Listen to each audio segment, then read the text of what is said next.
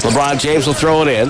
Looks for Reeves. Catches at the logo. Takes the three right by the logo. Wide right. Rebound Kuminga. And that will be it. Curry will throw it ahead to Podziemski. Lakers won't foul. This one's over. The Warriors have won. And they stay ahead of Minnesota and Memphis for another night. Final score, Golden State 123. And the LA Lakers 116. Tim Roy on the call right here on 95.7 The Game. And you heard the man. Big win in Los Angeles. Maybe the biggest win against the Lakers in the Steph Curry era. Yeah, I said it. I know they won some games in the playoff series, but the way this one felt, the way that the Lakers have been playing since acquiring Luka Doncic, and by the way, we will get to that whole mess in a second. But good morning to all of you just getting off work, getting ready for work, getting ready for school. It is a Friday, a non-payday Friday, an opening day Friday here in the Bay as the Giants take on the Mariners to open Oracle Park in the regular season. Justin Verlander on the mound. We got a lot to get to in regards to that, but today it's all about the Warriors and the Dubs. That was a massive, massive victory for the mentals, for the young players, for Steph, for Steve Kerr, for the standings, for all of it. Joe Shasky, that was incredible last night. That was as about impressive a regular season win I have seen for this team in quite some time. We talk so much about the big three and stars and all that. I want to start the show off praising the youngsters. Brandon Podziemski, the half of his life, hitting huge shots down the stretch. A half court. What about the much maligned Jonathan Kuminga? Everybody wants to rip this guy. He came back from a catastrophic injury. I'm wearing his jersey today. Let's go. Shout out young Guido for hooking me up with the Kuminga jersey. All right? He played phenomenal. Quentin Post, at the end of the game, it wasn't pretty. But early, he was trying to get bodied, and he went right back. He had a baby hook. I didn't even know he had it in him. He was jawing with LeBron. How about Moses Moody? Now, the box score isn't going to tell you the activity from Moses Moody. Working his butt off in the passing lanes, deflecting shots, trying to scrap for rebounds. I thought Kuminga was rebounding like a maniac. Guy Santos, positive minutes. All the young players contributed. I know Steph Curry is the lead dog. I know at the end of the game, Jimmy Butler coming through. I know Draymond Green, Hall of Famer, unbelievable strips. There's no doubt about it. Yesterday, yes, the headliner might be the big three. It might be the Warriors. But to me, watching this team inside and out, the youngsters showed up in LA. The youngsters brought it. The youngsters brought energy, flow, shot making, tenacity, didn't back down. I am so happy for the youngsters. I really am. We want to crush the youngsters. You're holding back the big three. No, the youngsters showed up in LA. Shout out to those watching on YouTube, brought to you by First Norcal Credit Union for a low-rate auto loan. Apply online. So fired up. Or just ask for First Norcal Financing at the dealer. 888-957-9570. It's the same number to call or text today. And I want to hear from the people. This is the biggest win in the regular season until maybe tonight when you take on the Denver Nuggets at home to start this homestand. By the way, they finished 4-2 on that road trip after starting 0-2 early on, losing to the Hawks, to the Heat. They have now won 4 straight, and none bigger than that win last night in La La Land, in that building, against LeBron James, against Luka Doncic, against Austin Reeves, against JJ Redick, who was salty during those in-game interviews with Ali LaForce of TNT. All of that baked into it. And at the very end, you heard the MVP chants in that building, in that arena for one Stephen Curry. Yeah, he was dynamic. He was. And he was getting to the line. He was getting those free throws. Jimmy Butler, by the way, I think we were all waiting. I even said, I was like, this is the Jimmy Butler game. He's going to solidify himself as a Golden State Warrior. He was dealing with some forearm injury. Hopefully it's nothing too concerning going forward for him. He did come back into the game in the fourth quarter after missing some time, and he was clutch defensively and on the offensive end when you needed to get fouls on the other team. Jimmy going at Austin Reeves. He got his matchups when he wanted to, and I thought he was clutch towards the end. Draymond Green, talking about the big three, Draymond setting the tone defensively, and he's going to be the DPOI, I think. Just last night solidified it for me. And again, the hard foul wasn't, I don't think the fact that they reviewed it for a flagrant, he had a hard foul, quote unquote, on LeBron. He tried to hold him up. I wanted it to be harder. I know you did. We were talking on the chat. I wanted it to be a lot harder. We were talking about setting the tone yesterday. Frankly. But that is what I like to see. And him constantly coaching up the young players throughout the game. Hey, Pods, you know what? You can't let Austin Reeves or Luka foul bait you like that. It's okay. Keep your hands up. Hey, Quentin Post, same thing. Guy Santos, constantly coaching And the young guys, as you are saying, them stepping up the way they did in that building on the road, because there's a possibility you see this team again in the regular season in the first round. Bring them on. How much more confidence do you have going up against the Lakers, that version of the Lakers, in a first round series than you did at this time yesterday? I think it's infinitely more. And the fact that they didn't have Anthony Davis yesterday, I thought was noticeable the entire game. Did you hear about how many cuts did they have just driving to the right lane and no one was in their face at all? None at all. I mean, there's so many elements. I got a full clip today, in the words of John Morant, for Luka, for the refs, for LeBron. But did you hear? They just announced like this morning, all the new city connects for next year. It's not Los Lakers, Los Lagos. No. The Crybaby Connects. They're coming out. The Crybaby Connects. A giant teardrop coming from the Laker logo. It's coming out with palms up, bitching and complaining to the referees. Now play my song, because the youngsters, don't get me wrong, Draymond, Jimmy, when I hear Stevie Wonder and I'm going to a higher ground, I'm thinking about why that win was so impactful, because now I know Jonathan Kuminga is a force to be reckoned with in these perimeter matchup games that we know we're going to need him. Podziemski, who I've doubted. I've had my criticisms. He played not only winning basketball in both halves, he was dynamic scoring. He brought his game to a higher ground. How about Moses Moody taking on the Luka assignment and just giving the crybaby Luka, the European Harden, just fits after fits after fits. You know what? They might change the NBA logo to Luka on the ground, kicking and screaming like a crybaby. I'm so sick of watching that guy play basketball, Luka. Shut up and play basketball. And then we get to my guy, Quentin Post, who you think he's soft? Did you see him in the lane with the baby hook? Yeah, it looked a little ugly at the end of the game, but I loved what I saw from Quentin Post. And then Guy the guy making plays, the glue guy. I loved everything about it. The youngsters are bringing the big three to a higher ground. As you look up this morning, not only are we the 5 seed, we are aiming for the 3 seed, baby. The 3 seed, baby. Let's go. Stevie, crank it. And you know what else? Thunder, it gets better. Rockets, Giants opening day is today. We'll we got the Nuggy Nugs. We got Jokic. Yay. And the other crybaby, Mike Malone. Who's the real dynasty? We're the real dynasty. It's Michael, please. It's not done yet. It's not Mike. It's you Michael. better put a stake through Steph Curry's heart, because that guy is going to keep rising just like the sun. Let's go. You feeling pretty good about yourself? What do you think? You sound pretty happy. I just wanted to make sure. LeBron James, they should have put a chalk line out. The guy lied on the ground like he got shot by a cannon in the first half. And then seconds later, I'm fine. I'm good to go. You got the wind knocked out of him. I'm so sick of LeBron. Really? Yes. Okay. You won the game. I don't know why you're so sick of everything. You should be happy with that. There's the motion offense. There's the triangle offense. Then there's the Laker offense, which is bitching and complaining to the referees on every possession. It's foul bait offense. I can't watch it. Look, I have all these criticisms for John Morant and other players in the league. At least they play basketball. Luka, play basketball. Just play basketball. And all that fear yesterday of the whistle being in favor of the Lakers yesterday, 31 free throw attempts for Golden State Warriors. Because they're a hack. They have not one good defender. They were guarding Steph Curry with Austin the Hack Reeves. Excellent offensive player. Horrific defender. Can I finish?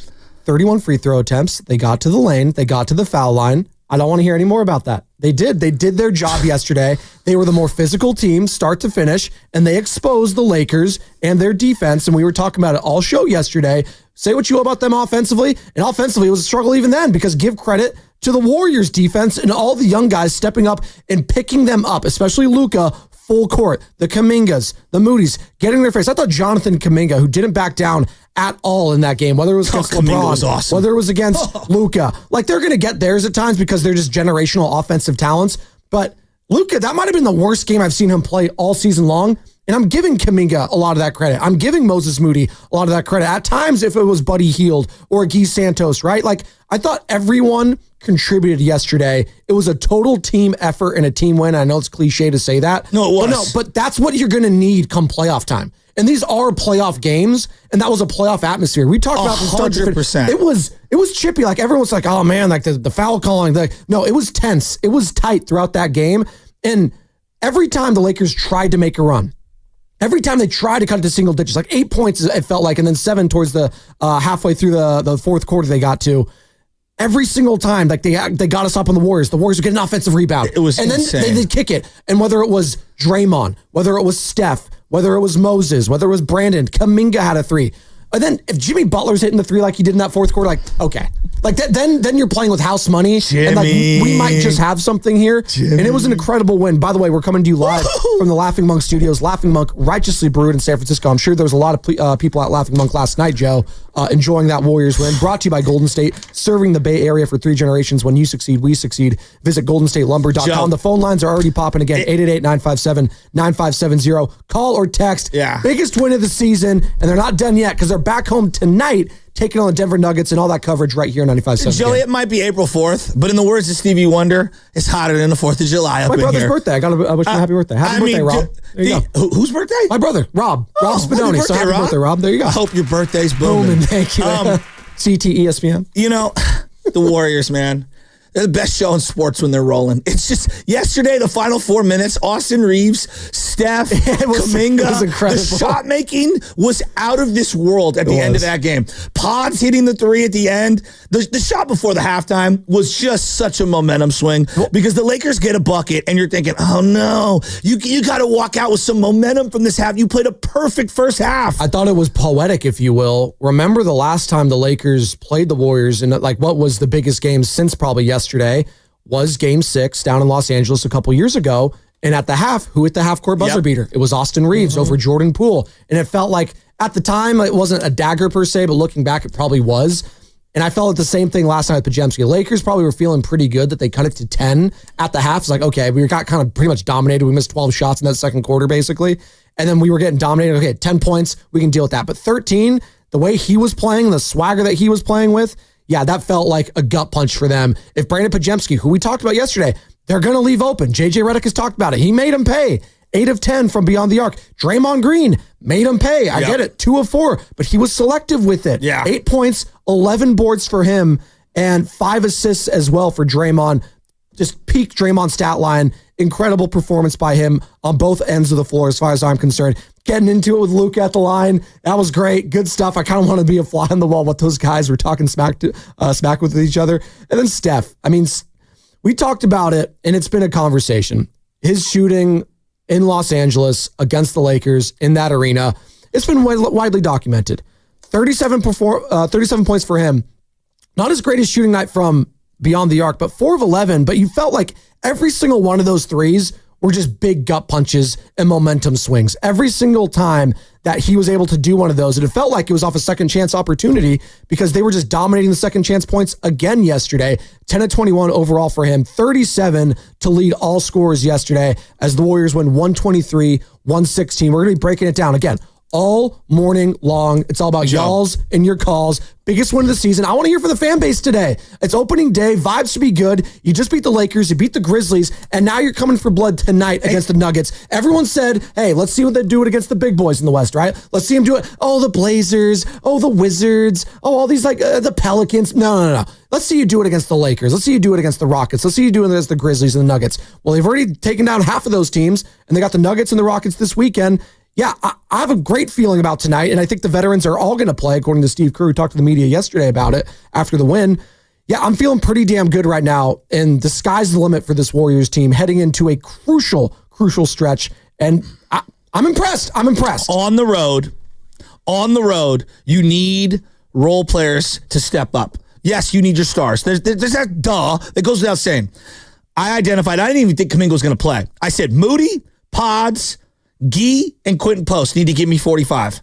Well, that 4 gave me 47. Yep. Add in the 18 from JK, you got 65. And we didn't even know if JK was going to play yesterday. 65. Yeah. JK had 2, not 1, 2 different buckets at the rim in the final 5 minutes. I thought JK's rebounding, his ferocity, his aggressiveness early in the game, I was like, you don't think we need JK? And look, I will be the first to admit, it has looked clunky. It's been really lonely on Kaminga Island. I've been on Kaminga Island, I feel like, kind of by myself, with a couple of other people. Me, Bonte for at times, but he's on everyone on the Warriors Island.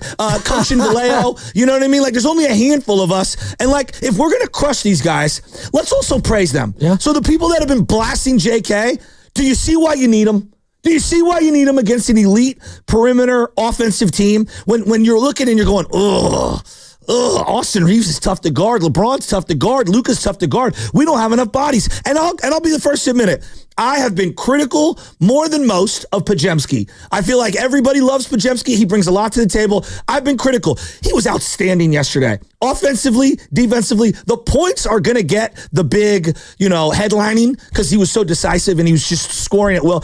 He just played an all-around great floor game. He had a horrible turnover, completely made up for it with a big rebound later. The guy brings it to the table every single time. And I thought Moses Moody was outstanding in this game. The box score doesn't tell how good Moses Moody was. We know it's Dre. We know it's Steph. I know Jimmy Butler is awesome. I'm just telling you, guys, the youngsters to me was the big story because that's a road game, TNT, playoff-like atmosphere against not stars.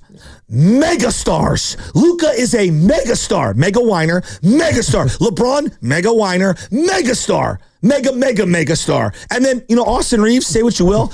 That dude is tough as nails. Yeah. He's a hell of a player. He is. Austin Reeves is a hell of a player. If you can't come out of that game thinking, damn, he's a problem, I don't know what to tell you. But what did the Warriors do yesterday that I've begged them to do for months? And I got to give Steve Kerr credit. They hunted the weak defenders. They went at Luka over and over and over again. And I loved it. I loved their entire game plan. I loved how quickly, Kerr was on it with all the substitution patterns. They felt the sense of urgency from the tip. The Warriors have won 4 straight road games. Winners of 10 of their last 13 played away from home. And Golden State improved to 22-17 on the road this season. Talking about the road Warriors, I think they're officially back. And when you win in an atmosphere like that, coming off the atmosphere that you won over the Grizzlies, who, by the way, had a huge win yesterday. I know you mentioned it. That was a big win for them. And the Warriors can't let their foot off the gas. They're back home now, and they're going to be facing a Denver team that has been resting for quite a few days because some of their big boys did not play in their loss to San Antonio a couple days ago. So I'm going to be very curious to see the minute allocation tonight. And again, we can worry about tonight over the weekend. We'll have a couple games to react to on Monday. But for right now, if you look at the Western Conference standings, if you're just waking up on this Friday, you got the Thunder, the 1 seed, locked in. They've won 11 in a row. You got the Rockets as the 2 seed. I'm pretty sure they're going to probably stay there. We'll see. And then you got the Nuggets at the 3. Remember, they flip-flopped with the Lakers yesterday, but now they flip-flop back. So Denver at 3, Lakers at 4 still, just a game above the Warriors, but they do have the tiebreak over them, the 3-1 now, head-to-head. So it's really a 2-game lead, but right there over the Warriors, and the Grizzlies right behind the Warriors. And then you got the T-Wolves, Clippers, Mavericks, Kings. But the Warriors can't let up because if they lose tonight and the Nuggets win, and then you got a Minnesota Timberwolves win or a Memphis Grizzlies win, all of a sudden you're flip-flop back, and you can find yourself back in the plan. So they cannot let their foot off the gas. As great as that win was yesterday, you have got to stay focused. And I know with this team, with Steve Kerr at the helm, with Stephen Curry, with Jimmy Butler, with Draymond Green, the leadership on this team, I have 0 questions about at this point. 0. And that's something I wasn't thinking, okay, we're up against it. I'm getting the wave. We're all excited here today. And the dang Heat couldn't beat John Morant. I just send a double team at John Morant at the end of that game. What was Wiggins? He didn't play in that game? Oh, man. Shocker. We're not going to get into that. Bonte Hill, 9 o'clock. Is the arrogance meter going to be returning? We'll see. As all guests on 95.7 The Game appear on the River Islands guest lines, it's time for you to discover the islands, River Islands in Lathrop. What's coming up in the game is brought to you by Crystal Geyser, Alpine Spring Water, Greg, Jaime, Steven, Lucky, all y'all coming up next. 95.7 The Game. The Lakers.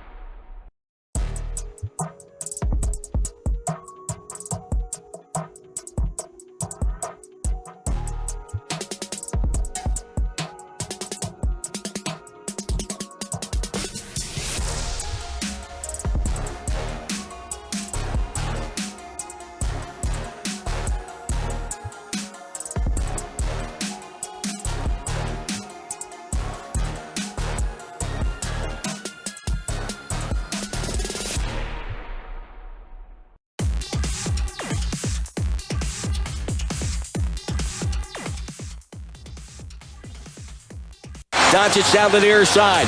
Dribbles middle on Butler. Goes up, stripped and stolen. Draymond the steal. Curry gets it. Curry fouled in the backcourt by James. Curry will shoot free throws with 37 seconds to go. And a chance to give Golden State an 8-point lead. Butler and Draymond combined to get the steal on Doncic. Draymond just knocked it away. Quick hands by Draymond Green. DPOY. Draymond Green. Dub Nation, it's the voice of the Warriors, Tim Roy. You're listening to The Morning Roast with Joe Spadoni and Joe Shafsky on 95.7 The Game. My guy, Tim Roy, just the excitement of saying my last name. It really gets me going this morning. And it's a Friday. It's opening day here at Oracle Park in the Bay. And it's a win over the Lakers. And what more do you need if you're a Golden State Warriors fan to wake up this morning than knowing that LeBron lost, Luka lost, and JJ Redick lost as well. And Los Angeles is sad today because they've been a lot to cheer about because of their Dodgers, but now their Lakers are coming home sad. And they got the back-to-back too against the Pelicans. The plucky Pelicans, who, by the way, gave a scare to the Warriors last week. So I don't think that's going to be an easy turnaround for the Lakers as well, going up against the G League Pels. And obviously the Warriors taking on the Nuggets tonight. But we're reacting to a 123-116 victory for the Warriors last night. Biggest regular season win of the season. And if they win tonight, that's probably going to be the biggest. But for now, we're just reacting to last night, and it was spectacular. You know, you were talking about all the things that the Lakers lost last night. We almost lost LeBron. I don't know if you saw it, but like he ran into JK inadvertently. He laid face down for over 30 seconds. Hurt. Yeah, he got the wind knocked out of him. He was hurt. He got the wind knocked out of him.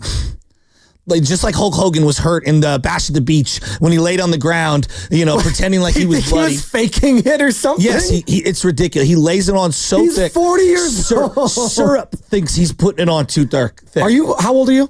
I'm 42. So do you think if you would have ran into him at the same thing, you would not have been He was fine. That's the problem. He was fine. He acted like he got shot in the back of the head. That's what happens when you get the wind knocked out of you. No. We all knew. And then he went, and he went to the bench after laying for 30 seconds face down, then laying on his back for another minute. It was absurd. Listen, does he have any shame? Listen, I'm 5'11". Well, he was trying to get that flagrant from Draymond. Does he have any shame? I'm 5'11", 190. I'm not in any position to criticize the toughness of a guy that's LeBron James. That's 6'9", 250 No one's pounds. questioning his toughness. You What question?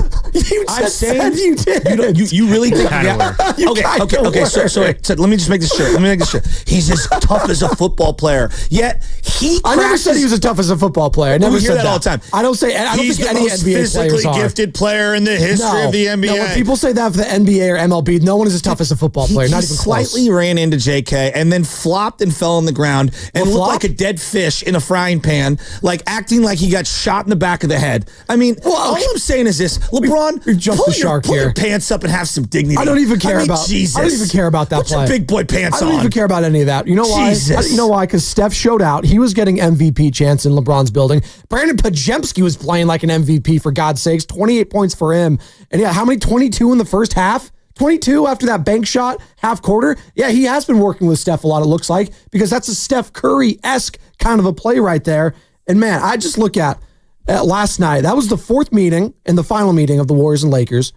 And the Lakers had won the three prior to that, but none of that mattered after last night. None of that matters to me. Now for the tiebreaker scenario, I guess. Yeah, but like the totally different team. No, but the mentals coming out of that game, where we were this time yesterday, and I think there was a level of fear. There's respect in there, rightfully so. Sure. But there was a level of, I don't know, the Grizzlies, but can the young guys do it in that arena against that team, against those stars? I don't know. Well, they did. They answered all the questions that anyone ever had. Every single one. If you still have questions coming out of that game, I'm genuinely curious what they are. The only question I have is Luka ever just going to play basketball? That's the only question I have. Are you just going to can you just play basketball? You're a talented player. Just shut up and play basketball. That's the only question I have coming out of that game. By the way, the Warriors are now 13-0 this season with that starting lineup of Jimmy Butler, Steph Curry, Draymond Green, Moses Moody, and Brandon Pajemski. And since the NBA-ABA merger,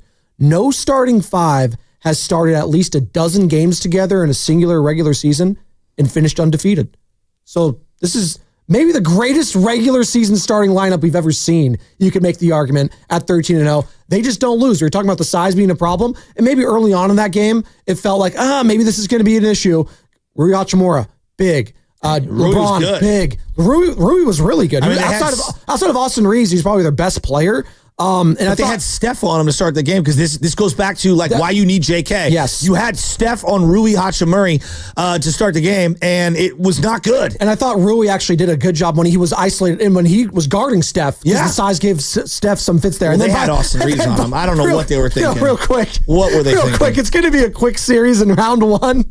If you're throwing Luka Doncic on Steph Curry and defensively for most of that game. It felt like most of the game. I know it wasn't, but the amount of times that Steph was just putting him on skates and again, driving to the lane inside and just laying it up and in. No Anthony Davis on display at all yesterday, and that was noticeable for me throughout the game. No AD, big problems for La La Land. Look, I'm telling you, the drama, it's right out of a Hollywood script between Luka and LeBron. LeBron cutting to the lane with the ball in his hand, and he's got a one-on-one with Draymond, and he rifles a 1,000-mile-per-hour pass into the first row and then blames his teammate. It's just, there's the lack of accountability to just play ball between Luka and LeBron is maddening. I don't even know. Do you know what's crazy? This is maddening. You know what's crazy? We're going to get all the calls. I promise. Maddening. All of you on the I promise we'll get to all your calls. Call or text today. It's all about you guys so today. They're so talented, yet all the other stuff is what we end up spending. Literally, Luka turns on both on offense and defense. Every possession, he turns and complains. Every time. 888-957-9570. Call or text that same number. We want to hear from you guys all day today. And you would think, because you just mentioned it, I feel like I counted a handful of turnovers for the Lakers, all of them in that opportunistic defense from the Warriors. What if I told you that the Warriors actually had more turnovers yesterday? 13 to the Lakers 8. It didn't feel like it, though, because it didn't feel like a lot of those turnovers were killers for them. They had a Steph turnover. No, they did have some on a high pick and roll where he got double teamed and he turned it over, and we were all thinking, Steph, what the heck are you doing? Well, he does that. That's okay. I know. Pods had a turnover late. I'm talking about late. Yes. Pods was excellent, but he had a turnover late. It was like, no. But they made up for it with a lot of scramble rebounds. I thought they did a really good job rebounding the ball collectively. Kuminga rebounded like a grown man. He did. A grown man. That to me was a coming of age. That was a coming of age movie, if you will, if I go Hollywood with Jonathan Kuminga. I feel so happy for him. And if I told you that both the Lakers, who are a big team still, I know without Anthony Davis, but still a pretty big team, Jackson Hayes is a 7-footer. If I told you the offensive rebounds was tied for both of them, 14 apiece, you will take that every single day of the week if you're the Warriors. We brought it up yesterday. We all want to crush the size problem here. I'm here to tell you, I don't think it's a problem at all. Against the Lakers, though, here's what I say. Against the Lakers, there's going to be games. A great example. Yesterday, who was it that picked up the early fouls? Austin Reeves? Yes. 2 quick early fouls. That could easily be Moses Moody. Sure. And you're going to have to go to GP2 or Jonathan Kuminga or whatever. This is why you need JK. In a game like that, there are three dudes. There are three guys that you have to guard on the perimeter. Luka, LeBron, Reeves. You have to. And you could see in the first couple minutes, the Warriors are at a disadvantage defensively to match up with those guys. Now, they can do some things offensively to offset that discrepancy, but you're going to need JK. And that was the game. You saw it pretty clearly. 7-game series, JK is the X factor against that team. And now, I'm very curious to see how he's going to look against the team tonight going up against the Denver Nuggets. Another total big, different set of very different problems. Because Jackson Hayes is not Anthony Davis. No. Nikola Jokic, though, he's a big boy. He's a 7-footer, and he's going to give you fits. Worried. Yeah, that's the one for me I'm very curious about. I'm curious if this is going to be again, we keep asking, the Jimmy Butler quote-unquote game. But Jimmy kind of, for most of the game yesterday, kind of in and out, like, all right, didn't really feel his presence, but late. Again, it's a theme here. Jimmy, I'm feeling his presence in these games late when they need it most. His presence has been felt. So yeah, from top to bottom, were you noticing him? No. But when push came to shove defensively, picking up a foul, going to the free throw line, he was doing that late in the game. Thank you. Kevin Harlan on the call last night, by the way. I love, it's a big game too. Kevin Harlan on the call no matter what. Reggie's terrible. Reggie Miller? I'm not a fan? When Reggie goes, Draymond guards 1 through 5 still every day. It's like, look, Dre is a deserving DPOY candidate. He doesn't guard 1 and 2s anymore. I'm not trying to be mean. Like, he's not as fast as he once was. And all I'm saying is, like, Reggie, tell me you aren't watching the Warriors by telling me you're not watching the Warriors when you say a statement like Dre guards 1 through 5. He guards 3 through 5, and that's outstanding. Outstanding. He's not guarding 1s and 2s anymore. He just can't. He's 35 years old.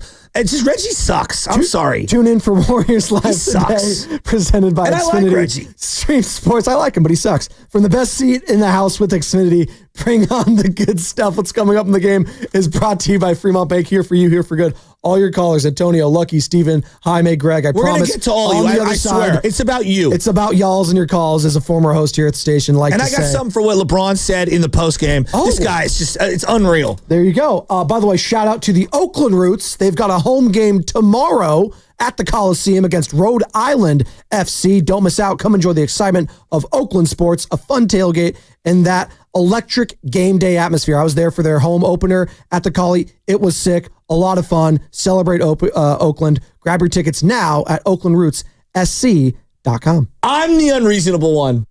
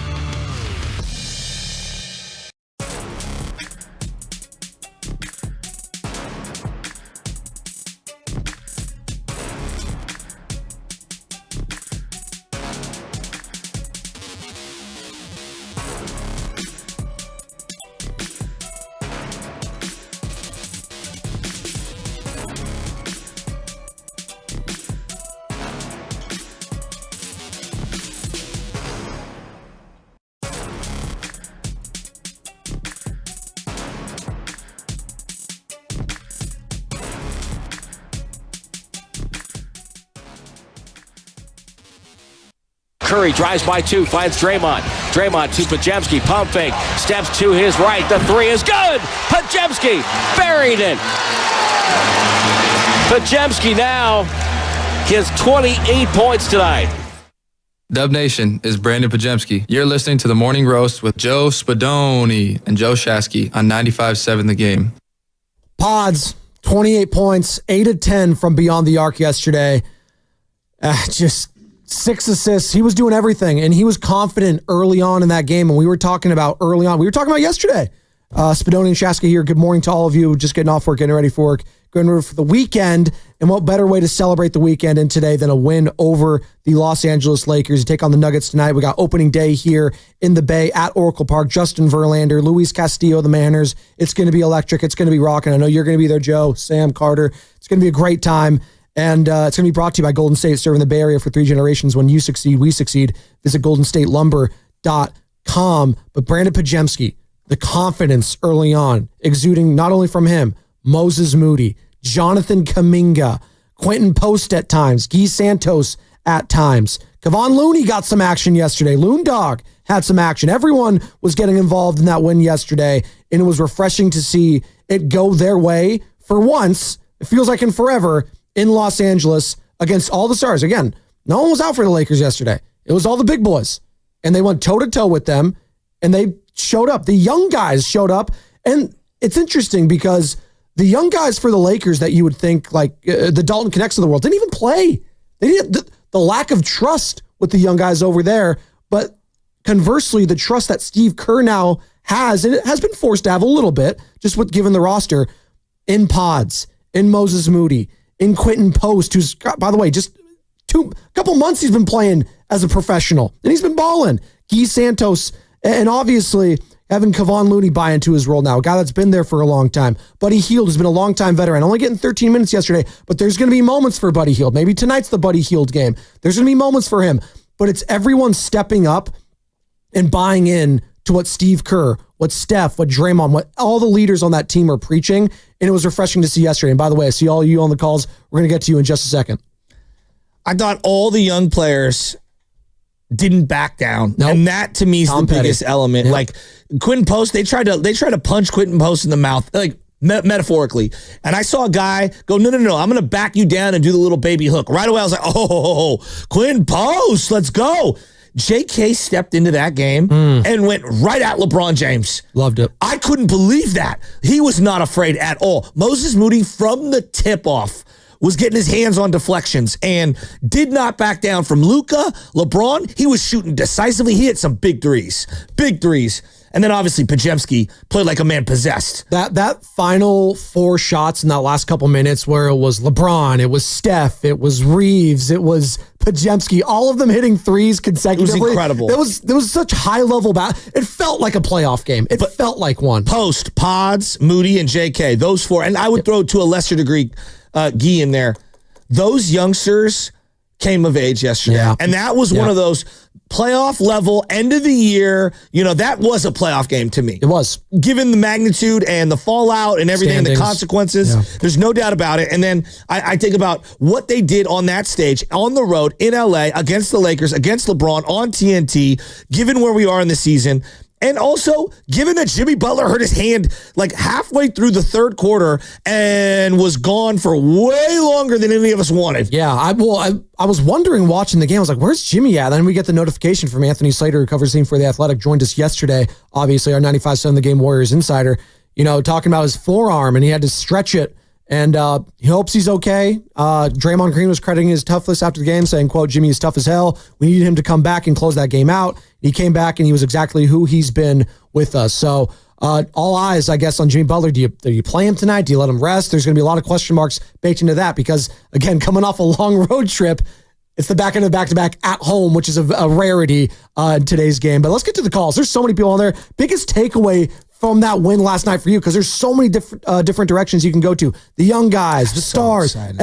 It was in Los Angeles against that team. So many takeaways from last night. Scoring 90 plus in the last 2 games. What's your biggest takeaway from that win? 888-957-9570. Let's start with Greg. He's up north in Canada. What's up, Greg? How you doing, man? What's up, boys? Happy Friday. What a win. Yeah, great win. Yeah, my biggest takeaway is obviously, we saw the scoring, but it was Jonathan Kuminga's defense. He looked like he aged 2 years in 2 nights. He's playing without fouling, without reaching, without jumping. He's playing physical. He even got at post one time when Post jumped at a pump fake. He looked like honestly, he studied film of Jimmy or even Iguodala. It was the best defensive game I've ever seen of JK in his life.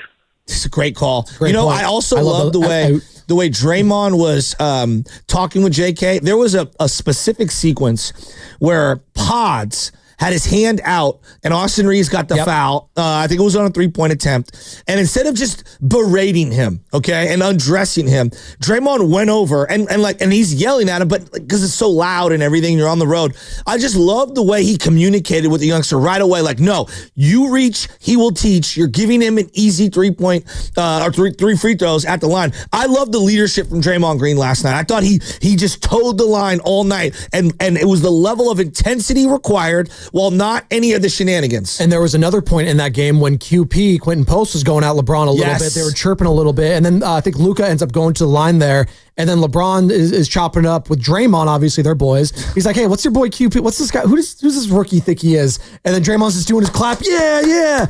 He's like pumping up Quentin Post. Because let's be honest, the Warriors are getting under the Lakers' skin early and often in that game. They were pissed. Moses they were grumpy. Yammed that. Yep. Oh, yeah, we haven't even talked about that. Yeah. Moses yammed that so hard. Here's my problem. And Pods does that too. I want to make sure I'm clear. Pods at times will... You're talking about the charge. Charge. So Moses Moody, we thought there was an and one. It was early in the game. That's it was not defense. A poster on Austin Reeves who was outside of the circle. I don't care. I'm painting the picture. He was outside of the circle. He was set up in a legal position. But your whole thing is the spirit of the rule versus the letter of the law. Yes. And like, to me, Moody's not out of control. Okay. He's not plowing through someone.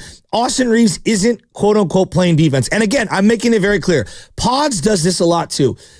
Make a play on the ball. Reward making plays on the ball. I would much rather them allow a little more physicality after him if that's what they're going to do, and just get rid of that block charge altogether. If you're not going to put your hands up or make a play on the ball or anything, I want people jumping in the air. I want them contesting shots. I don't want to reward jumping in front and just getting your feet set. That's not defense. So to me, like, I absolutely hate that call on Moses Moody. And I understand why it was overturned. By the letter of the law, it was the correct call. I think the spirit of the rule is being ruined. Fair enough. I hate that call because that was a big dunk and you just totally wiped the momentum away. Let's go to Steven out in Oakland. He wants to join on the Brandon Pajemski conversation. 888-957-9570. Biggest takeaway from that Warriors win last night over the Lakers. What's up, Steven? How you doing, man? You're on the Morning Roast. Hey, guys, man, happy Friday. My takeaway from that was it's not what you do, but it's when you do it. And, I'd been down on Pods, but, he showed up in a game. We thought Jimmy Butler, that was going to be, your welcome to the Warriors game. But that was Pods' game for me. Like, if he plays like that in big moments, he's a solid Warrior in my mind. And, if he wants the green light, if Kerr believes he should have it, then I'm riding with it. In terms of Kuminga, he played great defense. He gave us clutch points when we needed it. I was really impressed by him. Even Post played great. They started abusing him late in the game. It gave me flashbacks to Festus, but he still played great. Guy Santos got a little too many fouls, but I was happy with that. And, I wanted to say the reason why you have a problem, Chasky, with LeBron is because you were raised in the 90s. You remember if you got the wind knocked out of you or you rolled an ankle, your coach just looked at you and told you to walk it off. Exactly. I really wish that a ref had just walked over and been like, "Get up, LeBron." But our team played great. I'm ready to say give Kuminga his money. I know it's a little premature, and I know we have a big game tonight.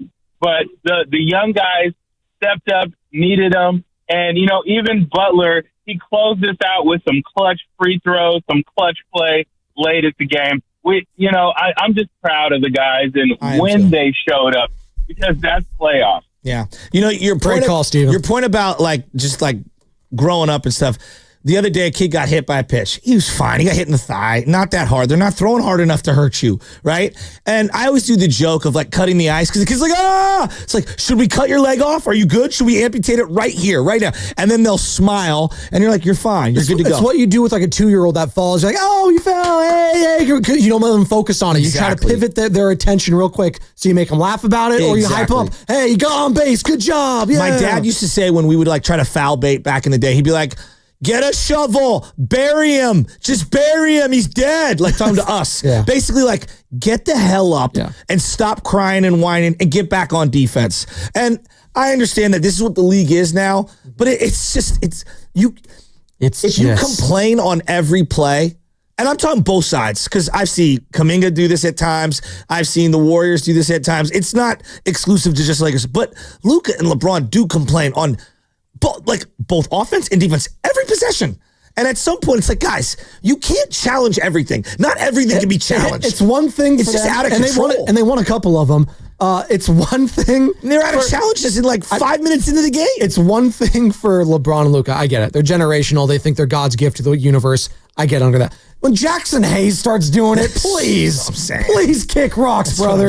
What are we doing I here? said the same with Kuminga. To be fair, like I've told Kuminga, like, all right, stop complaining, get back and play defense. Pods too, right? But it's an epidemic. It's an epidemic. It is. It's an epidemic. You're listening to 95.7 The Game, KGNZ FM and HD1 San Francisco and Odyssey Sports Station. Always live on the free Odyssey app and now broadcasting live from the Laughing Monk Studios. We got Bonte Hill, pre- and post-game host for NBC Sports Bay Area, all things Warriors, also some Giants this year as well. Bonte Hill, 9 o'clock hour every single Friday. He is going to be joining us there, courtesy of the River Islands guest line. Isn't it time for you to discover the islands? River Islands in Lathrop. All your calls we'll get to in just a second as well. We usually have Do You Believe as a segment after a Warriors win or any Warriors game. I think the entire show is just going to be Do You Believe in this team? And if you don't believe now after a win, given the circumstances, given the playoff atmosphere, it's one thing if it's the Memphis Grizzlies, but you did it against the Lakers, a team that has quite frankly owned you in big time games a couple seasons in a row now. You just go back to even the season prior to them winning the title, the play-in game, the 7 rims or whatever LeBron saw. You go back to that playoff series a couple years ago where the Lakers did not even lose on their home court at all. You couldn't win down in Crypto.com Arena, and they still have one of the best home records in the league this year. So it's not an easy place to win. And they handled them. After that first quarter, they controlled that game. And it was through the young guys, which is the biggest takeaway for me, because that gives me confidence now, Joe, in a playoff series, whether it's in LA now, whether it's in Denver, whether it's in Oklahoma City, it doesn't get more pressure packed than that building in the sport of basketball, as far as I'm concerned. And they rose to the occasion. The thing I kept thinking about the entire time was like, thank God Anthony Davis isn't on this Points team in the paint. They were getting them ad nauseum, it felt like at times. They were just attacking them. Well, it's just, look, we talk about NBA and it's about acquiring talent, but we say these cliche things like, it's about matchups. No, it is. And like, though Anthony Davis is a beautiful matchup for the Warriors, Luka is a beautiful matchup for the Lakers against other opponents. Correct. So I understand why that move was made. But against us, that style of play, like we're all in. It's funny because it's almost the reverse, because we saw Luka with the Lakers and they've beat the Nuggets, the Lakers that is, for the first time in a long time. They kind of handled them a couple of weeks ago. And it's like, oh, wait, that matchup's different now. Exactly. But now the matchup with the Warriors is the reverse almost. Yeah. So it's like, so you give up one team that you were kind of owning, but now the other one is like, oh, okay. Why do the Warriors keep losing to the Clippers? I don't even have an answer. It's all matchups. Exactly. Yeah, and like, why is OKC such a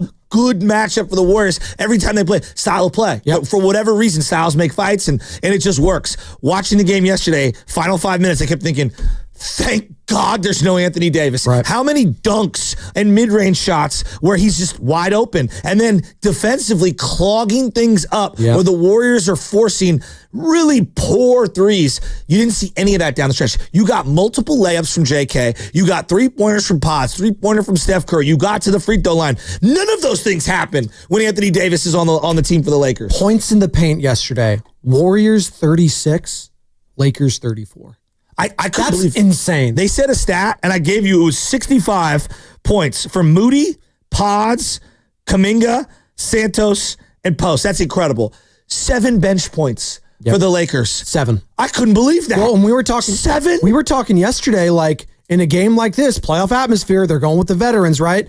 Dorian Finney-Smith of the world, who's actually been a pretty good signing for the Lakers. I know he had a bad game yesterday, but he's been actually low-key one of their better acquisitions this season. Jared Vanderbilt, hit or miss, right? I think you're going to be living with Jared Vanderbilt attempting 3-point shots. They're like, okay, you're going to do that when you have Luka, Austin Reeves, and why LeBron. wasn't he guarding Steph? Right? Why? Again, isn't that what he's there for? Gabe Vincent, remember his playoff run? He was incredible. Him and the Max Struses of the world. He shrunk.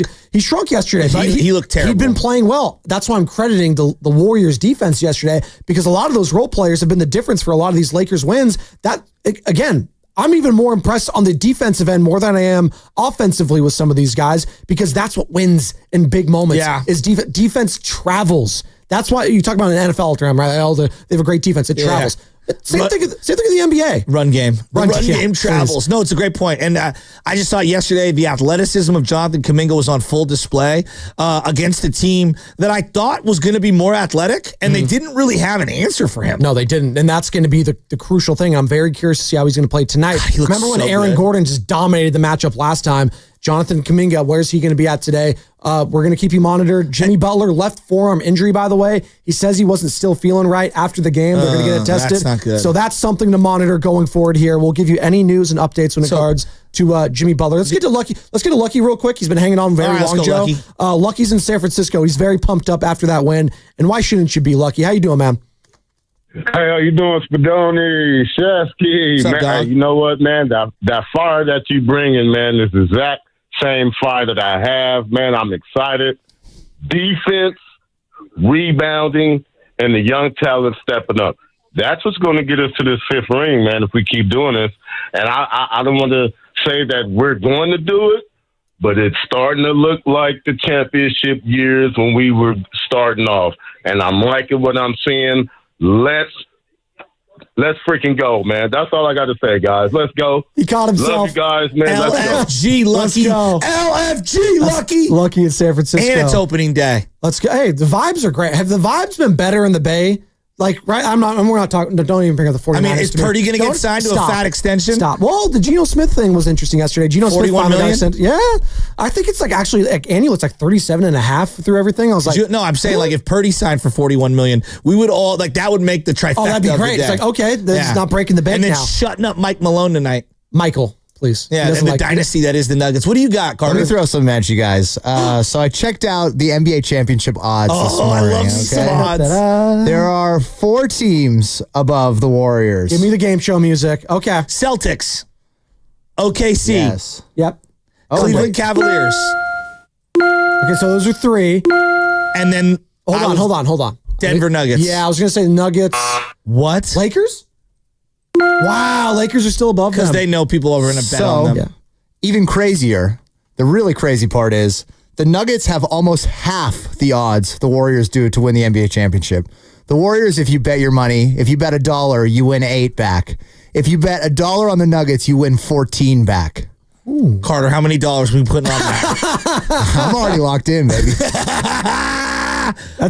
Me and you off air, we're gonna have to talk. Very curious about the matchup tonight, where the Warriors are at physically against the rest of Denver Nuggets team. But we're gonna worry about that 12 hours from now, whenever that is. Right now, we're just basking in a great victory. I might be able to pay off that House of Prime rib bet. There you go. It looks like Draymond's gonna be playing in most of these games. I already told everybody here at the station, if Draymond plays more than 65, I'm gonna pull a LA Dodgers and defer the payments on the House of Prime rib over the course of 13 years. Okay, fair enough. Shut up.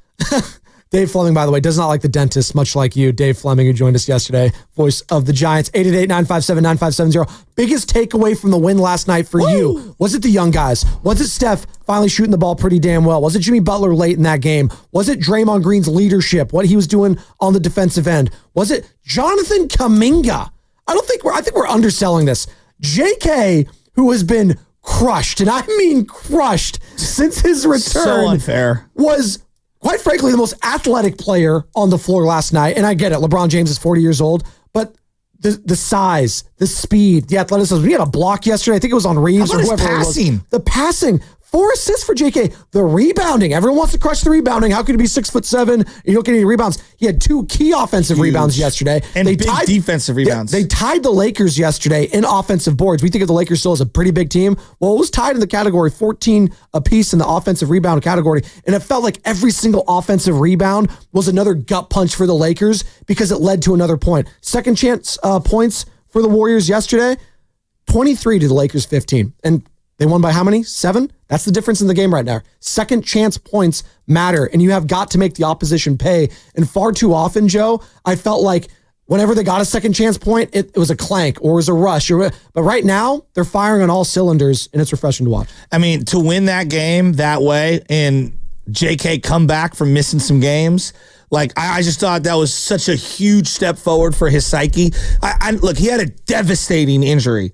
You missed 31 games. That's a devastating injury. It was a severe ankle sprain. I think everyone wanted to say, hey, my ankle heals that fast. I was like, well, his didn't. Everyone's different. You got to give him some time. And you got to make sure the mentals are right for a guy like that, too, a young player. Yeah. Well, and the team that he came back to was completely different. Brand new. He checked into that game and went right at LeBron, and I was like, I love this aggressive Kuminga. And if I would have said to everyone, hey, the get-right game for JK was going to be the Lakers at Staples, I don't care that it's crypto, against LeBron, you'd all say, like, you're insulting my intelligence. By the way, he was awesome. Golden State improved to 25 and 18 in clutch games this season. So clutch games, score within 5 points with 5 or fewer minutes to play, and have played the third most clutch games in the NBA. The Warriors have won 7 consecutive clutch games in 9 of their last 10 clutch games. I mean, LeBron and Austin Reeves were hitting buckets, and I was thinking, oh my God, you got to keep scoring. Yes. You got to keep scoring. You knew they were going to make a run at one point because they kept it close. It was exhilarating down the stretch. But they responded. Pajemski responded. That was huge. That ball hit the front rim. I couldn't believe that went in. Once Draymond was hitting some threes and Butler's hitting some threes, I know it was just one and he attempted 2. Like, that's when you know, it's like, all right, every single one of our starters are hitting threes. Night, rest of the league. Yeah, but Buddy wasn't hitting anything, but so that's okay. It kind of offsets. That's okay. But you know what? He was selective. He only attempted 3 of them. And then you know what? Just don't shoot us out of a game. Yeah. That's all I'm going to ask. If your shot's not there, pass it up for a better shot. Give it up to someone else. And yesterday, it was Kuminga, who only attempted 3-point shots, but he was getting to the line. 3 of 5 from the free throw line. Steph getting to the line, getting the opposition in foul trouble. 2 of those trips were in the final minute when they deliberately fouled him. Well, okay. He could have thrown an alley-oop. Fair enough, and he didn't. The only miss he had was the technical on Luka. And Reggie totally jinxed him. He totally jinxed him. He's the greatest free throw shooter of all time. I mean, you've got the greatest 3-point shooter of all time in Steve Kerr. You've got a great 3-point shooter and JJ Redick in the building. And then you have Steph Curry and myself. It's like, Reggie. He had to pat himself on the back. But Reggie was a great player. He was. He's an all-timer. Yeah. And he was a showman, and he loved to do the, are you kidding me? I still like to do the choke sign. Unfortunately, he's not a good orator. Well, it's all right. He's been doing it for a long time, I'll say that. And he's going to be like the primetime, I think, for Amazon or NBC. The other guy, somebody tell Lefko, hey, Lefko, you just watched an exciting game. Wake up, dog. By the way, Shaq. You know what I'm talking about? Shaq he's like, what a win. And, I'm on about 4 ambience, and that was pretty good. What do you think, Did you guys listen to Shaq at halftime? We'll talk about it on the other side, but Shaq almost felt like he was more of a Warriors fan than a Lakers fan yesterday. His favorite player is Steph Curry. He does, but he was sounding like he's like, get on the bandwagon. Let's go, Warriors. I was like, wow, Shaq, okay. Well, I mean, the LeBron effect has that on people. Well, Shaq also has like ownership with like everything, and I think entire fan base as well. The guy owns like Papa John's now, right? By the way, what's coming up with the game is brought to you by the Inn at the Tides. Experience the wonder of Bodega Bay at the iconic Inn at the Tides. Enjoy a walk on Doran Beach and take a dip in the heated pool. Love me a heated pool. Special midweek rates start at just $199 per night. Now through May 1st, breakfast included. Book your escape at inatthetides.com. Alex in Atlanta, Manny in Dumbarton, Jeff, Lisa, we'll get to you on the other side as well. 888-957-9570 is the number. Your biggest takeaway from that win yesterday. And also, was that the blueprint for a deep playoff run that game yesterday? We'll discuss that. Spadoni at Shasky on a frisky Friday on 95.7 The Game.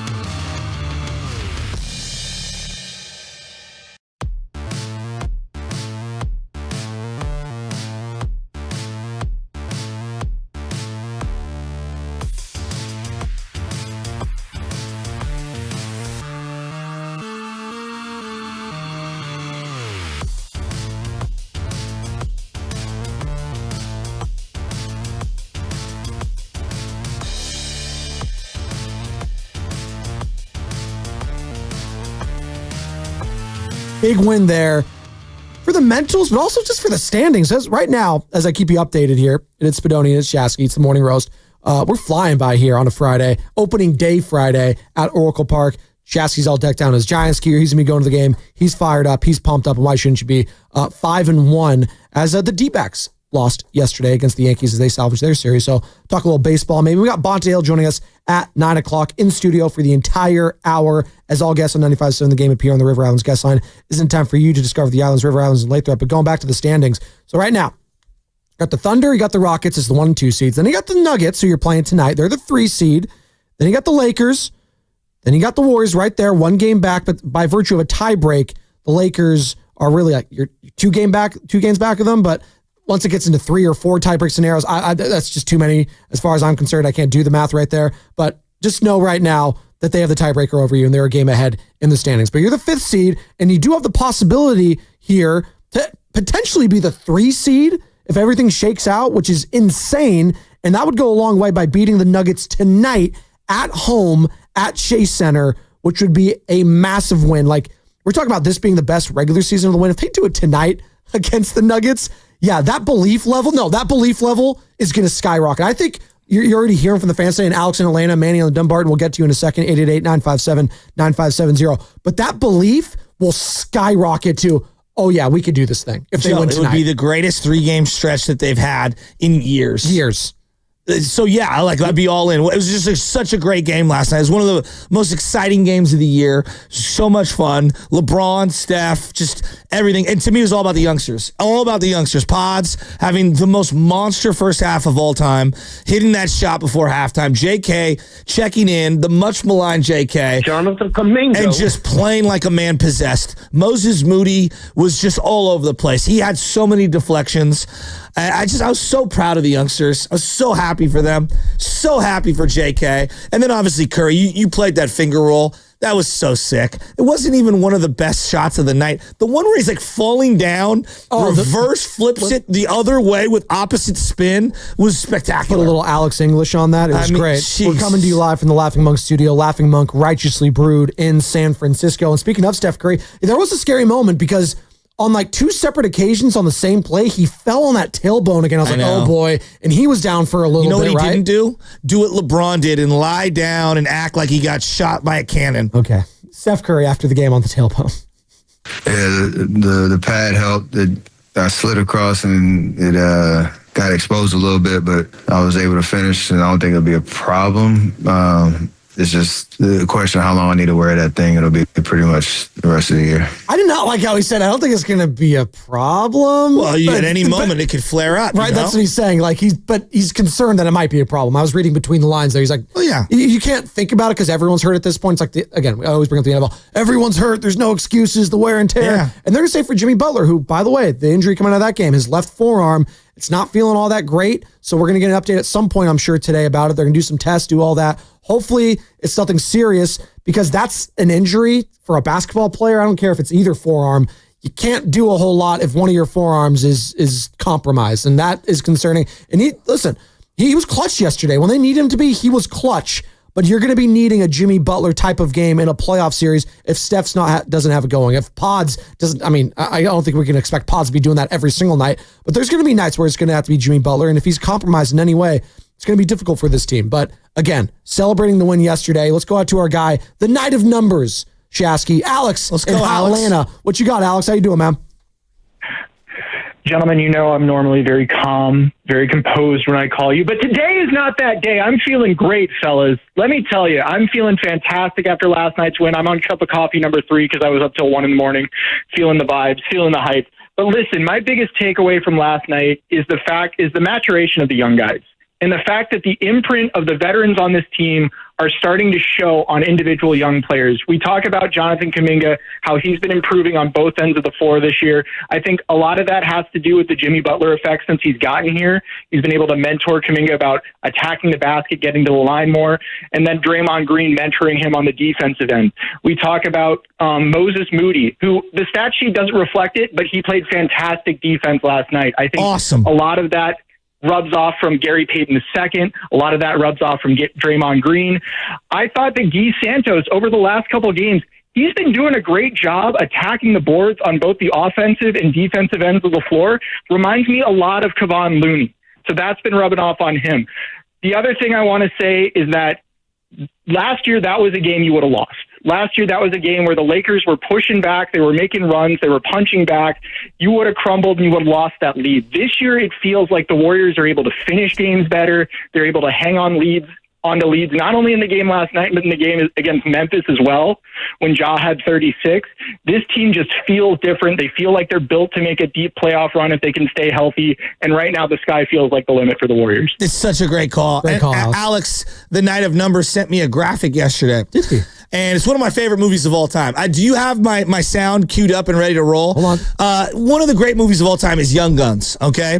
Emilio Estevez, Keith Sutherland, Lou Diamond Phillips, Charlie Sheen. It's a who's who of stars. I'm looking at it right now. Young Guns. So it's like a Wild Western circa 1988. Yes. This is a tremendous and cast. The sound that I'm going to play to you, most people are going to associate it with hip hop, rightfully so. But he sent this graphic that had the Young Guns on it to me on social media, and I 100% agree with him. And Carter, when you have my song, I would like you to pull it up here.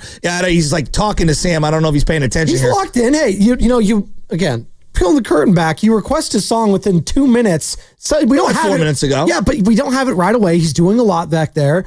Sam was going potty. All right, he had a couple different positions. Potty as in it's all right. pods? Yeah, podsy. By the way, Brandon Pajemski yesterday, the swagger and the anger that I saw from Laker fans.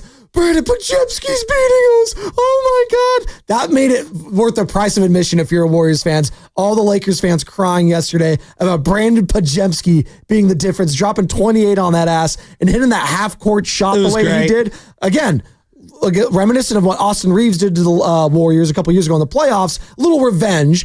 Different, but just a little bit, a little spoonful, if you will, of revenge there at halftime, increasing the lead from 10 to 13. Big momentum shift there as far as I'm concerned. Before we get to that, let's go to Manny on the Dumbarton Bridge. What's up, Manny? Manny, what you got? Hey, fellas, long time no talk, but I do listen to you every day. I didn't want to chime in to the Warriors talk. Not quite yet. I've been watching and waiting for my shot. Here it is. We going to the show. There's no doubt in my mind. Here we are, 2025, 10 years from the day that we won the first one. We're going to get another one, fellas, because the cohesion that I saw last night solidifies my belief that that's been growing and growing and growing. These kids are learning and soaking in everything that Steph and Draymond and Jimmy can throw in their ear, and it's beautiful to watch, man. They put to shame that L.A. Faker show down south, and I was so happy that last night, guys, I took a power nap. Woke up just in time to get to the game, ran over to my neighborhood tavern, got myself a few brews, and I'm watching. And this is going to be my takeaway, guys. It's not about the last night's game, as beautiful as it was. This is my takeaway. All week long, I've been watching TV, been listening to the radio, and somehow the debate over MJ and LeBron has fueled fire again. And I'm watching the Warriors game, and on the other screen, they got Karl Malone talking to Isaiah Thomas. And I'm thinking, you know what? And then this was the time that Draymond hits, I think it was around the third quarter that he was called for a flagrant foul against LeBron. It wasn't a flagrant, but they reviewed it and it wasn't. Yeah, but continue. Yeah. It was fitting that I'm watching this and I'm going, you know what? 20 years of watching this fake GOAT on TV has really, just rubbed me the wrong way once again. Because I'm watching Isaiah talking to Karl Malone, and if the supposed king ever played in that era, he would have had the career of Christian Laettner. No offense, Christian Laettner. Wow, Because, LeBron would have been Christian Laettner in the 90s. Thanks, Manny, on the Dumbarton Bridge. Speaking of LeBron, here he is after the game talking about the Golden State Warriors and their win. Yeah, let's hear this. I mean, I've been a part of them making big acquisitions to change their dynamic of their team before. Had to go against them when they added Kevin Durant. Jimmy Butler is great, and he adds a toughness to him. He adds a championship DNA type of guy. It's always the same. They always figure it out. They always add somebody that makes them dynamic. Wow, what a compliment from LeBron James on the Golden State Warriors. LeBron is saying that we always add someone dynamic. The time in between Kevin Durant leaving and Jimmy Butler arriving, he got Anthony Davis and Luka. Of all people who I don't want to hear from acquiring dynamic players, it's that guy.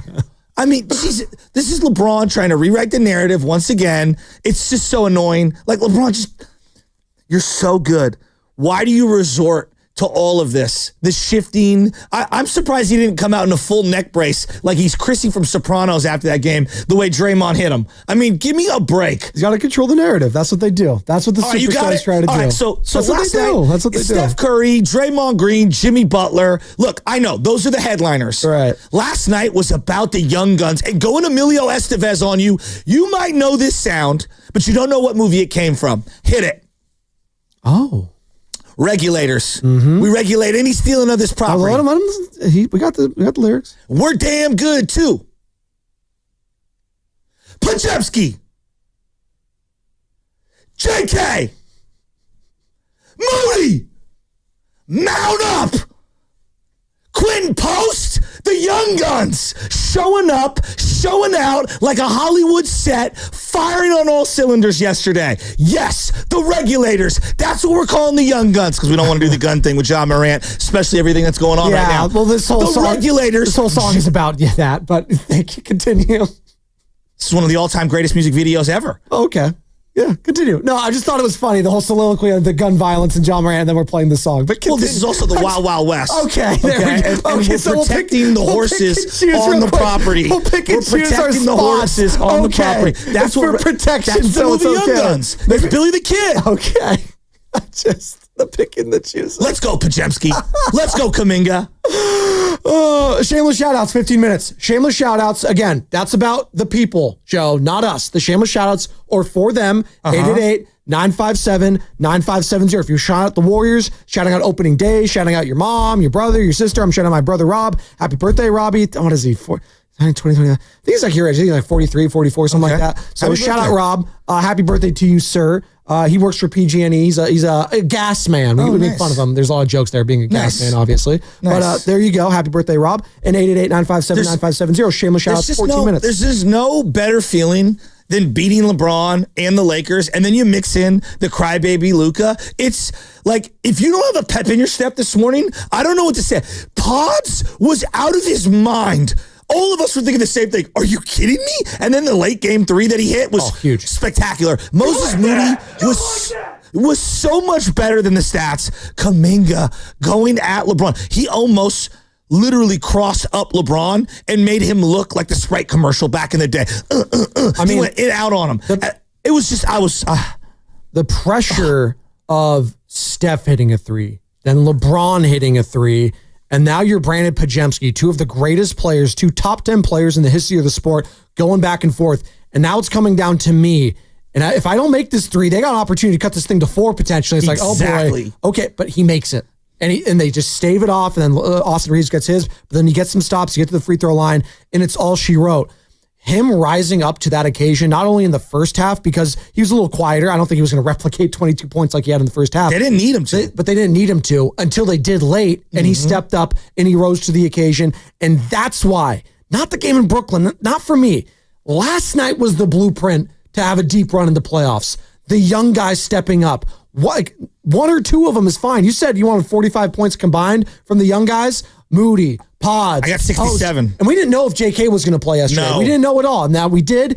And if we're getting that from Jonathan Kuminga, yeah, all of a sudden this team has a different dynamic. Oh, and by the way, Jimmy Butler didn't really score the ball at all yesterday. He got to the line a couple times. Once? He was one of 2 of 2, 11 points for him. Like, you're going to have games where he goes off offensively. Again, hasn't really happened as much, but trust me, it will come. Playoff Jimmy is a thing. But again, monitoring the forearm, left forearm strain for him. That's the one concerning element I have coming out of that game. Is just that injury, because Jimmy, you heard it from LeBron there, whether you think it's tongue-in-cheek or not, he does give them a sense of toughness when he is out there. And he garners a lot of respect on both ends of the floor if you're the opposition. Yeah, but is LeBron pretending like we're a big three and he's not a big two is just absurd.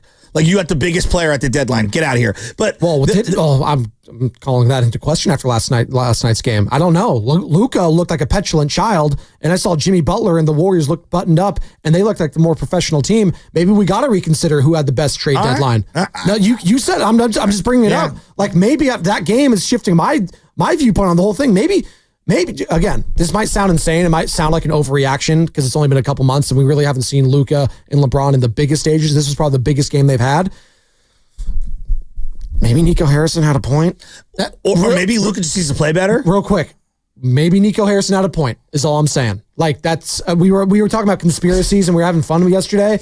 But Nico did have a point. Thank you. Can I just saying now it was bad. So now we're gonna let LeBron off the hook again. I'm not letting him off the hook. Well, it's Luka's not carrying his end of the bargain. Real quick on this. I'm not a LeBron stan. I'm not a LeBron. No, not you, but we do this. He showed up yesterday. Say what you want about the guy. He scored 33 points. Now LeBron doesn't have enough help. No one's saying that. I said Luka stunk yesterday. He did. He stunk. So credit the Warriors for their on-ball defense. That's what I'm doing, and I'm saying Jimmy Butler was a better trade. I don't know where you're getting any of this. What are you listening to? I'm listening. I'm saying Jimmy Butler was a better trade acquisition than Luka Doncic.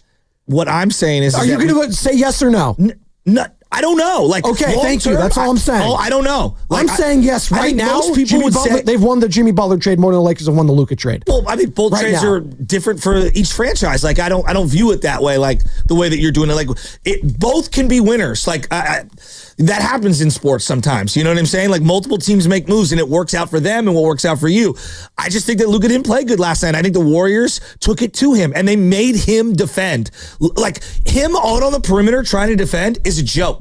Like, honestly, he should be embarrassed. I told you. It was hilarious watching them even try to put Luka on Stephen Curry. I was like, you're not winning this game or let alone a series because this team might face each other in the first round. Yeah, but they put Reeves on him and Reeves looked foolish too. Yeah, because they're not good defenders. That's what we were talking about yesterday. Like, this Lakers team offensively, say what you will. Like, in Luka, we know he didn't have a good offensive game yesterday. He's a generational offensive talent. We've seen him go off many a times against the Warriors. LeBron, you know what you're going to get. And Austin Reeves was probably their best offensive player yesterday. 9-16 from the three-point line for him, 31 points. And he was sensational when they needed him to be. But they don't play a lick of defense. And LeBron James is 40 years old. So, yeah, in a series now, when you did, prior to this, you had Anthony Davis, who was a top 5 player when he was on both ends of the floor. They don't have that anymore. And they don't have that size that can give them fits. They have Jackson Hayes, not guarding the lick. He can have water if he fell out of a boat offensively either. There was a moment in that game yesterday, real quick, when Jackson Hayes, it was just Draymond in the paint. That was it. It was Draymond, and then there was the basket. That was the only thing standing in his way. He tried to run into Draymond, and he just got pushed back like 3 or 4 feet. I was like, oh, I can't do that. Like, Draymond, he was outstanding defensively yesterday. That was a huge takeaway for me. And again, to your point, everyone stepping up on the defensive end yesterday, getting in the face and being irritants is what I love about playoff type of basketball. And they did that early and often to not only Austin Reeves, but to Luka Doncic, to LeBron. Quentin Post was going at LeBron James. QP going at LeBron. He's not scared of the king. Well, they don't play defense. I mean, that's pretty evident. But I don't know. Like, I don't view one game for Luka as, oh my God, they won the trade. They didn't win the trade. No, I'm not saying that. I'm saying that gave me a blueprint potentially if they face the Lakers the first round, which is a possibility. Like, Luka could have a lot of fits and a lot of complaining. But we knew that going in. I said yesterday over and over and over, the way to beat Luka is you make him play defense. Yes, I know that. And he's exhausted. They did that to him in the 5-game series where they gentlemen swept them multiple years ago. And I know there's a little LeBron factor, but you do this. Luka is a guy, if you make him sweat on defense, he gives up. He just does. That's his nature. And again, that's the blueprint, but it's easier said than done. We were talking about it this time yesterday, like, man, this is a tall task. Oh, I know. And they rose to the occasion. But it also doesn't diminish how good Luka is by having one bad game. Sure. The guy's, we talked about it yesterday. He's a Hall of Famer. Yeah, I mean, I get that. One of the best players. If they don't win a title at all, like, this is what I'm getting at. If the Lakers never win a title after the acquisition of Luka Doncic, it was a bust for them. I'm talking right now, which of these teams that we saw yesterday is closer to winning a title this year? For me, it's the Golden State Warriors. It's not even close. I just don't care about the Lakers. I'm glad we beat them. I just don't care about whether they win and if it's a good trade for them. I care because these are the 2 biggest teams that made the 2 biggest trade acquisitions. And Jimmy Butler, although the box score might not indicate it, he was the better player in all of this. And again, That matters come playoff time if you face them in the round one. I came away from this game so much more confident about beating the Lakers in a series. And if they beat the Nuggets tonight, another team they might face in the first round, by the way, then the confidence is going to be through the roof. But I had Moody guarding, Luka pretty much exclusively when he was on the floor, and I think it was Moody, the guy who was taking it to Luka and making him work. And then Steph Curry and Steve Kerr were isolating Luka in the high pick and roll. They were setting up a down screen to get Jimmy on Luka, and then bringing Jimmy up to screen onto whoever was guarding Steph to force another switch. And they were like, we are going to attack Luka all day long. I thought they did a great job. It was a brilliant game plan from the Warriors. He got to the line 7 times. One of those was off that Fugazi 3-pointer because they felt like a makeup call because he was complaining to the refs about Steph getting his, and then he got the technical after that. Then right after that, he did that. So 7 of 7 at the line for him. But again, 3 of those free throws, he was frustrated. Again, I'm giving Moody and I'm giving Jonathan Kuminga a tremendous amount of credit because the amount of dribble drive penetrating they were trying to do, they couldn't break through that interior. No. And again, we're talking about size being a problem for the Warriors. Is that still a question mark for you going forward? Against that team, it's so different. Tonight's going to be different. But they are a big team. Like Rui is a big guy. They don't play like the Nuggets are going to play tonight. No, they don't. Everything flows through their big man, and then they also have a rugged guy who's going to play unbelievable defense and can switch no matter what. True, but that's going to be 2 teams in a row now you've beaten because Jaren Jackson Jr. is a big guy. And Zach Edey, say what you will about him, he's had a pretty damn good rookie season. He's 7-2. And that's 2 big teams, quote unquote, that you've handled. And there were question marks heading into those games. Sure. So again, answering all the questions, if they do it tonight against the Nuggets, to your point, I think we're feeling pretty damn good. I would agree there. It's just so different. Like the Lakers might be 6'7", 6'8" on the wings and all that. What Aaron Gordon can do, there's no guy on the Lakers that can do that. No. He can guard 1 through 5 legitimately and can get you 15 to 25 rebounds against the Warriors on any given night. The X factor still for that team, by the way. And again, we're talking all Lakers today, and we're not doing the preview radio, but it's an interesting conversation. What Jamal Murray are you going to get? That's going to be the question mark for me when it comes to that series. And again, the question mark is Jimmy Butler in his left forearm. Still feeling some discomfort there after the game. We'll hear from Steve Kerr. We'll hear from Jimmy after the game, all that. We got Pods. We got Draymond. I want to get to all that sound because it's an incredible win yesterday. We got shameless shout-outs. 5 minutes. Shameless shout-outs. Start lining them up. 888-957-9570. It's not about us. It's about you, the people, the callers on this Friday. It's opening day, Oracle Park. We got a win over the Lakers. Everyone's feeling good. It's beautiful. It's going to be like 70 degrees. It's going to be just a picturesque day here in the Bay. So shout out whoever and whatever you want. 888-957-9570. Let's go to Austin and San Mateo. He wants to give the coaching staff some credit. What's up, Austin? You're on Spadoni and Shasky. How you doing, man? I'm doing pretty good. I just want to say this, man. I'm going to give my props to Jerry Stackhouse. It felt like at times it was for Jerry Stackhouse on the court. You got Draymond Green stripping Luka at the end. You got Kuminga playing great defense. You got Moody playing great defense. Everybody's switching. Jerry Stackhouse got them boys playing right now. And the one thing I'm going to give up one shout out to Kuminga. For watching the game, when he came in, just going at people that he need to go at, learning how to post up when he need to post up. I got Dinwiddie on me. I'm gonna post him up, go right over the top. Oh, LeBron, you too. Oh, I'm going right at you, going right at Luka. Just doing the little things. When he first came in the league, he was doing the little things. My big thing about Kuminga is what Kuminga we go get. Is we'll get the rookie Kuminga when he first came in. And going after the little things, or we go get that crying Kuminga, man, I deserve a contract. That's the only thing I'm worried about. Well, Austin, I loved Austin, to your point. Thanks, everyone's going to look at the scoring, and it was great. And he picked his spots. I loved his patient offense where he was making really smart passes, off ball screening for Steph and moving without the ball. Defensively, he really only had one kind of blown assignment. I thought Pods didn't come over to help the helper, as we like to say, because he went over to double team LeBron.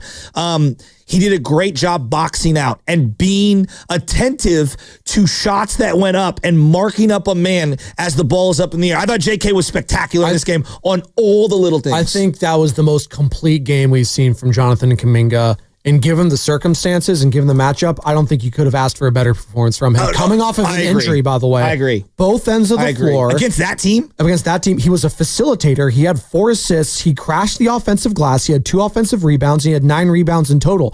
He had a block. Like, he had a sick block, by the way. I think it was on Reeves. It was so aggressive and violent. I was like, oh my God. He looked great. He did. God, he looked great. Again, if even the biggest Kuminga detractors have to look at that game yesterday, he was a team high +9 in the plus-minus category for all you nerds out there. And he finished. Go to the plus-minus. That is the blueprint to going on a deep run in the playoffs. Yeah. You get the Jonathan Kuminga factor. You get Pods. You get Moody. And again, the confidence has to be at an all-time high. It's one thing to do it in Memphis, but doing it against the Lakers, the season's going to end. The regular season's going to end next Sunday, not this one. And maybe it does come down to that last game for seeding and where they're going to be against the Clippers. It might. But what they were able to do last night, and we'll see with tonight, that gives me all the confidence in the world that this team can win a series or 2, hell, maybe even 3. And if you think that, 888-957-9570. Quick, before we go to shameless shoutouts, let's get to Oscar in Stockton. Our What's guy, up, Oscar? What's up, man? Draymond Strip. How you feeling about that win, Oscar? You already know how I feel, man. I can't even sleep all night, man. And I want to give a shout out to you guys, Joe. You guys, you stay on top of it, and we keep on pushing that big narrative because you know why? We have a damn good organization, like I always said. And the way the Warriors are coming along with the younger generation, I want to give Steve Kerr and Dunleavy them all the credit in the world because people be out here trying to disrespect, especially on ESPN and everywhere else. And I know in my heart, the way our leader is Steph Curry, we got some genuine, real people. And that's what we are in the Bay Area. We are real. And the way the Warriors played last night, the way Draymond Green stepped up in his leadership with the younger generation on the defensive end. And, I got to give Pods all the credit in the world because you know why? People go down this youngster's back. But one thing he has is moxie. And he learning from the best. I give you that. And you guys can see the way how Jimmy, the aura we have with the younger generation, these guys are in the lab. They are learning, and they took it to the court yesterday. And Jonathan Kuminga, he's listening because he had 9 rebounds, and his physical awareness on the court is what we're going to need, man. Hey, man, you got to give a shout-out, man, to the Warriors, man. And like I always said, I said it early in the year, we're going to win 50 games. Not only that, we're rising to the top. And just everybody just keep their patient and understand that Draymond Green, once you said we're going to win the championship, that boy been playing defense, man. Yeah, he has. And I give a shout out to you guys. I want to give a shout out to my son, Oscar Duncan Jr., William Jessup. Tomorrow we running at San Francisco State University on that nice track. Oh, nice. And tomorrow is his birthday. Nice. He's turning 20 years old. Happy birthday. Happy birthday, and Oscar. I'll be down there today and tomorrow. Let's go. That boy, Oscar. Shout out SF State. Go Gators. When I think of Pods, sometimes you hear this from people like the blessing and the curse, the gift and the curse. Right? I know I'm a loudmouth. It's part of the gift. It's also part of the curse. Pods' irrational confidence and moxie is a gift and a curse. Right. It's a gift when he is balling like he is yesterday. And when you're struggling, people will say that's like, you're crazy. What are you doing? But I think the only way he gets to where he is that irrational confidence. I mean, Jordan Poole's like that as a player. I think he drove the fan base nuts at times, but you know what? You got a title out of it, and he was one of the better players. You have to be irrationally confident. And I'm not saying Pods is Poole, real quick. No, I'm not, but I'm not saying irrationally confident to get to where these guys get. Correct. At that size. We want to do some shameless shout-outs. Are we ready for that? Are we doing it? Let's go.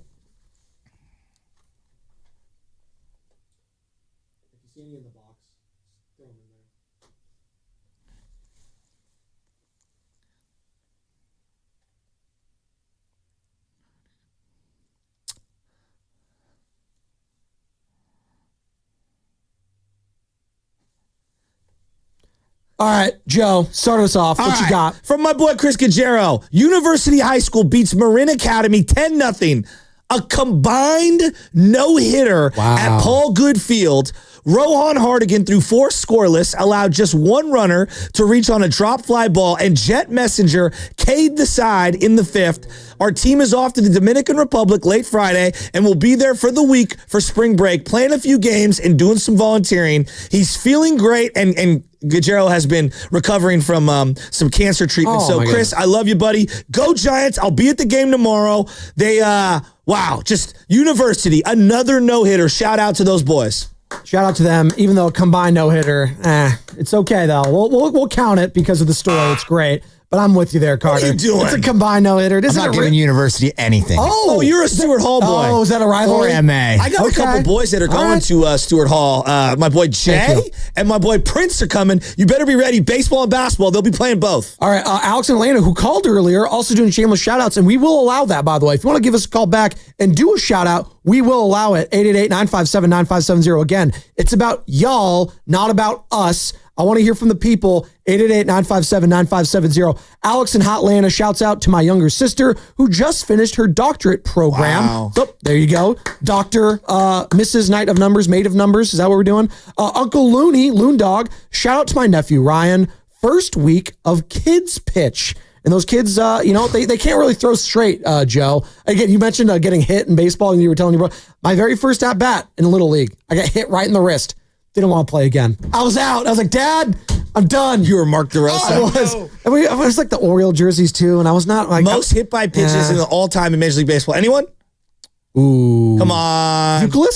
Don Baylor. Don Baylor, okay. I was thinking of Euclid, that weird stance he always had. Yeah, no. Sammy, who you got? Yeah, no, I want to shout out our 95.7 The Game graphics guy, Isaac Santiago. Doesn't really come in ever, but all the graphics you see on YouTube or all of our social channels, he makes all of them. He does such a great job on everything. I'll send him like so many requests late at night. Hey, can you get this, and this? He gets it right away, and I don't think we give him enough credit. So shout out to you, Isaac Santiago, the 95.7 The Game graphics guy, for just killing it at your job, man. Good stuff. Isaac, he is an international man of mystery because I've never seen him in person, but I've emailed with him, I think, for years now. So shout out to you, Isaac. Next time, company picnic, come on down. Don't be a stranger. Only in a corporation does that happen. Like Larry Bear said to you and Bonte just a couple months ago about the Giants' upcoming season. Opening day is today, by the way. So shout out to everyone going to opening day. Don't be a stranger, Isaac, and don't be a stranger to the Morning Roaster. Shameless shout outs. Carter, what you got? I'm going to shout out my fiance, Sierra. Oh, look at you. Tomorrow is her 30th birthday, so kind of a big one. So She's such a sweetheart. Yeah, happy birthday, honey. I knew she was really smart, but what the hell is she doing with you? That's a great question. I have no idea, Joe. She's a sweetheart. She really is. Thanks, man. That's Behind awesome. every good man is a way better woman. There you go. Amen. Speaking of that, Carol is in Santa Clara, wants to join the conversation. 888-957-9570. Carol, who you shouting out? I'm shouting out my son, starting second baseman at Cal Berkeley. Clemson's coming into town. First ACC matchup with them. Let's go, Cal. That's awesome. Let's go. That is Cal in awesome. Santa Clara. Huge. Very cool. Second baseman for Cal. I'm going to have to look that up. That's a big. Hey, Cal's got a good program over there. They always have had a good baseball Something about our baseball programs in the Bay Area, not the football, but baseball. Shout out Jeff Kent, Tyler Walker. There you go. There's a lot of great players. The Taboni boys. Bob Melvin, Marcus Simeon, Mark Canna. Yeah. There you go. Yeah. All right. See, there's a lot of them. Great vibes guy. There you go. Big. Is Mark Canna still on Detroit, or where is he? He came from Detroit, Mark right? Canna is what Mark Grandy's going to look like in 10 years. No, you said Dave Fleming and Mark Grandy. They look identical. The same guy. They both and I have can't like unsee the it. perpetual baby face. That's a great Sir, I'm going to need call. to see your ID. I'm 56. Dave Fleming, by the way, does not like to go to the dentist like you, Joe. D-Lou22, shout out my son, young Myron, had a fantastic game in his basketball camp, and he did not flop like Luka Doncic. So shout out D-Lou22, young Myron. We are shouting out you, 888-957-9570. Again, I've already said it. I'm going to shout my brother Rob Spadoni. Happy birthday to you, April 4th. And again, happy birthday to my mom a couple days ago. It was April Fool's Day. Happy birthday to you. Let's go to Mark in the 880. Wants to join the conversation. Mark, who you shouting out? What you got, man? Yeah, I'm shouting out my son, Noah Garcia, first baseman, University of Laverne. Wow. Number 5 in the country down there in the SCIAC division in Southern California. We're flying to see him today. Well, that's awesome. That's so cool. Huge. 510 that's so on the cool. text line. Shout out to the girls San Ramon under 12 soccer Let's league. go. Sitting pretty in first place. Also from the 510. Shout out to T.O. in Chattanooga for winning the NIT championship after a blown layup easy bucket by UC Irvine, the Anteaters. It was a crazy ending, and that's from UPS Zach. So shout out Chattanooga and 650. Shout out LeBron and Luca and the Los Angeles Floppers. So there you go. that it? We got any more? Got any more shout-outs? Taylor Archibald, the YouTube chat. Shout out to my pops Archie, turning 50 the next week. That's a big the one. Big 5-0. Hey, Nice. Happy birthday, Archie. You get to a certain point, so Sierra's going to learn this 30, but again, you're always going to celebrate the misses no matter what. If it's 31, 32, it doesn't matter. But after 25, it's really just those big ones. It's 30, 40, 50, and then you get to 60. Then maybe 75 is a big one. My dad celebrated 75. 65, 70, 75, every year at that age. Okay. Once you get past about 60, Then it's I the 5 personally years. believe. Okay. No, I just think every year it should be celebrated. And by the way, shout out, was it Justin Verlander's birthday recently? 42 years old, I do believe. you know that Lincecum's younger than Verlander?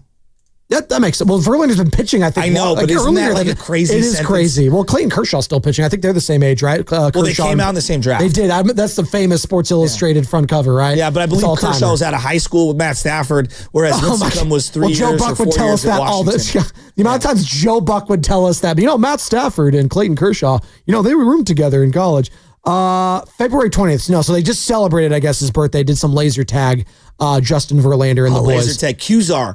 For those in the Bay Area. You remember Qzar? No, you go to Love Qzar. I remember the commercials. Loveman got so excited. Well, it's laser tag, which is awesome to Qzar begin was with. Shout my out God. Qzar, man. R.I.P. So sick. It's Neptune's Kingdom. Come on. Every time we got the Santa Cruz Beach Boardwalk commercials, cool surf, hot sand, or hot rides, whatever it is. You There had you to go. wear the pack, and then they'd shoot you out in the front or the back, and then you'd get the game score, and you'd argue over who was the best shooter. Right. God, Qzar was sweet. Hey, paintballing though all day, right? What Back in an the day, old school- paintballing.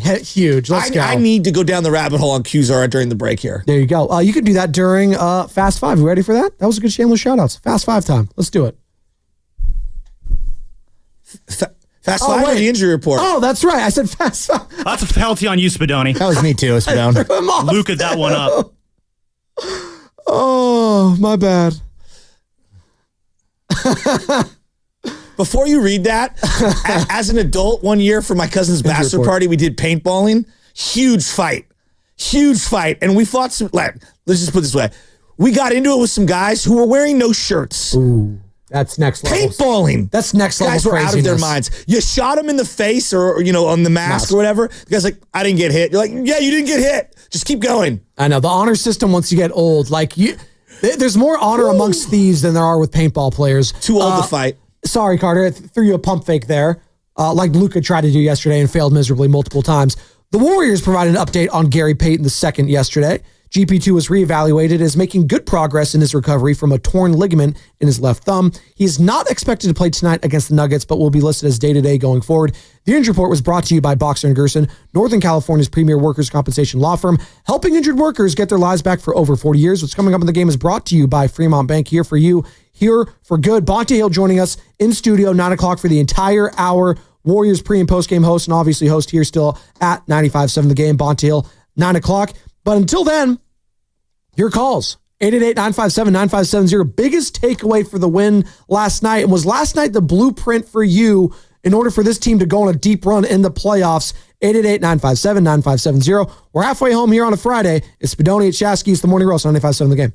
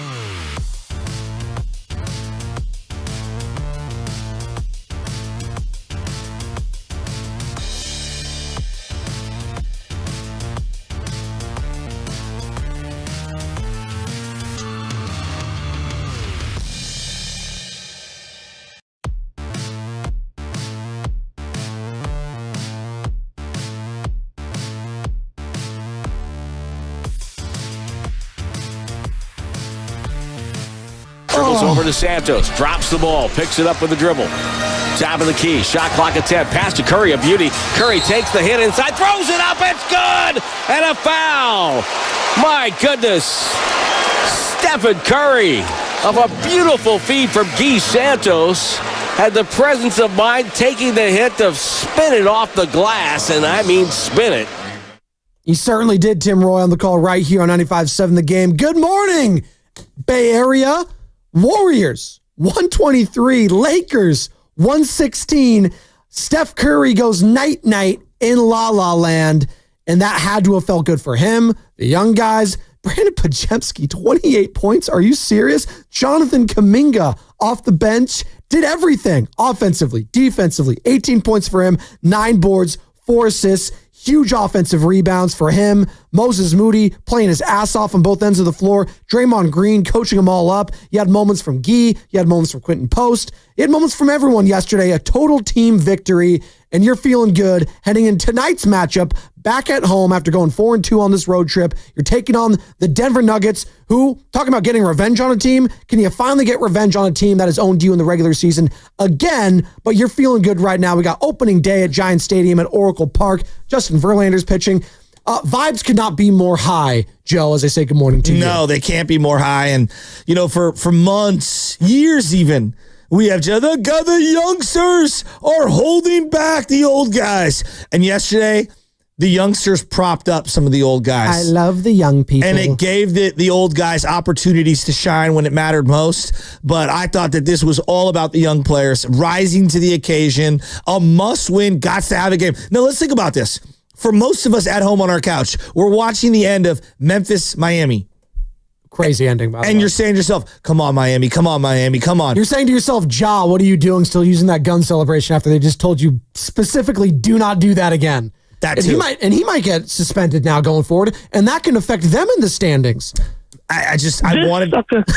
I wanted Miami to win that game so bad. They lose the game, Miami does. Memphis wins the game, and you're like, oh, all the pressure's on the Warriors. You have to. You could fall down to the 8 or 9 seed with this loss. Still can tonight if they lose. Again, I'm not trying to bring anyone down, but like that speaks to the significance of even this game tonight. You can't let your foot off the metal. Like, you can have fun with that Lakers win, and you're going to remember it, but you got to have a short-term memory. It's like the NFL, right? It's a week-to-week league. Well, it's a game-to-game now for the Warriors. Huge matchup tonight, and we have all that coverage starting at 6 o'clock with Warriors Live right here at 95.7 The Game. And for Podziemski to come out in that first half and play the way that he did, it just stabilized everything. On the road, at Staples, in front of LeBron and Luka, it was spectacular. And then for Kuminga to sub in and come in and just playing with his whole body on fire. I mean, he was shot out of a cannon. I've said the word cannon 70 times today. Shout out Cannon Curry.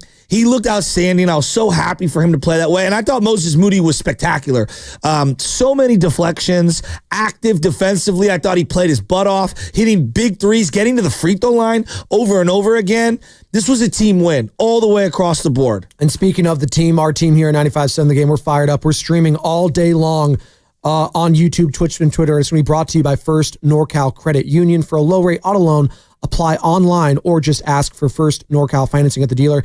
And as always, we are coming to you live from the Laughing Monk Studios. Laughing Monk, righteously brewed in San Francisco. God, I can go to Laughing Monk today. It's a beautiful day in the Bay, whether it's in Sunnyvale, whether it's in San Francisco. The city and the Bay is popping right now. And yes, opening day at Oracle Park, best ballpark in baseball, bar none. It's going to be showing out today, I should say. You're going to be there. Sam's going to be there. Carter, everyone's going to be there.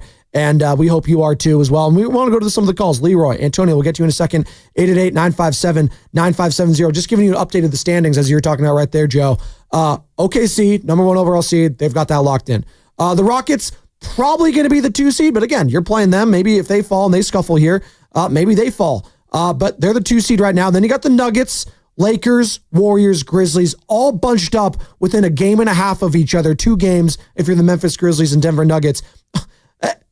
The Nuggets theoretically can go from the 3 seed all the way down to the play-in still. That's insane. Insane. 3 through 8. Insane. The Clippers are only a 2.5 back of the Nuggets. Like, anything could happen this next week. And it starts again tonight. It's a new game. It's a new day. Every single game is going to be its own individual test. And you pass the test the last 2 days. Can you pass another one tonight? Potentially without Jimmy Butler, who's dealing with the left forearm injury. We don't know the severity of it yet. We hear any news, we'll bring it to you.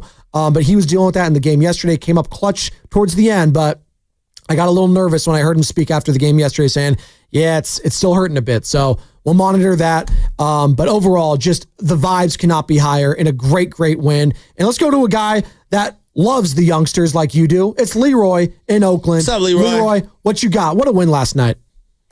What a win last night. And apparently Jimmy Butler loves the youngsters too. You know, I do think last night was a formula for the Warriors to make a deep run in the playoffs. And this is going to shock a lot of people, but I thought that Jimmy Butler had the best performance of the night with his stellar show of just pure selflessness, right?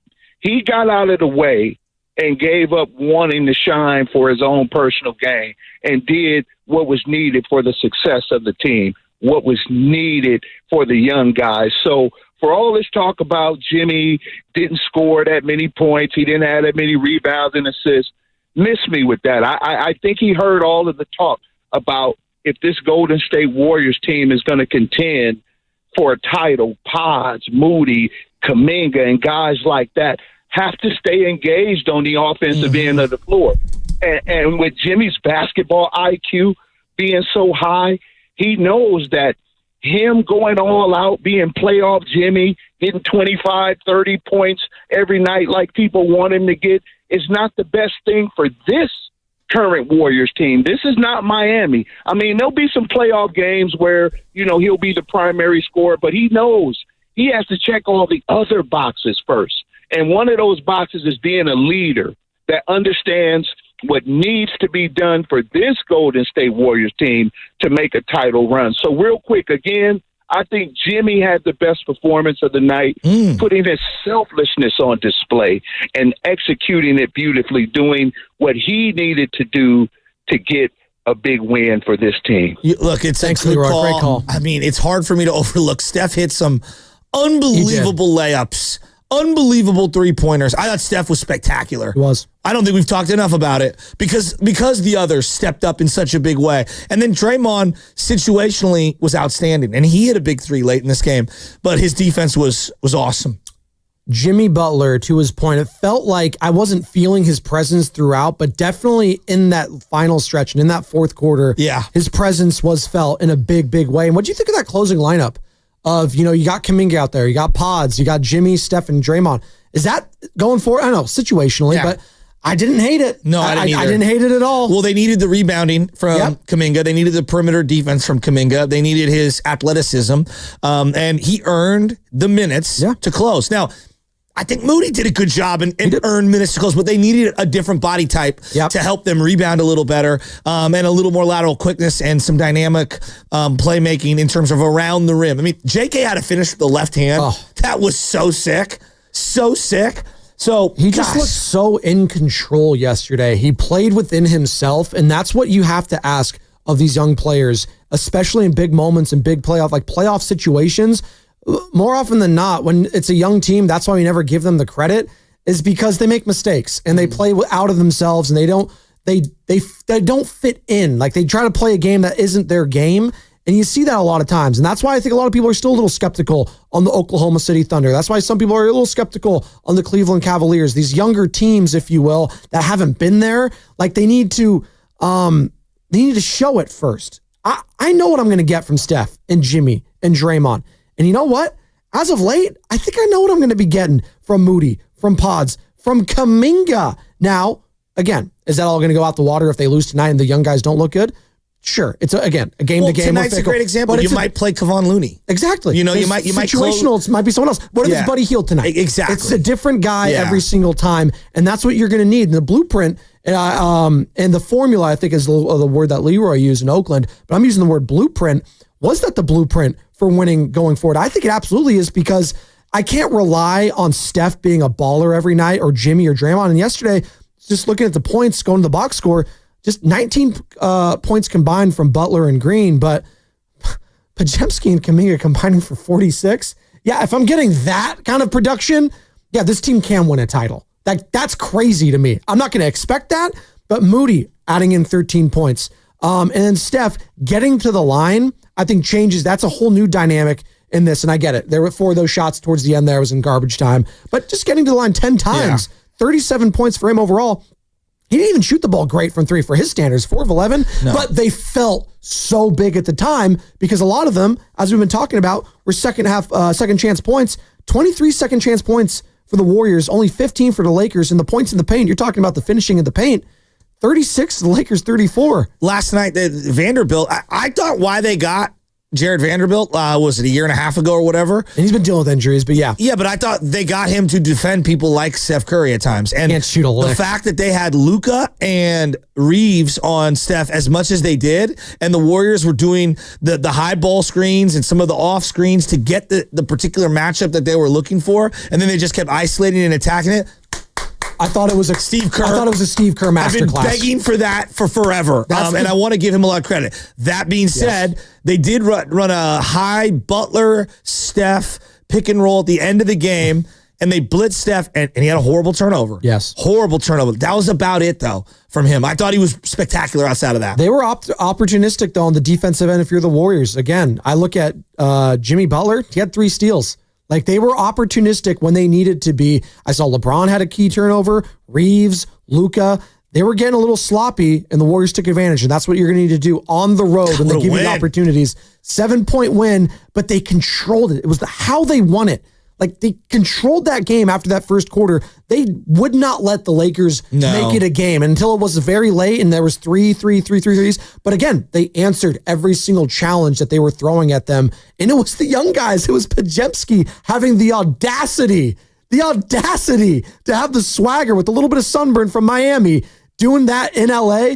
You know, he was feeling great heading back home. And 2 big layups by Kuminga. Yes, in Kuminga. the final 3 minutes or so. Yeah. He could have got a lob as well from Steph when Steph was coming in. He was trying to dribble out time, and Steph was like, I'm not even going to throw that pass. I'm just going to let them foul me, and I'll hit the 2 free throws. I want to hear from Pods. You know what? We never hear from the young guys after big games like this. Let's hear from the young man. 28 points for Brandon Podziemski. Now, 13-0, the starting lineup of Draymond Green, Jimmy Butler, Steph Curry, Moses Moody, Brandon Podziemski.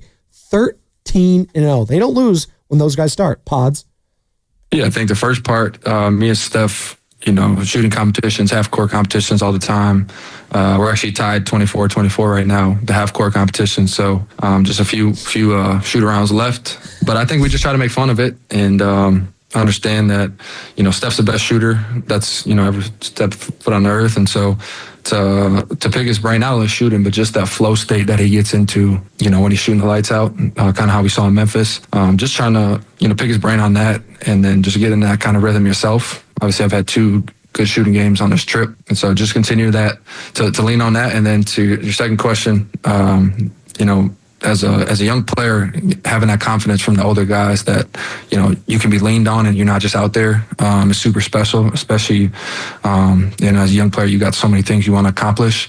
To have that confidence from your vets is, amazing. And speaking of that, on that road trip, Brandon Podziemski made 23 3-pointers. That tied him with Stephen Curry for the team high during that trip. So he was talking about half-court shots? Is that what he said? They have little competitions. Sure. That'd be like me, me and Radnich, me and Howard Stern. One of the most funny segments in the history of radio. It's like absurd. I love Pods. But that's the confidence. That's the irrational confidence we were discussing. You need that. You got to think you're the best. There's a guy who has always irrational confidence. Maybe it's not irrational. It's just confidence. And I appreciate it. And he's ever the optimist.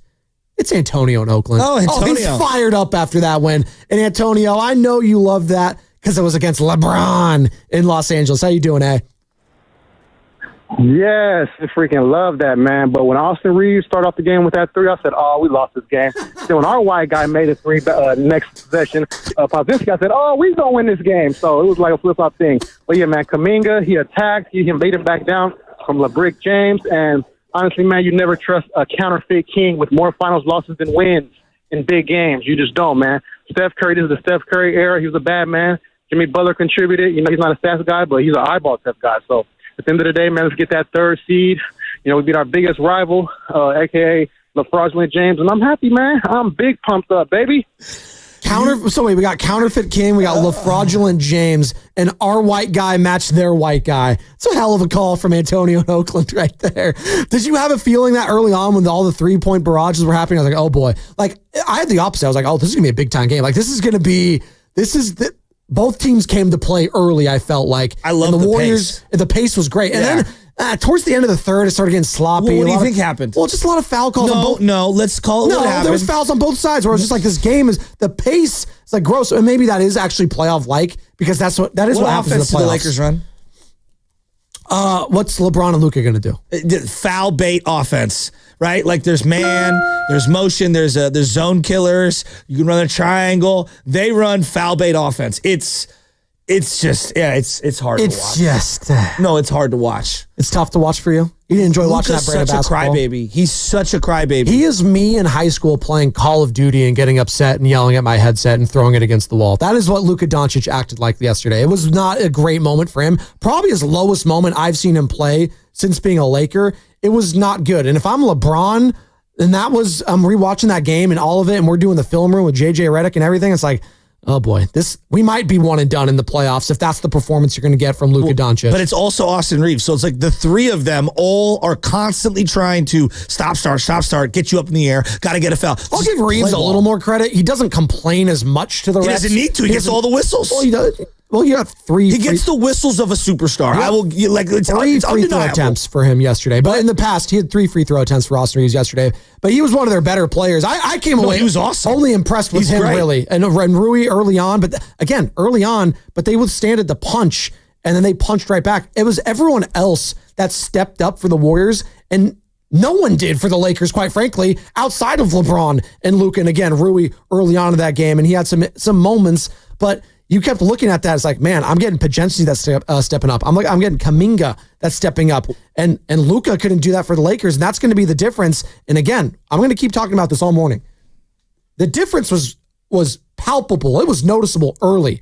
No Anthony Davis is a big problem for the Lakers. To me, like the fact they couldn't exploit the Jackson Hayes, Rui Hachimura thing even more when Steph Curry's guarding Rui, and you got Draymond on. Again, it was one game. If they play in the first round series, I'll best believe they're going to be exploiting that more going forward. I mean, but they also have to play defense, right? Yep. And so, like, this is the part of like, there's got to be balance to the floor. Who is Luka guarding? Who's LeBron guarding? He tried to guard Steph yesterday. Austin Reeves was hacking the ever-living you-know-what out of Steph yesterday. He should have fouled out of that game. Well, on one of them, he complained. He fouled them 3 times before they finally called it. Well, that's the difference between Moses Moody, who might not be the offensive player that Austin Reeves is, but defensively, he's so much of a better player. And he hit threes. And Jonathan Kuminga, quite frankly, I don't know if the consistency is there offensively. Again, not the offensive player, but defensively, he's just giving you so much more than what those guys are getting you. And that was the difference to me yesterday. And the athleticism was on full display, and why you need JK in these playoff series, why Anthony Slater, our guy, Gary Payton, again, he's going to be reevaluated. He's not going to play tonight, it looks like, but day-to-day moving forward, you're going to need them in different matchups. It's going to be very interesting to see how JK duplicates or try to replicates this game that he had yesterday, today. Much stiffer test, a lot of big bodies, a lot of size, a lot of athleticism. It's just a different test, I would say. It's a totally different test. It's different. I want to see how he attacks this game. I totally agree. And are they going to go more Kavon? Yeah. Last time they tried to play Quentin Post, and they went right at him. Right at him. And that was without Jokic. They yanked him early. They didn't go back. They didn't go back. And like, look, if Pods isn't hitting, does he have the discernment? Because I thought shot selection was really good yesterday from the Warriors. As much as I would lose my mind over some of the Pods shots, like shot selection for Draymond airballed one in the lane. I don't know if anyone caught that. I caught it. He also went 0 for 2 from the line. He smoked both of those free throws back to back. It's just, but I thought Dre was really good in this game. Really good in this game. The shot selection overall for the Warriors was outstanding. Patience was outstanding. Didn't mean to cut you off. You're on fire this morning, Joe. Draymond Green after the game on how good Kuminga was defensively.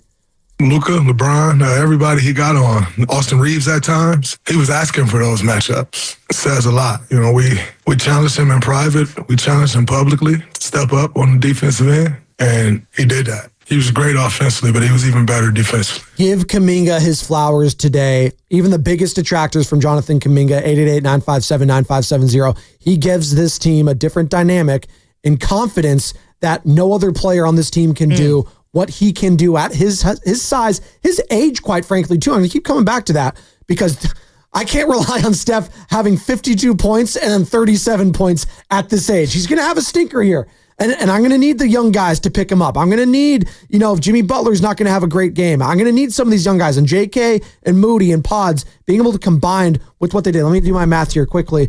We got 46, 59 combined points from those three players. That's incredible. That's incredible. Draymond Green more on this version of Jonathan Kuminga. Takes his team to another level. He was so patient, let the game come to him. He got going a little bit getting downhill as soon as he got in there, but I thought the biggest play he made was when he got it in the middle of the paint and kicked it out to Moses. That just shows growth. He can take that shot, he can make that shot, and he does often. But to go in there, not take that shot and have the shot, but kick it out for an even better shot and get someone else going, that's what stars do. So it's just good to see that next level of growth from him. And we need him to continue playing the way he played tonight. 18 points, 9 boards, 4 assists for JK. He was very discerning, not chucking up the three ball. And they baited him a few times. And I'm going to give him credit for not falling for the bait because LeBron was on him defensively at times. And LeBron's like, hey, shoot it. I'm giving you that. But he was smart, took his time, and he got to the lane. And when he does that, there is not a defender on the Lakers that can keep up with him right now. Not LeBron at this age.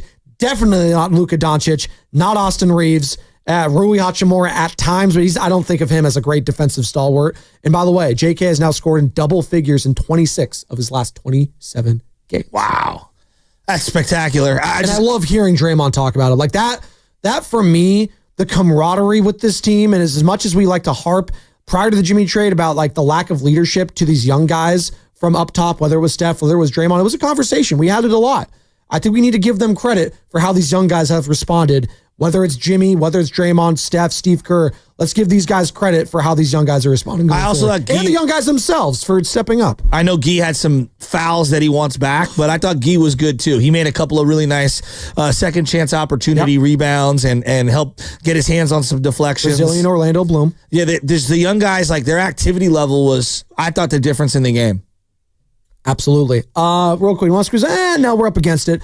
John and Brian in Palo Alto. We'll get to you on the other side. 888-957-9570. We got Bonte Hill coming up at the top of the hour, 9 o'clock in studio, the entire hour. Is he going to pull out the arrogance meter? We shall see. Bonte Hill for that entire hour, host of Warriors pre and post game live on NBC Sports Bay Area, and obviously a host here at 95.7 The Game as I am shuffling through all these reads, which are important. And that's what's coming up at the game, brought to you by Chilton Auto Body.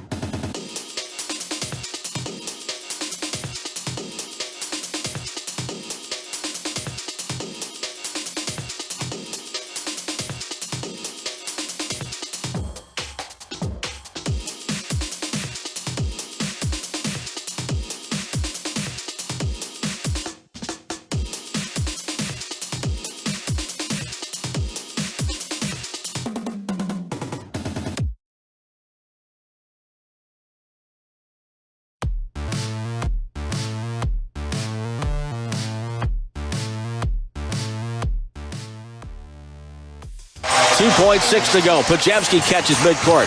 Takes the runner. Good if it goes. He banked it in. He banked it in at the buzzer. Brandon Podziemski with a 3-ball. And the Warriors will go to the locker room leading 60-47 at the break. Podziemski crossing half court, let it fly. He made sure that he got it off quick enough, give it a chance to go in. And Podziemski with a 22-point first half. Bay Area, it's Jerry Stackhouse. You're listening to the Morning Roast with Joe Spadoni and Joe Shasky on 95.7 The Game. Carter's pump faked me a few times, and I've bit like I was Luka Doncic. I bit defensively a couple times here, and I also threw a pump fake to him when I called it Fast Five and not the injury report earlier, but that's okay. Complete the trio then, the Luka, Reeves, LeBron trio. You should start whining about it. Oh, I was going to do the 3-point celebration because this show's been so good. I was going to do the finger guns for John Morant, who had a big win yesterday over the Miami Heat. But we're talking about the Warriors' big win over the Los Angeles Lakers, 123-116. Steph drops 37. Brandon Podziemski drops 28. JK with 18 off the bench.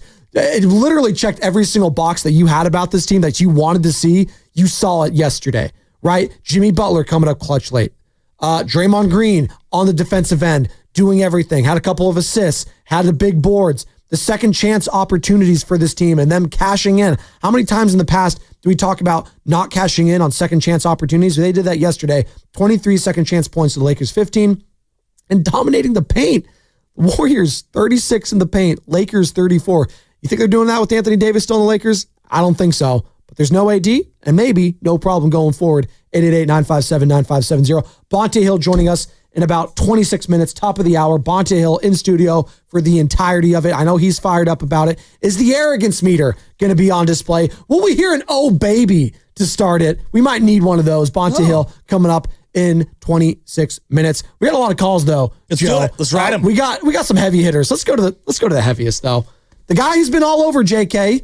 Who's been a little skeptical. I'm wearing a JK jersey today. Shout out young Guido who gifted it to me. I'm not a GM, even though I'd love to be one. Brian is in Palo Alto. Good morning, Brian. How you doing, bud?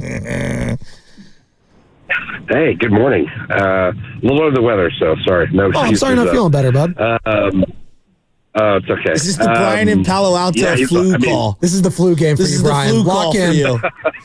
It is the flu game. Man, he was awesome, Kuminga, last night. It's really the best. It's the best I've ever seen him play because you're playing against high stakes game, really good opponent that's had your number, all that kind of stuff. So I would caution, let's not, let's keep it going. Yeah, I agree. We didn't cross the no finish line, but yeah, that last night, the combination of Pods, Kuminga, Moody, what I saw in a game of that magnitude makes you think, okay, it's not going to be that good every night, but man, that they were able to do it gives me confidence that, this team could be onto something special. Do me a favor. Yeah, man, he was Pedialyte, lots of tea, get some honey. You really Sounds do. like it could be allergy related. Is this the seasonal allergies bothering you, Brian? I had this the other day. Yeah. Combination of factors. Well, you got young kids. It's like trust me, we said it. Petri dishes. It's allergies plus a CDC biohazard. Hey, BBA. But, is Luka? Yes. Is Luka the most annoying great player of all time in terms of can you just play basketball? I can't stand Russell Westbrook. He just can't. I'll say that this is a much better, and I thought this really from the beginning, but it's a much better matchup for the Warriors now than when AD was there. AD was their kryptonite. He completely locked down the rim, so they couldn't get to the rim, and they were just completely reduced to a jump shooting team. And now that's gone. And man, LeBron's slow on defense. I mean, Kuminga blew by him several times last night. Kuminga's slow. Reeves is, Reeves might be the best of those three defensively, which is the saying much, but good point. Yeah, it's just a better matchup for the Warriors. I mean, the Nuggets, I want to take down the Nuggets tonight. Me too. I want their, I want their, what tonight. And that'll really, really give me a lot of confidence. But keep it up, Kuminga. Great job, Kuminga. Great job, Kuminga fans. Thanks, Brian. Well, no, he's right, though. Look, I'm encouraged. I'm happy for him. Like, it is one game, and I understand that. But he was playing well before the injury. He got hurt with a really devastating injury. I know, ankle turn. We don't know if there were ligaments that were strained, It was torn, severe whatever. ankle sprain. No. An ankle sprain means there was a tear of ligaments. Like, that's what that means. Okay, So, like but that. And you the get guys, what I'm saying. It's a serious injury. Well, and it's you and I. It's guys that are like 6 feet or fewer inches, and they were complaining about, oh, this guy needs to step up. And I was like, no. This guy is 6'7" and he has a foot problem or an ankle problem. You got to rest that thing. Who relies on agility and quickness, Explosiveness. and twitchy behavior in terms of athleticism. It's the same thing we were talking about Fred Warner last year, or Dre Greenlaw when they have like feet or ankle injuries. Yeah, those are linebackers that rely on explosion. Like, it's just not going to look the same if you bring them back out there. Football's a little different, obviously, but give them some grace. But not everyone's going to look good in every single game. I mean, we see this, like Steph has certain people he goes up against, and it's a tougher matchup for him. He's an all-time legend. Yeah. So this thing that, like, if Kuminga comes back down to earth a little more today and doesn't play as well, isn't an indictment on Kuminga. The matchup just might not be there. Now, we know against, I think, OKC, I'm going to put the Lakers in that bucket. There are certain perimeter-based teams Kuminga fits perfectly against. And then there are other ones like you're going up into the Redwoods today. You got Jokic, you got Gordon, you got Michael Porter Jr., even though I don't think he's a great defender. No. He can be a big body at minimum. You're going into the Redwoods. And so I'm excited to see what he can do today, and I'm optimistic. But, like, for one day, can we just give the guy a pat on the back? Well, Steve Kerr did that yesterday. Head coach Steve Kerr of the Golden State Warriors talking about Jonathan Kuminga's play. I just think that with his talent, his ability to get us some easy baskets, and if you can rebound, like he did tonight, it's huge for us. And I think every game is going to be different, and every game we just have to figure out what we need to do to win, and that's his job. It's every player's individual job, and it's our job collectively to do that, to figure it out and to go do it. And that's what I'm really enjoying watching right now, is just the collective sense of just win, just go out and win. Nothing else matters. Shout out Al Davis, the late great Al Davis. Just win, baby. And Steph Curry, leader of this team, who had a 37-point game, coming off a 52-point game. Yeah, the chef was cooking yesterday. He was getting an MVP chance down at Crypto.com Arena. Insane. It is insane. While the night before, by the way, I don't know if you guys saw this on social, LAFC was playing Miami. Messi was in town down in LA, so all the boys, you saw Jimmy there, Gary Payton, so it was at SoFi Stadium, and Stephen Curry was in one of the booths, and the big Jumbotron, they panned to Steph Curry, and what happened? The entire arena booed, and Steph started booing back. It was hilarious, and he has the final laugh in Los Angeles yesterday. Yeah. Yesterday there was, is it Bill Maher, whatever? Bill Maher. Maher, thank you. I always pronounce it wrong. Yeah, he was courtside. He was there. The ball went in his direction. Andy Garcia was there. Andy Garcia. I saw David Beckham was there. I saw who's the owner of Miami FC, so that's probably why I was in town as well. The U.S. women's national team was there, soccer team. Nice. Rodman's daughter was one of the players that were there. There was like a who's who, and come on. That's what makes it so special. Absolutely. He likes to put on a show in front of him. I know Pods was feeling it as well. But here's Steph talking about Jonathan Kuminga and saying, just let JK be JK. I think we need to kind of just let this guy play basketball. We don't have to have a declaration after every game. We don't have to be in a situation where we're judging every minute he's out there. I understand he's the next in line to, come into his own as an NBA player, but God, I wish my fourth year was it the greatest game ever? Was it a bad game ever? How was his rotation? Like, he's figuring out, if we're going to win at the highest level, he has to be a part of it. So keep doing what he's doing. I'm so happy he finally said the best player on the team, one of the greatest players ever, said we need JK to win. So there you go. What did I say 2 weeks ago? What did I say 2 weeks ago? Every Kuminga possession is not a referendum on if he can play or not. Who judges sports that way? It's just like fans do. Like, I'll take the argument. Fans do that. We do that with quarterbacks. We do that with Brock Purdy. We do that with baseball players. We do it every single time. It doesn't matter the sport. We cannot get enough of criticism in this society. I don't care if the fans do it. I'm talking about the media.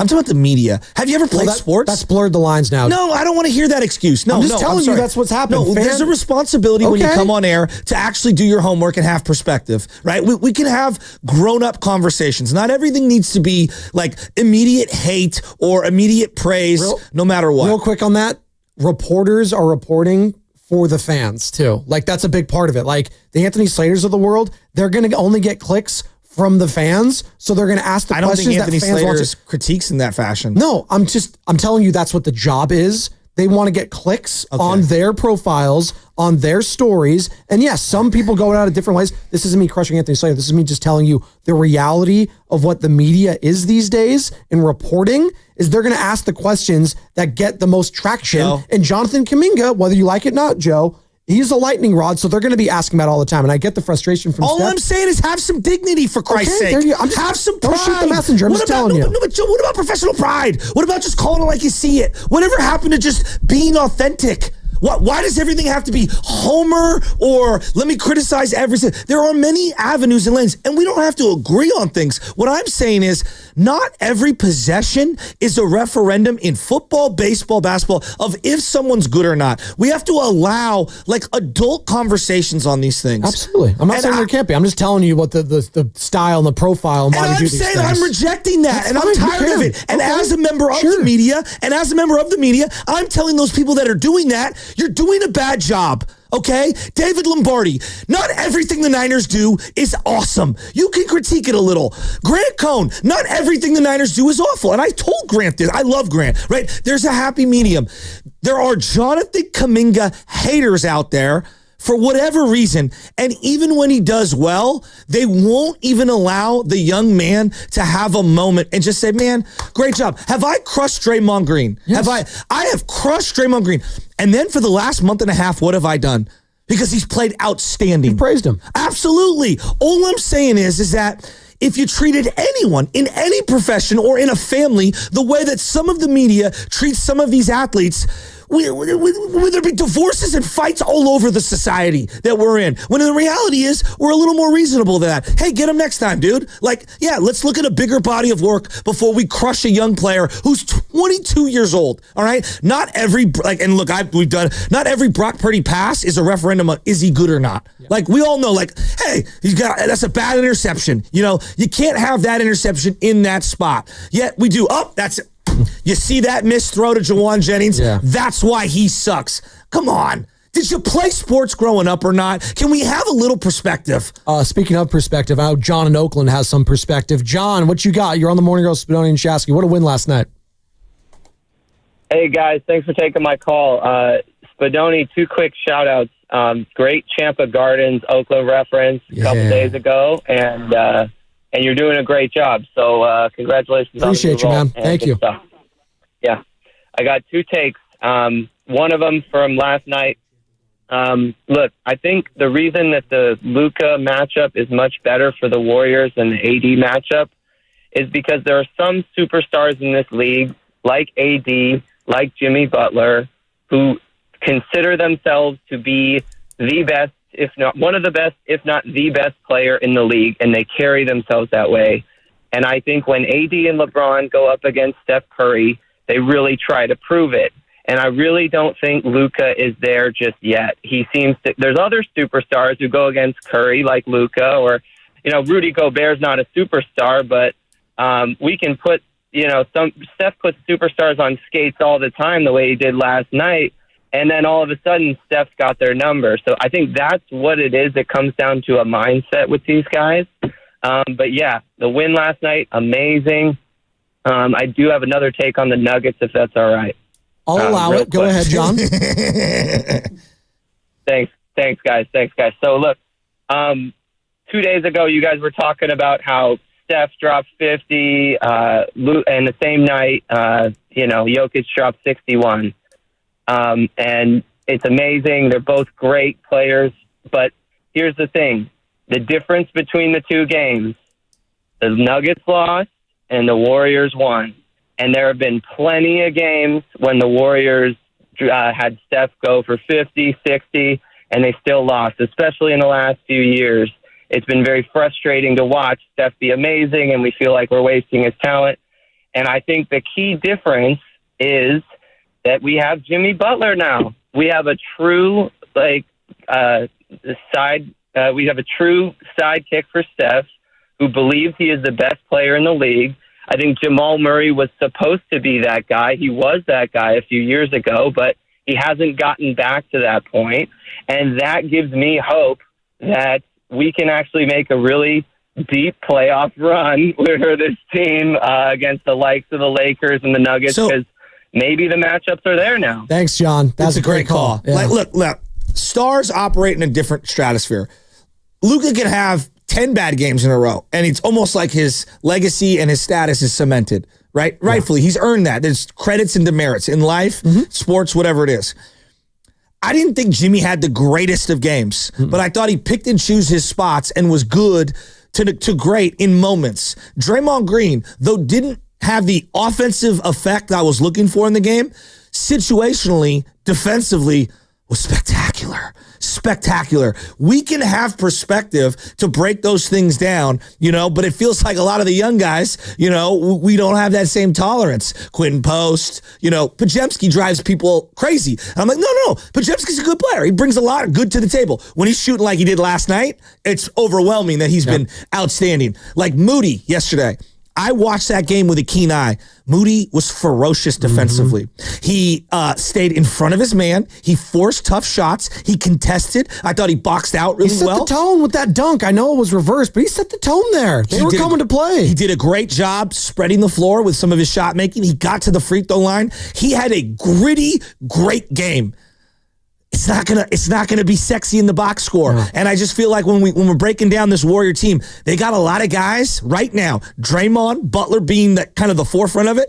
They can play uglier box score games and have tremendous impact on winning. That's why it's funny, the box score, right? Because if you just go from the box score, you look at the end of the game. Oh, Luka had 19 points, 7 assists, and 8 boards. He was terrible. He was awful. He was terrible. He was 6 of 17, 0 of 6, couldn't buy a bucket, tried to foul bait, as you said, multiple times, complained, got a technical at one point. He was a net, it was -3. He was one of the only players in minus figures in that starting lineup in the plus-minus category. He was not a winning player last night, and that wasn't winning basketball. You know what was winning basketball? What the Warriors doing with Jonathan Kuminga, with Pods, with Moody, with Steph, with Draymond. There was just winning basketball from top to bottom yesterday, and I give a lot of credit to the leadership on this team, from the old vets, the grizzled vets, and it's pouring into the young guys, and it's instilling confidence in them, so much so that we saw it all on display with one player, and he was the key difference in that game for me in this matchup going forward. It's Jonathan Kuminga. It's just huge. I'm with you. He gives them such a different layer and expectations from this team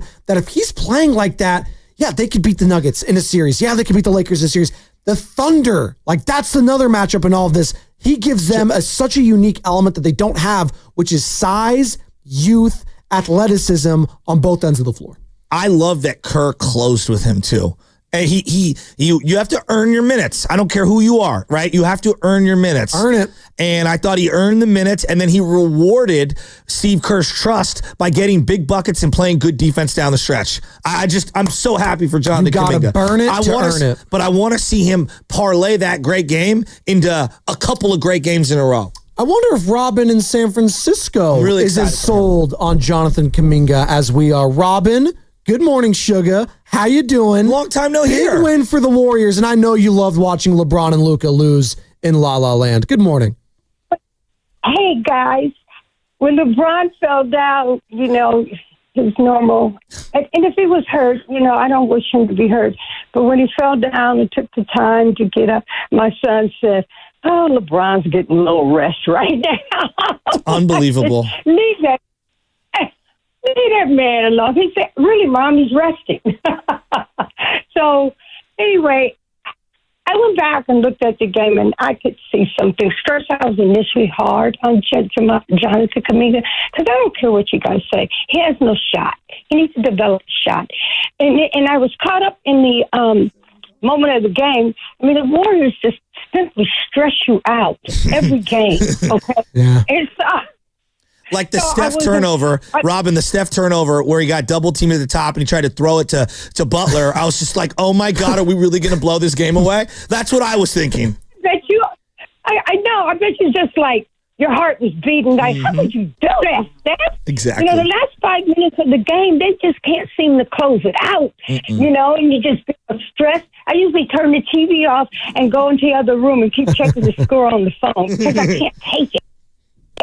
But here, so Jonathan Kuminga, and like I said, I was focused on, you know, don't turn the ball over. He takes layups. He can't make them. So I was focused on that because anytime he gets on the floor, it makes me nervous, guys. I have a friend who said Buddy Hield makes him nervous every time he's on the floor. So I think it's like your children. You see potential in somebody, so you want to, and they don't quite move along the way you want.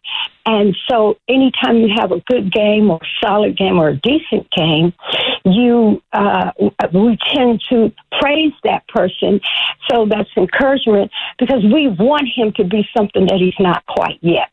And I think Steph really, really nailed that one. He said, just let him play. Now, Moody has made a lot of progress in him, but I just wish that Jonathan Kuminga, he got lost one time on defense. I don't know if that was this game or the other game. Well, he went to go double LeBron, and then LeBron, you know, kicked it to someone who was cutting baseline, and Paz was out of position. I don't know if the game plan was double there or if Jonathan did something on his own, but that was one that stuck out to me late in the game.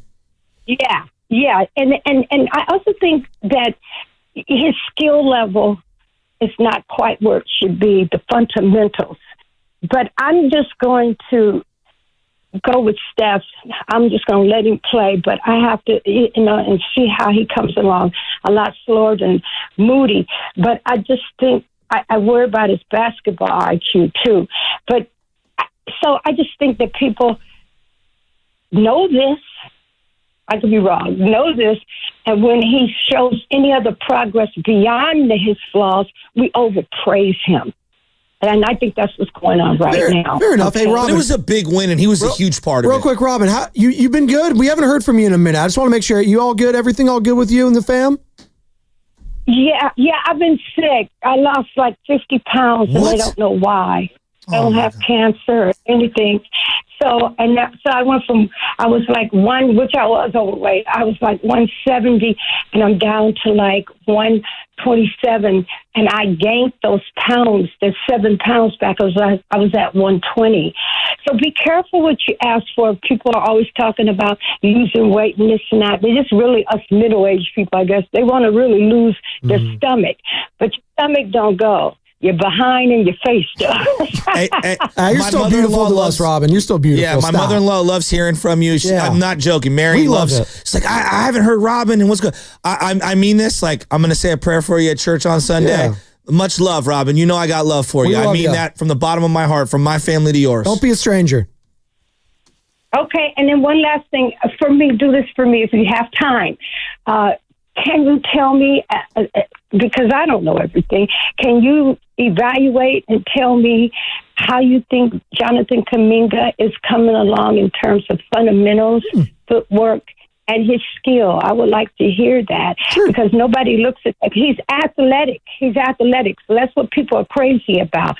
But let's look at his overall development in those areas. I think that right now, Robin, this is the first game where his timing defensively has synced up with his athleticism. That's why we're so excited about this game in particular, because he showed us all of that fundamental work that he wasn't biting on those 3-point attempts when LeBron was baiting him. Like, old Kuminga would have just chucked it up. It's like, dude, that's not the shot right there in that moment. But he took his time. He got the shots and looks that he needed. And defensively, sure, were there a couple plays? The guy's still 22 years old, and this is like that. That's probably the biggest stressful game he's played in quite some time, given the stakes. And I thought he rose to the occasion in a great way. Now, to your point, Robin, he's going to have to put a couple of these games in a row going forward, especially if he wants to get that fat contract. But that was a game that gives me hope and gives me a lot of gratitude going forward. If this guy can continue to do that, because they're going to need his size and athleticism and all that. You heard from the chef there. But the fundamentals, no doubt, that's going to be the key for all these guys going forward. Again, I don't want to be this guy and keep saying it. He was a raw prospect coming into the league. It's not an excuse. I'm not saying it's an excuse, but these things take time. And I think we're seeing all of that hard work finally pay off this season, and particularly in yesterday's game, it all came to fruition. And given the circumstances, I think that's the best game I've seen Jonathan Kuminga play as a professional. And he's still on both ends. On both ends of the floor. He's 22 years old, people. He's 22. And the sky's the limit for him. That's why we say these things and people scoff at it. And I know Robin might think that. Like, he did that in 25 minutes off the bench. Like, he bought into his role, and if he could do that going forward, this team can make a deep run. I thought that his timing offensively in terms of when to be aggressive and when not, when to be patient, pull it out, when to set a screen, like all that was perfect. He looked confident. I like the smiles that he saw. Even when he fouled LeBron, he's like, all right, that was kind of soft. Like, I loved him getting up for it. You know, going up against the big boys. Yeah. Him, Pods, Moody. They didn't back down from the moment. And that was the biggest key for me in that game. And we were all talking about the veterans that the Lakers have on their bench, the Gabe Vincents who have been there, the Dorian Finney-Smiths. I know, you laugh at the names now because they played like absolute dog bleep yesterday. But the young guys showed up, and the vets on the other side, they didn't. That's the difference in the game. I thought our young guys took it to those older vets. That was huge. I think that's a big part about it. That was the difference of the game. By the way, Stephen Curry, I'm sure it felt good winning against LeBron. And by the way, they're still tied 4 rings apiece. Are one of these old men going to win another ring? It's one game at a time. But he was asked about it after on his chances, what he thinks of his chances at winning a ring this year. Step 1 is get a playoff series. Step 2 is to try to win 4 games and then figure it out from there. So where we were 2 months ago, 11th seed, and really struggling to find an identity, that's where that kind of comment comes out because, you know, the way that we're playing right now is reflective of what Jimmy's brought to us, but to the question of, you know, BP, Moses, JK, Looney, Gee, Buddy, everybody, you know, QP who's in the rotation and really helping us. All those guys are understanding what winning basketball is and how it doesn't matter what it looks like, just compete, you know, have confidence when you're out there on the floor. And I think we've understood with a shorter rotation and more consistent rotation that we, you know, how the pieces fit. So it's, again, a lot of work to do, but I like where we're at right now. Like a grizzled vet, like Tom Brady at the podium. Yeah, let's just get a playoff series first. I'm not biting on the ring. I'm not doing any of that. I love Steph. I love hearing him talk after games because he's such an NFL quarterback that it comes out sometimes in the post game. I've cut a lot of him when I was a producer. It's like, oh, Steph didn't really say a whole hell of a lot. I was like, yeah, because he knows he's not trying to be bulletin board material. The best thing you could be after games sometimes is a little bit boring. No, that's Draymond's job. Draymond, the day they traded for Jimmy Butler, we're going to win a championship. Exactly. That's all you need to do. So I love hearing from Steph there. He's like, just get me to the damn playoffs. Give me some meaningful basketball games and look out. And yesterday he showed up in back-to-back games now, 52 points against the Grizzlies and 37 points against the Lakers. Speaking of the Grizzlies, real quick, breaking news, according to Shams Charania of ESPN, the NBA has fined Memphis's Ja Morant $75,000 for the finger gun gestures yesterday against the Heat. A fine does nothing to him. The NBA cited 2 finger gun motions from Morant in Thursday's game in Miami, real quick. Hours after the league had issued a warning to Morant and the Grizzlies about refraining from the gesture. I'm sure if he does it again, though, Joe, that is that league saying, do it one more time, you are going to get suspended. So 3 times? We got to do it 3 times in a week? $75,000 is nothing. They should have done $250,000. Okay, or it should have been a game. If you really want to be serious, because their playoff lives are on the precipice here. Like this guy has a $200 million contract. $45,000. It's not changing the behavior. What? 75. 75 what? 75,000. Oh, you got to him, that's like nothing. I mean, like break it down. What's he making? 35, 40 million a year? I don't care about Ja, absolutely. I just needed to say that was the latest stuff. I don't care about Ja Morant, quite frankly, right now, or the Memphis Grizzlies, as Stephen Curry dropped 52 on their ass the other day. You're listening to 95.7 The Game, KGMZ FM and HD1 San Francisco and Odyssey Sports Station, always live on the free Odyssey app, and now broadcasting live from the Laughing Among Studios. We got Bonte Hill in studio, host of Warriors pre- and post-game live on NBC Sports Bay Area, as he joins us each and every Friday at this hour for the whole hour on 9 o'clock, at 9 o'clock, I should say, and he joins us on the River Islands guest line. As all guests on 95.7 The Game appear on the River Islands guest line, isn't it time for you to discover the islands, River Islands, in Lathrop? Bonte Hill, is that an arrogance meter I see? Is there any arrogance meters out so far this morning? No after that win against the Lakers? No arrogance meter. You did what you had to do last night in L.A. against those floppers and those whiners. Yeah. And did you hear about the City Connects? No, what about the City The Connects? Lakers City Connects came out. Instead of Los Lagos or Los Lakers. Los Lapos. No, just The crybabies. The crybabies? Oh, Yeah, I thought you were that's going to what go the New low jerseys flopos. look like, yeah. Low flopos. They just every possession bitching and moaning and whining and this and that, just crying. I can't stand the Laker brand, whatever. We may have to see them in the playoffs, and look, this is going to be a tough series if the Warriors have to see them in the playoffs. Luka's not going to go 0 for 6 from three-point line next time, but damn, what a win. What a roll the Warriors are on right now. And you get to do it again tonight against Denver and try to snap this 9-game losing streak. Look, meaningful basketball. I heard you guys the other day.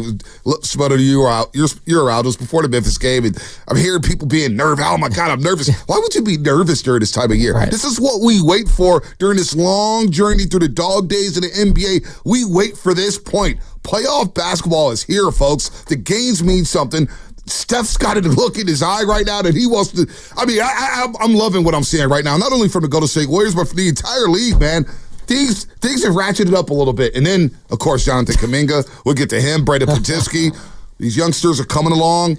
I'm fired up about that game last night. And just this road trip. How about the road trip? It's incredible. 4-2. After starting off the way they did, getting blown out in Atlanta, everyone said it was a scheduled loss. I still didn't like it, even though you told me there was no Steph. And then the revenge game. Everyone was circling the revenge game against the Heat. That was a big stinker. And then all you've done since then is won 4 in a row. And then you cap it off the back end of a back-to-back to start your homestand at Chase. Again, very odd, very strange. Very strange. And you're going to be taking on a Nuggets team. They didn't play any of their starters, basically, their last game, and it was a loss against the Spurs. And all of a sudden, you look up at the standings, Denver, 47-30. They're the 3 seed. The Lakers, 46-30. They're the 4 seed, and they're right above the Warriors, who are 45-31, Bonte, at the 5th seed. But it's crazy that you can go from maybe a 3 seed or down to an 8 seed, because the Clippers are just down there at 44-32. Yeah. They've won 2 in a row. The Timberwolves are at 45-32. They're the 7th seed. They've won 4 in a row. I thought there was a little scary yesterday with Anthony Edwards. They still win that game. So everyone's playing well right now. So you got to keep your foot on the pedal right now. No, you Especially tonight against Joker and Michael Malone, a team that you'd love to beat because they've just beaten you for, 3 straight years in the regular season? It's crazy. It's fine. I don't worry about it as much, though, because I think we all would say going into this 4-game gauntlet with Memphis, the Lakers, Denver, and Houston, can you go 3-1? 3-1, yeah, Can you go 3-1? And that's in play. I thought it was Operation Split heading into this back-to-back. Now, would you want to get this one? I think Steve Kerr and company want to get this one. All the guys are playing. What's the deal with Jimmy? Yeah. Anything on Jimmy? Nothing yet on Jimmy, but he finished the game. He finished the game, but he's a tough SOB. We've seen this guy play through injuries before. I think Jimmy's going to be fine. If he wasn't fine, he wouldn't have came back last night. He came back in the game, made some big plays down the stretch, defensively, offensively, got to the free throw line, woke up just in the nick of time. So hopefully Jimmy's ready to roll against the Denver Nuggets and Jokic and Gordon or whatnot. But all systems are going tonight. But I think Warrior fans, you got to take a step back and say this 4-game gauntlet. Again, Memphis, the Lakers, Denver, and Houston. If you go 3-1 during this 4-game stretch, then you get the Phoenix Suns, who, I mean, they're a joke. They're a mess right now. You may not see Kevin Durant. You get San Antonio. They're not trying to win a game. You do have that Friday night game in Portland. Win 1 for Chauncey. Win 1 for Chauncey. You know what I'm saying? And then you play the Clippers in the last game. So there's always that Blazer There's game. always that Blazer They're game. not bad this year. I'll say that the Blazers, I know they're not a play-in team or a playoff, but they've won a couple in a row. They'll beat teams they're not supposed to beat. Yeah, So they yes, got size. And I actually fear the Blazers more than I do the Suns at this point. They're a joke. They are just a disaster of a franchise. Do you see that April Fool's tweet, by the way? Everyone's saying Kevin Durant, he actually wants to join the Warriors on a minimum. Jasky fell for it. I fell for a couple. Tiger Woods coming back to the Masters. I can't give up KD. So I'm going to tell you, until his Still career thinking about KD? it's just I'm not budging. I can't give him up. It's not my fault. I feel like Dave Chappelle at the end of Half Baked. You'll be back. Oh, my God. And I probably will be. Oh, man. You probably will be back. I heard, are you back on the LeBron trade yet? That guy. I thought we were going to have to bury him 6 feet under after he got hurt with the Draymond foul. And then he lied down, face down. I counted 30 seconds, then rolled over another minute, only to take a 5-minute breather, basically, and come back into the game. I called him out on it yesterday. I called him out yesterday, Bonte, because this is a guy who wanted LeBron ad nauseum last summer. I was desperate. All he did yesterday was crush the guy. I was now you're crushing him. Okay. Pivot, don't panic. Yeah, no, that's what he does best, man. And I'm not mad at it, man. Forget the LA Lakers. It was just good to get one down in Hollywood. Yeah. And you could tell Steph Curry meant business walking into the gym. But it's just, can we just appreciate Steph? Yeah. Before we get to the youngsters with How Brandon about the Podziemski, finish on the other side with the ridiculous. English and one? The last two finger games. roll? This guy's coming off a 52-point game. He comes into LA, and I looked up at one point and said, damn, Steph's got 28. It was like kind of a quiet 28. He's getting to the free throw line again 13 times yesterday, or 14 times yesterday. He makes 13. Stephen Curry, what he's doing is defying all logic at the age of 37. This guy's not slowing down, and he's got that look, folks, that if he gets into a 7-game series, the fear he's going to pump into that opponent, where it's like, oh boy, we got to deal with 30. Oh boy, we got to deal with 30. And the creation he's doing by just being on the floor, creating for Pods and Moody and JK, and he's bringing along the kids. And what he's saying off the court about these guys, hey, leave Dunleavy alone. Trust him. We trust him. Leave Dunleavy alone. Put the Twitter fingers down. Then last night defended JK, said, hey, let's not have these sweeping proclamations after every single minute and game on a 22-year-old guy who's averaging 17 on the season. Stephen Curry, my God, we are so blessed and lucky. We're so blessed and lucky to have Stephen Curry in our pocket here in the Bay Area, man. Oh, my Lord. He's playing such a high level. I can't get enough. Did you see the night before when the entire Warriors, they were at the LAFC game against Miami because Messi was playing down there at SoFi? Yeah, I watched that game. And then they had the Jumbotron, and Steph was on the Jumbotron, and they were all booing him. I was like, oh, boy. And he was booing back. He was booing back. I was like, Steph's going to have a big game tomorrow. Like that, they just got themselves in a world of trouble. I believe in little things like this. Guru said it on Tuesday. You see Steph Curry with the fresh cut in the line, and I think he means business. And he comes out and scored 19 in the first quarter. And Mully did not buy it. He did not buy it. Guru of what? Guru of what? Tell the Guru Johnson. And he's like, yeah, I don't know about that one. Yeah, I don't know about that one. I feel that one, though. And then yesterday he walks into the crib with the shades on, with the meme mug. And I'm like, okay, Steph, he watched this. Meaningful basketball, man. Oh, you got to watch the soccer, though. LAFC, Inter Miami. Come on, it's massive. That's why David Beckham was at the game yesterday, owner of Inter Miami out there. So there you go. The more you know, Joe. You know, I'm just well-rounded. We were just talking about rivalries, Steph and LeBron. And he scoffed at Real Madrid versus Barcelona. He scoffed at that as a rivalry. About what? Real Madrid, Barcelona. He scoffed at that as a rivalry. Joe. He's got a hold of this game. He doesn't know. Soccer. He doesn't know. He doesn't know. Messi, Ronaldo. He doesn't know about that. It's El okay. Clasico. Thanks. See, look at that. Look at that. In the nice sweater. Was that a sweater? That's just a long sleeve. Looking fresh. Looks good.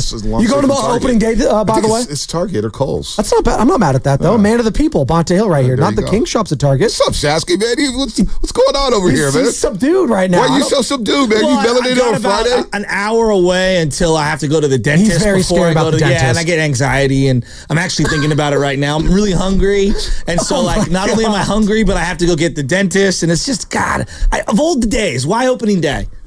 Do you like the dentist, Bonte, real quick? I love it. So do I. It's you great. Get free floss. You get free toothpaste and toothbrush. Free floss? Yeah, that's what we look forward to. You get a nice little conversation. I mean, my dentist, they have the little Netflix so I can watch The Last Dance while I get my teeth cleaned. Yeah, like, come on, man. The kids got it made today. Yeah, the kids got it made. This is fun. What, you got cavities or something? Well, no, I'm getting a big deep clean because it's been a minute. And so that's good. That's real. No, I know. But I still get anxiety because I don't want the needle and all that. I'm very wheezy on the needles. Painkillers, right? Yeah, you got the Novocaine shot. It's a little after. It's a little pinch. It's fine. I mean, stop eating Snickers at 6 in the morning, man. You'll be It's all not right. Snickers. No, it's the coffee. It's lots and lots of coffee, and it's stained my teeth. Real quick, are you going to be out opening day, Bonte? I may pick up my credential, but I got to get ready for the Nuggets, man. That's true. I got to get ready for Denver.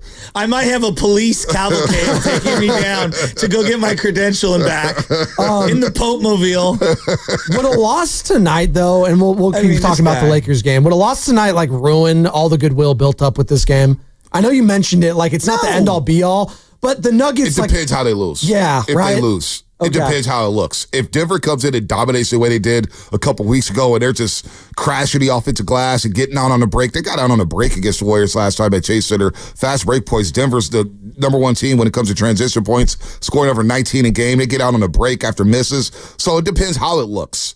Now, if it's a close game and the Warriors are down there fighting in crunch time, I could live with the loss. I could, because again, 3-1 during this 4-game gauntlet, I'm good with. And you send Denver a little message saying, okay, we could play with you guys. But how does it look? Does Jokic just dominate? Does he get anything he wants? Does Aaron Gordon have a similar game where he's just crashing the glass, defending at a high level, and dunking on everybody's heads? Where's Jamal Murray at? How does he look? Do you have a matchup for that? So how does it look tonight for the Golden State Warriors coming off a back-to-back, or playing on the back end of a back-to-back is what I'm looking at Moses Moody last night, and I feel like the box score just does not indicate how well he played defensively. And then I'm looking at some of the matchups because we were talking about, hey, who's going to guard who? And Austin Reeves on Steph for long stretches of that game It was insane to Luka. me. What's the point of having Vanderbilt if you're not going to throw him out there to guard Steph Curry? And he just kept hacking and hacking and hacking. And then Luka, they would do a double screen. They screen down, get the matchup, boom, bring that guy up, set the screen on Steph. And now it's Luka versus Steph. He has no desire to play defense. No, he doesn't. He doesn't. It's unreal how poor he is. JJ Redick's game plan for me was very strange. I don't know why Dalton Connect didn't get any minutes yesterday when they couldn't make a 3-point shot. They were 18 of 47. I know Reeves was 9 of 16 free throw, 3-point. He did. He was insane. But Luka, 0 for 6. You saw Gabe Vincent, poor Gabe Vincent. There was a couple times in the turnovers where they say, "Here, Gabe, do something." And he had nothing. The grenade, as you call him. He had a couple, nothing. But he had nothing yesterday, and that was the big, turning point for me, Bonte, watching this game. And I'm sure you'll agree. Like heading into it, like the young guys. That's the final question. Will the young guys step up in some of these series? Because you know what you're going to get for the most part when it's Steph, Jimmy, and Draymond. It's the Pajemskis. It's Moody. It's Kuminga, and I thought that's going to be the difference in this game. The veterans of the Lakers, how are they going to look? Are they going to look like they're going to be up for this game? The Gabe Vincents, the Dorian Finney-Smiths, who's been a pretty good acquisition for them so far, didn't have a good game yesterday. Jordan Goodwin, the guy they signed from the G League on a 2-way contract, made him a finalized deal. They got rid of Cam Reddish for him, so they got Jordan Goodwin, who didn't really do a whole hell of a lot. He was wearing the Batman mask. Played some good defense, I thought. Sure, but you just look at their bench. They had 7 points. It's crazy. 7 points off the bench, and that was the difference. And JK, we can't talk enough about this guy. That was the best game I've seen Jonathan Kuminga play as a professional in this league. Given the circumstances, given the two-way, that was the best game I've seen Jonathan Kuminga play. He was up for it early, too. I don't know if it's the best game he's played. He had some games where he dominated offensively down the stretch as the lead scorer that we've forgotten about now. Even this season against the Rockets when he had his career high, he had back-to-back nights where he had 30+. And this is what he's done. The JK stuff, I don't even get into it anymore because he's a 22-year-old man. I know. And Pajewski's a youngster. Moody, these kids are going to make mistakes. They're going to make mistakes, but they also make winning plays. And you got to live with it. Like Draymond and Steph and Butler, they're going to bring it home in clutch time, right? They're the big 3 for a reason. But can they bring the youngsters along for the ride? And these youngsters, Moody's getting an opportunity. He's not wilting under the bright lights. Thriving. Brandon Pajewski, ever since he missed the 12 games with the right abdominal strain, he's come back. The game has slowed down. He's been much more decisive. I believe in the last 19 that he's played on the floor, he's shooting over 45% for the 40% for the 3-point line. He's letting it fly. And then you get to JK. He's decisive. He's making winning plays. He's just letting it fly. Even when he's struggling, he finds a way to impact the basketball game like he did late Tuesday against Memphis. So Podge is playing at a high level. And then you get to Jonathan Kuminga. He's the wild card. I mean, you look at the stat line for his season, and the way people discuss him in this game, you think the guy was averaging 9 points a game or something. He's averaging 17 on the season. Let's play the Steph cut in a second here because I've been saying for multiple weeks, I go, guys, everyone out there, every possession is not a referendum on if Kuminga is good or not. It's unbelievable. It's crazy to me. And Steph literally said the same exact thing. And he's like, let it breathe a little. I think we need to kind of just let this guy play basketball.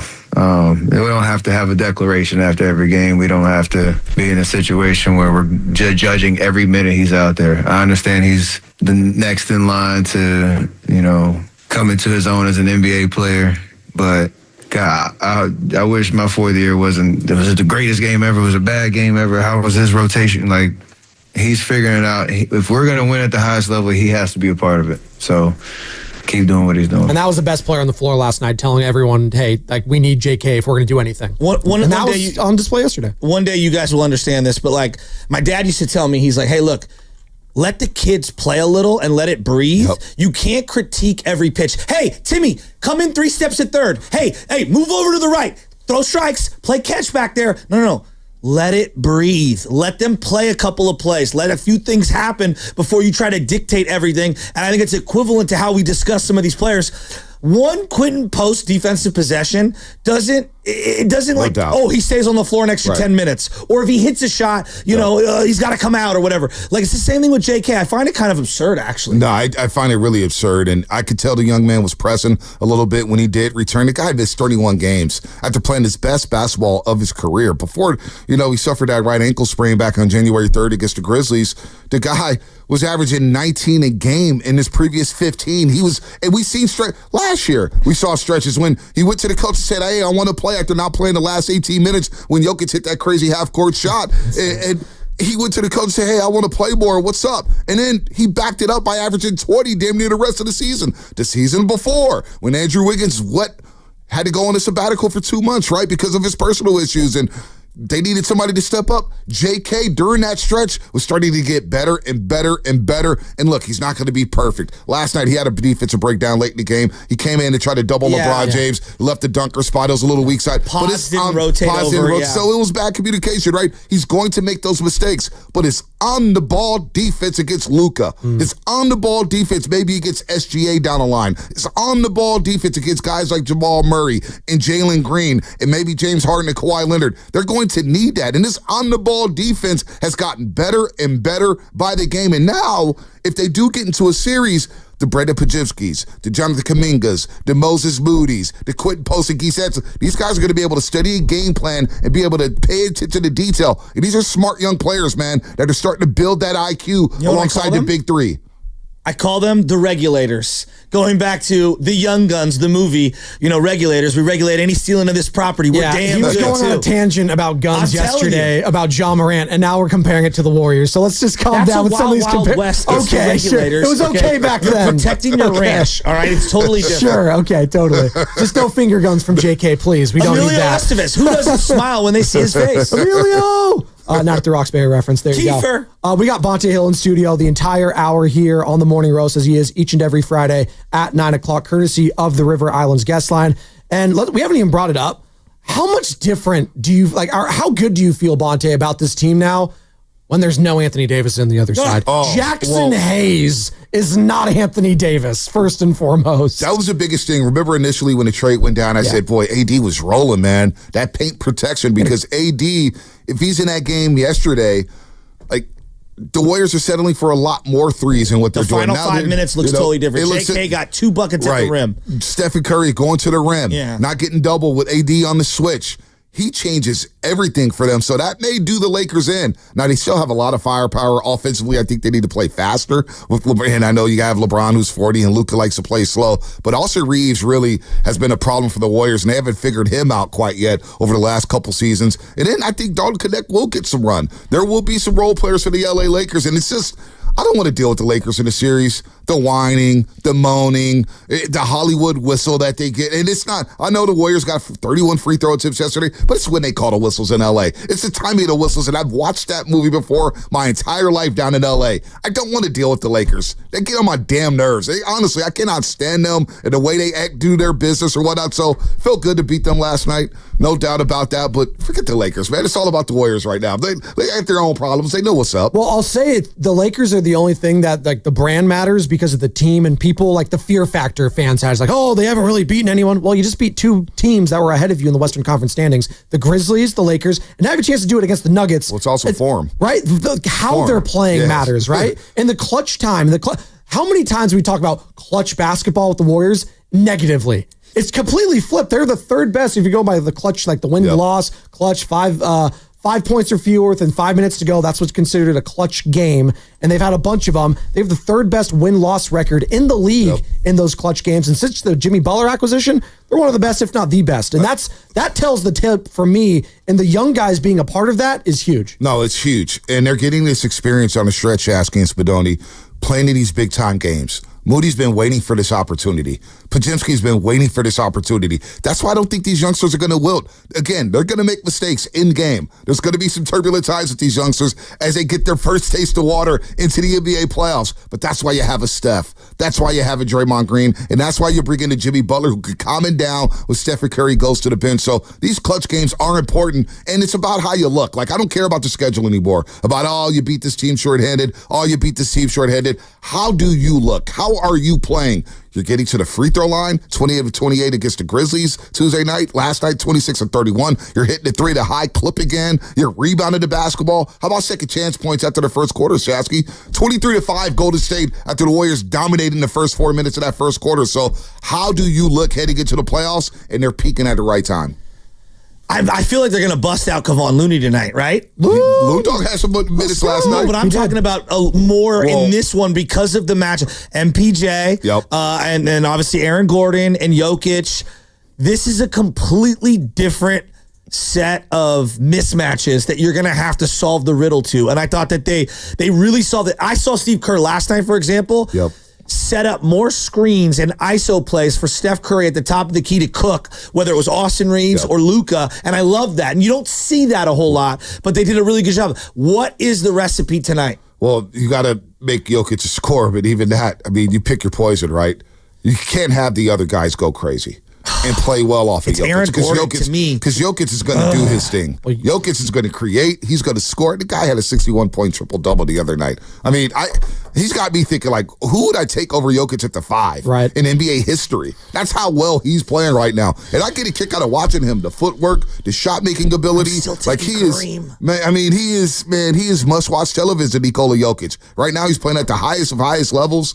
So you got to just hope the other guys don't go crazy, and you got to make Jokic work. And yes, Looney's going to be important. Quentin Post is going to get baptized tonight. But they destroyed him last time. They did. They hunted him. I want to see his adjustment to their adjustment. I liked QP yesterday going out with LeBron a little bit. He wasn't backing down. I love that. No doubt. Maybe Guy Santos gets a little run here, and Guy Santos and his energy and his deflections and picking up offensive rebounds. So you don't stop great players, but how does it look? Do you make them work for their money? And that's what the Warriors have to do with Jokic. You know, I appreciate you bring up Guy Santos and Pods. Like, they had some bad fouls, like some like, you know what? It's not going to kill you, but it's like, here, a learning experience foul. Yeah, but you can't challenge every one of them. No.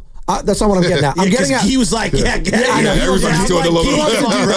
I love you. But I think it was Pods who had that foul on Austin Reeves up behind the 3-point line, and Draymond, instead of berating him in front of everyone, he can't put your hand out. He's like, dude, you got to have your hands up. And Reggie Miller was talking about on the broadcast with Kevin Harlan. He's like, this is the leadership you're seeing right now from Draymond Green. And for as much as we wanted to crush these guys when it came to the leadership and the young players, whether it was Draymond Green, whether it was Steph not saying enough, or whether it was Steve Kerr, whether fans getting mad about the Moody minutes allocation, or Jonathan Kuminga, like, let's give everyone some credit here when it comes to the veterans and what Jimmy Butler has meant for that too, and forcing these guys to grow up a little bit early. But it's been great to see Pods respond. It's been great to see Moody respond. And I want to give credit to Steve Kerr, Draymond, and all those guys. And I thought it was great watching it in game yesterday in such a big moment, because you're going to have those moments again down the stretch, and especially in the playoffs. Because it was a playoff type of game yesterday. Well, Steve Kerr, Draymond Green playing at a high level defensively, offensively. I love when he lets it fly. I know he was going to want to clean up the turnovers from last night, 5 turnovers, but making when he plays down a stretch, the big strip on Luka Doncic. He's playing so well on the back end, and then help mentoring the youngsters. But then Steve Kerr, we bring him up. How many calls have we taken over the last 3, 4, 5 years about firing Steve Kerr, and Steve Kerr can't make adjustments, and Steve Kerr can't help develop talent? He's trusting the youngsters. He's mixing in the right combinations in game. He's calling timeouts at the right time, making sure games don't get away. Or if there's a little mini run by an opposing team, hey, let me shut it down real quick. Let's settle down. Let's fix our defense a little bit. Let's get a good shot out of a timeout. He's one of the best coaches out of timeouts when it comes to drawing up plays. Steve Kerr's done an excellent job. We keep talking about Draymond Green for DPOI. With the Warriors surging the way they are, I mean, he's not going to win Coach of the Year. Obviously, Kenny Atkinson's probably going to be a favorite. Mark Daigneault in OKC. But you know what? Steve Kerr's done one of his best jobs since he's become head coach of the Golden State Warriors. Steve Kerr does deserve a lot of credit. Well, since they've got basically a brand new team, and that was the thing. Think about how hard that is. Like, literally. Get a brand new team. How many iterations of the Warriors have we seen this season? I call this Warriors 3.0. Yeah. You know what I'm saying? This is Warriors 3.0 in 2025. You had the Schroeder Warriors. You had the D'Anthony Melton Warriors, the 12-3 Warriors. I mean, come on, man. Steve Kerr's had to juggle so many lineups. Slow-mo? We're going to do slow-mo Warriors too for a minute? Oh, slow-mo Warriors. Slow-mo got the last laugh. So. Sure. Oh, because he's still on the tarmac Dude, somewhere. I wanted the Heat to win so bad. God. Wow. Memphis is a mess right Run now. a double team at Ja at the end of that game. What are they doing? They won that game. Coach Tomas, he's looking fresh. Come on, Tomas Isalo. His first win yesterday. First win. Tomas Isalo. Win one for Tomas. There you go. That's Bonte Hill in studio here for the rest of the segment. We're going to take a quick break. Come on back. More of your thoughts. Was that the blueprint yesterday? We're going to talk about that next. Is that the blueprint to win going forward with the young guys? It's all coming up next. Spadoni, Shasky, Bonte, the Morning Roast, and it's coming brought to you by Safeway.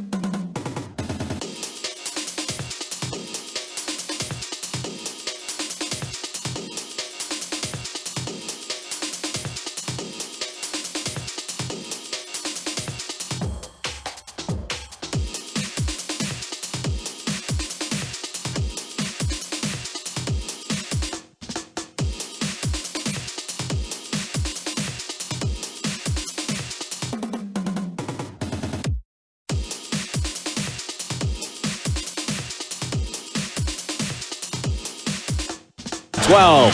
Brandon Pajemski is 3 for 3 from beyond the arc. Moody to Pajemski. It's a 3. Left wing good above the break. His 4th triple of the half. Now tap pass to Soloway. James pass blocked by Pajemski. Pajemski gets it back from Draymond. 3-ball good! Brandon Pajemski. 2.6 to go. Pajemski catches midcourt. Takes the runner. Good if it goes. He banked it in! He banked it in at the buzzer! The Morning Roast with Joe Spadoni. Listen to that guy driving the bus, man. Damn, Spadoni. Damn, you sound good. And Joe Shasky from 6 to 10 on 95.7 The Game. You're the voiceover guy, and you're Tim Roy right here on 95.7 The Game last night. Voice of your Golden State Warriors. We're back in action again tonight. Warriors Live starting at 6. That's where our coverage starts. And then 7 o'clock tip at Chase Center. Bonte, you going to be at Chase Center? Bonte Hill Studio, ladies and gentlemen. Chase Center tonight. Yeah?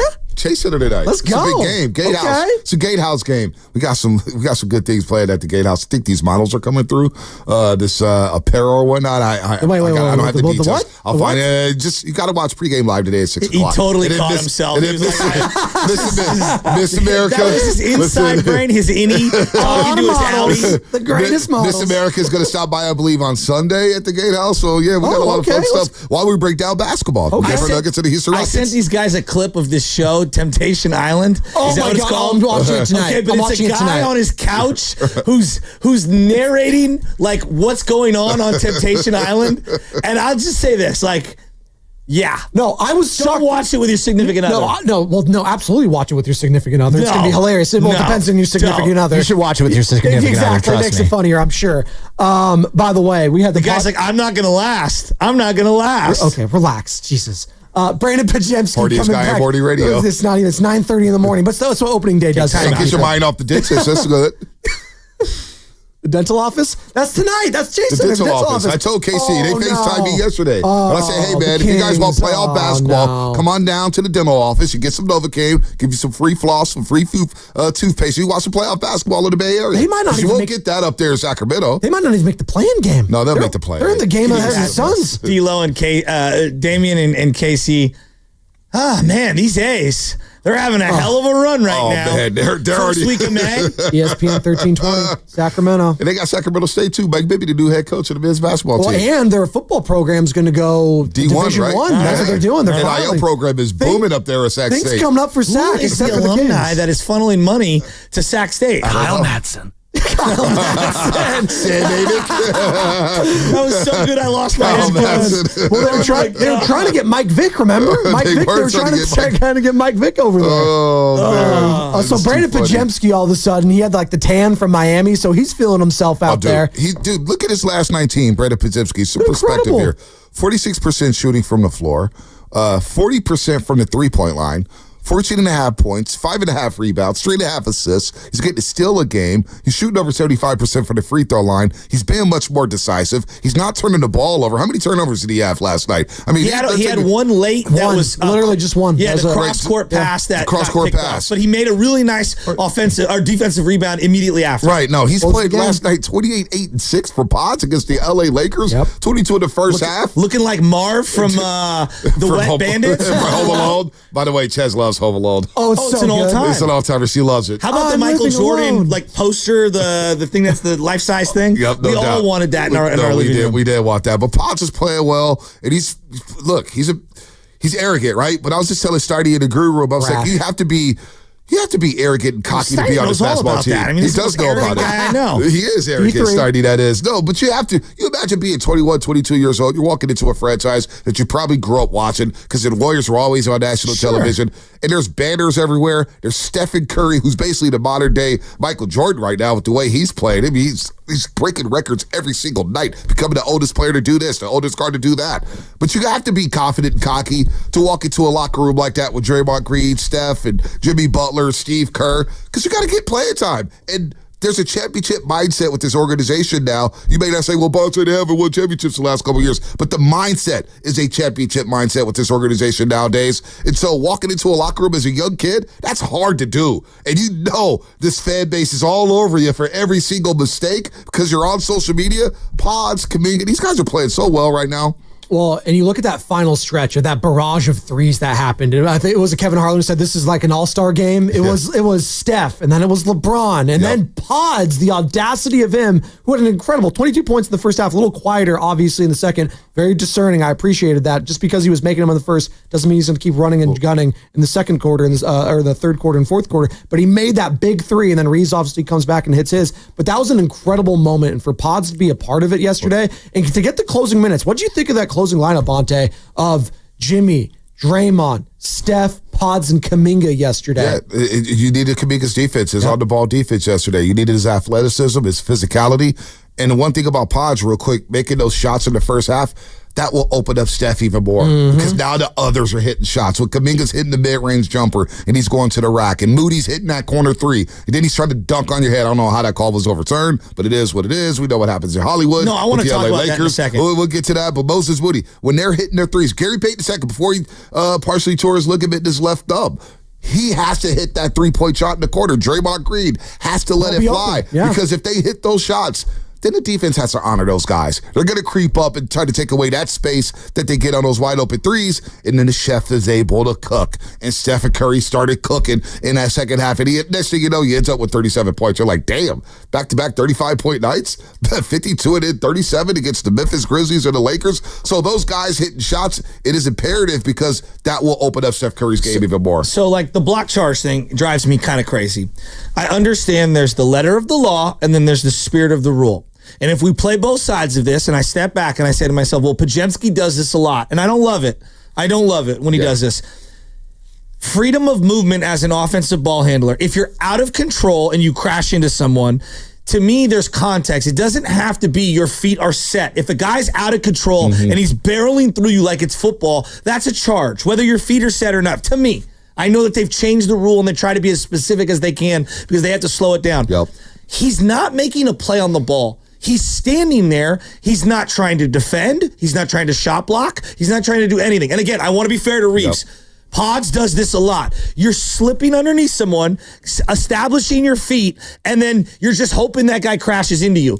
I just think we need to eradicate that play. Mully's been all over that. I hate it. Mully wants to take out. He wants the restricted area kind of push back because what you're doing, and he made sense of this, and I hadn't thought about it like this. You're not contesting the shot. Well, also you're not rewarding. You're not rewarding the offensive player for beating 80% of the defense. Exactly. He's already beat 80% of the defense, and Reeves is the last line of defense. He's a help defender sliding over, trying to make a desperation play defensively to prevent a bucket. That play has to get. I'm with you. It's not a basketball play whatsoever. So that's why Bully always is talking about the charge call and taking it away, or at least, hey, move the restricted area back. Because you're rewarding the defense, and the offensive player has already beaten 80% of the offense. So I don't like it either. And I still thought it set the tone, even though it was reversed. But it set the tone. Yes, I know it did. I think we are at our best. The league is at its best when everyone's up in the air contesting shots. That's just my personal belief. And I would like to reward rim defenders like Draymond, and I'll allow more physicality around the rim if we're contesting shots. So it's not a give or take. Like, to me, there's like 5 or 6 different plays that can be benefited from eradicating that play. I liken it to, and it's a little bit like when they do the replay. So yes, by the replay and you do it in slow motion, sure. He got there in time. His feet were set, yes. But it's similar to like in baseball when you steal a base and for a split second, momentarily his hand comes off like a million. It's like, totally agree. That's like, that's not what the intention of replay was for. He beat the glove. I agree with you. Come on, like that's what I like. But it did set a tone, and Moody overall, as he's waited for his opportunity, boy, he hasn't looked back. He's a double-digit machine when it comes to scoring, and defensively, he's not looking. He's moving well, playing well on Luka early on. He's playing well with Butler. He knows his role, and he's going to the rim and attacking. He's been aggressive in these games. The big three against Memphis, obviously, from the corner to help seal the deal, but he's going to the rim, laying it up, and he's talking, and he's showing me some emotion because he's waiting. He's been waiting for this for so long, man, and it's good to see a young kid like that get rewarded. That's why they're running with this opportunity. Now, don't worry about these youngsters wilting under under the bright lights. I think they're going to really thrive in these playoff series for them. And all this experience, again, it's good for them as they move forward going into the playoffs. But I love where Moody's at right now. I want to know what his deflection numbers are because I feel like he's deflected a lot of balls the last 2 games. He made a play where he picked the ball off and was going out of bounds, and he threw it out behind his back. And I don't think the Warriors retained possession. It was just a hell of an effort play. Was that the other night against Memphis? Yeah. Fourth quarter. And it was just a hell of a play that gets lost. We don't think about it. And I just thought he saved a freaking layup. No, he's diving. He's jumping into the crowd. He's done this over the years when he does get playing time. And he got a cup of coffee during that championship run with the Golden State Warriors. He had a big moment in the game, too, against the Dallas Mavericks in the Western Conference Finals, a huge third quarter. So he's been waiting for his time. He's being aggressive. In that lineup, when they start together, they're 13-0 now, the Warriors. They haven't lost, although they did get off to a rocky start yesterday. How about the defense? Team defense yesterday? They give up 17 points in the first 4 minutes and 10 seconds. I was nervous about the offensive glass early there. I was like, oh boy, this might be another Lakers offense Warriors. might be your best defense, though, because I feel like they put pressure on the other side, and it's fueled their defense. Yeah, no doubt. The offense being a little more proficient, I think, makes them set their defense up better. Because they're not going to be a great defensive lineup with that lineup. With that lineup, no doubt about it. But they give up 17 points in the first 4 minutes and 10 seconds.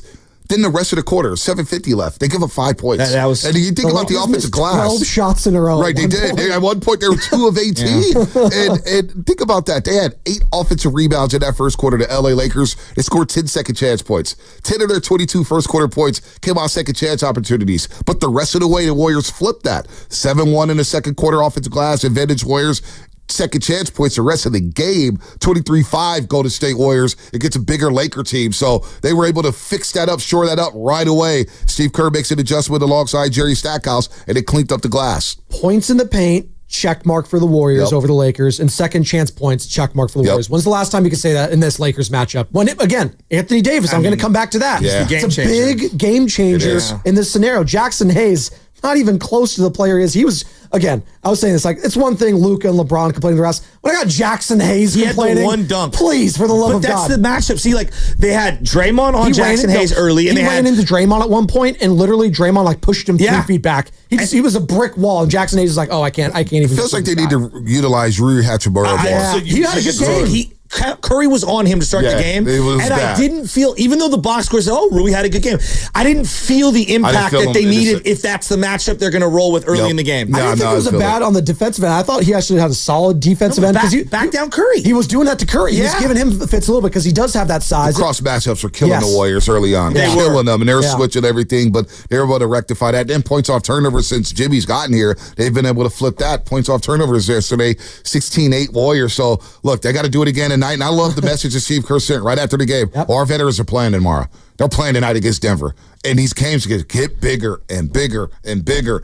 And Denver's been waiting on them in the Bay Area since yesterday afternoon. They've been chilling. This is a huge game, man. I love the fact that we're finally here with meaningful basketball, man. I would go a step Nuggets further lost 2 in a row, by the way. So my top 5 most hated list right now, like it's LeBron, it's Luka. Mike Malone is on that list from somewhere. Michael, please. He wants this win tonight, No, I can't stand him. Yeah, no, but you know what? He's a good villain in the league. That's I like what I'm saying. He's a good villain. Yeah. Warriors are due for one in the regular season against them. That's what you got to. They're due for one. I think it's been since March 13th, 2022. Since the 3 years. The money time game. The money time game. That's crazy. Money time! Money time! That was the last time the Warriors beat the Nuggets in the regular season. I swear to God. Money time. Wow. Where's my money time drop? I got it somewhere here. Did we scrub it? No, I got it right here. There we go. Money time! Money time! That was the last win. The last regular season win. Now, they beat them in the playoffs that year in 5, but there was no Porter Jr., no Jamal Murray. So Aaron Gordon was getting worked in that series. That was the last time the Warriors beat. March 10th, 2022, the money time game when the Warriors beat the Nuggets. 3 years ago. It doesn't feel like 3 years ago. A lot's changed since then.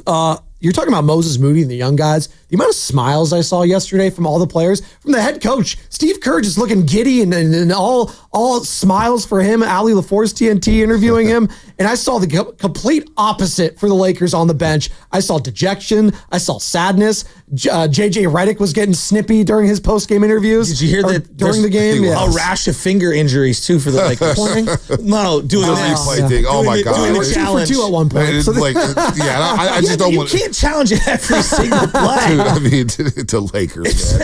I can't There was a stand them. moment where I really can't Luka stand them. like tackled Draymond and then turned around and is like stomping the floor like he was my kid. They were going out a little bit, chirping. It was funny. Yeah. I want to know what they were talking like smack to each other. I wanted to know what they were saying, Draymond and Luka. Talk about two guys that love to chirp on the court. They're one of them, absolutely. And I love how LeBron goes in post game. Here we go, post game. LeBron. hold on. Can you believe the audacity of him? Can you believe the audacity? Let me play it. The guy who, since KD was here. I got it.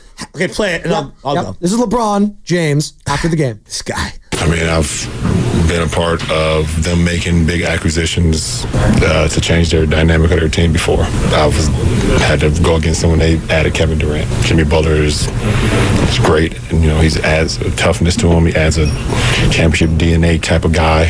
It's always the same. They always figure it out. They always add somebody that makes them dynamic. Okay, Wow. even if I look at LeBron giving credit to Joe Lacob Even and that if I Warriors omit organization. the Miami Heat era, let's just omit that. This is the guy who traded Andrew Wiggins before playing with him the second he showed up in Cleveland. This is the guy who had to play with Kevin Love. Can I handle this? Because you was ready for the full LeBron experience this summer. I said, you don't want the full LeBron experience. I was walking in the desert. Don't be desperate. Mirage. I was thirsty. When you're desperate, I thought I wanted it. I really needed a Jimmy Butler. When you're desperate, that's when you make your worst investments. I'm aware That's of when that. you I'm aware just of don't that. make good decisions. Since KD left, he traded every Laker for Anthony Davis. And then stabbed Anthony Davis in the eyeball to go get Luka. Who is LeBron talking about? Well, let me not, because I got a random message on Twitter, a DM, and somebody said, "Hey, I found where you're at. Don't talk anything about the Lakers or LeBron, or I'll come find you, buddy."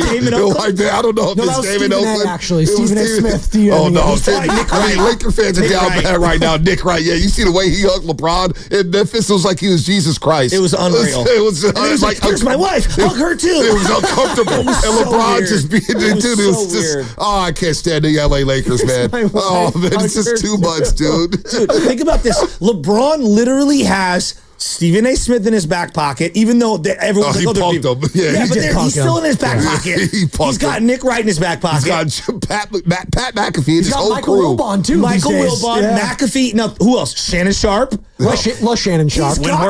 He's got a monsters of media members who are consistently defending No, him. he kind of like went at Windhorst, and Windhorst never claimed to be his best friend, but LeBron was very upset about him. I mean, Windhorst took the high Ira road. Winderman, Dave McMenamin. I can just go down the list. I mean, he stabbed teammates in the back. You know He's today traded is- guys. He's gotten coaches fired. You know what's next? What? Shakespearean. Luka's not the right fit. Oh, yeah, it's of going to course. be Luka's fault. Well, he probably is going to opt out and try to find this other super team and try to join forces somewhere. And, of course, he stabbed AD in the back, and AD's starting to figure it out, saying, yeah, everybody said they didn't know about it, but we'll find that out. LeBron orchestrated LeBron everything. was involved. Dude, I'm telling you, he did not want the LeBron James experience. And I still, hold out hope. It's like, man, he may opt out of that player option to try to get up to the Bay Area to play with Stephen Curry. I don't want him to play No, with I need Steph. KD I want to come here Steph. first. I need Steph to KD's have not- more rings than LeBron James. KD, I'm not done. KD already said basically a couple months ago. He basically said, "I don't want to come." I don't know if KD's the greatest fit with the Warriors No, I anymore. agree. Yeah, but I'm Just not giving him up. with that. You know what? He got mad at me because I was explaining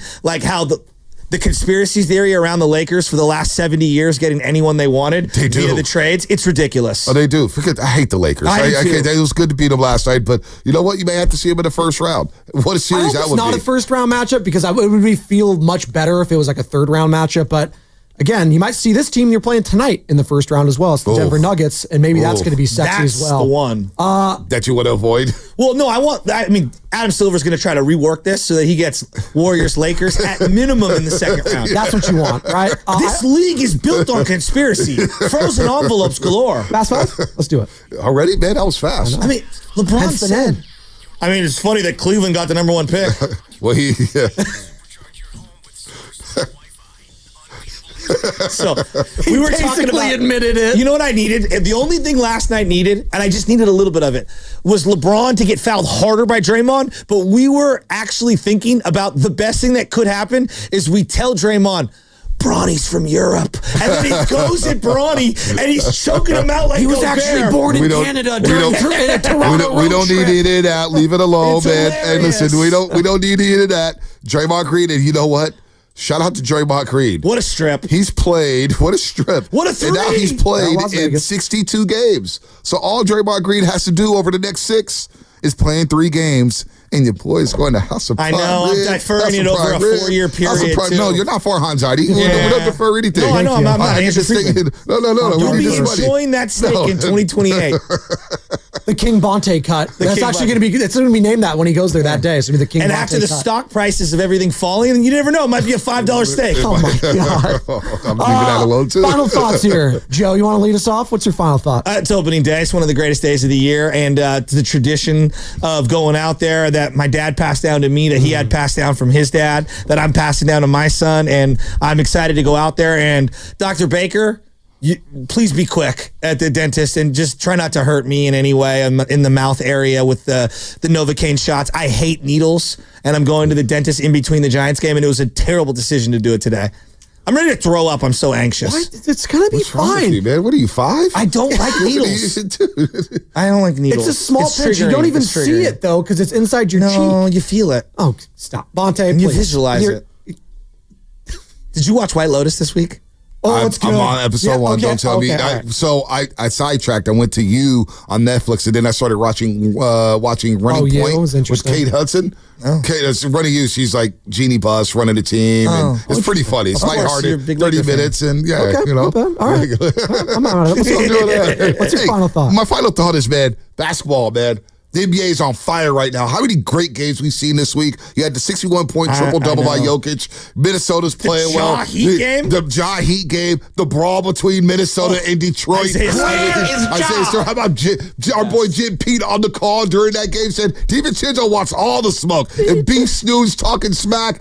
I love where the NBA is at Isaiah right now. Stewart only in the headlines when it's not basketball. When it's not basketball. Someone said, I've never seen this man take a shot. And I thought that was the greatest line That of was all one of the time. toughest matchups the Warriors have had in the Jimmy Butler era. Is that Pistons game? That was gritty. That was a fun And then one. how about just I can't get enough of the Jimmy Butler, Draymond Green domino game in Miami with the Cuban music playing and Draymond Green with the boom. And I'm thinking like these guys were kind of made for each other. Yeah, Jimmy Butler and Draymond Green. Unbelievable. It leaked into that Miami game too. They played a little bit too many dominoes in that play one. well at all. Am I going to the back or is it me? You want to go sit? No, Sam, you know what? This is your day. Opening day, San Francisco Giants. He's wearing a button-down white sleeve today, by the way. You know it's big time if Sam's wearing the button-down. Sam, Yeah, you man, excited? gotta dress for the part. I mean, it's our day. Let's be real. What But part are you dressing for? anyway, no, I'm just very excited to get some garlic fries in me. And speaking of garlic fries, episode 119, garlic fries and baseball, guys. Shasky and I were very excited for some Giants baseball, and we talk about that in the latest episode. Dropping now on the Odyssey app. Every Monday and You Thursday. Free Odyssey app. There you go. I know we're These guys Shasky's never going to have invite us me on on a a schedule podcast. this year. I'm very excited You for guys that. never invited me on the podcast, man. That's 'cause you always say no. Guys. Well, now I may have to build this ABC brand. Hey, Giants fan. Oh, Giants are good. Now he wants to get on the action. I see. Well, how it is. no. I told you guys you had to get rid of Farhan. Now we're back, baby. 5-1. Now Joining us on the Garlic Fries and Shasky Baseball and I Guys text every podcast time. this Tuesday, Hey, Bonte Hill with Hey, me Shasky and I text Shasky. every Giants game, man. We're in lockstep with the Giants right now. Playing good baseball. Professional at-bats. Yeah. I know where guys are hitting. Jung Hoo Lee, great start. Lamont Wade Jr.'s on the board. Now we await Willie Adames. How about my guy, Ramos and Wilmer Flores? Hey, Giants baseball, man. I don't know where they're going to go, but enjoy the ride. He's not him because JK's on a whole nother level, but Camilo's the closest to JK in terms of scrutiny, where people are all over the map on him. yeah. And I'm so happy for him right now. I He would looks rather be the great. White Sox. No, I would not. I don't want to be the White Sox You beat me anymore. by 1 second. No. That was last season. Last season. I would I'm not rather going be to the Giants. sugarcoat it. You can sit here and do a sugarcoat do a job. Yeah, I'm not doing no job. sugarcoat jobs, even though. Carter, real quick, what you got?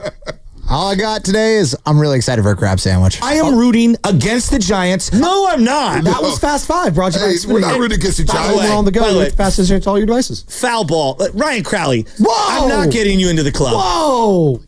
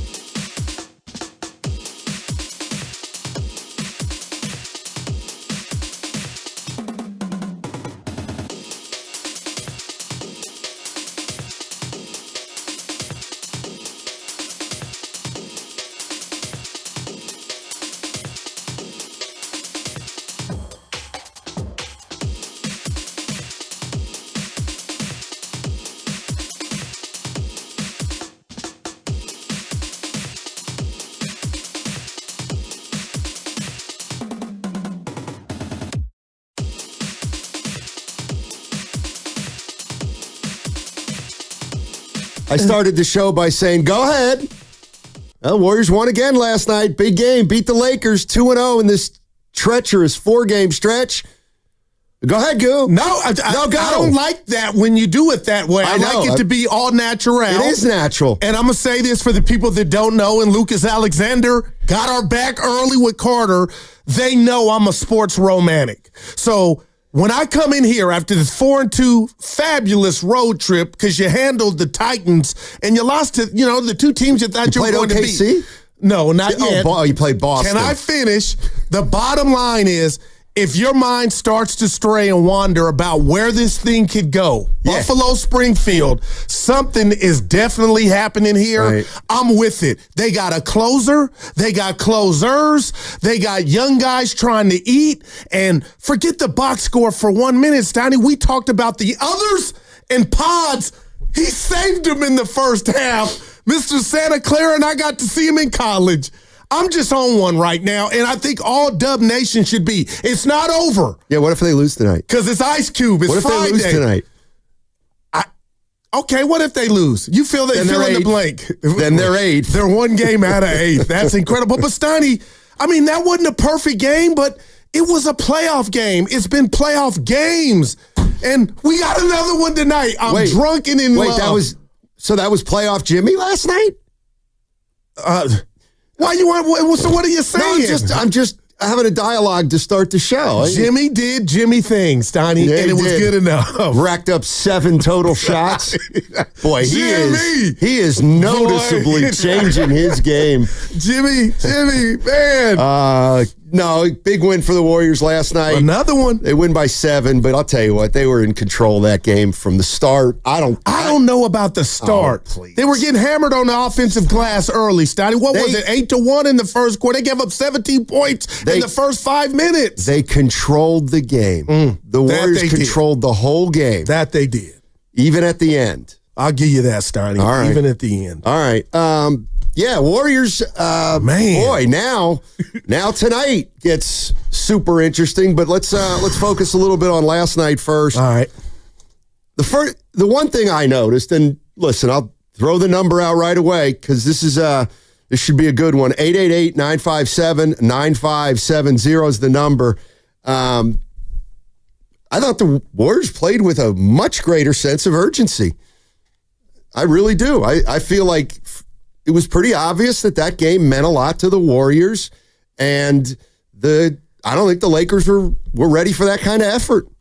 I think they just played it like a regular game, and they got down, and they made a couple futile runs, but the Warriors they played harder, they played better, they were more buttoned up, they were better defensively. They outplayed them, in my mind, in every phase of the game, Lakers. No doubt about it. And I'll say this about the Lakers, Steiny, and the others for the Los Angeles Lakers. 7 total points. Jonathan Kuminga outscored, them just by himself, and it was his best game in a long time. Steiny, just from an athletic standpoint, what he was doing with this rebounding, soaring through the air, the finish with the left, Pods taking initiative, Moody with the defense. Like, I really mean this, and you tell me if I'm going too far.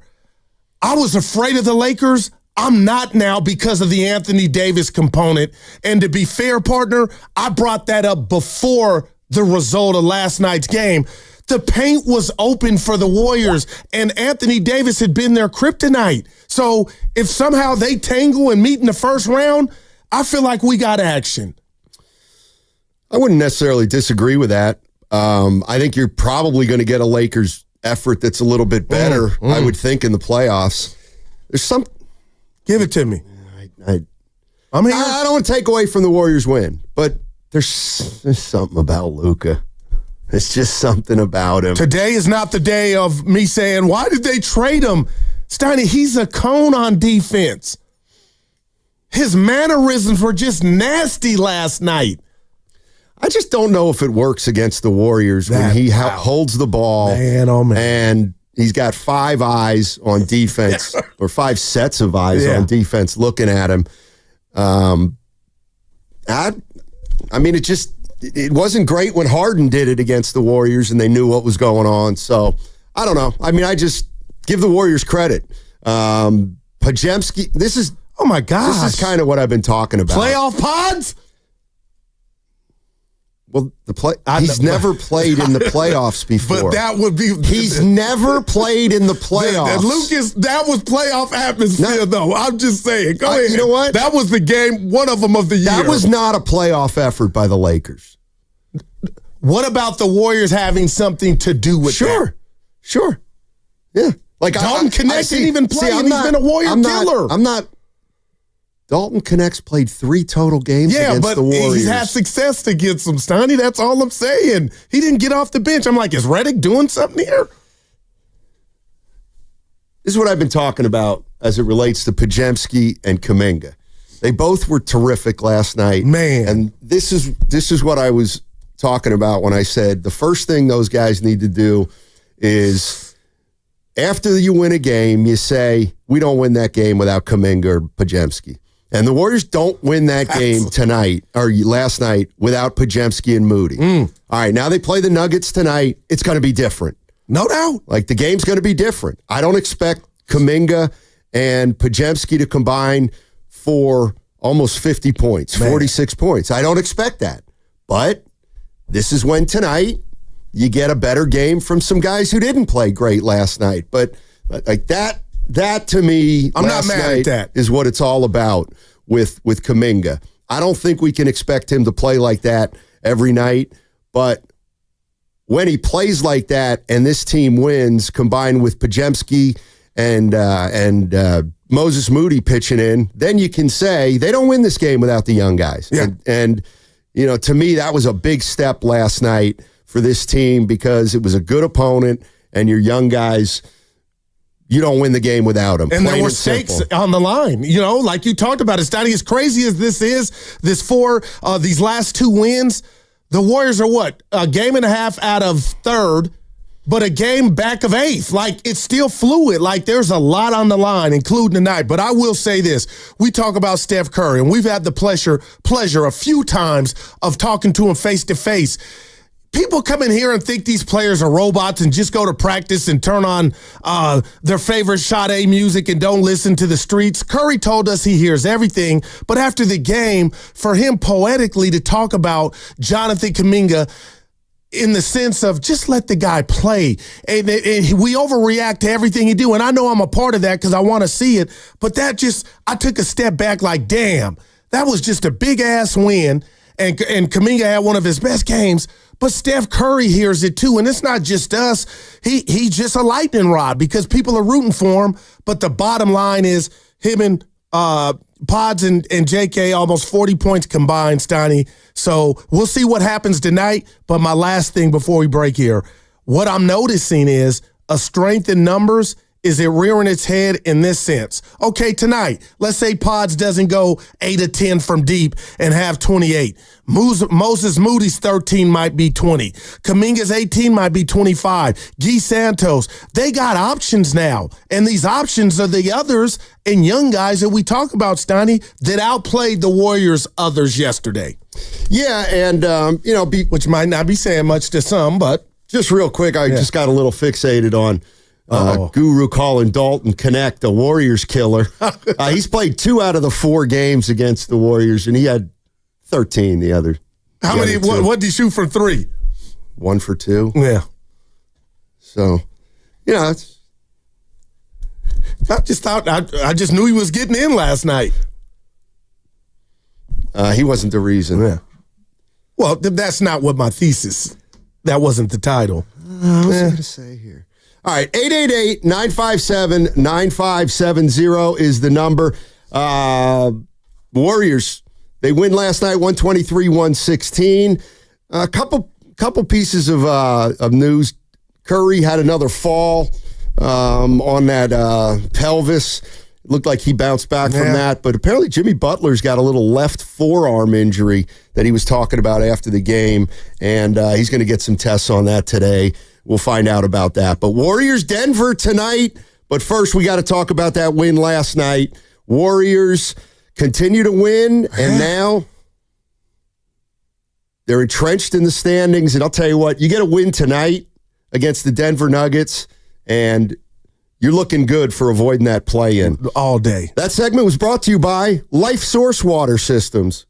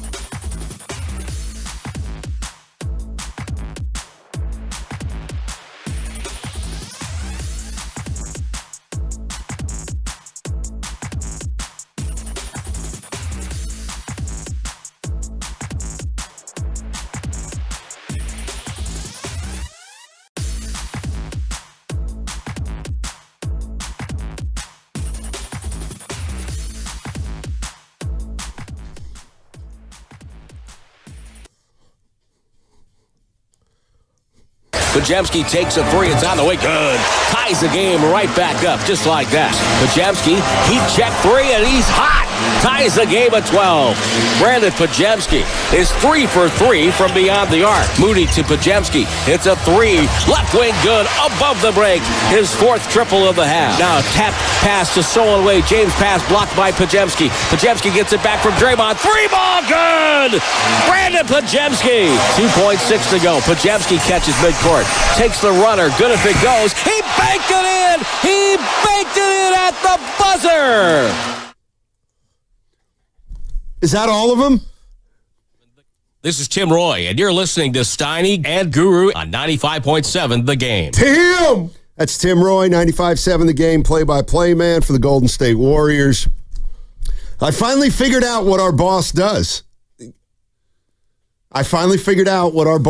For 6 hours a day. He puts together. Be careful he here. puts together montages. He's great at it. He man. did one for Curry the other night when he had 12, and now he's done one for Pods. All right, maybe he'll do one for you and I when we do our 1,000. You think we've had our 1,000th show together? Yeah, I don't know. You don't even care. Not really. No. Damn. Maybe somebody sent our boss an email that said you got a day or two to justify your job. So Lucas, get your let me know guy. what you've done in the last week to be productive. I'm gonna be partner shopping here soon. You better be careful, and man. he got busy. How'd you say that word? Montage? Montage. Speaking of which, LA he cut it to 7, and I thought it was going to be at half. And I'm like, okay, kudos to the Lakers. They got it to 7th after a horrible. And Pods does the Steph and banks it in. Boy. Yeah, it took a while. The Warriors finally had to tell Podziemski, stop being a selfish player. Because you don't like that. Did you see this? Did you see the story? Yeah, I did. Where apparently he didn't shoot a half-court three earlier in the year. Protecting that percentage, Steiny. Oh, yeah. Yeah. It's all good in the hood right now, man.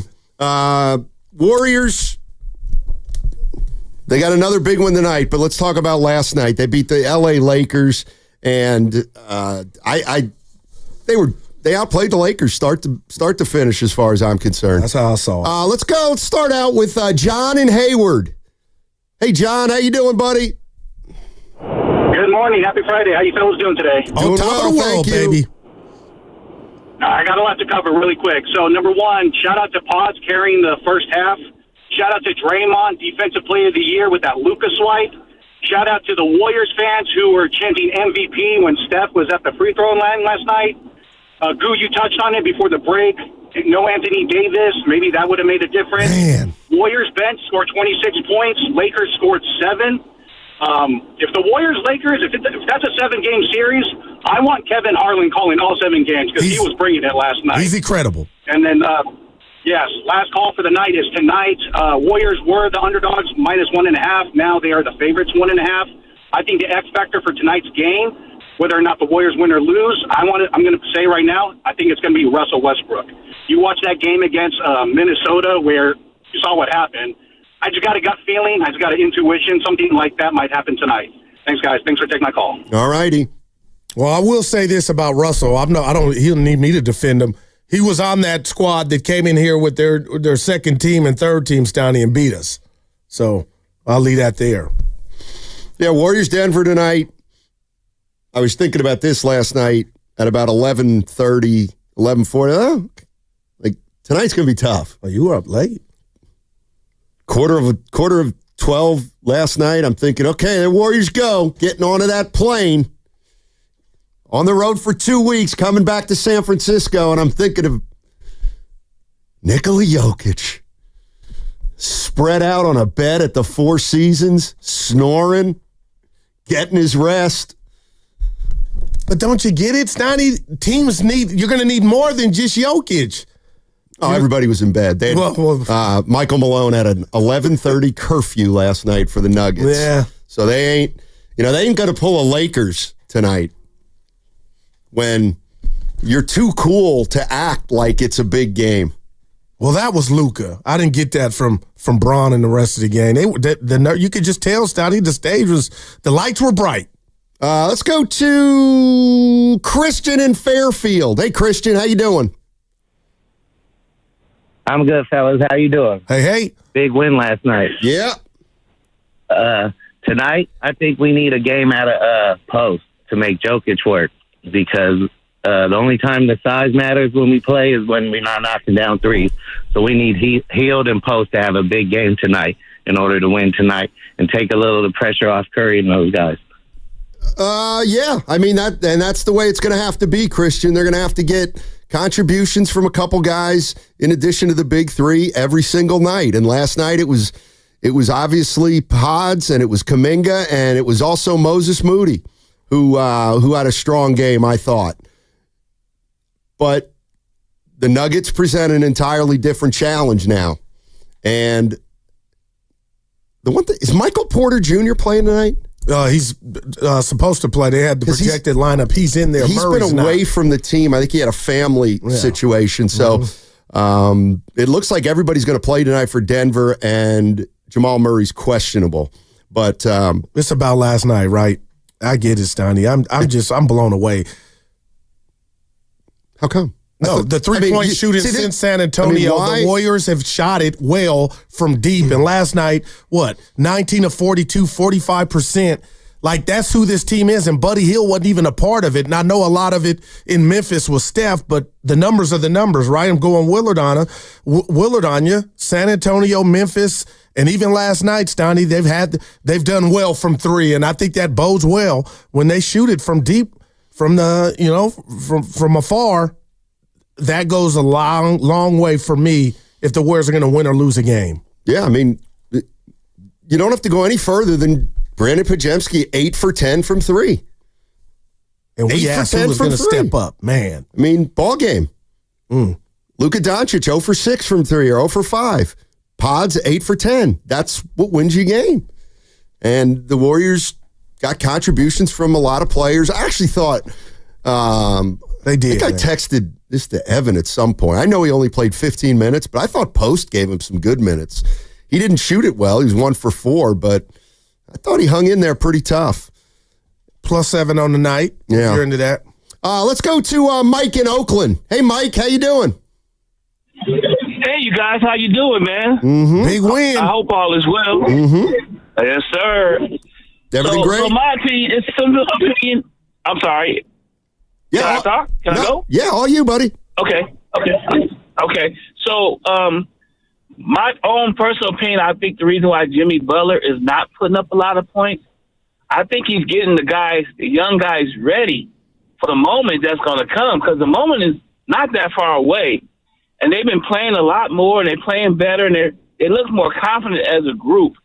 And I think that is what Jimmy is trying to do, because Jimmy, when he played, he did it all by himself, and he came up short.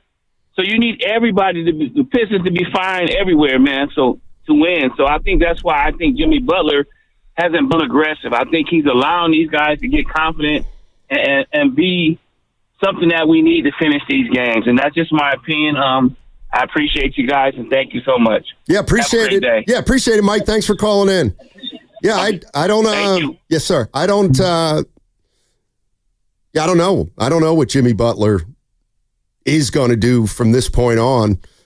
I just feel like he's been the exact same player from day one that he's been up through last night.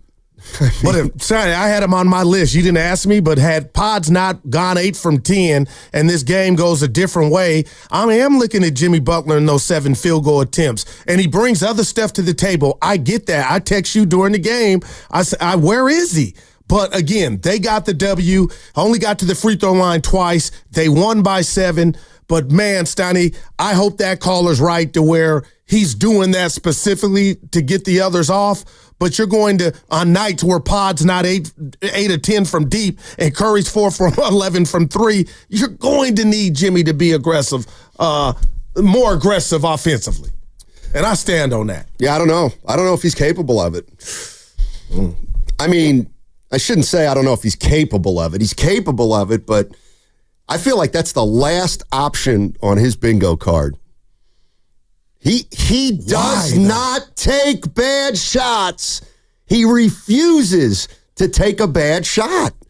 And I guess maybe he'll take some bad ones at some point, but he just does not take a bad shot. I got to tell you, I found his game just so Give me interesting. a word. Just interesting. Absolutely fascinating. I really do. He is a different kind of player. And like I've always said, when you see a guy play 25 or 30 games in a row, you get a much better feel for who he really is. And I can only go by what I've seen. And I've heard about playoff Jimmy. Yeah. But because I think, who do we have on? Oh, Brian Geltzeiler, Sirius XM NBA Radio. I think he was right on the money. Playoff Jimmy Butler, whatever it looks like for the Warriors, is not going to resemble playoff Jimmy from the Miami Heat. And when you got Steph Curry, he's just not. Maybe you don't need him to shoot the 20 field goal attempts that I think you shared with us a couple of days ago. But the bottom line is, I want to say this to your interesting. Is there any curiosity to that interesting? Like as to why maybe he might be... Might be what? What word am I looking for? A little passive in regard to the field goal attempts. I think this is who he is. I think this is absolutely who he is on this team right now. Like, listen, I know there are going to be games where he scores. He only had 11 last night.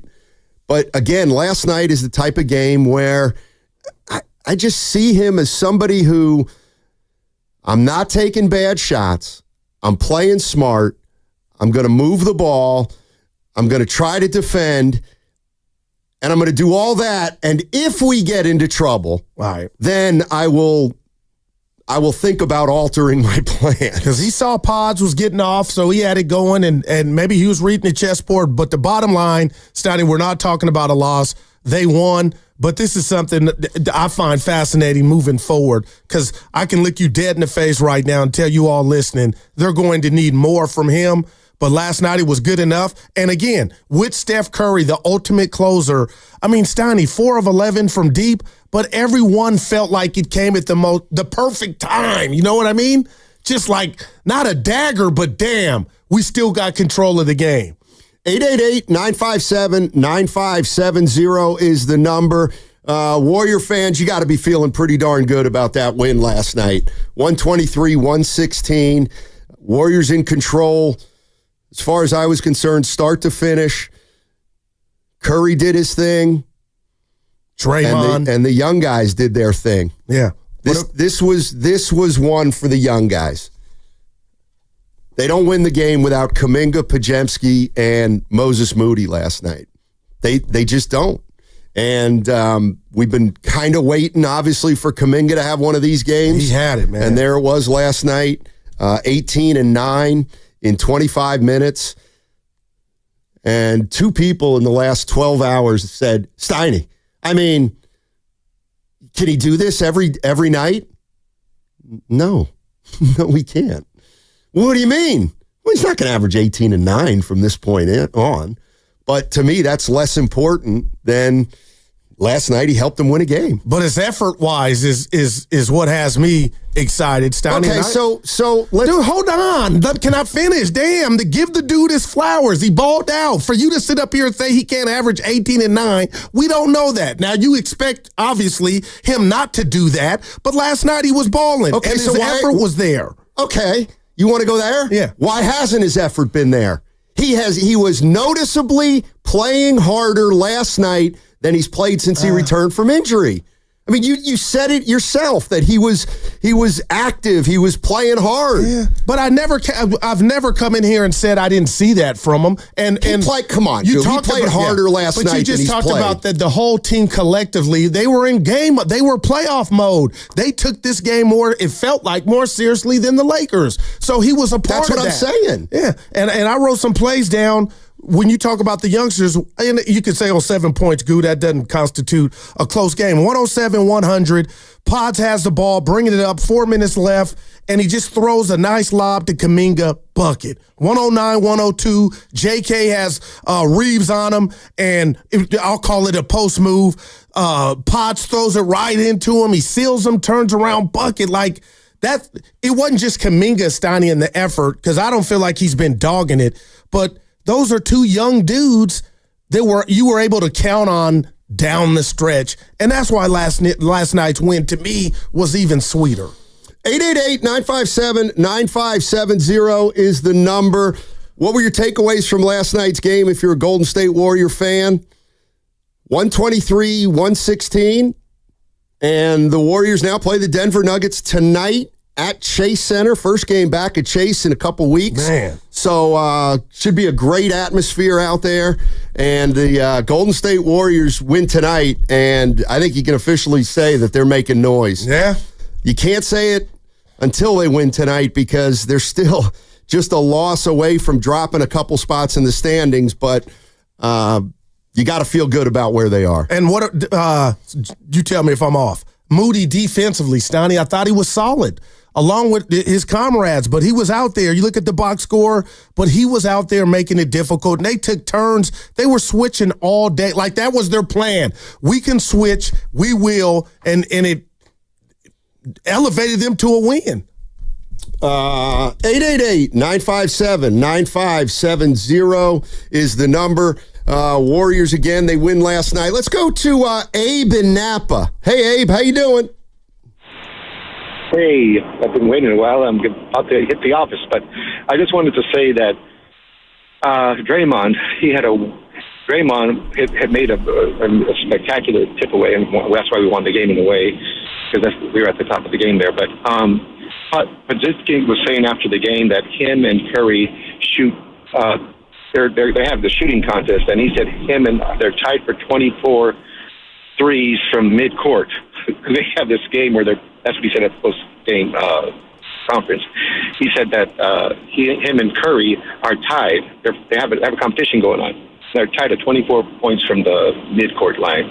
So what I'm trying to say here is that Podziemski is really, really good, and he's getting better each day, and he's getting more confidence, and he's getting his the shackles taken off because Draymond got mad at him for not shooting, and he told him, "I want you to shoot when if you're open, just shoot." And he did, and that's how he made that three at the end of the third quarter. Yeah, I saw exactly what you were referring to, Abe. Butler and Steph basically telling Podziemski, "You better shoot that at the end of the half or end of quarters, and forget about your percentage, whatever that is." And Pods did it last night, and he banks in one from about half court, and the next thing you know, Warriors get all the momentum back. In fact, this is what Draymond Green said about no, maybe not. Where is that thing, Draymond Green? Asked if you thought Jimmy was playing. Strip on. Oh, never mind. I don't have it. What happened to that? The one where Draymond said Pods' three changed the game. We might not have it. All right. We'll work on it. Let's go to John in Hayward. Hey, John, how you doing? Hey, guys. Good morning, man.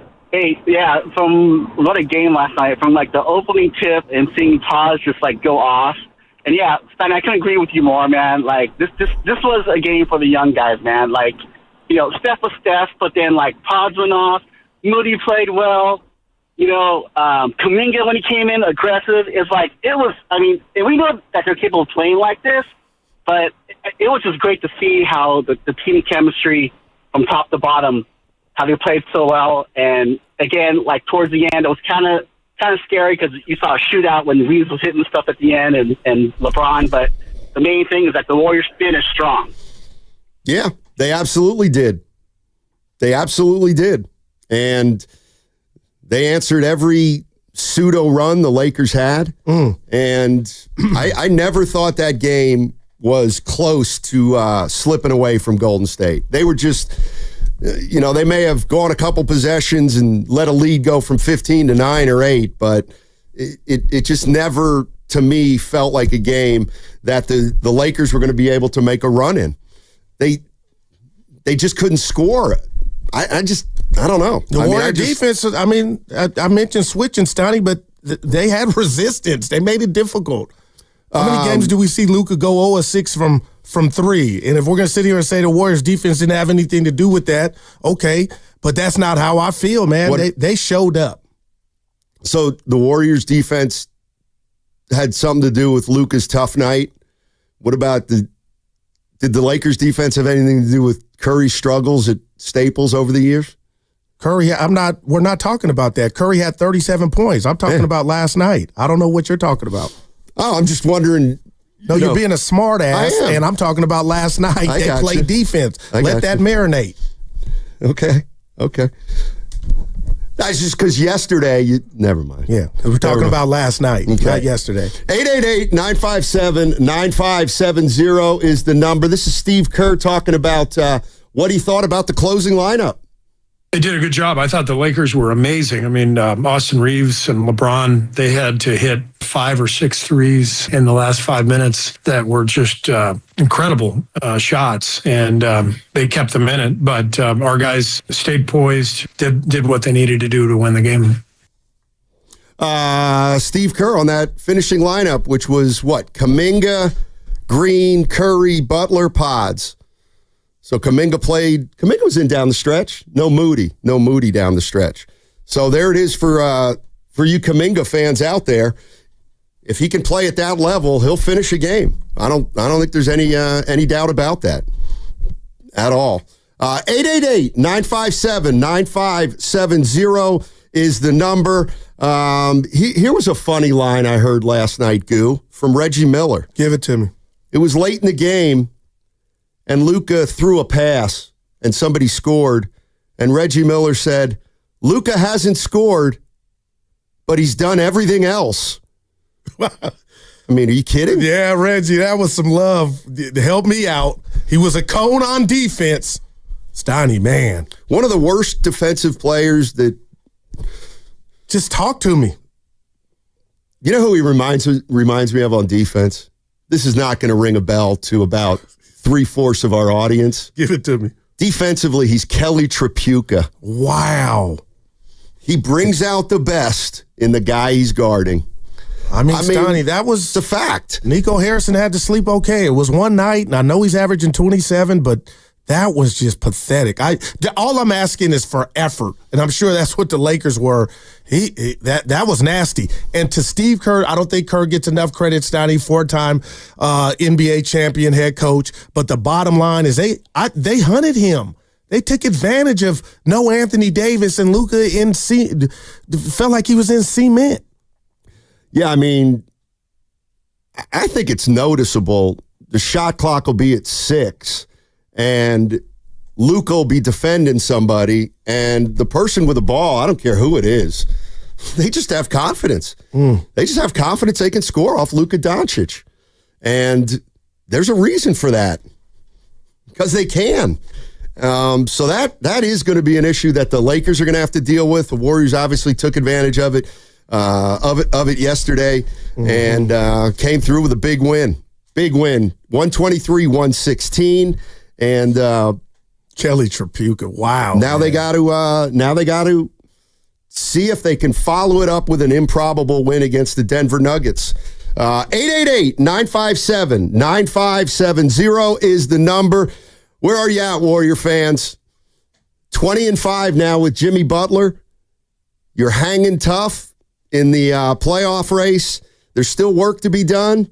But how you feeling about this team after last night's win? 888-957-9570. Download the free Odyssey app and check us out on YouTube and Twitch. Powered by First NorCal Credit Union. This segment also sponsored by Chilton Auto Body.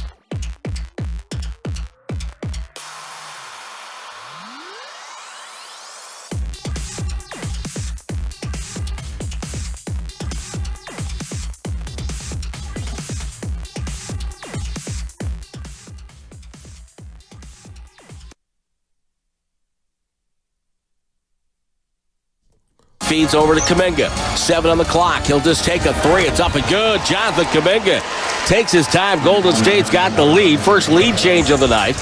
And it's 23-22 Warriors. Podziemski dribbles middle. Lob for Kuminga. Kuminga goes up and lays it in. Got around Reeves and scored.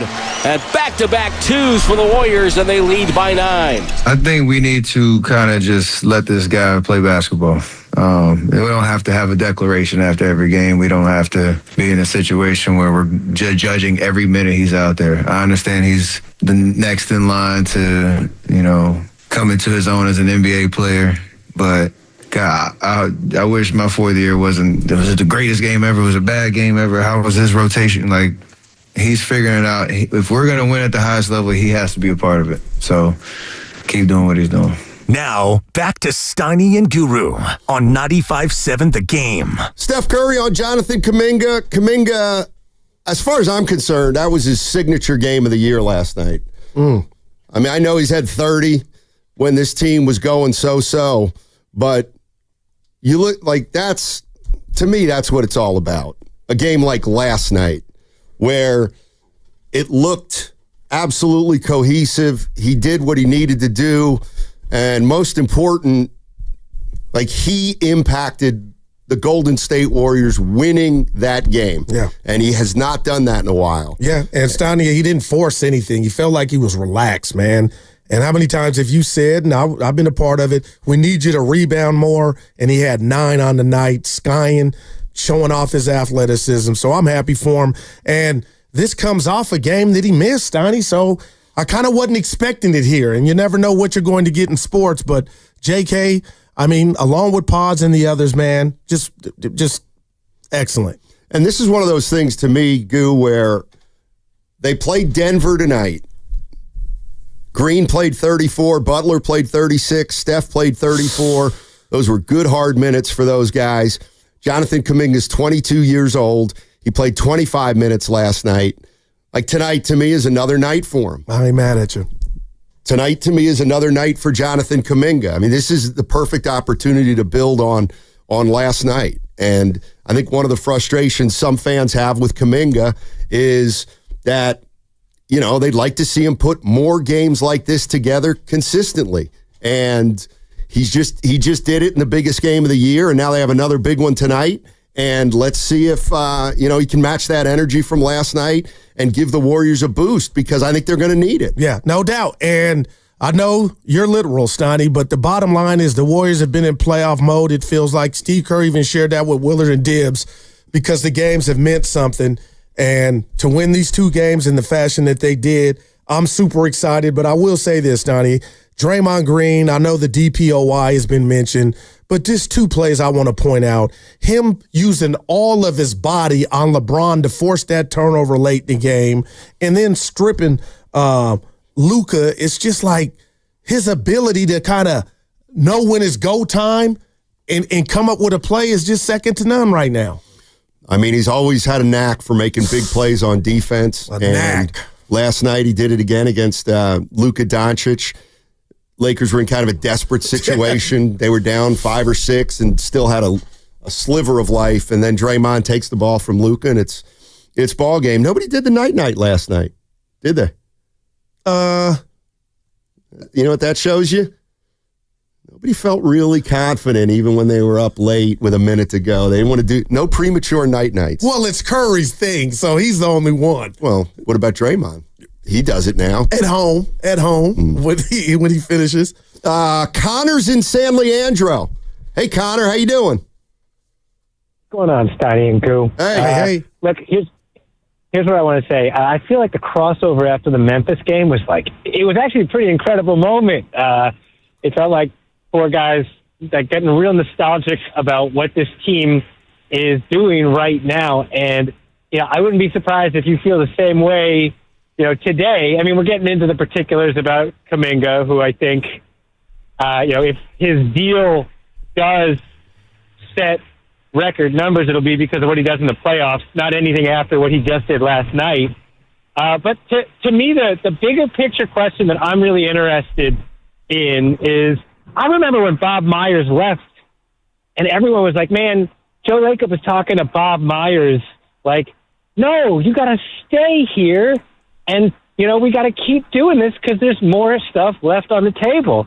And now I think about Dunleavy Jr. and what a bold decision that he made, bringing Jimmy Buckets over, despite everyone having their own misgivings about quote-unquote locker room issues that all turned out, it turned out to be a really good move in my opinion. And I actually think that today is the day that we need to take stock of whether Bob Myers made the right move and whether Dunleavy Jr. should be getting his flowers already. Because to me, just what happened in that crossover conversation and what's going to happen basically for the rest of the week, conversations about this team still being relevant. I think the Warriors couldn't have done this at a better time for Bay Area sports. So that's my point. No, I love it. I appreciate it, Connor. Thanks for the call. Stoney, our crossover? No, I think he meant the crossover between Myers and Dunleavy. Oh, okay. Gotcha. But he seemed to suggest that Bob Myers may have some misgivings about leaving here. I don't think that's the case at all. Right. Just because he was burned out. I mean, that's why he left. He was burned out. It wasn't a lot more than that. So you don't have, just for me, Stoney, before this game last night, I was afraid, and I got a character flaw. I overreact. I know it. But I was afraid of the Lakers. It was a bad night by Luka, a great night for the Warriors, led by their youngsters, and Steph Curry, oh, by the way, 37 points. But, Stoney, what if I told you I'm really deep in my gut if somehow the Warriors see them in a 7-game series? It's bigger than this game, and I kind of talked about it with AD yesterday not being a Laker. I feel like bring the Lakers on. Do you dub that an overreaction? I mean, I'd be careful to say that on a night when Luka was that bad, but it doesn't take away from the Warriors. Like, the Warriors, to me, look more cohesive. I think they have better chemistry.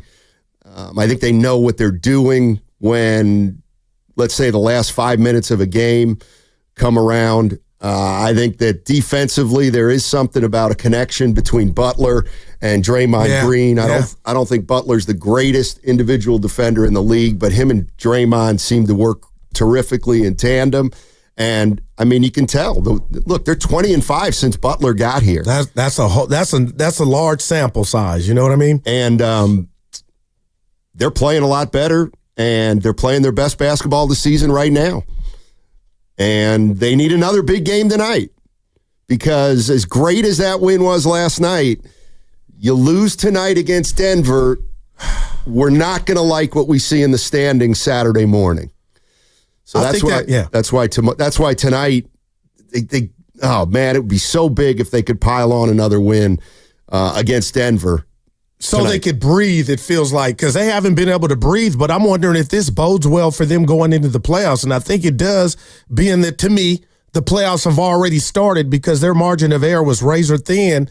And Stoney, again, you can't let up. You said it. It's about tonight. We're talking about last night, but another game tonight to keep you from slipping and hopefully keep going up. But Jonathan Kuminga, Pods, just the whole team. That's what I'm going to say, the whole team. Now, Buddy Hield, Stoney, I know we want more from him, 13 minutes, 0 of 3 from deep, but the bottom line is his teammates picked him up. Guy Santos, Stoney, if I had $1 for every time I felt like he got an offensive rebound and kicked it back out or kept a possession going, or defensive rebound, he's just active. So I'm juiced, and I think the Warriors can be a big problem moving forward, and now I don't even think that's a stretch. Let's go to Mo in San Antonio. Hey, Mo, how you doing, man? Hey, I'm doing good, Stoney and Guru. I appreciate you guys taking my call. Sure. Big fan. Y'all doing a great job. Just want to elaborate more on Buddy Hield, man. I feel like he's one of our major weaknesses on the team. I mean, he made a bonehead move against the Grizzlies a couple of nights ago where Steph just, passed him the ball at half court. And the guy his lack of awareness, man, I feel like is just killing this team. And, he doesn't take shots, and feel like his dribble skills are a little bit, underwhelming. So, I feel like going down the road, he's going to pose a lot of problems for the cohesiveness of this team. I'm not so sure, Mo, but I appreciate the call, and he hasn't been too terrific lately, but he sprinkled in a couple shooting nights. I mean, people may not like this, but I feel like right now, at least, Kuminga and Buddy Hield have the same role, and that is they're both going to get playing time, and they both, every single game, I've said this a million times, that you got to give them a crack at doing or playing their game. I mean, last night, you put Jonathan Kuminga in, and he delivers. Yeah. And so he ends up playing 25 minutes a night, and you see how he impacted the game. We know how Buddy Hield can impact a game when he makes shots. Last night, he played 13 minutes. He didn't make any shots, and that's all he played, 13 minutes. So I absolutely have no problem with the way Kerr uses Buddy Hield. Like, Buddy's going to have to get in once a half just to give yourself a shot for a Buddy game. And if you don't see it on the horizon, then you only play him 12 or 13 minutes. Yeah, and you're afforded that luxury when other guys step up. And again, I know Pods, most likely I would bet Steiny won't go 8 or 10 for the rest of the season, but the bottom line is his teammates picked him up. You're listening to 95.7 The Game, KGMZ, FM, and HD1 San Francisco. Always live on the free Odyssey app. Now broadcasting from the Laughing Monk Studios. Laughing Monk, righteously brewed in San Francisco. Let's go to Big Smooth. Big Smooth's in Oakland. What's going on, man? How you doing?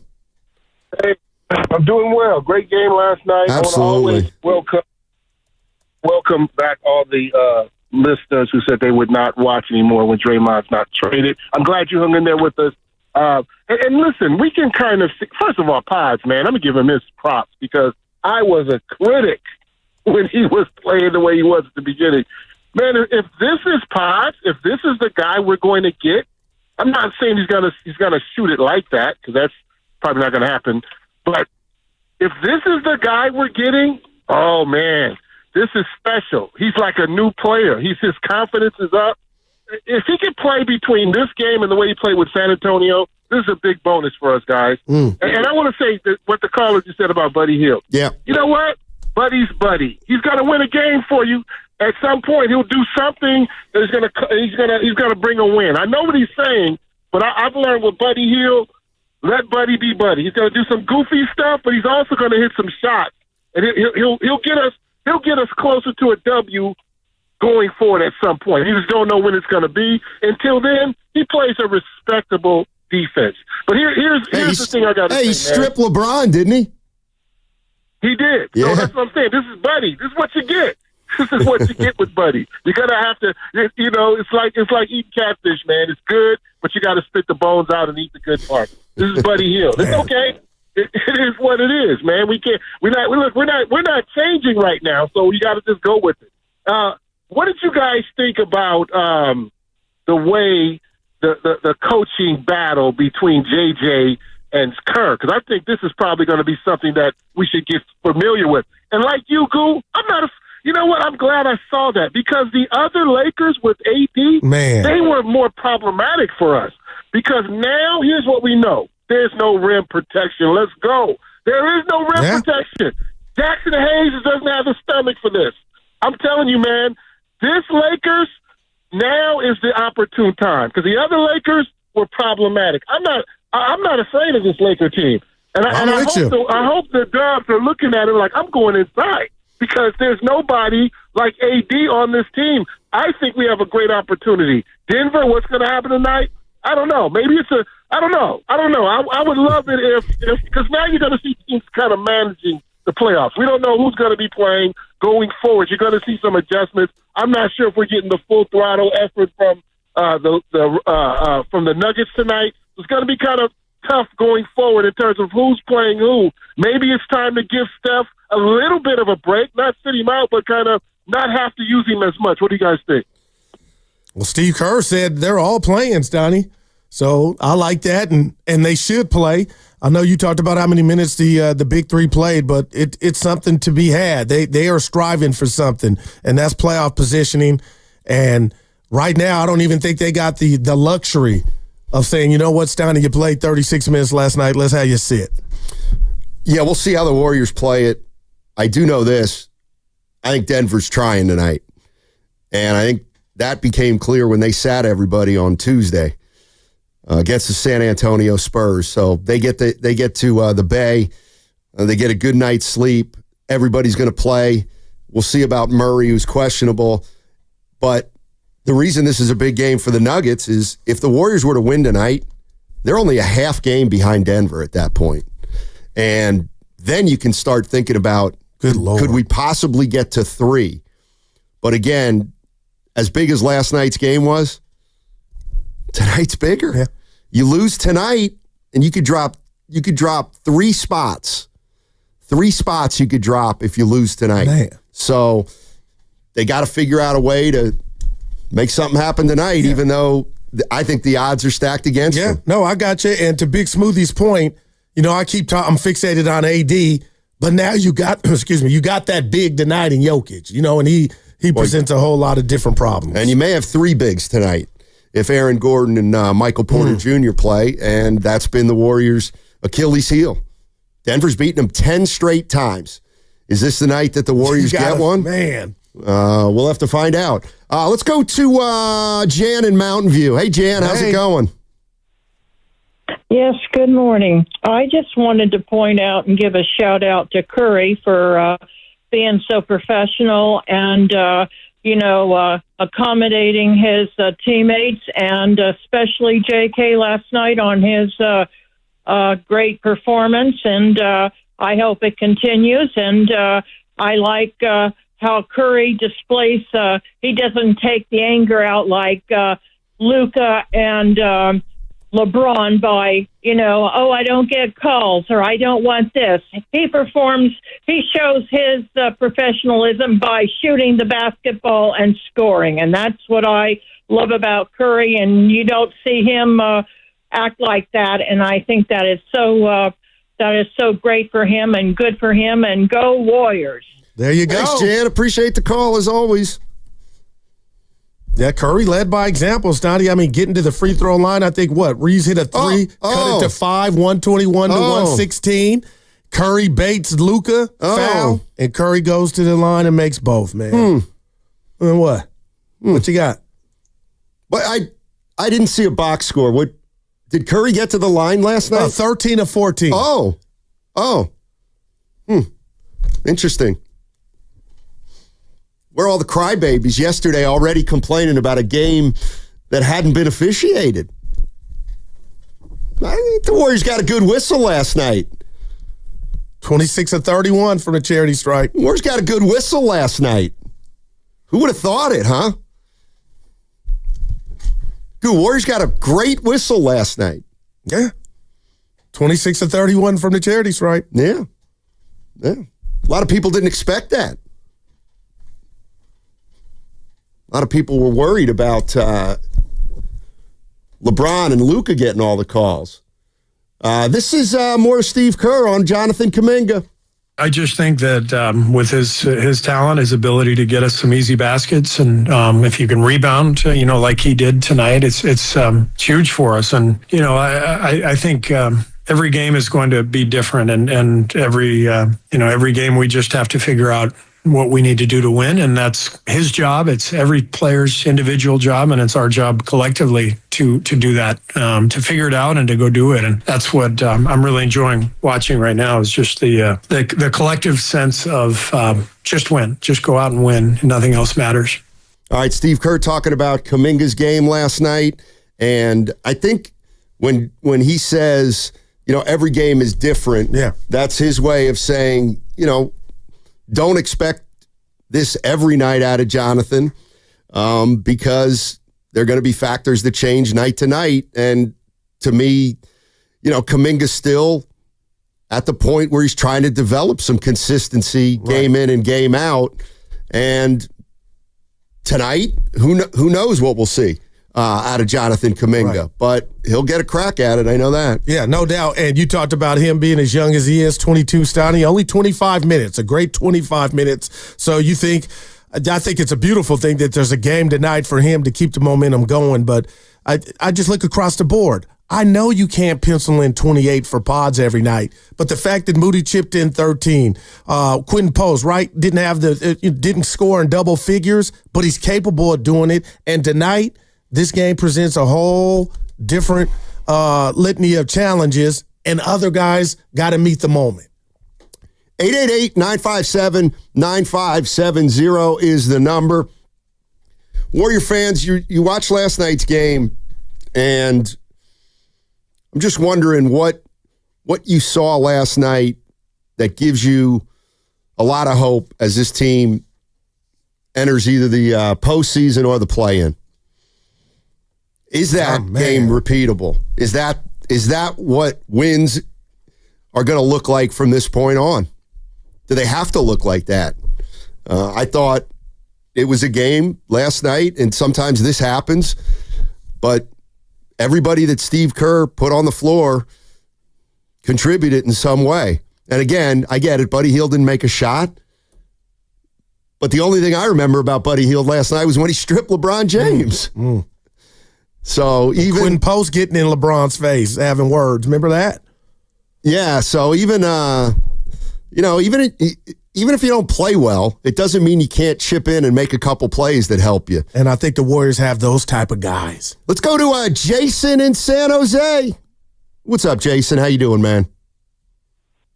Good morning. Good morning. I just want to call to give a couple of people their flowers. Mm-hmm. We had a conversation a while ago where we were talking about why is JK not getting any minutes. And we said, he's not doing what the coaches are asking him to do. That's why they're not giving him any minutes. And before he got hurt, he started doing that more.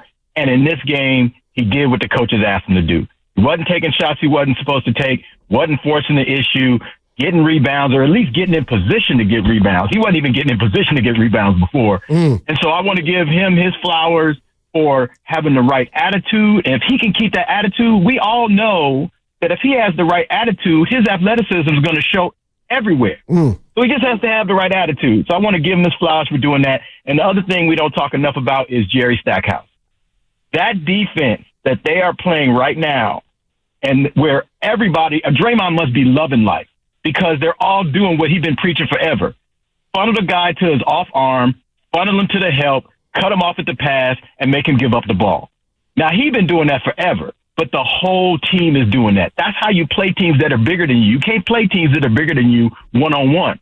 And so, but they're all doing it. Everybody. Buddy Hield is even doing it. Now, Buddy is not going to be your one-on-one defender, but he's doing it. And so I think Jimmy is the one who unlocked it, but I know Jerry's been preaching it, and I know Draymond's been preaching it.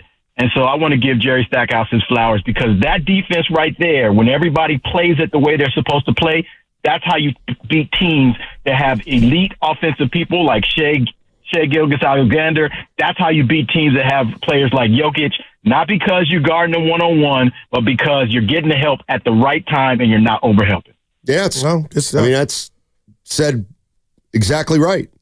Exactly right. You got to get that balance of being able to keep a guy in front of you, and then when you can't, you get help, but not too much help. Playing great defense. Hey, Lucas and Goo, who was the guy after the game, the post-game show with Candace Parker and with Vince Carter? Who's the host of that show? Lay low. Adam Lefkoe. Yeah. Adam Lefkoe. Thank you, Luke. Adam Lefkoe? Yeah. All right, I got something to say about Adam Lefkoe on the other side. This might have already been said, but I can't wait to hear it. Oh. All right. Yeah, he fell into a trap that all young people fall into, and it's something that I'm on a single-minded mission to change. What's coming up on the game? 888-957-9570 is the number. Warrior fans, is that game repeatable? Is that the template last night? What's coming up on the game is brought to you by Fremont Bank. Here for you, here for good.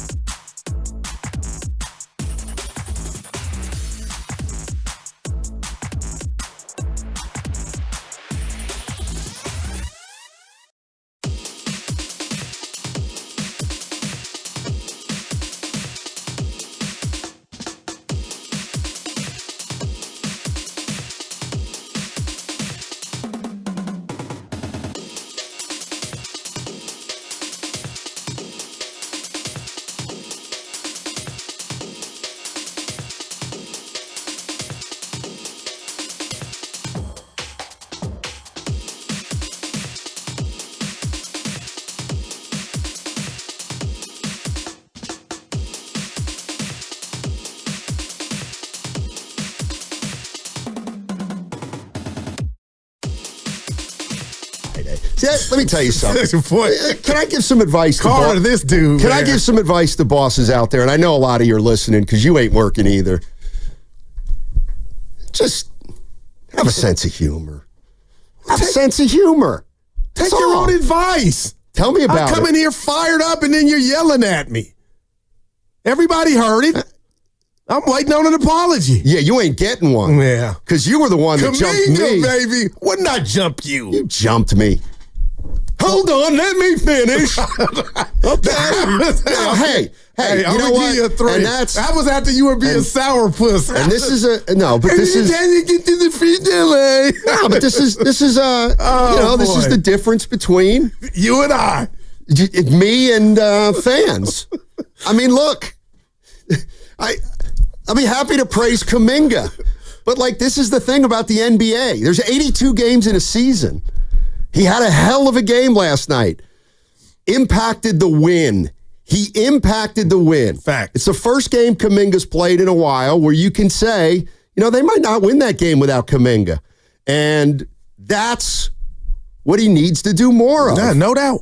And I loved every part of it. But you can't miss a rebound. People think it's about points, and you laugh at me thinking my basketball acronym is all just about points. He did the stuff that keeps you on the court. He defended, and he wasn't by himself. But I think we're missing something. And I got some surprise sound for you here shortly. Stoney, the fact that Moses Moody, Steve Kerr had a vision of him being able to handle being in the starting lineup with the likes of Dre, Steph, and now Jimmy Butler. We've never talked about from a young guy standpoint, young players, how stressful, how hard and difficult that must be. And Brandon Pajemski's graduated magna cum laude, right? But Carter, can you play this sound by Stephen A. about the Warriors head coach? Steve Kerr is one of the greatest coaches in the history of basketball. We just have to stand down and recognize this man is a four-time champion with the Golden State Warriors. He's been, he's coached them to 6 NBA finals. Okay. You look at what he has done. We know he won as a player. But to see what he's doing as a coach, to me, when I think about what you're saying, Wendy, how can we say all of those things and ignore the coach? It's the coach that mixes and matches. It's the coach that's trying to figure out the lineups. It's the coach that's dissecting who works best with whom and how. He's that phenomenal as a coach. And as we look at the Golden State Warriors right now, and we talk about this team, there is no doubt that Steve Kerr, when you look at the great coaches in NBA history, the Pat Rileys, the Phil Jacksons, the Larry Browns of the world, the Greg Popoviches of the world, hell, you can go back to the days of Red Holtzman and others.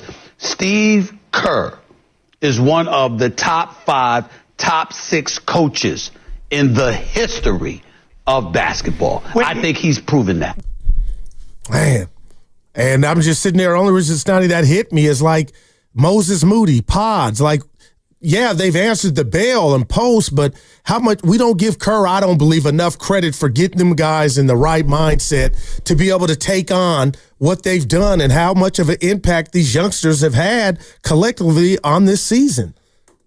And that's kind of the thing. So the number one knock on Steve Kerr, as far as I've heard over the last several years, is he can't develop young players, or he's jerking around Kuminga. He gives Pods preferential treatment. He's kept Moody too glued to the bench.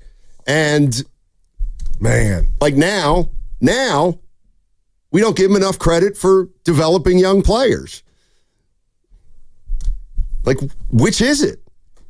Well, and you know what? Like, go ahead. I hear you. Saying Steve Kerr's one of the best coaches in NBA history. I mean, okay, no kidding. He's won 4 titles. So where does that rhetoric come from now that because I was one of them banging the drum. Maybe you didn't handle Moody right, but what supersedes you gotta just tell Moody? me where it's the 4 chips, it's the 6 trips to the finals.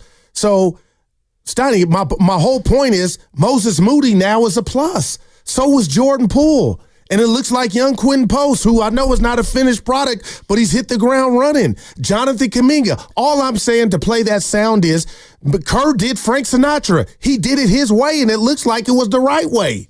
I would, you know what I mean? I never agreed with he's doing this or that. Pods is getting different. The Pods is a point guard. It's different than Kuminga. Moody's not a point. You know what I'm saying? So everybody has their own truth and journey. But I'm just saying, Steve Kerr deserves some love for what they've done, and they got Jimmy Butler, and collectively they've made it work thus far. Well, I mean, I don't like. I've always thought this developing players thing is wasn't you didn't like? Okay, you didn't agree with it. How can you develop players on a championship team? It's just hard. And but again, I'm wondering, why? Let's say you are somebody. Okay. I mean, do you look at last night's game with Jonathan Kuminga and say, you know what? See, Kerr was right. Kerr was right. He's been trying to get Kuminga to play a certain way for 3 years and 3/4 of a year. Last night, he had his signature game of the year and a win. And now we got to give Kerr credit for how he's developing the young players. I mean, which one is it? Is what I'm asking. Yeah. Because, you've been doing these shows as long as I have together. There's a lot of sentiment out there that Steve Kerr has handled the young guys poorly. Man. Absolutely poorly. Yeah. And I just felt like, with the season that culminated in no playoffs last year, he took a lot of criticism. It comes with the territory. But the bottom line to me, Stoney, is I hope, and you didn't insinuate, anybody that was pro-Kuminga or rooting for him is coming in here doing a victory lap. No, my decision and scorecard's been turned in a while ago. I knew he could do these things, and it's just one game. And the bottom line is, I'm talking about Steve Kerr, the coach, the plays out of the timeouts, to take over this job and revitalize the offense and get it in and turn it into what it has, to get the likes of Kevin Durant and have that mess. So that's all. I just think he doesn't get a lot of love beyond just how he's dealing with the youngsters. And we did a thing, months or a year ago, we had our top 5 coaches, and I had Kerr in it. That's all. So, Adam Lefkow? Oh, boy. Adam Lefkow. Adam Lefkow. Give it to me, Stoney. He was on TV last night on TNT, and they joined the post-game show, and... Give it to me. I guess I'm too literal. I got to let go of that. But you know how yesterday I was saying, we've never seen Zion Williamson hit Charles Barkley. Okay, so they come out, and he says, let me introduce Vince Carter, the best dunker who's ever lived, and Candace Parker, the most dominant women's player ever. What are you doing? What are you doing? What's he doing? He's propping up his guys that don't need to be propped, and gals. But the bottom line Anybody ever heard of Julius Erving? Hold on. Anybody ever heard of Larry Nance? I'm using your word. I was going to say the N word. I can't, Stoney. Nuance. It's not nuance. Vince Carter is so great at dunking that if he's not your number one, you don't get offended because you know he's in that fraternity. You say then Vince Carter, one of the best dunkers in NBA history. You could say it that way. He did. Who says? Did I miss a test? Did I miss a list? But he's propping him up. That's all. Come on, man. That's what gets everybody into trouble. Julius Erving?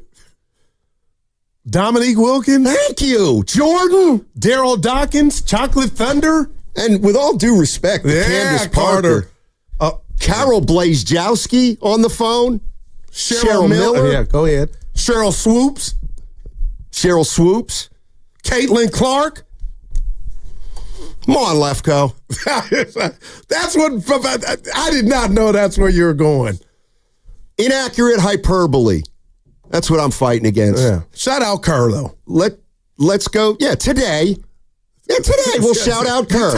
Because boy, did he develop the young guys today. Woo! Oh, let's see what they do. Yeah, well, Kuminga has 17 minutes tonight and goes 1 for 6. I don't think we'll be saying Steve Kerr's really developing the youngsters. Let's go to the guy in Petaluma, Murillo. Our man. What's up, Murillo? How you doing, buddy? Dynamite, that's me. Nice. Yeah. Maya Moore, too. Don't forget Maya Moore. She was a beast. Oh, good call. Now, before I go to my Warriors take, let me shout out my guy, Brazilian Paisan, Gui Santos. Here's a funny story. I watched that guy playing 18-year-old with the Brazilian team on a practice when I was visiting Brazil a few years back, and the same energy. The guy didn't change the hustle. He's still hungry, so appreciate it. On the Warriors, look, we all have a guru inside us as a fan. And what I mean by that is the Steiny. But what about the concern? And here's what I'm learning. I'm trying to my excitement is coming from the concern. Because what is the concern now? The concern is the role players, the young guys. And guys, this is all we asked for all year long. We asked to not just play meaningful basketball, but we asked for another star. We asked to solidify our money situation. We asked for the young guys to be playing more. So I couldn't be more excited. And I'm just trying to simmer my guru on a daily basis. These games are coming fast, and I love it. And here's a comp I want to throw for Kuminga. Amin Thompson, most improved player of the year. When I see that guy playing, this is what I wish Kuminga would be doing. Because they're so similar, and they have a similar trajectory. So if you guys, this guy's coming here Sunday, so I'm excited to see. I want to see Kuminga doing more of what he did yesterday, which is what Amin Thompson has been doing for the Rockets. And thank you guys for taking my call. Enjoy the weekend. Hey, you made my day, Murillo. I'll talk to you guys soon. No doubt, man. God, I just wish my partner had some of that in him. That was great. Some of what in him? His concern, guru in him. He says he's fascinated or enticed by the concern, and the young guys answered the bell. They were a big part of last night in this stretch. But Steiny, again, I know I don't want to get too big-headed here. Okay. I'm telling you, the Warriors are going to lose, and they're going to find out what they need if that day does come here in the playoffs. But I'm feeling better every game about, you might take us down, but it's going 15 rounds. 888-957-9570 is the number. You want to jump into the conversation. Warriors, 20-5 since Jimmy Butler got here. 20-5. So Mike Dunleavy made a great deal. Yeah. Whether it was out of desperation, out of need, out of convenience, doesn't matter. Jimmy Butler's changed the fortune of this team. There's just no other way to put it. And I think we can all agree that this team probably wasn't going anywhere when he arrived. And now the question is, how far can they go with him? No doubt. Still got to make the playoffs. You win tonight, you can start putting the play-in crap behind you. Yeah. Let's go to Jay in the 650. What's going on, Jay? How you doing? Hey, guys. What's going on? Hey. Real quick before I get to my Kuminga point, Steiny, I just want to let you know I grew up in the We Believe era, and I grew up watching you on TV, and my mom would be like, that Steiny guy, I don't like him. He's so negative all the time. And here I am still listening to you, and glad we got Guru here. What's your mom's name? Quick, what's your mom's name? Amelia. All right, Amelia. I'll try to cheer up for you. That's awesome. Now, keep doing what you're doing. Real quick, Kuminga. I'm a certified Kuminga criticizer, and I think one of the big things, reason why he has so much heat is because we all know that he's the X factor. We all know that if he plays to his full potential, that this team is going to be really good. And what I saw last night, I'm so proud of seeing him grow. Using his talent, his athleticism, and do the dirty work that the coaches have been asking him to do. So I hope he keeps it up. Appreciate the call, Jay. And that's a question we've asked for years. Can he keep it up? Yeah. This would be the perfect time to keep it up. And athletically, Steiny, he's more than capable. Like, I know, and you didn't say it, but I'm assuming, I'm not super shocked from what I saw from Kuminga last night from an athletic standpoint. It's just the consistency and the mental part of the game to where, okay, even if your shot's not falling, can you go get those 8 or 9 rebounds a night? And I think the answer should be yes on that.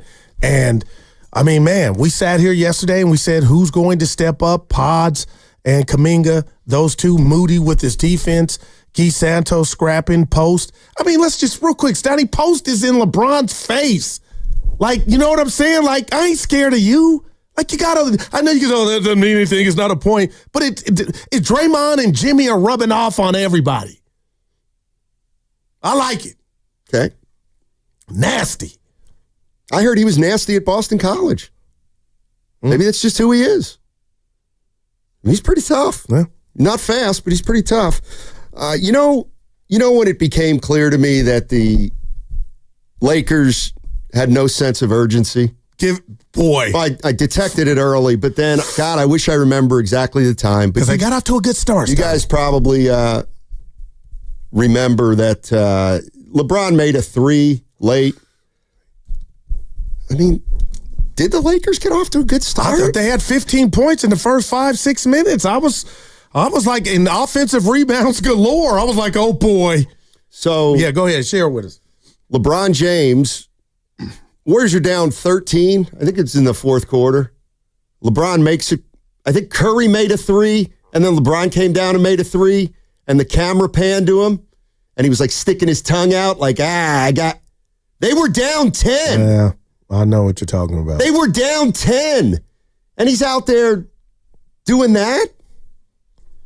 Yeah. Well, I ain't mad at you, Tupac, Stoney. I couldn't. I was like, damn, bro.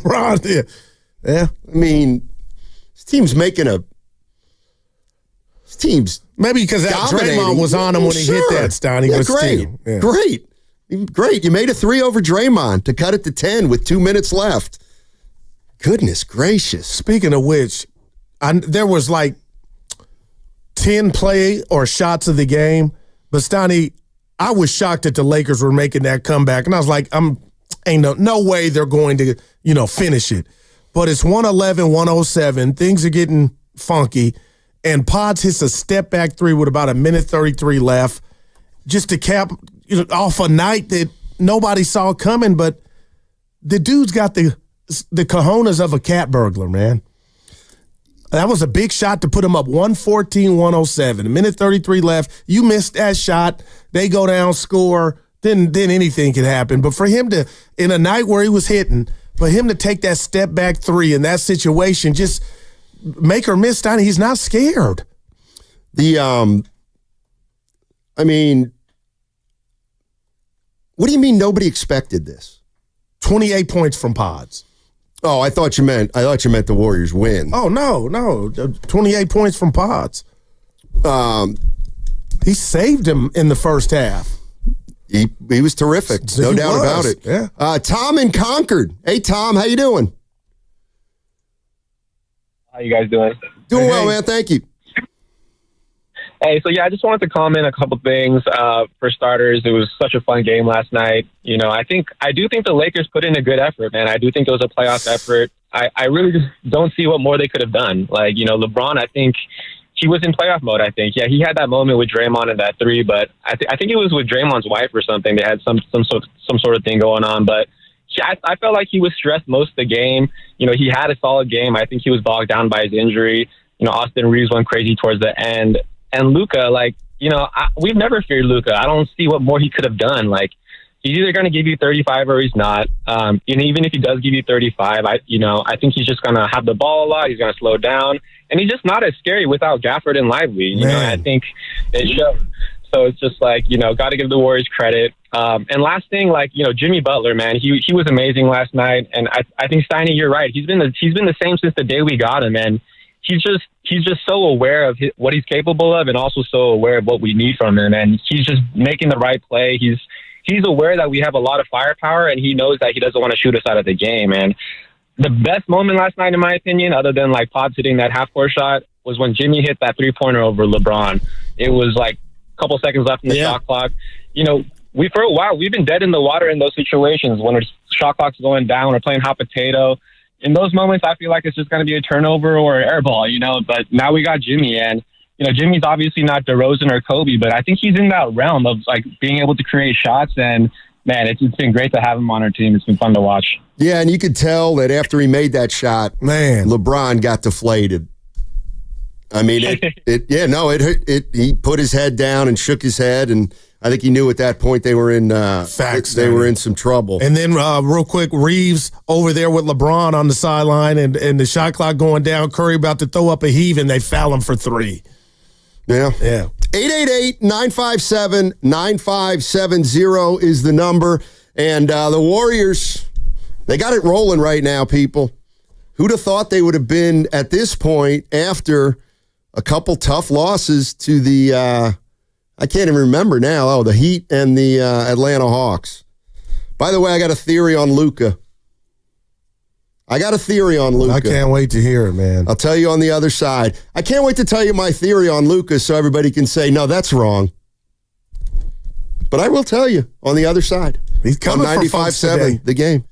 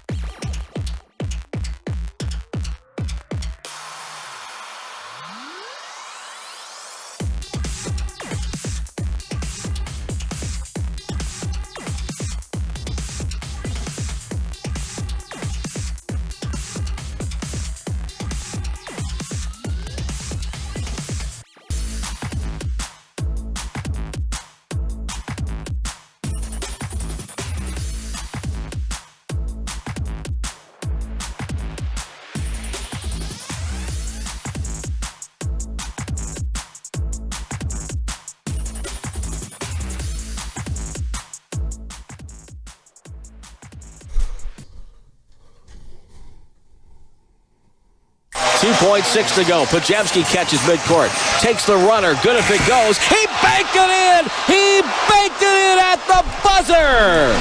Brandon Pajemski with a 3-ball. And the Warriors will go to the locker room leading 60-47 at the break. Wow. Thank you to Tim Roy. He was on the call last night. He'll be on the call tonight. Warriors, Denver Nuggets at Chase Center. Warriors are back after being on the road for 2 weeks. And as tough as it is to believe, tonight's game, just as important, if not more important than last night. But last night was a terrific showing by the Warriors. They take care of the Lakers, 123-116. And how symbolic was that bank in? And the caller talked about it. I don't know. Like, what was the symbolism? I just saw a half-court shot. Okay, listen, smartass. You got to let me formulate and finish my thought pay off that before you jump in. My bad. That banker captured a great first half led by Pajemski, who was hitting everything he threw up. Okay, then captured. It captured the first half. Yeah. No, it was big shot. Draymond Green said it changed the momentum of the game. Man, they got it to 7. I'm not saying you're wrong. I want to hear your theory on Luka. Okay. You know what? See, this is what I do. I put out a theory that is very thought-provoking, but a small minority will come down my road. And that's not the way. All right. I'm a minority and I'm 6'4", so go ahead. I've never been in love with Luka Doncic. I just never been in love with him. He's a great player. I'm really starting to think about Doncic. Last night I'm watching the game. I start perusing the internet. Dude, you know when he signed his first contract? No. You know how old he was when he signed his first contract? 18. Close. 13. Luka Doncic signed a 5-year contract when he was 13 years old to play for Real Madrid. He got a 5-year contract at 13. Okay, so Doncic grew up and he was a phenom. And he was playing against older guys when he was like 10 years old. And at 13 years old, he was so good, they signed him to a 5-year contract. That takes him to 18. Then he plays some more in Europe. Then he plays in the NBA. Now he's 26 years old. I kind of think he's just like kind of declining. I think he's become like he's been in this pro environment so long. I think he lacks a little bit of fire. I think he's cynical about everything. I do not think he's in good shape at all. Well, Steiny, So what's that all about? That tells me when a guy's not in shape, to me, it tells me he's not paying the price. And a guy, like the other thing is he's, when you have Luka, he's a great offensive player. Dribble. But he's incapable of playing any other way than what is singularly best for him individually. So he's not grown, and maybe he's not had to. But I'll say this, and I'm being real. Steiny, I am turned off. I am the same guy that looked you, Dibbs, and Willard in the face. You don't even remember this. And when he was with Dallas, talked about how great Luka is. Last year, going toe-to-toe, taking that team to the finals, Steiny. So I'm sitting here just telling you, man, he is a turnoff because he doesn't want to get better. And we have to keep it real here. Put the rat on the table, brought to you by Echo Pest Control, Steiny. He did have that calf injury, so he missed a lot of time. He got humbled. Kendrick Lamar, he got traded. And last night was 48 minutes of maybe Nico Harrison can share to the people that thought it was the most idiotic move ever in pro sports, maybe why it was. But last night, that was a turnoff. He's lazy. I don't think he cares about defense. And as great as the AR-15 is, Steiny, I think he gets in the way because he comes first, and I kind of get it. But, man, that was nasty. And I think the Warriors, They hunted him on offense, Steiny, and he was just a turnstile. I mean, the other thing is, Jesus Christ. You talk about a calf injury. That was 2 months ago. He's been playing for the last 2 months. He's still not in shape. And this is exactly what I'm talking about. I'm going to shout out our great P1 Murillo. Yeah. Luka is a legit case of burnout. That's the word. That's the word I'm looking for with Luka Doncic. He's 26 years old going on 36. That's what it feels like to me. He's just been playing pro basketball for so long. I don't know. There's just something there. So you're saying we might have seen the best from him? I don't know if I'd go that far, but I just wonder how hungry he is. Well, Nico, like they didn't want to put hungry. 300, I'm going Shasky, large ones on him, right? Yeah. Let's go to Cali Flavor in Berkeley. What's going on, Cali Flavor? How's it going, guys? Hey. Just a couple things. I want to shout out to Santos. You know, he was D'ing up Luka the whole game, got into his head, you know, threw him off his game. Also, shout out to Kuminga, best game of his career. Rebounds, points, coming off the bench, doing his thing. But my concern is Jimmy Butler. All right. Yeah, he get to the line. Yeah, he break down the defense. But once he break down the defense, he drive to the rim, to the bucket, and he kick out to non-shooters. I don't really get it. He don't really try to score, but I mean I understand. But why is you kicking out to non-shooters when you can just make a layup? I'm with you. I think y'all answered off the line. Yes, Donnie, it's good until it's not. I'm noticing that he's doing a whole hell of a lot. But what's the operation?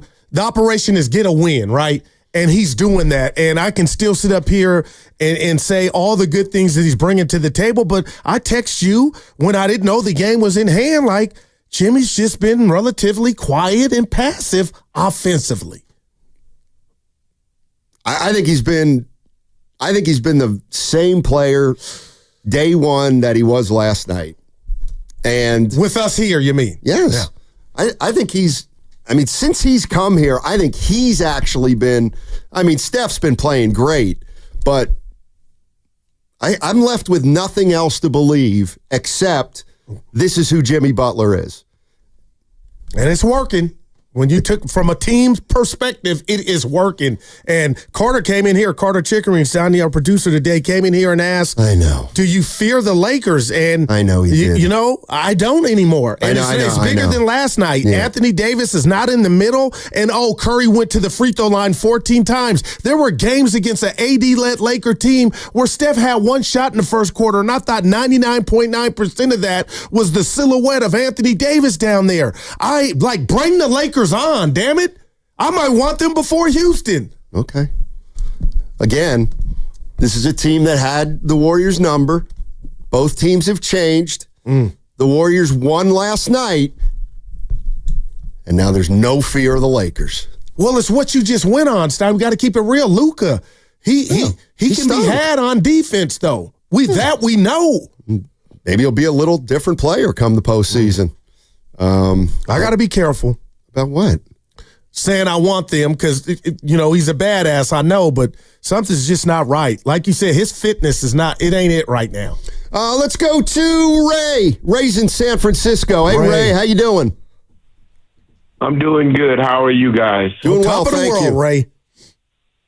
I just wanted to take a minute to talk about Draymond. I've been following the Warriors since the days of Guy Rogers, way back when they played at the Cow Palace and stuff. Sure. And I'm a diehard Warrior fan for years and years.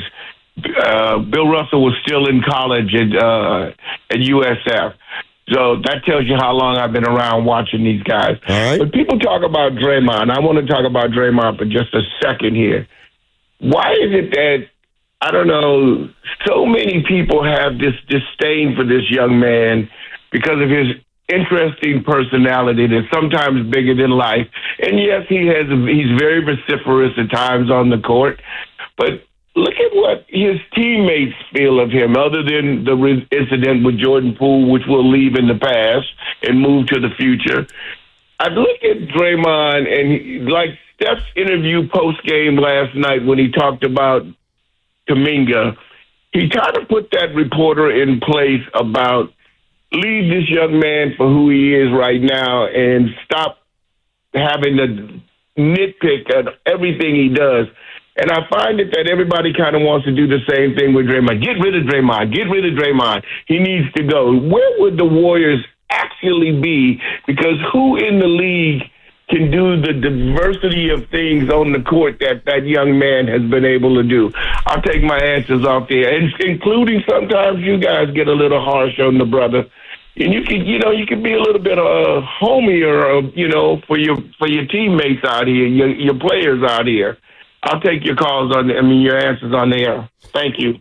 I mean, Ray, the way I look at it is you said it. If look at how his teammates feel about him. Let's leave Jordan Poole's situation to the side. Yeah, I think if you leave the Jordan Poole situation to his side, I think if you leave his suspensions and ejections to the side, I think if you leave, the 15 finals or 16 finals on the side, yeah, he's one of the greatest defenders the league's ever seen. There's nobody ever questions that about Draymond Green. It's the other part. Yeah, and I'll say this, because by all accounts, the Warriors have had Draymond Green's back at every turn. And I love the caller, and he made some astute points. But the bottom line is, you can't leave out that incident where he hit a teammate. Okay, that's an isolated incident. What about the Kevin Durant? And how I look at Draymond Green, it's never been about on the floor, Stoney. It's always been, I've been a part of a team, not an NBA team, a pro sports, but I've been a part of a team, and I know how you're supposed to deal with your teammates. And time again, to the caller's point, Dre has gone above and beyond to call his guys out and put them in a bad light at times. But the Warriors accept him. They love him for who he is, and that is my thing. The basketball, please, he's incredible. But the way that he does his business in regard to saying things that don't need to be said, that were said behind closed doors, how he dealt with Durant, I think is fair criticism to be critical of Draymond Green at times. You're listening to 95.7 The Game, KGMZ FM and HD1 San Francisco. Always live on the free Odyssey app and now broadcasting from the Laughing Monk Studios. Laughing Monk, righteously brewed in San Francisco. 888-957-9570. Last night, Warriors beat the LA Lakers 123-116. And it was really, if you'll follow with me here, it's really the first game of the year between these two teams. The Lakers had Doncic, the Warriors had Butler, and the Warriors looked very impressive in that win last night. Does that resonate with Warrior fans? Do you now look at the Lakers differently in a big way from the team that we've seen the Warriors play the last couple years? The one with Anthony Davis and the one with LeBron James. Well, let me do this. Let me throw it right again. Real quick, does one game against this Lakers team with the Warriors having Jimmy Butler, does it make the Lakers an attractive team to play in the postseason? 888-957-9570. Yes, sir. Yeah, you know my answer, and I said it yesterday, and last night I believe was 48 minutes of proof that Anthony Davis, you swap Anthony for Luka, the Warriors got action, the paint's not packed. But let me throw this to you about our team, because you know where I'm at. Stoney, do you feel differently about the Warriors and their chances after last night? Or are you against the Lakers? Or just since the inception of Jimmy Butler? Or do you need to see tonight? Do you need to see Sunday? Like, I'm already in the pool that this team is going to be a problem. I've been, and I feel like every game that goes by, I just feel more confident. Has anything changed in you about where they can go? Since they got Butler? Yes. Of course. And these wins against Memphis and last night, the Lakers. Yeah, I mean, I'm going to wait till the end of the regular season, but of course they were going nowhere before they got Jimmy Butler. Now they're fifth. I just am not ready to say they're going to run through the West. And I won't be willing to say that until they start running through the West.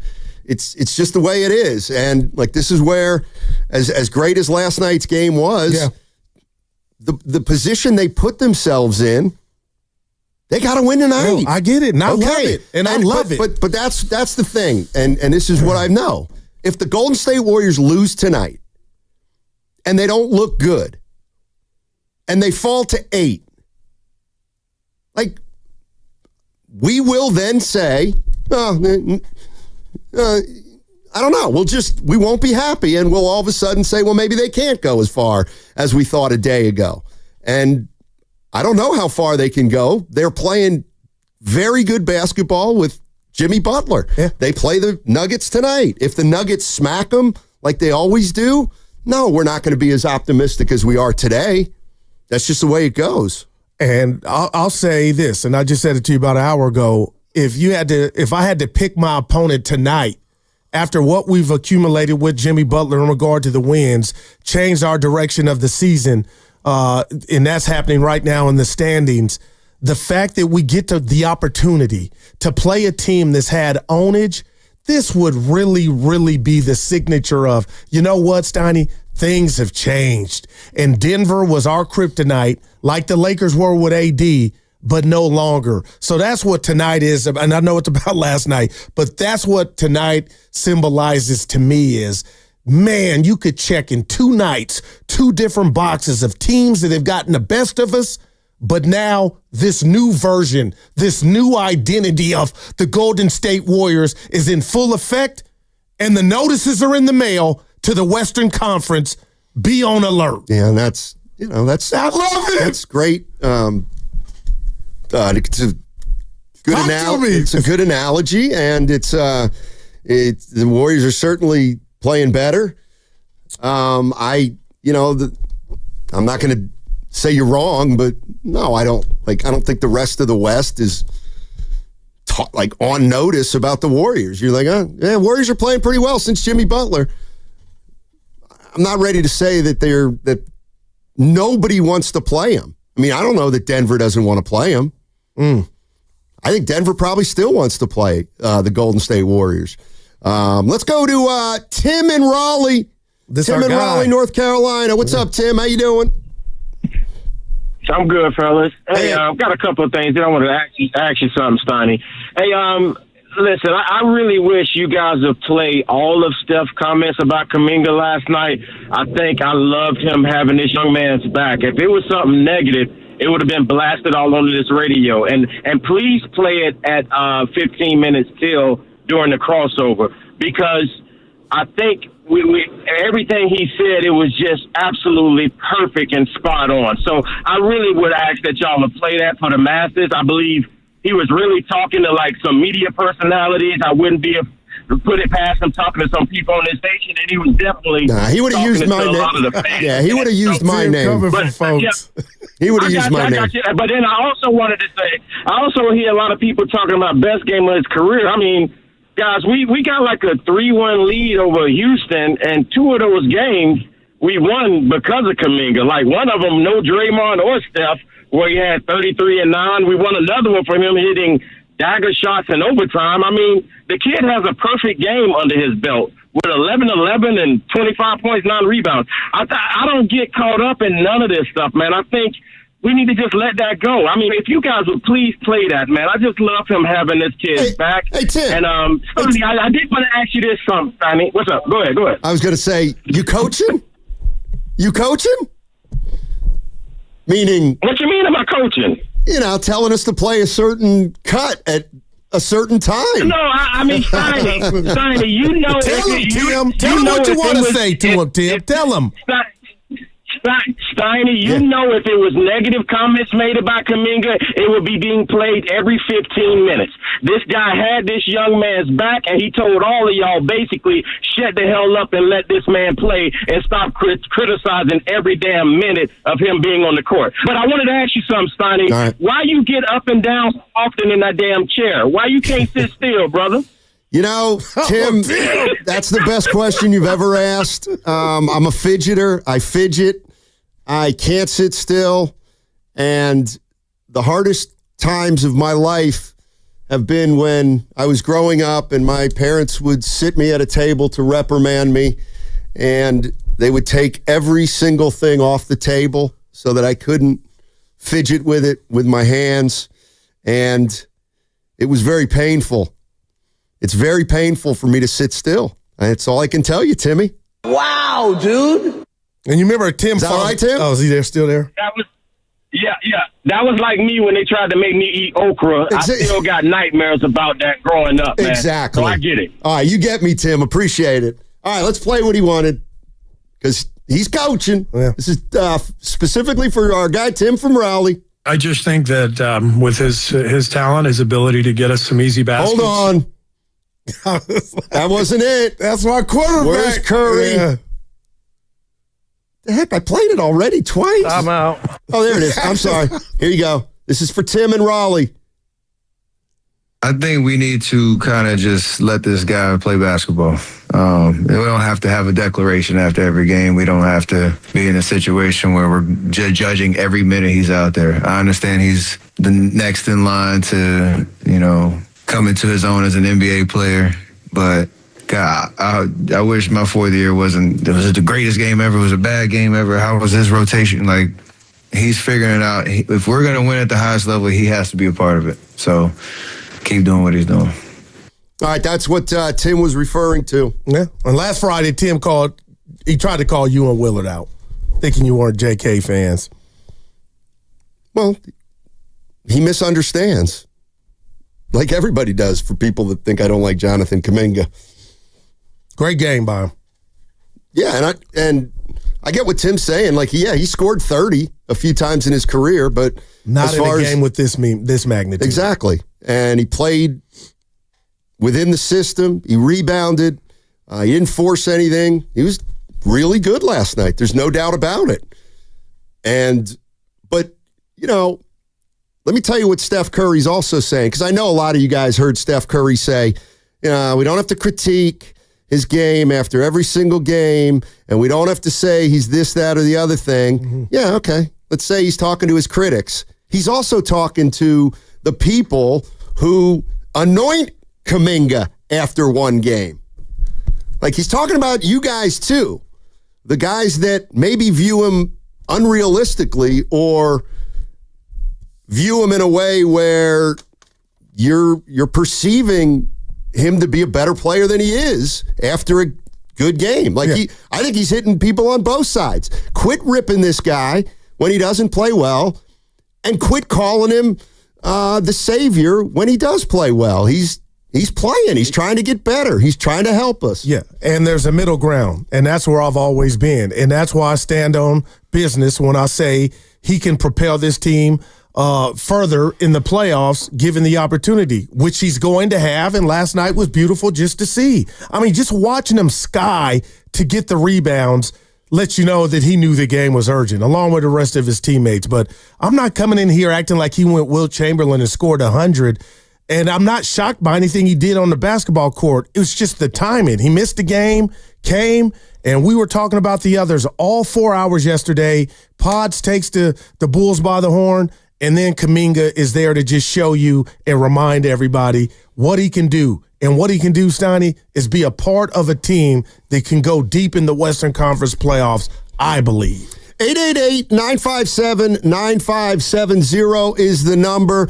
Warriors, they played a hell of a game last night, and they've played two really good games in a row against really good teams. I know Memphis is struggling, but they won a big one last night. They got to 6 now, right? They seem to make a statement that they're not quite dead yet. Ja Morant hit a shot at the buzzer. But the Warriors win 123-116 last night. They get big contributions from Kuminga and Podziemski. They don't win that game without those two guys last night. And that, I got to believe, is the best part of that win over the L.A. Lakers. So jump in if you want to talk about that game last night. We know they play the Denver Nuggets tonight. We can switch to that a little bit, but there's still a lot to talk about regarding last night's game.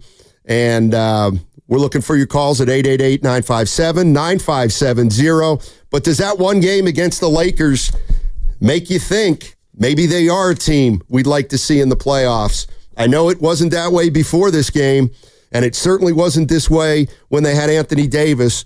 But do you see a Laker team right now that the Warriors would not mind playing at all in the postseason? 888-957-9570. Warriors Nuggets, that's tonight And Willard and Dibs are at Splash right by Chase Center. They're going to get you ready for Warriors Live. That starts at 6 o'clock. Yes, 6 o'clock. Tip off at 7. It's presented by Xfinity. Stream sports from the best seat in the house with Xfinity. Bring on the good stuff. I hate to agree with Steinmetz.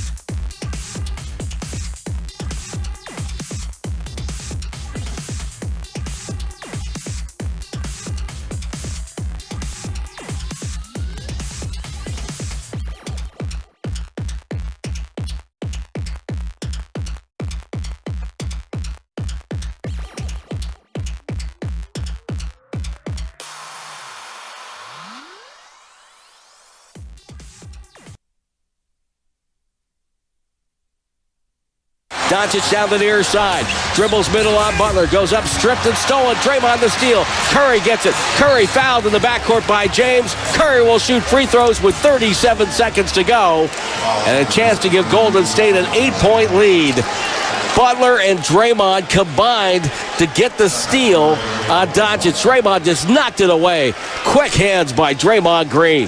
DPOY. Draymond Jimmy Green. did a great job of staying in front of him, forcing him into a tough situation, and he drove him right down to me. Only pass he really got is to my guy in the dunker, and that guy got to either shoot a floater or got to go through my chest to get the layup. So I felt comfortable enough to go for it. He put the ball out there, and at worst, I'm going to foul him, but he ain't getting the and one, and it's 2 free throws. So just taking advantage of an opportunity to make a play. Now, back to Steiny and Guru on 95.7 The Game. All right, Draymond Green picking Luka's pocket, essentially. Putting that game away. Tim said it. Yeah, you know what? I'll tell you what, the Tim Warriors, Roy. maybe Draymond Green should have talked about DPOY back in November and December, and he would have started playing like he is now because he said he was DPOY 3 weeks ago. See what I'm saying? See what I'm saying? Get it? No, we don't. I'm saying that he said he had a good game. I want the DPOY, and then he's raised the level of his defense since he said, I want the DPOY. I mean, those two, that play where he forced, and they were coming back, the Lakers, when he forced LeBron to throw the pass or miscommunication, looking to throw that pass out of bounds and just went body and chest to chest with Bron, and then the strip, Steiny.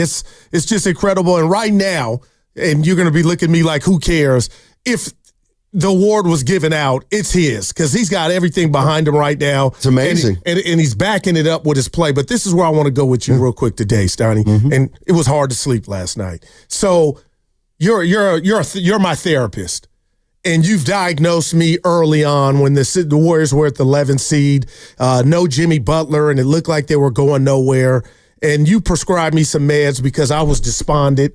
I was down, and we all were. But Steiny, right now, the Matt Steinmans, and Tim and Raleigh called, and that was about JK, but this is about the Dubs. Steiny, they have had a heart transplant. They are different. Draymond's got a guy now to go with him, this nasty, and sometimes flies under the radar, the things that he does on a basketball court on both ends, Jimmy Butler. And I've come to the realization they don't need playoff Jimmy. They just need Jimmy. And now you got a closer. Now you got the youngsters who are propped up by these OGs that have already done it, but are happy as all outdoors because they knew that they were enduring bad times. They were left for dead. So we don't know, and you're right, what the future holds. But fans like me, Steiny, people like me that look at this team and feel like not overly aggressive, can't you understand how nobody is afraid of who the Warriors play now because things have changed? That's all it's about. And they might get beat. But can't you understand, with your love of sports, how this thing has been a metamorphosis almost like no other in season? And so the way I look at it is, when you were despondent and mopey and saying this team stinks, you needed a pick-me-up. What's a pick-me-up? Like, what's the drug that's a pick-me-up? Adderall. Okay. And now I don't use it. Now you need Valium. You need some Valium. You're too try to stay more in the middle. That's all. The season wasn't over when you thought it was, and they haven't hoisted the Larry O'Brien trophy yet. Well, so, Jimmy Butler was a prescription of talent, of wealth. So I don't need that volume, Steiny. Yeah, I think Steph was talking to you, though, with Kuminga. No. And by the way, I do have to disagree with you about something. Okay, go ahead. Shocker. Yeah. You're not in the middle as it pertains to Kuminga. You're not. You really mean that? Yeah, absolutely. Now, what would make me over the top? Because you think he's been treated unfairly. You think he's deserved more time. You think that Steve Kerr hasn't been fair to him. You think that he deserved to be playing more than Steve Kerr did, and I was saying I like him as a player, but he's got to start doing some more things, and last night he did them. Yeah, well, I'll say this to that, Stoney, because it's never in regard to Kuminga, real quick. Last night was perfect. There was no ball stopping. Everything he did, it felt like was in the flow of the offense, and the most beautiful facet to Kuminga's game last night to me on the offensive end is the offense needed it. And driving to the rack, just flying through there gracefully with the left hand, making damn near all his free throws. He missed 2. But my point is, Donnie, I've never told you this guy was Alex English. I just told you this team doesn't have a lot of Jonathan Kuminga. And that, to me, is a physicality mismatch on most nights. And last night, he tapped into it, and it was beautiful. I'm not going to disagree with you. And now you're getting some people to back you up on saying I wasn't in the middle, but whatever that means. It means I never told you he was Alex English. No, you've said he's Kawhi Leonard. We were using that as, come on, as nuanced as the youth. That was my youth component in regard to that Spur example, not the actual player. But they get Denver tonight. My gosh, Stoney, at what point do we say what? I'm trying to. If they beat Denver, they're the favorites in the West? No, it's just Denver might come in here and win tonight. But I still think the way that the Warriors are playing, and if you get them in a 7-game series, Stoney, that fear factor's gone. And maybe Denver? No, just fear factor's done with Denver? From our side with any other opponent. And maybe that's already evaporated. And that's just another nugget to the Jimmy Butler trade. Steph Curry closed that game, Stoney. 37 points, and it wasn't even his best night. But he's hitting his shots when you need to hit them. And I just think having a guy like that out there in a game like that last night is all, like, that mean that those aren't points, but it means something for the mentals. And I'm going Marshawn, the mentals. Let's go to Shaka in Berkeley. Shaka. Hey, Shaka, how you doing, buddy? Man, what's up, big homie? How y'all doing, man? Talk to us. Hey, man, I'm looking at Kuminga and Moody coming to age at the same time, man, that maturation. All right. Man, you see how Moody, because Moody can guard anybody. He's like Clay used to be. You know, we can put him on a best 2 guard, and we know we're going to get a great, adequate, investment. It's going to be good.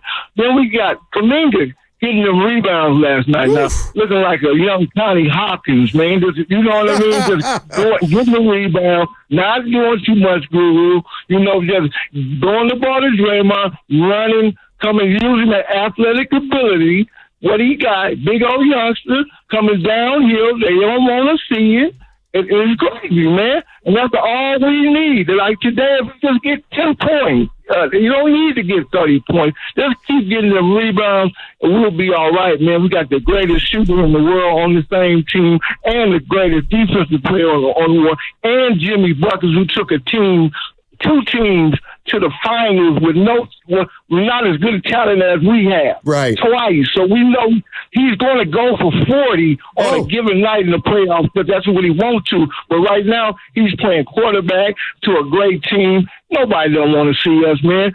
You know, that's Stephen Curry, man. Yeah. Nobody don't want to see that, man. Talk to him. And I got to tell y'all one thing. You know I'm 60 today, Guru. Oh, happy birthday, 6-0. Happy birthday, baby. I'm going to sign you the same age. Nice, Shaka. I like that. Oh, yeah, y'all look good, man. Man. I appreciate it, Shaka. Connie Hawkins, ABL legend, Steiny. Oh, wait, what? Connie Hawkins, ABL legend. What's the ABL? American Basketball League. You mean the ABA? ABL. I call it the ABL. Pittsburgh Rams. The one with the red, white, and blue ball? Yeah. Yeah, that's the ABA.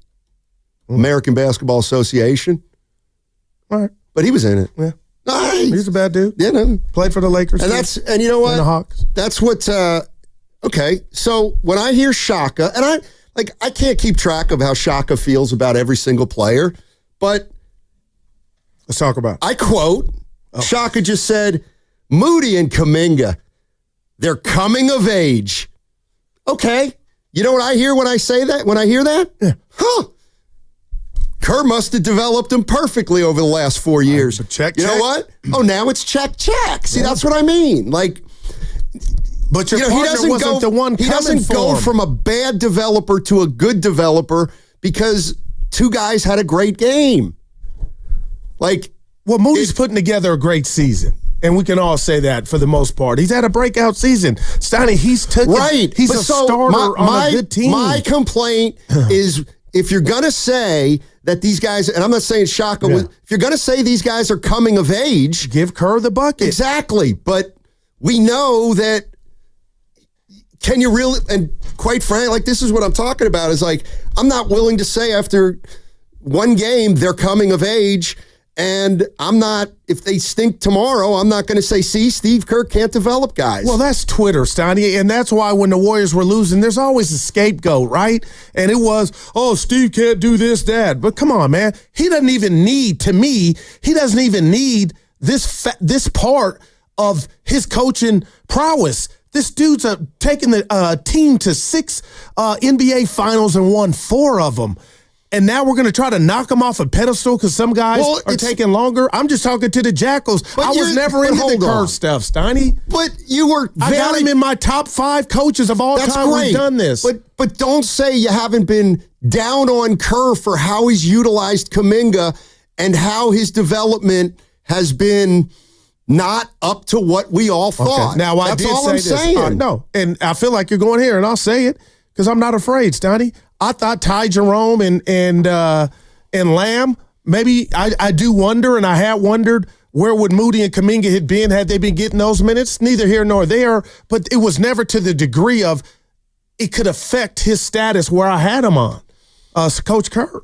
That's all. I just those are pluses now. I've been not after last night. Yes, that's what it Moody's sounds put like. Together a great season. I know he has. Okay, and then real quick, what about Pods? What about Jordan Poole? My point is that we've been doing these shows for 8 years, and for 3 or 4 years, there's been a constant theme that has been that a segment of the fans have talked about where they have not approved of the way Steve Kerr has brought along the young guys. And today, it's very easy to say, oh, everybody was wrong about Kerr. He can develop guys. Well, you know what? If Pods goes 7 for 26 tonight, I just know how everybody will talk tomorrow.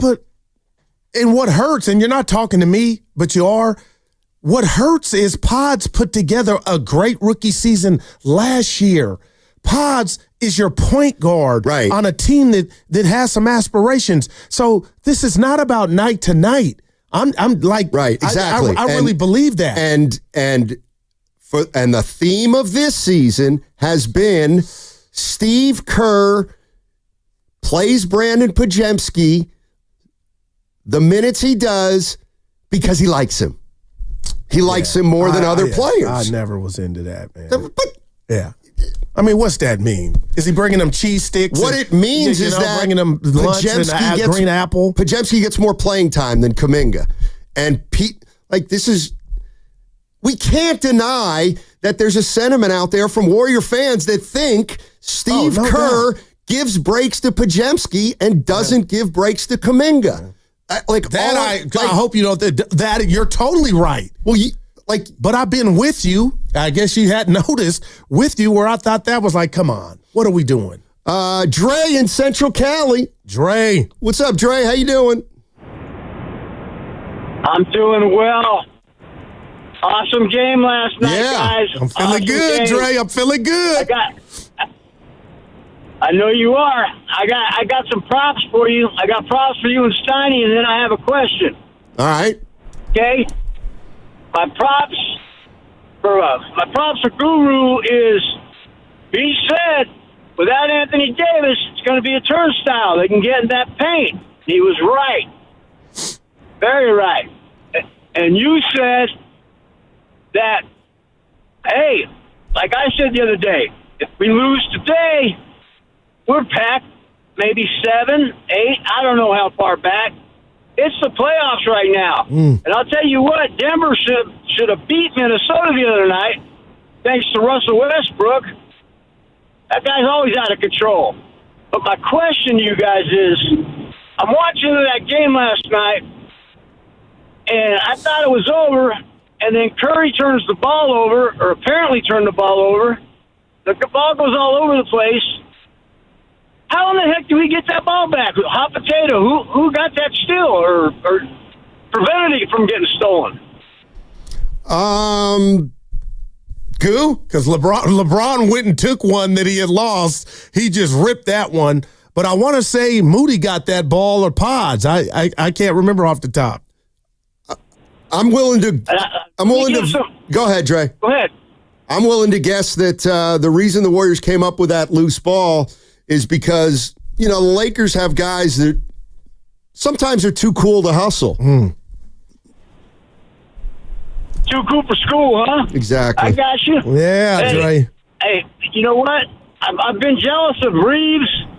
I shouldn't compare him to Austin. Everybody's their own player, but Reeves on fire last night. But I'll tell you what, Pajemski earned his money last night, man. Yeah. That's the best I've seen him shoot. It was a great game. Let's just hope they can stay hot. And got to win. The playoffs are now, guys. Yeah. Playoffs have started. Hey, Dre, I got a question for you. I love that. How's your daughter doing? Yes, brother. How's your daughter doing? Let me ask you first. How's your girls doing? They're all out of high school now? Yeah, all three are doing great. My youngest is in college. Congratulations, brother. I'm glad to hear it. Guru, I hope your children are doing well. Yeah, but my daughter's doing fine, man. She's doing really good. There you go. Great Thanks to hear. for asking. Yes, sir, Dre. We don't forget. Yeah, we don't. We remember Dre, meeting Dre at that was at the old Oracle, wasn't Yes, it? sir. How about this? This is how I don't want to put this. This is how I know that sometimes my synapses don't fire completely. So I get a text from Sal Castaneda, KTVU, and he's somebody who is taking shots at this station, and I've reprimanded him for it. For what? He doesn't like. I've had red wine with Sal. He spoke highly of the station. Had me on as well, KTVU. He thinks too many of the hosts are full of hyperbole. That Sal does not believe that. Anyway, he goes to me, hey, are you at Oracle today? And I'm like, no. Why? And he goes, well, I was just going to see if you wanted to pop on. And I said to him, what's going on at Oracle? Oh, sorry. Because I still think Oracle is the arena in Oakland. And I'm like, what event is going on at the circus? We got a truck show? Dumb. Just a 5-1 baseball team having over today. Right. Yeah. So you have no problem with Dre, because Dre's right. About what? The playoffs have started. No, they haven't. But you wink, you know what I mean. Have they started for Denver? I think we'll see tonight. Yes. They kicked I don't know what that, I mean, hey, that was a big game. 58. Come on. You know what he means. And I think that's going to bode well when they actually embark on the playoffs. If for whatever reason, the Warriors load manage anybody tonight, I'm going to ask you to rescind that. And I would go off. Go off on me? On me? No, again? On Kerr. Again? He said, Steiny, they're in go mode. You don't have the luxury to rest. You rest when you get eliminated. And I know that's how they feel, and that's why Kerr nipped that in the bud last night. Like, no, all systems go. Lucas, Nahigian, and Steiny, we're all going. Butler's got a forearm issue. Now, that's different. He might, Curry hit on his pelvis again. He has padding on. Curry, but they know what, going Morris Day, they know what time it is, Donnie. Great group, great band, The Time. Okay. Let's go to we got? Max in San Francisco. Hey, Max, how you doing? Hey, I'm doing great. Thank you. Listen, I don't think it makes sense to compare Pajemski versus Time for JK. Because they play totally different positions. You need a ball handler sometimes when Steph is out of the game. Yeah. And Pod gives you the opportunity to move the ball around. He dribbles the ball well. Asking J.K. to rebound is great. That he can do. But he's not a ball handler. And I think the key game, the two key games from the Warriors going forward is the game tonight and the last game of the year against the Clippers. The Clippers have owned the Warriors, and Denver has owned the Warriors. And the Warriors benefited by trading Unibrow because he was more effective against the Warriors than Luka. So the Warriors look great right now. Their defense is amazing. But I think when you got totally different players playing totally different positions, I don't even look at, well, how much time is this guy getting? It's all about matchups. No doubt about it, Styles Max. make fights, man. You know what, Stoney? I'm mad at you now. But why? Damn it, I told you. I just Googled Connie Hawkins, one of my dad's favorite players. He played in the American Basketball League, When the was that? ABL. When was that? 1969. Well, hold on. He also played in the ABA, but he started in the American Basketball League, and I knew that was right. Who was in those? Who was on those? I don't have. Who was in that league? You got to give me some time. But ABL, I knew I was right. You got my boy basically laughing at me. I knew it was ABL. You hadn't heard of the ABL then, and neither had you. You just misspoke. No, let's go. Hey, we got to take calls. Well, we're up against it too. You mother. Now, this is interesting. Lucas, it's 12:40, and he's saying bye-bye, like we got to get out. And you should know that. If I get out by 42, Evan Giddings has a fit. Hey. Evan has a fit no matter what you do. Well, there. It's easy to say when he's in Raleigh. He said he had a good time already. Yeah. He's hanging with Tim? Gutless. Tim from Raleigh? Oh, Tim. You wouldn't criticize him if he were here. I would. I don't know. Time to break. All right, 888-957-9570 is the number. Warriors, they play the Nuggets tonight, and we can talk about that. But last night, big win over the L.A. Lakers, and it's the first time the Warriors saw the Lakers without Anthony Davis. Bring him on. And the question we're talking about right now is, do you not fear the Lakers anymore after one game? Man. I mean, it's not the way I look at basketball, but if you feel confident about the Lakers, you feel confident about the Lakers. Is this the team you'd want now? Even maybe ahead of Houston. 888-957-9570. What's coming up on the game is brought to you by Fremont Bank. Here for you, here for good.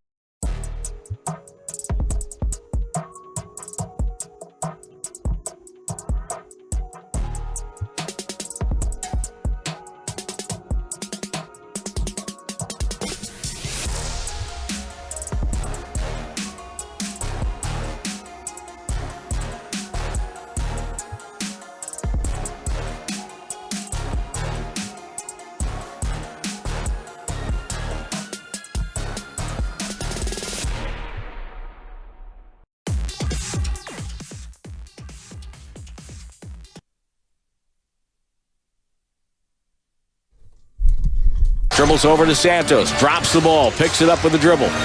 Top of the key. Shot clock at 10. Pass to Curry. A beauty. Curry takes the hit inside. Throws it up. It's good. And a foul. My goodness. Stephen Curry of a beautiful feed from Guy Santos had the presence of mind taking the hit to spin it off the glass. And I mean spin it. Curry in front of the logo. Crossover right hand, crossover left, head fake, dribble drive by Doncic, floater up and in. Oh, he just took him outside and said, "You're on skates now." Yeah, the pad helped. I slid across and it got exposed a little bit, but I was able to finish, and I don't think it'll be a problem. It's just the question of how long I need to wear that thing. It'll be pretty much the rest of the year. Now, back to Steiny and Guru on 95.7 The Game. Uh-oh. I was supposed to have Fabian today. Again? Is he gonna be Fridays with Fab. I dropped the ball. Damn. Thank God. Thought he might have heard it. Put some respect on my name and tell people that you were wrong. There is an ABL, and I was right. Norm wanted me to be the next Connie Hawkins. He played for the Pittsburgh Rams in the ABL, and I let you talk. You thought I thought that was the ABA. You did. Was the ABL, American Basketball League. So that's the Air E9 to Steiny. Another one. Yeah, sometimes you get something wrong and you're still right. Because Connie Hawkins is most known for playing in a league nobody's heard of, but not the ABA for 6 years where he was an MVP. No, I got you. Yeah, we won't talk about him playing 4 years for the Globetrotters. We'll talk about 3 games in the ABL that Goose stumbled upon.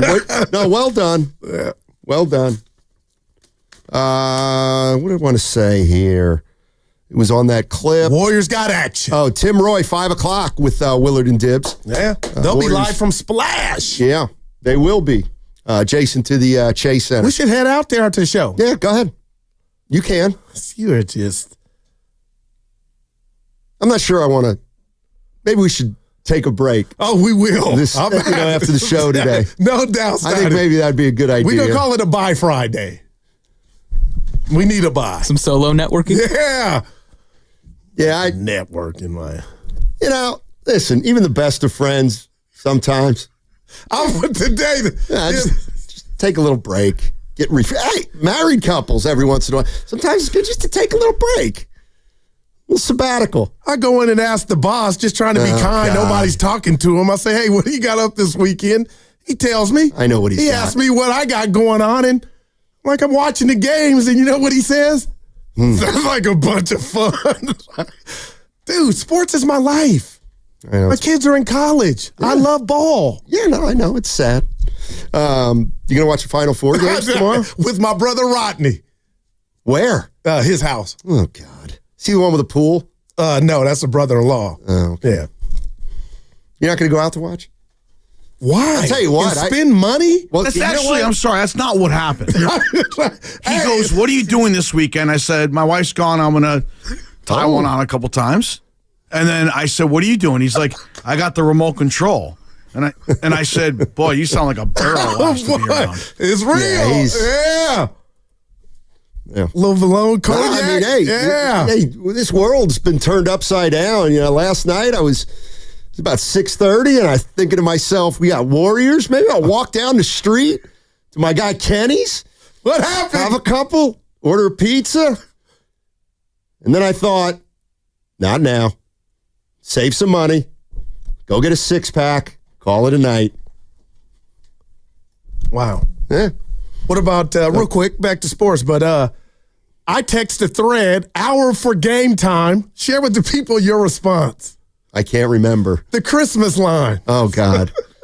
Yeah. I actually laughed in my living room.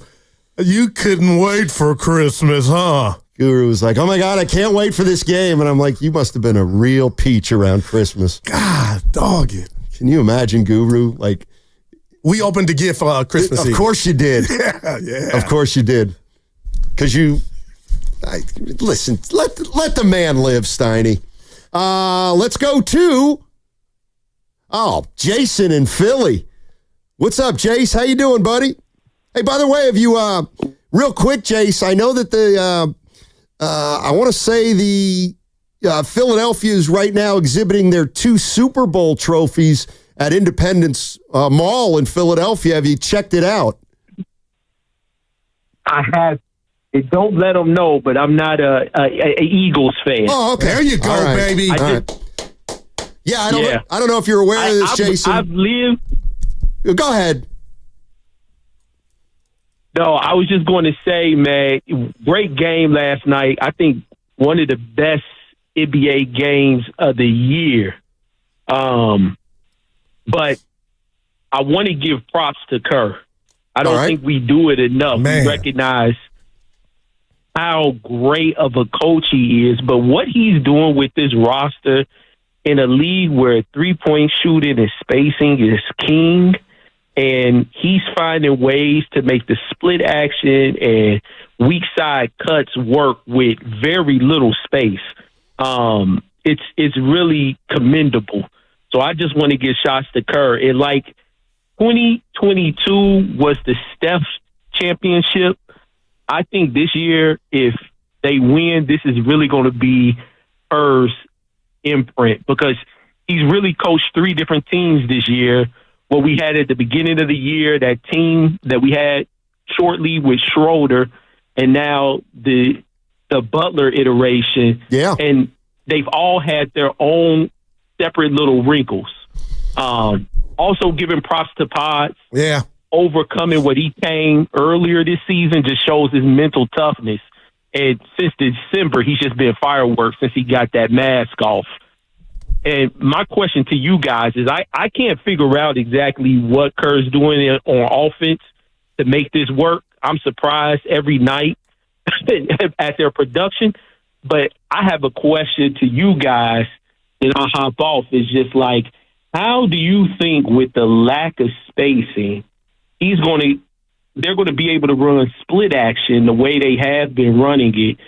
And we saw a little bit of it last night with the Lakers just sinking down in the paint. And, of course, it didn't work because Dre and Paz are hitting. But I don't expect them to hit at that rate every game. So how do you all see it working if and when, most likely win, but if and when they make the playoffs?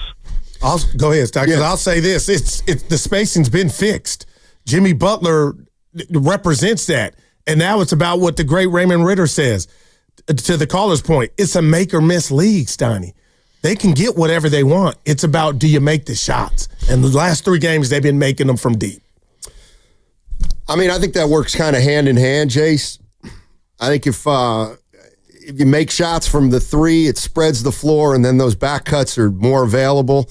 Or you start back cutting, and because the floor is spaced, then you got to compress, and then it opens up the 3. So I'm not sure, which starts it, but they have an answer for 2 ways to play, at least if they're making 3s. You know what I mean? Yeah, I do. Oh, you don't. Yeah. Thanks, Chase. Appreciate the call. Yeah. Thank you, buddy. And did you notice Curry's a bunch of his points early were him going to the rim? And I was just like, that was the whole Anthony Davis is not here. The big dog is no longer on the yard. Yeah. Yeah.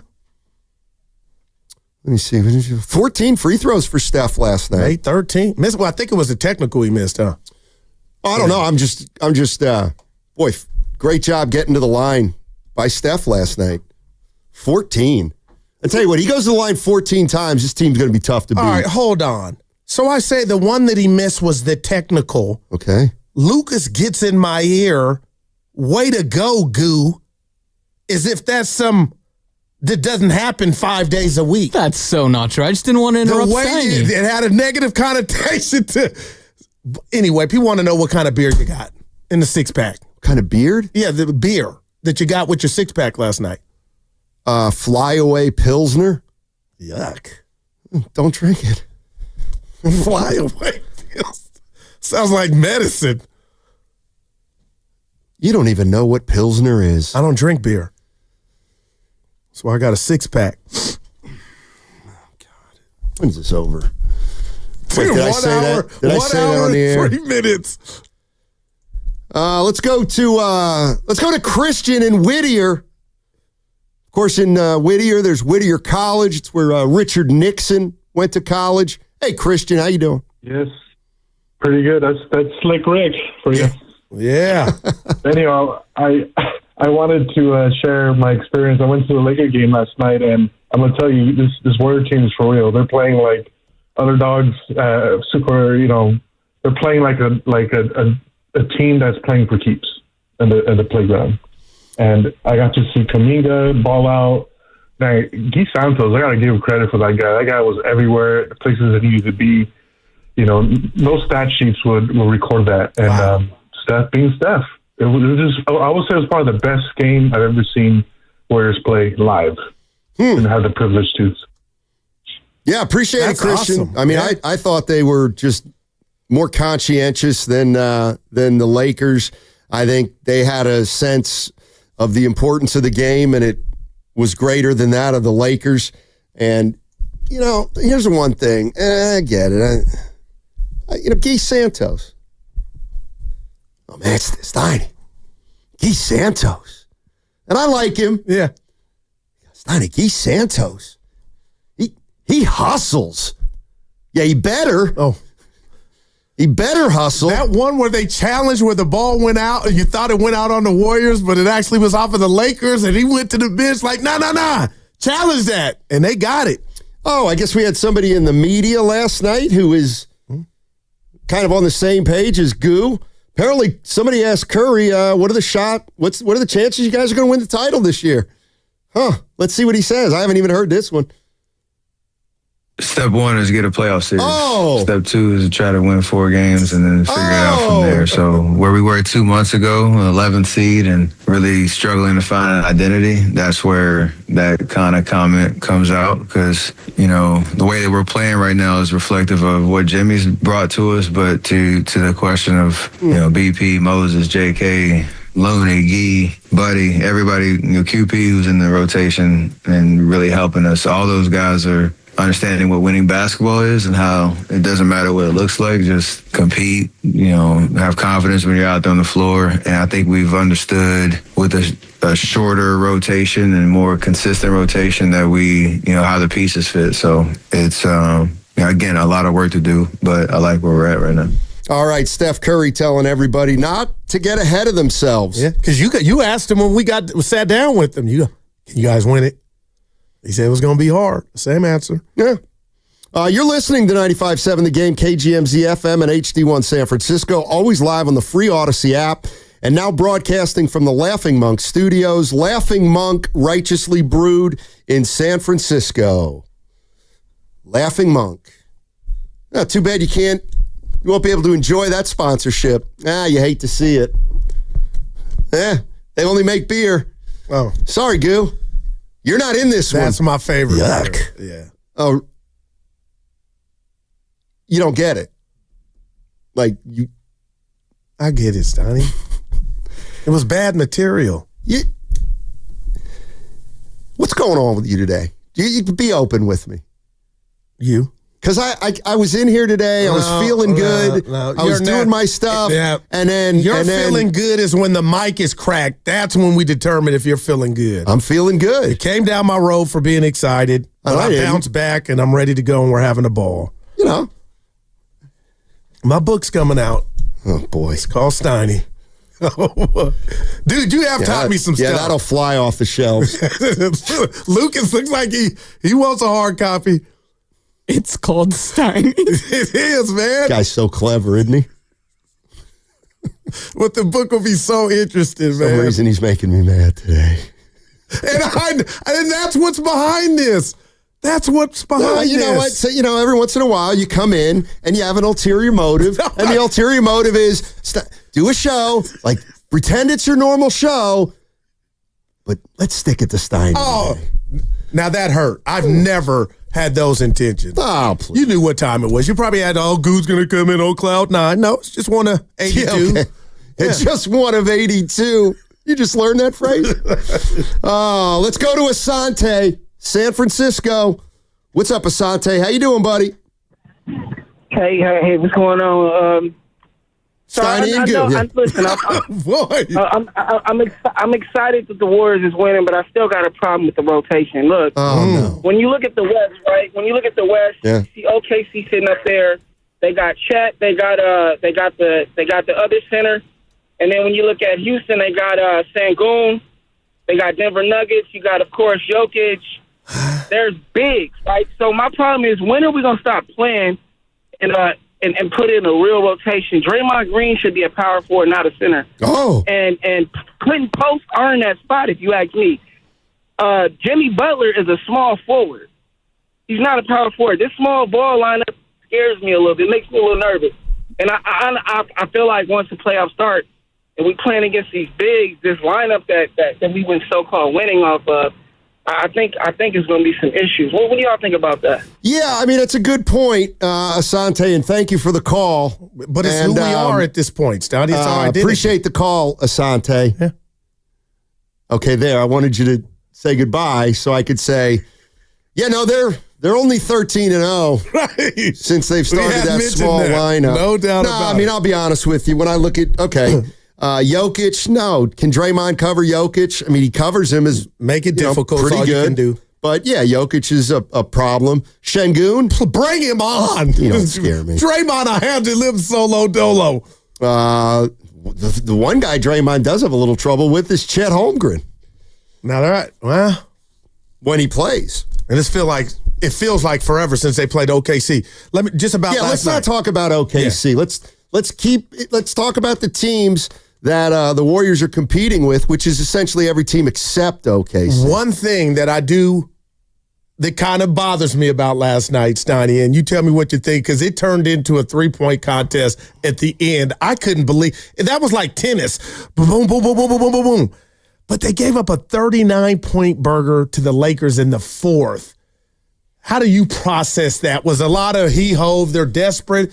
I know they won and they got but 39, I didn't like that. And I'm like, if they see him again, did the Lakers figure something out? You say, the Lakers now figured something out. I'm asking. I'm pondering. I thought you weren't afraid of the Lakers. So if they figured something out, that should scare you. But you can't do that until every day I'm going to do it. Answer the question. What's the question? What did you make of the 39-point fourth quarter? It did not register to me. That's all I was asking. Mouth? It's a 39-point quarter. They had 35. And they were winning by 13. I'm talking about they won by 7. Yeah. I know. He didn't blow them out. They covered. Oh, it's only 105. You know what? This is the one thing I wanted. I'll play some sound while I look this up. Hey, Draymond, what does this version of Kuminga do for you guys? Takes his team to another level. He was so patient, let the game come to him. He got going a little bit getting downhill as soon as he got in there, but I thought the biggest play he made was when he got it in the middle of the paint and kicked it out to Moses. That just shows growth. He can take that shot, he can make that shot, and he does often. But to go in there, not take that shot and have the shot, but kick it out for an even better shot and get someone else going, that's what stars do. So it's just good to see that next level of growth from him. And we need him to continue playing the way he played tonight. Damn, Draymond. I love that. Now, did I hear what I thought I heard? I love that. He basically said, I love the way JK played today. My favorite play of the whole night, he threw a pass. Stop. He threw a pass. A pass he didn't have to throw. Oh. It was maturation, man. Dre knows what he's talking about. No, I love it, he man. does, and I think that's another message to people who are too high on Kuminga. Like, see, sign of growth. He threw a pass. There is truly no Mount Rushmore trolling than the great Matthew J. Steinmetz. You know what? I do need more people on the YouTube chat so they can see that. Yeah, I tell you what, watch me on the YouTube chat and you'll be like, man, Steiny's a happy guy. Remember when the boss said that? If you listen to the show, it's kind of different, but when you watch it on YouTube, it's a lot lighter. Did you guys see Post mouthing off to Luka and LeBron? It was incredible. Right. And then Draymond comes in and tells But him hold to on, stop Lucas. talking Let me back to do back. my Steiny. He went to Boston College. No, let me do my guru. Earlier. Yeah, and you know what, Lucas? Keep that kind of crap to yourself. And I'll tell you why. This is it again. Oh, man. This is what I try to fight against. Oh, did you see Quentin Post in LeBron's face? Unbelievable. You got to love it.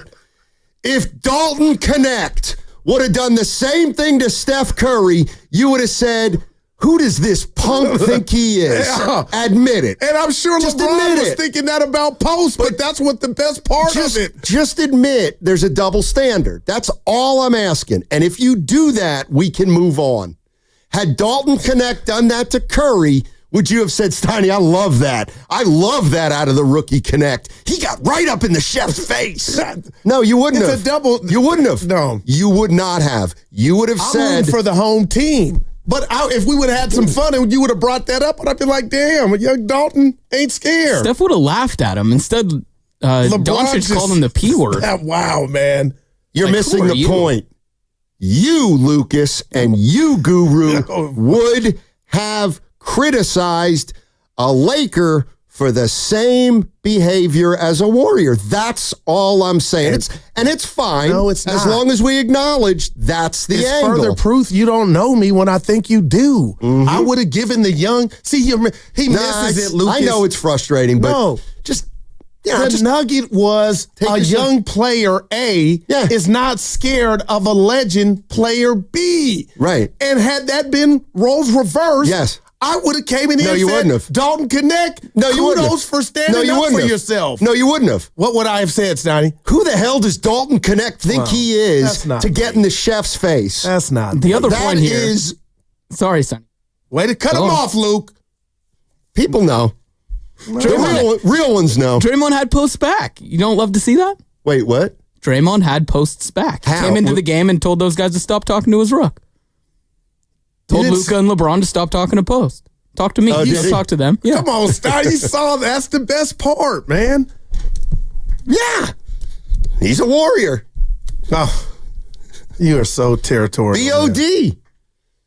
It's the name of the game. Benefit of the doubt. BOD, GSW. Nah, Post was, whew. I thought he was going to knock Braun out.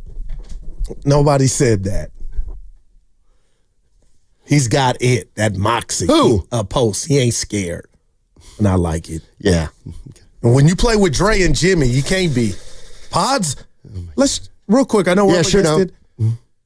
What makes me love Pods? Let's just say he missed half of those shots. He would be getting killed, but he does not care because he works on his craft and he goes out there and busts his ass. And that's what you know you're going to get. And last night, it fell for him. But, Stoddy, there were shots where like, pop! Oh, he's hot. And that's why I love him. He doesn't care. He feels like he's worked, he's practiced, and he's a part of this team, and I'm going to let it fly if I'm open. Well, you are 215 He is on one today, ladies and gentlemen. I'll tell you what. I think if they win, no, I'm not going to do it. You have to, because we know you feel it. I don't have to do anything. And that's what's tell me what bothering to you do. today.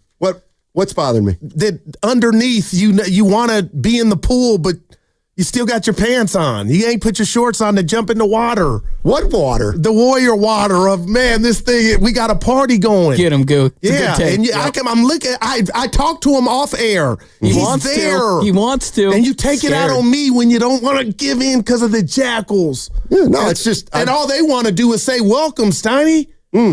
Okay. We might not win. I just don't. But it feels good now. No, I mean, I get it. They won last night, and that's why you love pods. Stop. And if we had a show tomorrow and they lose by 9. Stop. Steiny. Why was Pods keeping shooting the 3? He was 2 for 9. Don't laugh he at was it. 2 for 9 against the Nuggets. Steiny. Remember yesterday you said one thing you loved about Pods was that even if he still was trying to shoot it. Yeah. You won't love it tomorrow when he goes 2 for 9. Not that he will. We're all rooting for Pods. Hey, Warriors Nuggets tonight. Willard and Dibbs at Splash. And they're going to get you ready for Warriors Live, which starts at 6 o'clock, presented by Xfinity. Stream sports from the best seat in the house with Xfinity. Bring on the good stuff.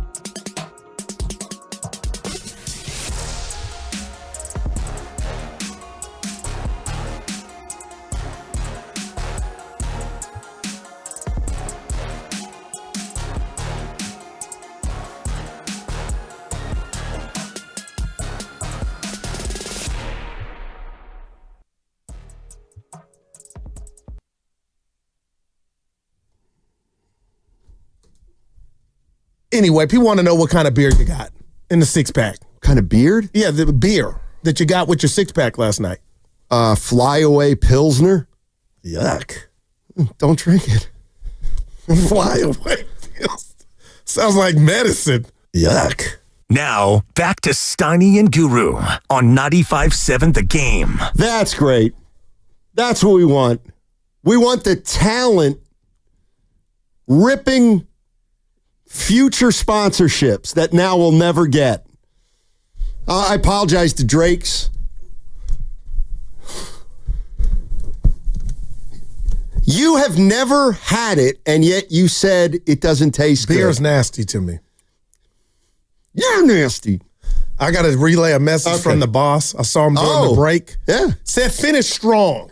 You know what? And that was for you because I always finish strong. So just bring your A game, Steiny. Are you the same guy who said you wanted to go 4 corners for the next hour?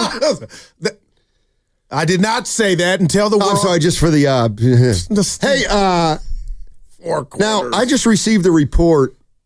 Oh, boy. From Lucas, apparently from Anthony Slater of The Athletic, and he says, here's the status of some Warrior players for tonight. All right. Butler, Curry, Peyton II, questionable. Oh, so he's been upgraded. I don't believe it. GP2 might be back, Luke. You're telling me... boy, Gary Payton.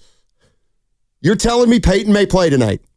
Peyton, per Anthony Slater, our Warriors insider, Peyton could make his return from absence from thumb injury tonight. Could you? Man. You know what? It just I am getting so better. sick of people right now. Why? Oh, he's going to miss the whole 3-4 week.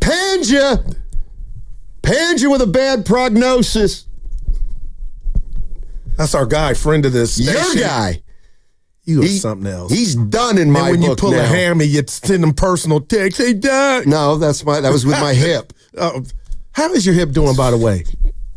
I'm on cloud 9. I thought really you had to get the other side replaced, but you're doing great. Thank you. You had to miss some time.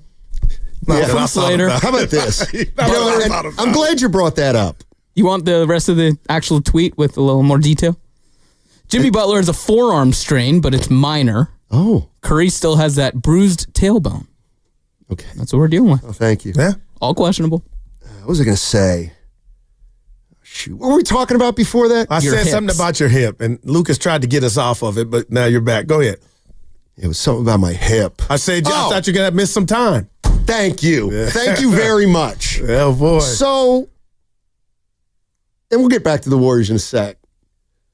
So back in January, a year ago, I'm having hip surgery. And you have to go. It's one of those things where if you miss a certain amount of days of work, you got to get a doctor's note. So I start taking time off, 2 days, 3 days. And I go to the doctor. I'm like, hey, I'm going to go back to work late this week. So can you make sure you... And he said, I'm sorry. And I said, I'm going to go back to work, probably later this week. And he says to me, you've only missed 4 days of work since your surgery. And I said, your point, Doc? He said, oh, man, most people miss at least 2 or 3 weeks. I said, I feel great. He said, well, be careful. I'm like, write the note, get off my back. Yeah. That's who I am. John Wayne. That's who I am. This is your idea of finishing strong, huh? Dude, that was a slam dunk. Back to Wiggins. Yep. Let's go to Bobby in Los Altos. He wants to talk about the Warriors. Bobby. Hey, Bobby. Hey, gentlemen, thank you for taking the call. Maybe the line had a bit of static, but did Steinmetz just throw shade at an orthopedic surgeon? Yeah. Is that what I heard? Yeah, you did. Oh, my goodness. Panja. Oh, my goodness. The station doctor. You afraid of nobody. Oh, hell no. You're afraid of nobody, Steinmetz. You're the bravest man I know. So, hey, look, if we're talking about 4 games, if they went 2-2, I think they absolutely won the 2 most important. And now, of course, we have expectations for 3-1, 4-0. But this is what I want to say. Give it I got us. a script for Steve Steve Kerr tonight because I know the team is tired. Who knows when they got in last night. But this is what I want Steve to say to the team. I want him to say that Denver disrespects us so much that they're willing to take a loss to the Spurs by resting all their starters because they have already penciled in us as a win for them. Everyone calls us the Dubs, but Denver calls us the L's, the losers. So let's go kick their... Well, hold on. Hey, Bobby. Look at Bobby. I like it. Hey, Bobby. Let's pretend I'm Draymond Green. You ready? Yeah. Hey, Coach, isn't it really a sign of respect because they knew they needed 2 days rest because they were coming into our house and they knew they had less of a chance if they played that game on Tuesday against the Spurs? So I actually disagree with you. I think it was a sign of the utmost respect for our Warriors team. So I would say, hey, Draymond, you're the one with the biggest chip on the shoulder that I know. So I don't know who this fake Draymond is that's even coming up with this fake response. But what I'll say is, look, who's it supposed to be easier to beat, the Spurs or the Dubs? It's supposed to be easier to beat the Spurs and then maybe be tired for the Dubs. But that's how much they disrespect us. They just said, it's all right. We'll still be 1-1 after these 2 games because the Dubs, they're an easy dub win. So let's just kick their butt. Look at Bobby. All right, Bobby. Good stuff. Yeah. I was going to ask him your profound Laker question. Are you more afraid of them or you still need to see more, man? Because right now, to me, Steiny, it's going to be Denver to Lakers. That's how this thing's going to play out. Either or. That's who I think the first-round opponent is. And I've seen enough. I felt it before the game. Last night could have went a whole different lot of ways, but Luka will never be a plus on defense. And the Warriors, even if they lose to the Lakers, I believe, Steiny, under the tutelage of one Steve Kerr, can exploit that. Bobby's That's just talking. how I feel. Yeah, Bobby's talking about a pregame talk. You want me to tell you how these things really go? I would love to. All right. I'm Steve Kerr. All right, guys, we got a little something rolling here tonight. Let's keep it going. Let's execute, play hard, and young guys, I want you to be ready. Let's go. That's the pep talk. Oh, you're talking to 4-time champs. They know what time it is, Donnie. That this is not their first rodeo. I think they were 3-time champs when you lambasted them in Boston. We're Warriors. Oh, yeah. Let's go to Tom in Sonoma. Good call. Tommy, how you doing, my man? Hey, Steiny. Hey, Guru. My man. Hey, Steiny. Yeah. Man, I'm so excited about this game tonight. It is the biggest game of the year. Yes, I said that before. I'm going to say something, man. Last night's game, it was 2 biggest plays of the game, I thought, that made a difference. You know what I'm trying to? One sec. I'm going to write him down because see if great minds think alike. Go ahead. Paz's half court shot. Okay.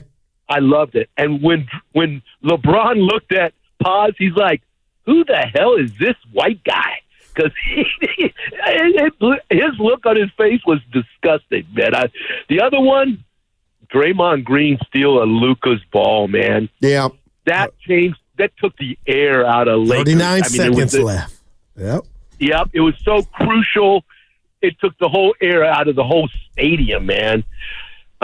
We have to win tonight. We've got to send the Western Conference.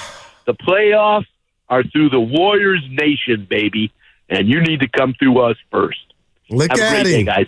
You have a great day too, Tom. What you want to avoid, Stoney, and we keep saying that week off, but the playoffs will start that Saturday, right? Let's just say that they avoid Saturday or Sunday. Yeah, so that's a week, but I had the Pods half court shot and then Butler's 3 with the shot clock running down as the biggest plays. I had and I already told you. Nobody, the Pod step back 3 up 111-107.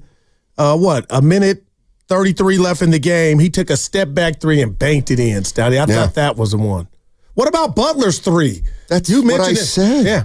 You weren't listening, were you? Oh, Just boy. admit it. It No. happens. It did. And I I can did, get yeah. it. I get it. I I can drone on and You know on and what? on. I owe you one. Okay. Yeah.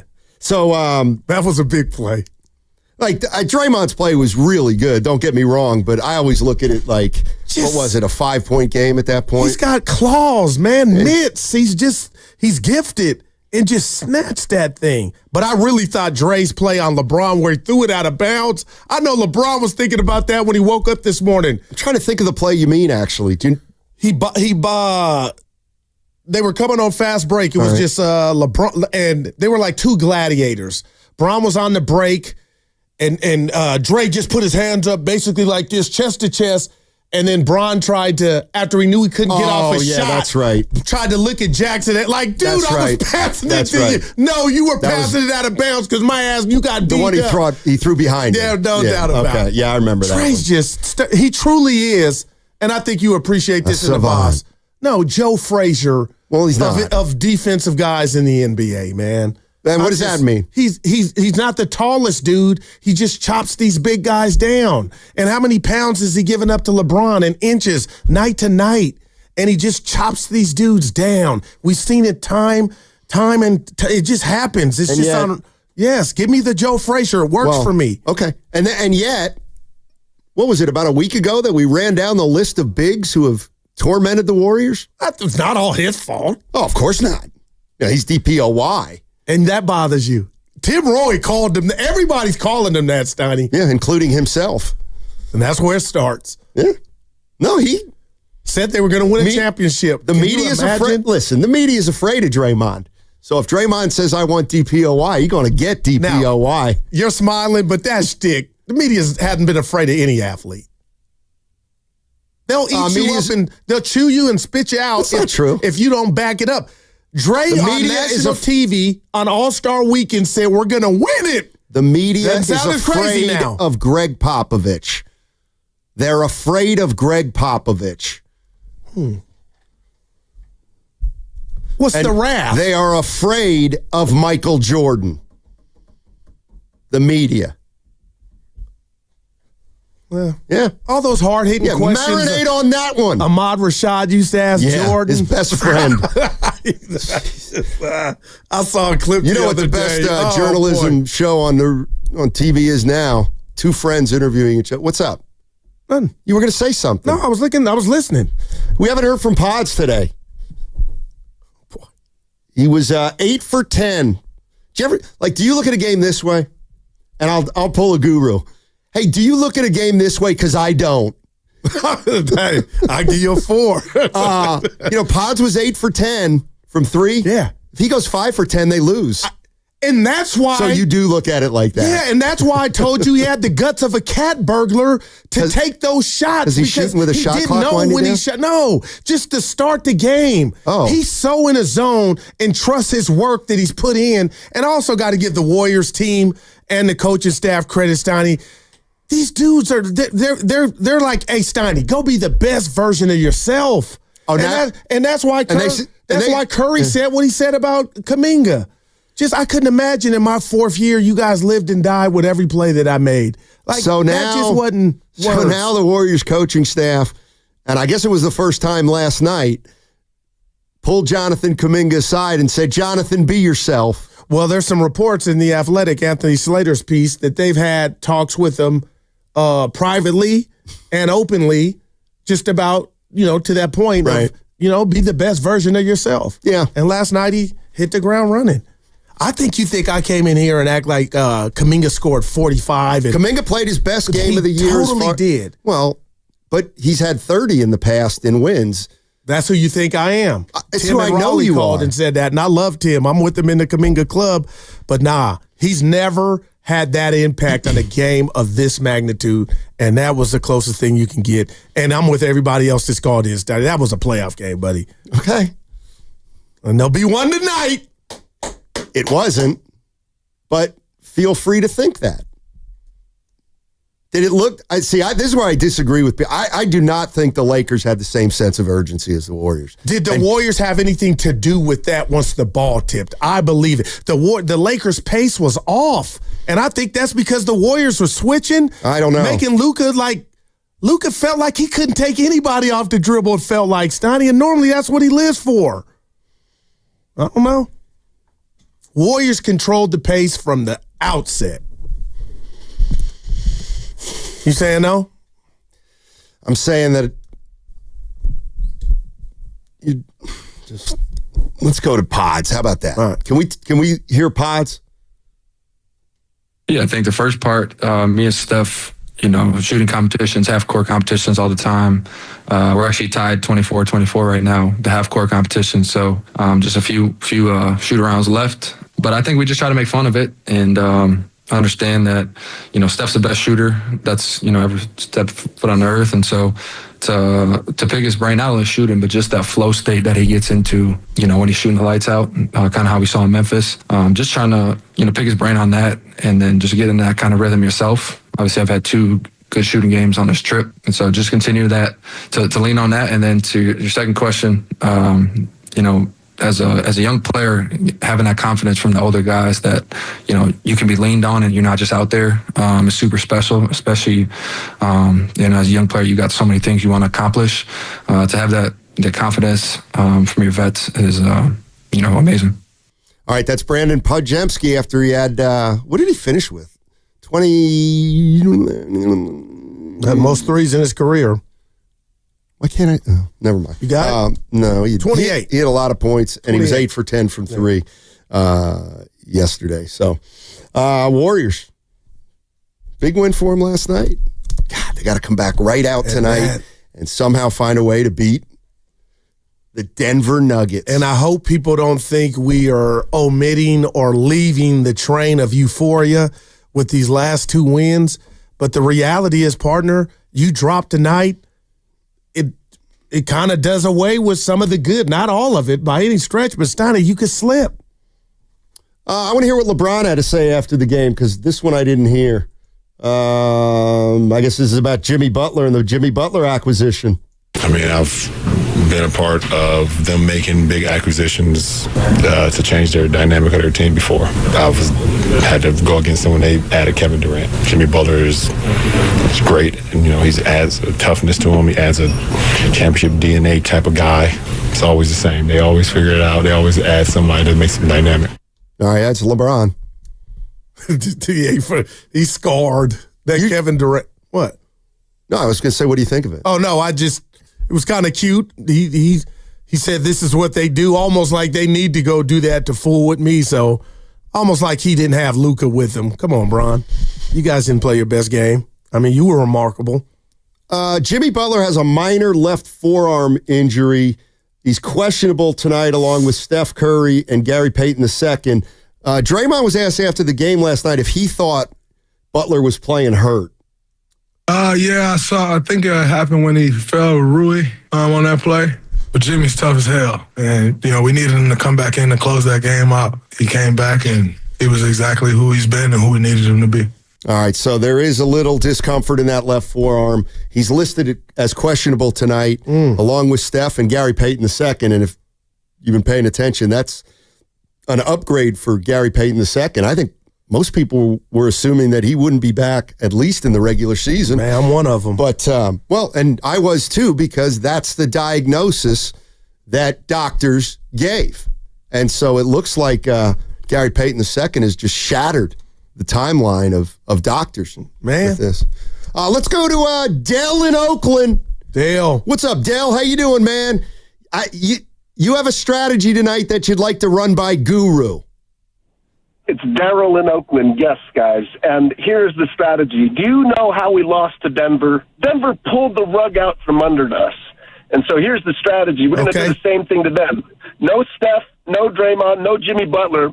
If we lose, we lose. Look, it's a roll of the dice. We've gotten kind of lucky winning this many games anyway.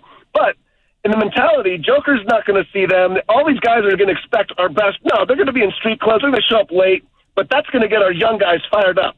And as long as we got somebody like Steiny to give our young guys a prep talk before the game, I think they're going to come out so fired up and ready to strangle somebody.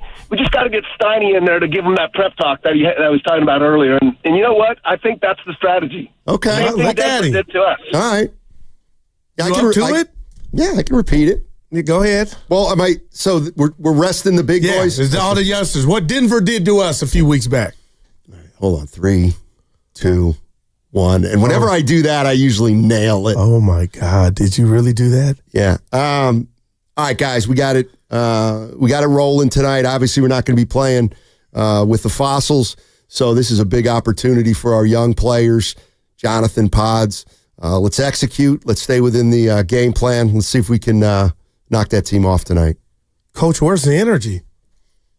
Boy, I want to run through a wall right now. What Lucas? I don't know.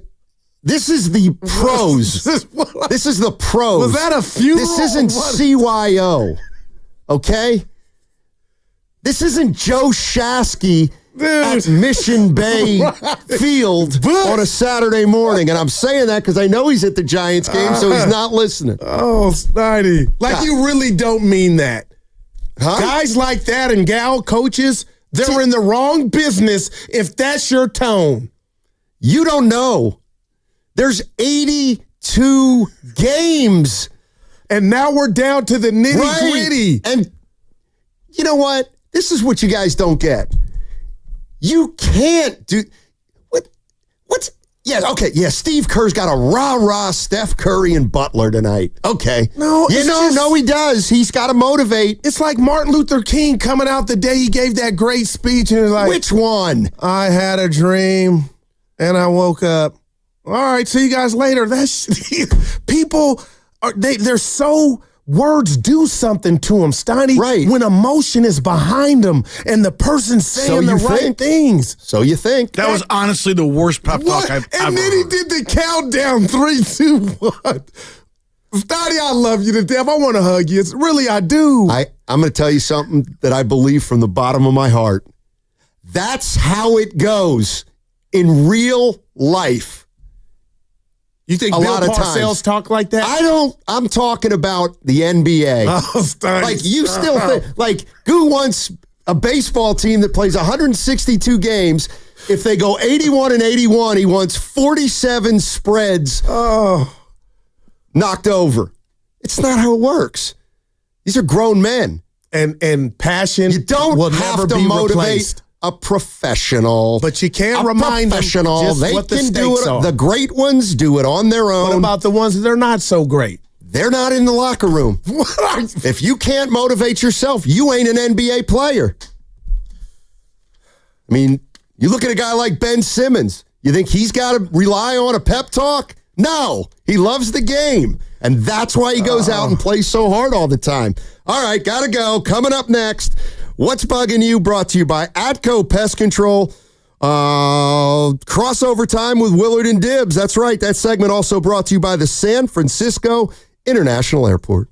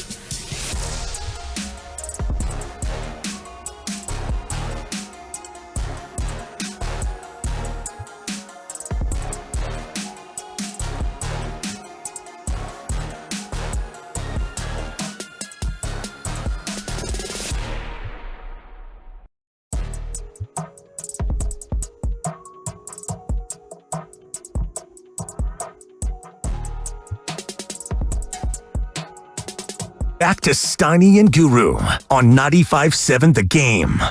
All righty, it's crossover time, sponsored by Atco Pest Control.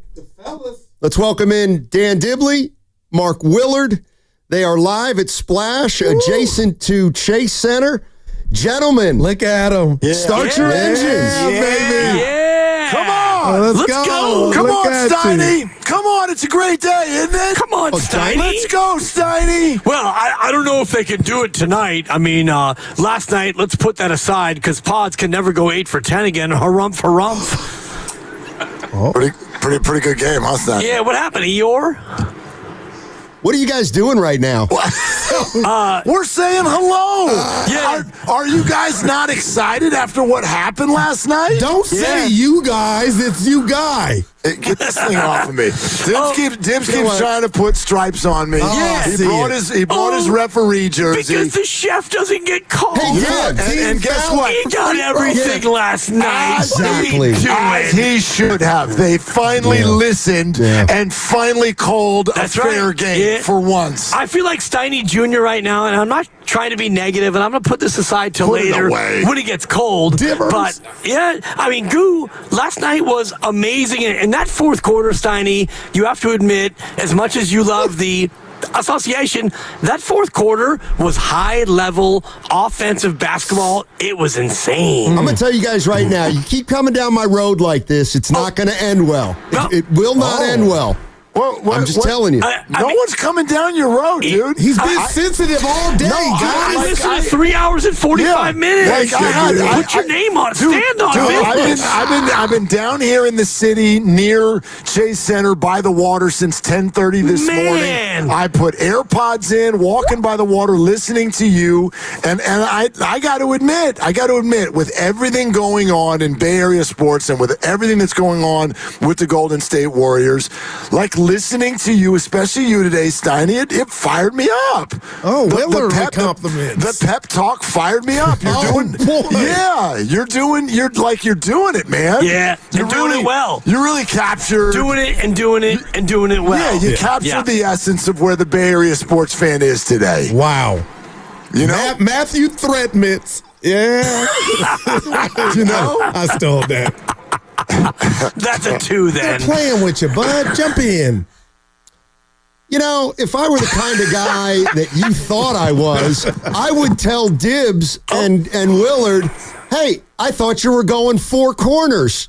4 corners. During the crossover. 1982. We got to, anyway. And I'm trying to stall You're not going 4 corners, are you, Goo? Willard Dibs. You're getting downhill on me, actually. And they used that last night. Reggie Miller did.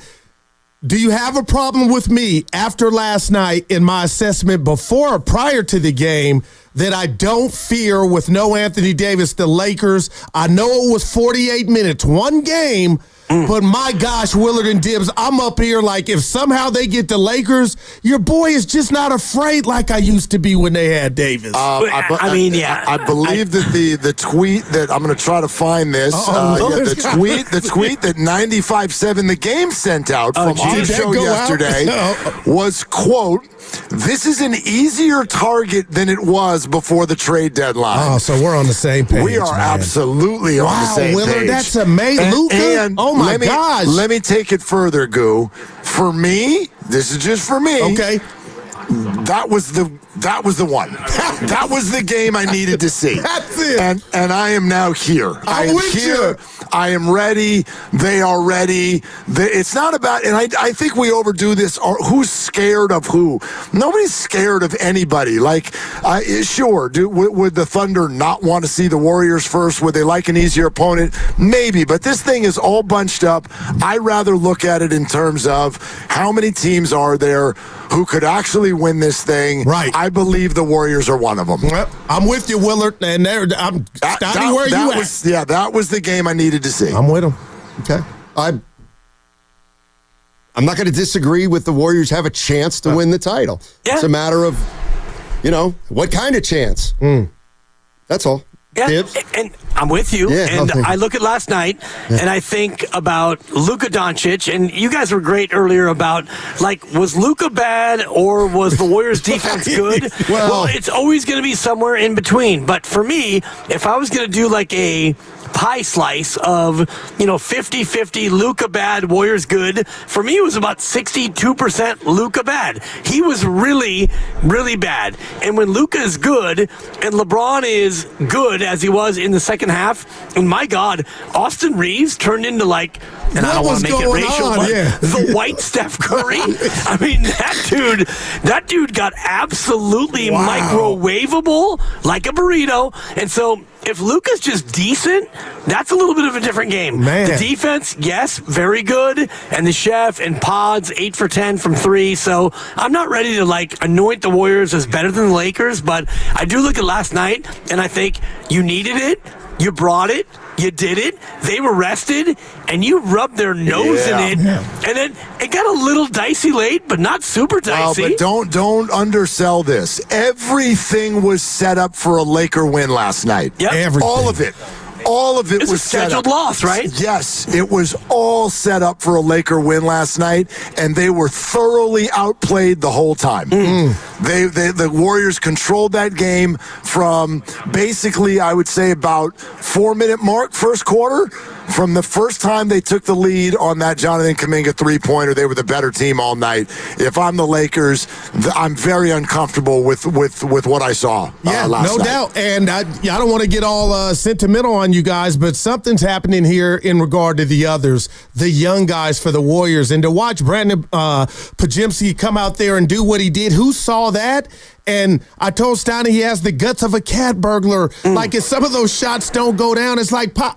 And he just took advantage, seized the moment, and he's a baller. Then you got Moody playing D, Santos and post, and JK. That was the first game since he's been back, guys. I mean this, and I told Steiny, I didn't feel like he was dribbling the ball in the hardwood. It was like we needed everything you did on that play, and it felt good, man. Light bulb went on. Light bulb went on. Yeah. That was what I kept thinking the entire night. Light bulb went on. But as we know with power can be on, it can and then be on, power can immediately turn off. You just never know. Catch it Sunday night on Stars, right? Some people trip over the wire. It happens. I mean, you never know, right? Yeah, but that's like that. I thought that was, and you guys have been playing the sound. The comments that have been made from Steph to Draymond to Steve Kerr after the game about the way Jonathan Kuminga played, you can see it. It's no different than any other young player or young person in life. When they finally do what you want them to do, you go over the top with, that's exactly what we're talking about, what we've been asking for. And JK did it with a smile. Man. I loved how many smiles I saw from the Warriors last night. Dude, 8.2. Yeah, they walked into a building that hates them, and LeBron's there, and Luka, and all of that, and they just had that knowing grin the whole time, like, dude, we're up for this. we're totally up for this. And the fact that was the demeanor that JK had, I thought that was probably the most I've enjoyed watching him play basketball all year. I think it was, I know he scored more, but in the context of a game, in the context of an important game, he played terrific. And so that's, I don't know what he's going to do tonight, but the one thing I wanted to see out of Kuminga is I need to see him play well in a win that he has some responsibility for. And that's exactly the way I look at that game last night. The Warriors won, and we can look at each other honestly and say they might not win that game without Kuminga. Like, that is, again, I think it's a lot to ask for him to be consistent like that, game in and game out, but he might not have to be. He might just have to play like one game like that a series if they're going to go somewhere. But even that, he does that once with Pods and then maybe one other game in the series. It's Peyton the second and Post had 15. Like, that's how you advance and maybe win a few games that you didn't think you were going to win. And Kuminga had 18, 9, and 4. Yeah. And we all look at that and we think, well, yeah, do that every night. But for me, right now, I'm not trying to think about it in those terms. I'm trying to think about last night where he came back and he's getting healthy, and he had 18 on 7 of 12. He had 9 rebounds. Guys, he had 9 rebounds. Soaring rebounds, Dibs. Right. Yeah. I mean, intentional rebounds, Goo, where they shot the ball, the Lakers did, and Jonathan Kuminga decided that he would go and try to get the basketball. And he did, which he had 7 defensive rebounds. He had 4 assists, and the one that everyone's talking about is the one where he got into the paint. And, normally it's like a 13-footer. Kicked it. It's a make-or-miss league. He kicked it out with a one-handed push pass to Moody for 3, and he had the weather going. That, to me, was like the poise and the experience. And, I'm sorry, Mark. I'm going to have to put this on during the break. Get it away from me. I mean... No, seriously, get away from me. And we can talk about the whistle that the Warriors got because it was very generous and it was very kind. But for me... Steph got fouled on the 3 they didn't call, Dibs. Yeah, I know. And you hate to see it. It's you ought to be ashamed. I've been saving that, buddy. I don't think the Warriors got the favorable Either do whistle. I, Mark. thought they got the right whistle. I'm with you, The buddy. Lakers got plenty of calls too. Luka duped the refs because he was ticked off about a call. Went down the other end and did his kick out and a head snap and got it going the other direction. Well, we can be fair about that. Was a fit. Yeah, the Luka Warriors got the whistle they deserved last night. Gee got into the Luka time warp, and Luka got Gee at least 2 straight times. Where Luka and Gee is so exuberant. I love Gee.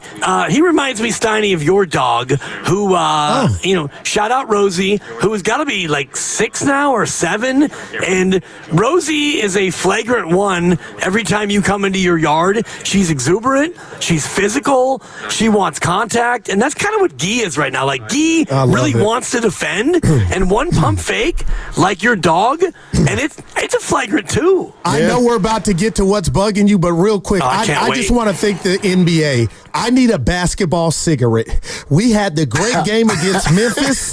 We got last night, and then we got a game tonight. It won't stop. I need a cigarette, Steiny. You're forgetting the T-Wolves and the Nuggets. You're forgetting Memphis and the Heat. The NBA is on one right now. It's on one. Yeah. You're listening to 95.7 The Game, KGMZ FM and HD1 San Francisco, always live on the free Odyssey app, now broadcasting from the Laughing Monk Studios. Laughing Monk, righteously brewed in San Francisco. What's Bugging You is brought to you by Atco Pest Control, keeping yellow jackets away all season without pesticides, ladies and gentlemen. Enjoy your backyard hassle-free with their effective yellow jacket trapping book. Now, you can find it at Atco Pest Control. And Guru, I can hear you laughing, but you can also get 10% off by mentioning What's Bugging You. Atco Pest Control, natural protection for your home. Oh, yeah. Yeah. That's my guy, man. That's my quarterback. Yeah, well, I'll start. I mean, because it feels like there's a little bit of a void, a little bit of a gap, and there are 5 things that are bugging me, and I'm just going to go with one of them, and it's not sports related. It's people who don't use deodorant. Oh, my gosh. And, on Tuesday, I had a BART trip, and we had BART delays, and I get it. BART is great, and the train system, it's wonderful, but sometimes, Steiny, you know this, in the morning you come in, it might be crowded, and when you leave at 2:12, it's probably an empty train. But for me, when I go home at 6:07, sometimes you get a crowded train. And the other day on Tuesday, there were probably 500 people in my train car. We were pit to pit, nose to nose, bump to bump, and all the rest of it. And for those of you who don't use deodorant, shame on you. It's just a 1, 2, 3 and a 1, 2, 3.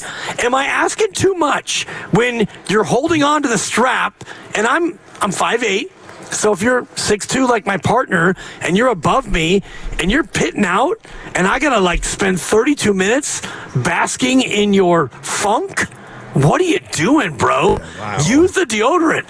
1, 2, 3, 1, 2, 3, take a shower, roll it on. That's what's bugging me. Man. All right. These people. Yeah, wow. Go ahead, Snotty. I need a little more time. All right, Willard, I'll go. Yeah, go ahead. Well, everything's bugging you, Steiny. So this is to T. Morant.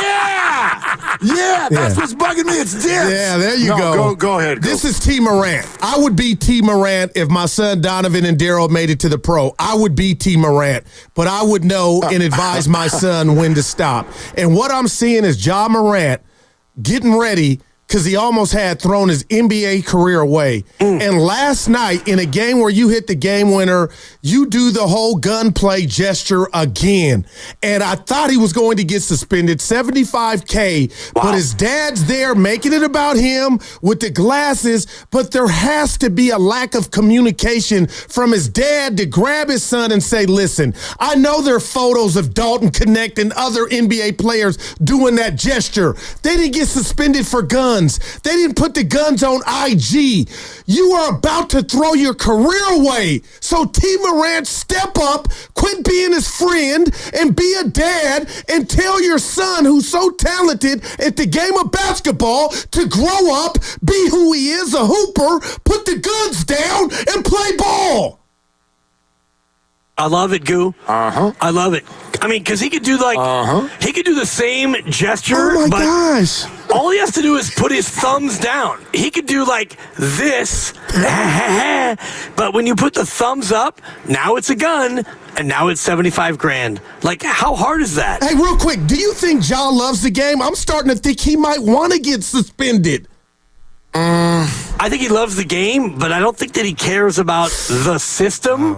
And I'm just waiting for Steph to get fined for, people who have sleeping disorders, because when he does the night-night, Steiny, feels like he's mocking people who have a hard time going to sleep. No, he didn't do it. He didn't do it last night. That's all. Yeah, he didn't do it. Because they were scared. Yeah, they were scared. That might be what's bugging me. I actually asked for it last night, and I don't know if you guys, if I've ever mentioned this to you guys, but my kids and the lovely Christy kind of have a thing that I jinx stuff because I jump too quick. I'm like, this thing's over, right?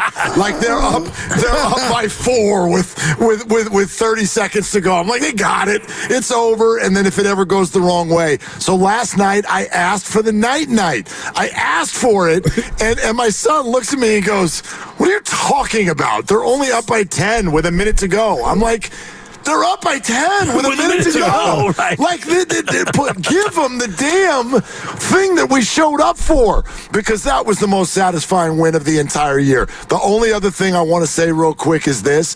What's bugging me is Luka Doncic, but not in the way that y'all think. Oh, boy. There's the obvious stuff, which is just the stupid histrionics out there. Mm-hmm. But even when Luka's right, let's say he hadn't played the worst game of the year yesterday, that's La La Land, and they make everything about being the entertainment capital of the world. Do you think that's an entertaining basketball player? No. I'm talking about when he's right.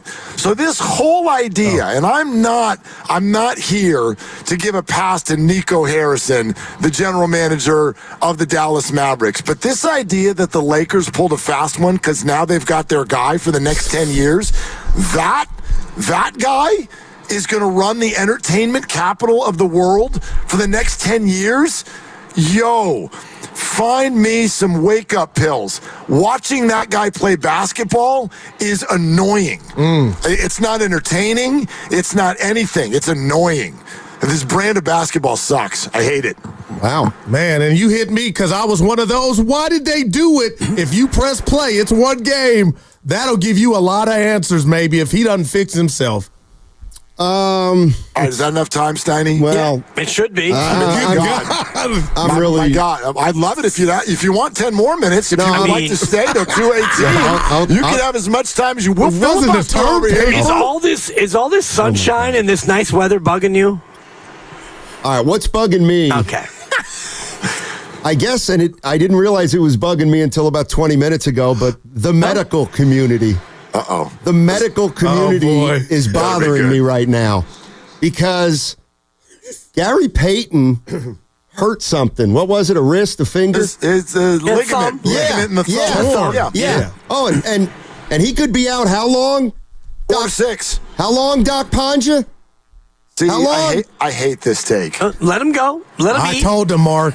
This is a wrong take, but go ahead, do it. You know I love you. I only tease guys I love. He's listed as questionable tonight. Yep. Gary Payton II. He's been out, 9 days? Looks like he's going to come back really early. We got a bad prognosis. That's why I'm mad at the medical community. Okay. We as a nation, Warrior Nation, we were bracing, and we were like, oh man, Gary's we got snookered by the medical community. That's what happened. Are you done? Yeah. Can I read an actual tweet from Doc Pandia that happened in the wake of this injury? Please do. I don't follow him. If there's no instability and he can do basketball activities, it's possible that this could be a short turnaround of 1 to 2 weeks based on pain tolerance. If there's a larger tear with instability, then it could be 4 to 6.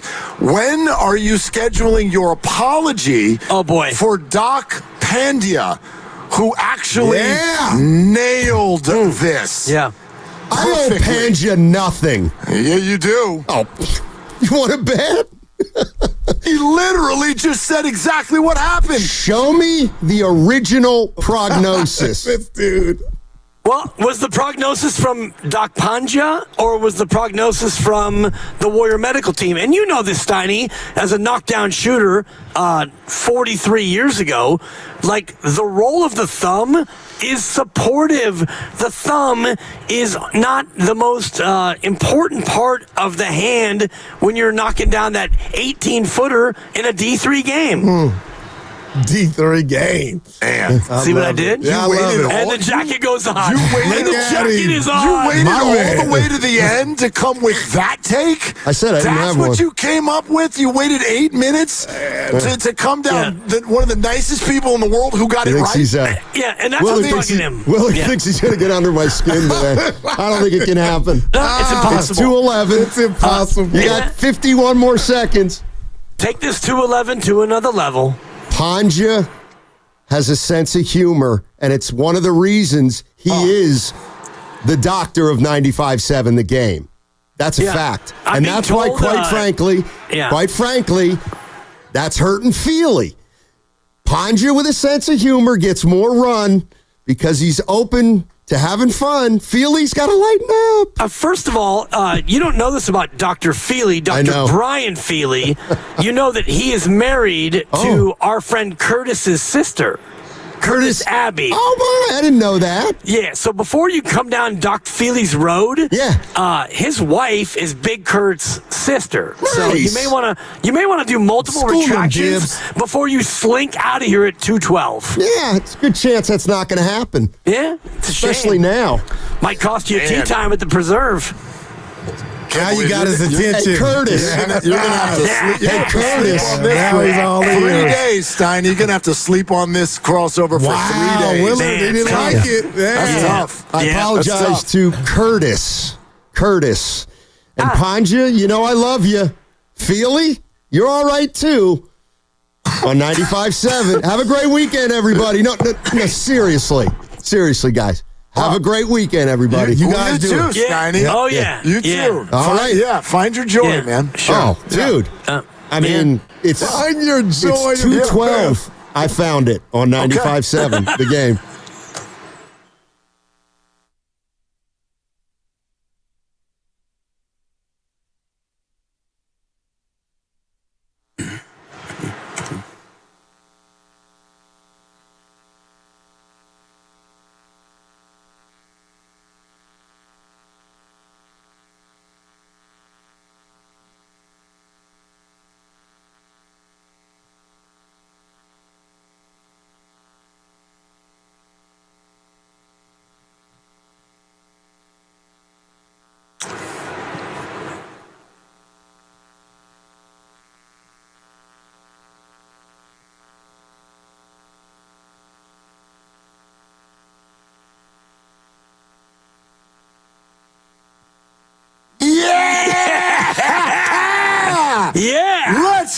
go. Let's go. Live from Splash as we get ready for Checks Notes. Yet another Warrior game. It's a big one. Just a few hours away. Yep. I have 2 words to start the show with, 2 words only. I'll do the whole setup. Wait, what's going on, 2 everybody? words only from you? 2 words only. That's it. And then I the don't rest, buy the rest it. of the show is yours. I don't see You can that wrap as that being stupid possible. ref shirt around your neck and do Whatever. the whole show He for got all I the care. whistle. Yeah, he did. Steph is still shooting free throws at the crib. And he deserved them all. He did. But 888-957-9570 is the number. The party is on. It is a beautiful day, a sun splash day out here in the Bay. We're getting ready for Nuggets and Warriors. We are inviting everybody to get off work early, and come down here, have some food and some drink at Splash. Get ready, and let's talk this out. 64 degrees and perfect. It's phenomenal out here. Your job doesn't matter. And no, neither does ours. You hate your job. You hate your boss. Come show up. You ready for my 2 words? And then you can take it from here. It's not likely.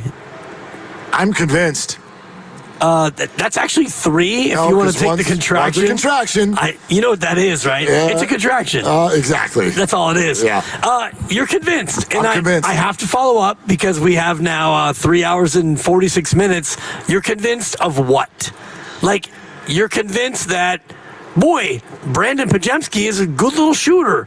Or Jonathan Kuminga, he's back. You know exactly Steph Curry's what I'm a good saying. little player. You Is know that what exactly, you're convinced no, of? I am convinced that this team is everything that it's been cracked up to be, or whatever idea that you want to put out there. It doesn't necessarily mean it's going to happen. That's not how sports works.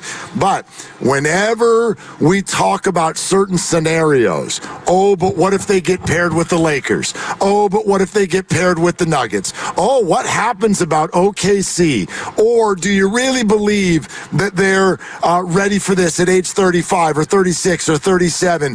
Whatever scenario, like, I'll actually kick it back to all of you. You throw out the sentence. And I will answer with, I'm convinced.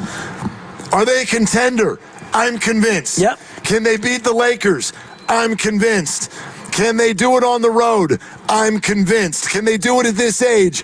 I'm convinced. That was the game I needed to see. We saw it. I'm convinced. So I have to follow up with the question I've asked you now 11 different times, and you've answered it 11 times the same way.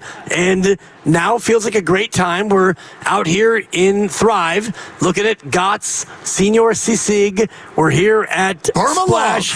Burma Love to our right. We have the arena also to our right. We have Skyriders to the left. We've got an unbelievable spring day here at Thrive City at Chase Center. So I ask you right now, if I set the over-under on Warrior playoff wins at 4.5, which means they win a series and don't get swept, are you ready to take the over? I will take the over. Wait, what? I will take the over. Hold the frickin' phone. After last night, you're taking the over. Was the game I needed to see. I love it. That was the game I needed to see. I'm not going to cry, Roy, but I'm getting emotional. Everybody gets to do this in their own way. Yep. Everybody gets to be convinced whenever they were convinced. Some people were convinced the moment Steph Curry put shoes on opening night. Other people are still not convinced. Anywhere in between. For me, that was the game I needed to see. For all of the things that we saw unfold in this one.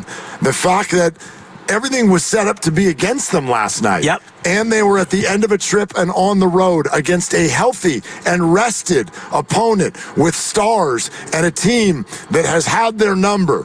And then, what do we say? When the role players play well, this team is incredibly hard to beat. 28 points from Pods. Probably my favorite Jonathan Kuminga game I've seen all year long. My goodness, the light bulb went on, and I wanted that double-double so bad. He came 1 rebound short, but I don't care about 18 points. Sure. I care about 9 boards, and I care about the kind of boards that he got and the defense that he played. Jonathan was absolutely engaged. in all the ways that they've been begging him to be engaged, and he was. And so all the credit goes to him, and Moody was good. I already mentioned Pods. The whole thing was well thought out. They led from the beginning. They held that lead all the way through the end, and now they're coming home.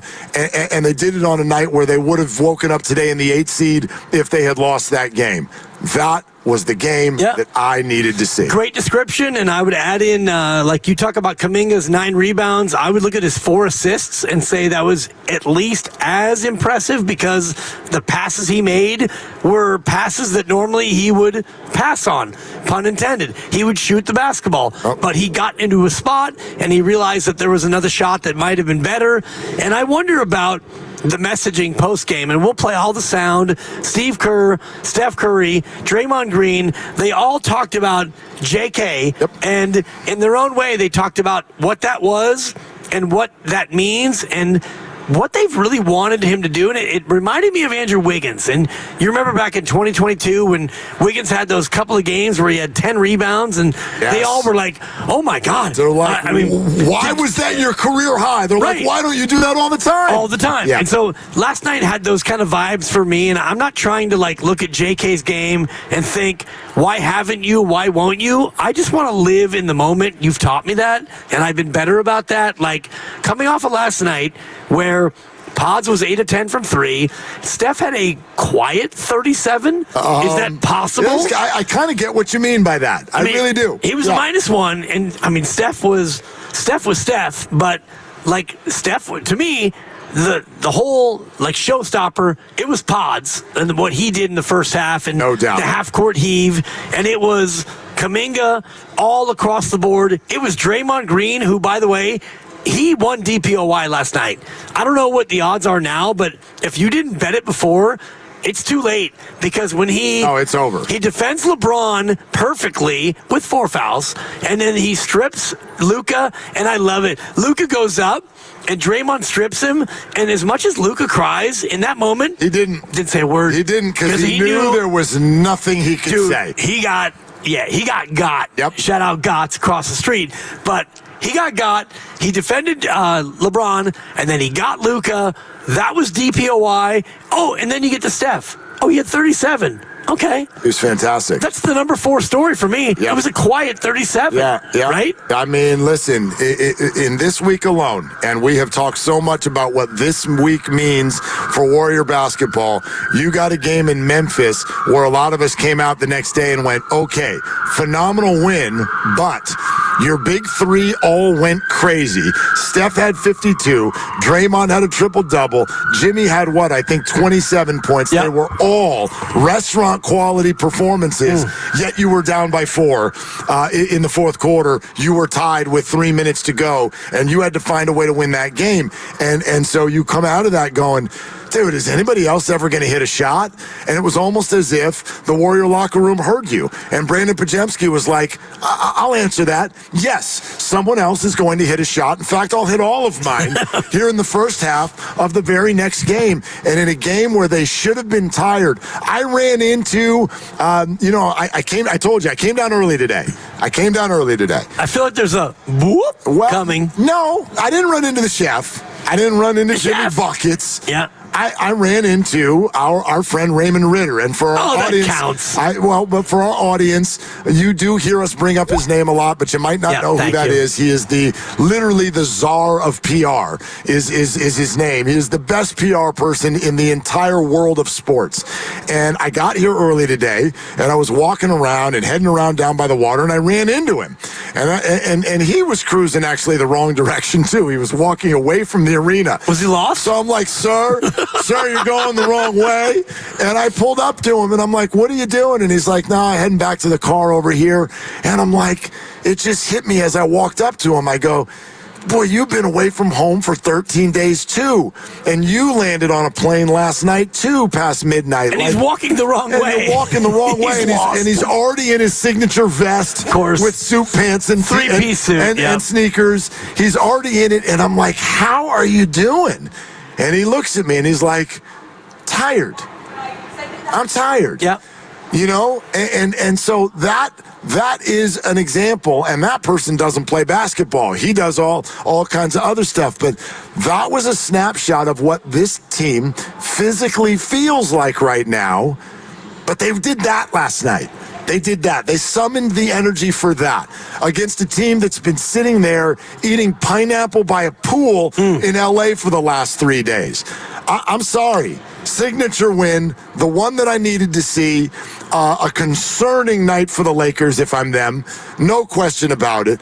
And I think also validation that this trade of Anthony Davis for Luka Doncic, is it a good thing for the long term? Sure, maybe. Did they fleece them? Maybe. Is it a good thing for certain matchups? Maybe. It's a bad thing for this matchup with the Warriors from the Laker perspective. Agreed, because the one guy that you had no answer for was AD, offensively and defensively. And I know Luka's not going to always be that bad. And last night, of course not. He was sluggish, and he was doughy, and he was ineffective, 0 for 6 from 3. He was all the things that you look at with Luka.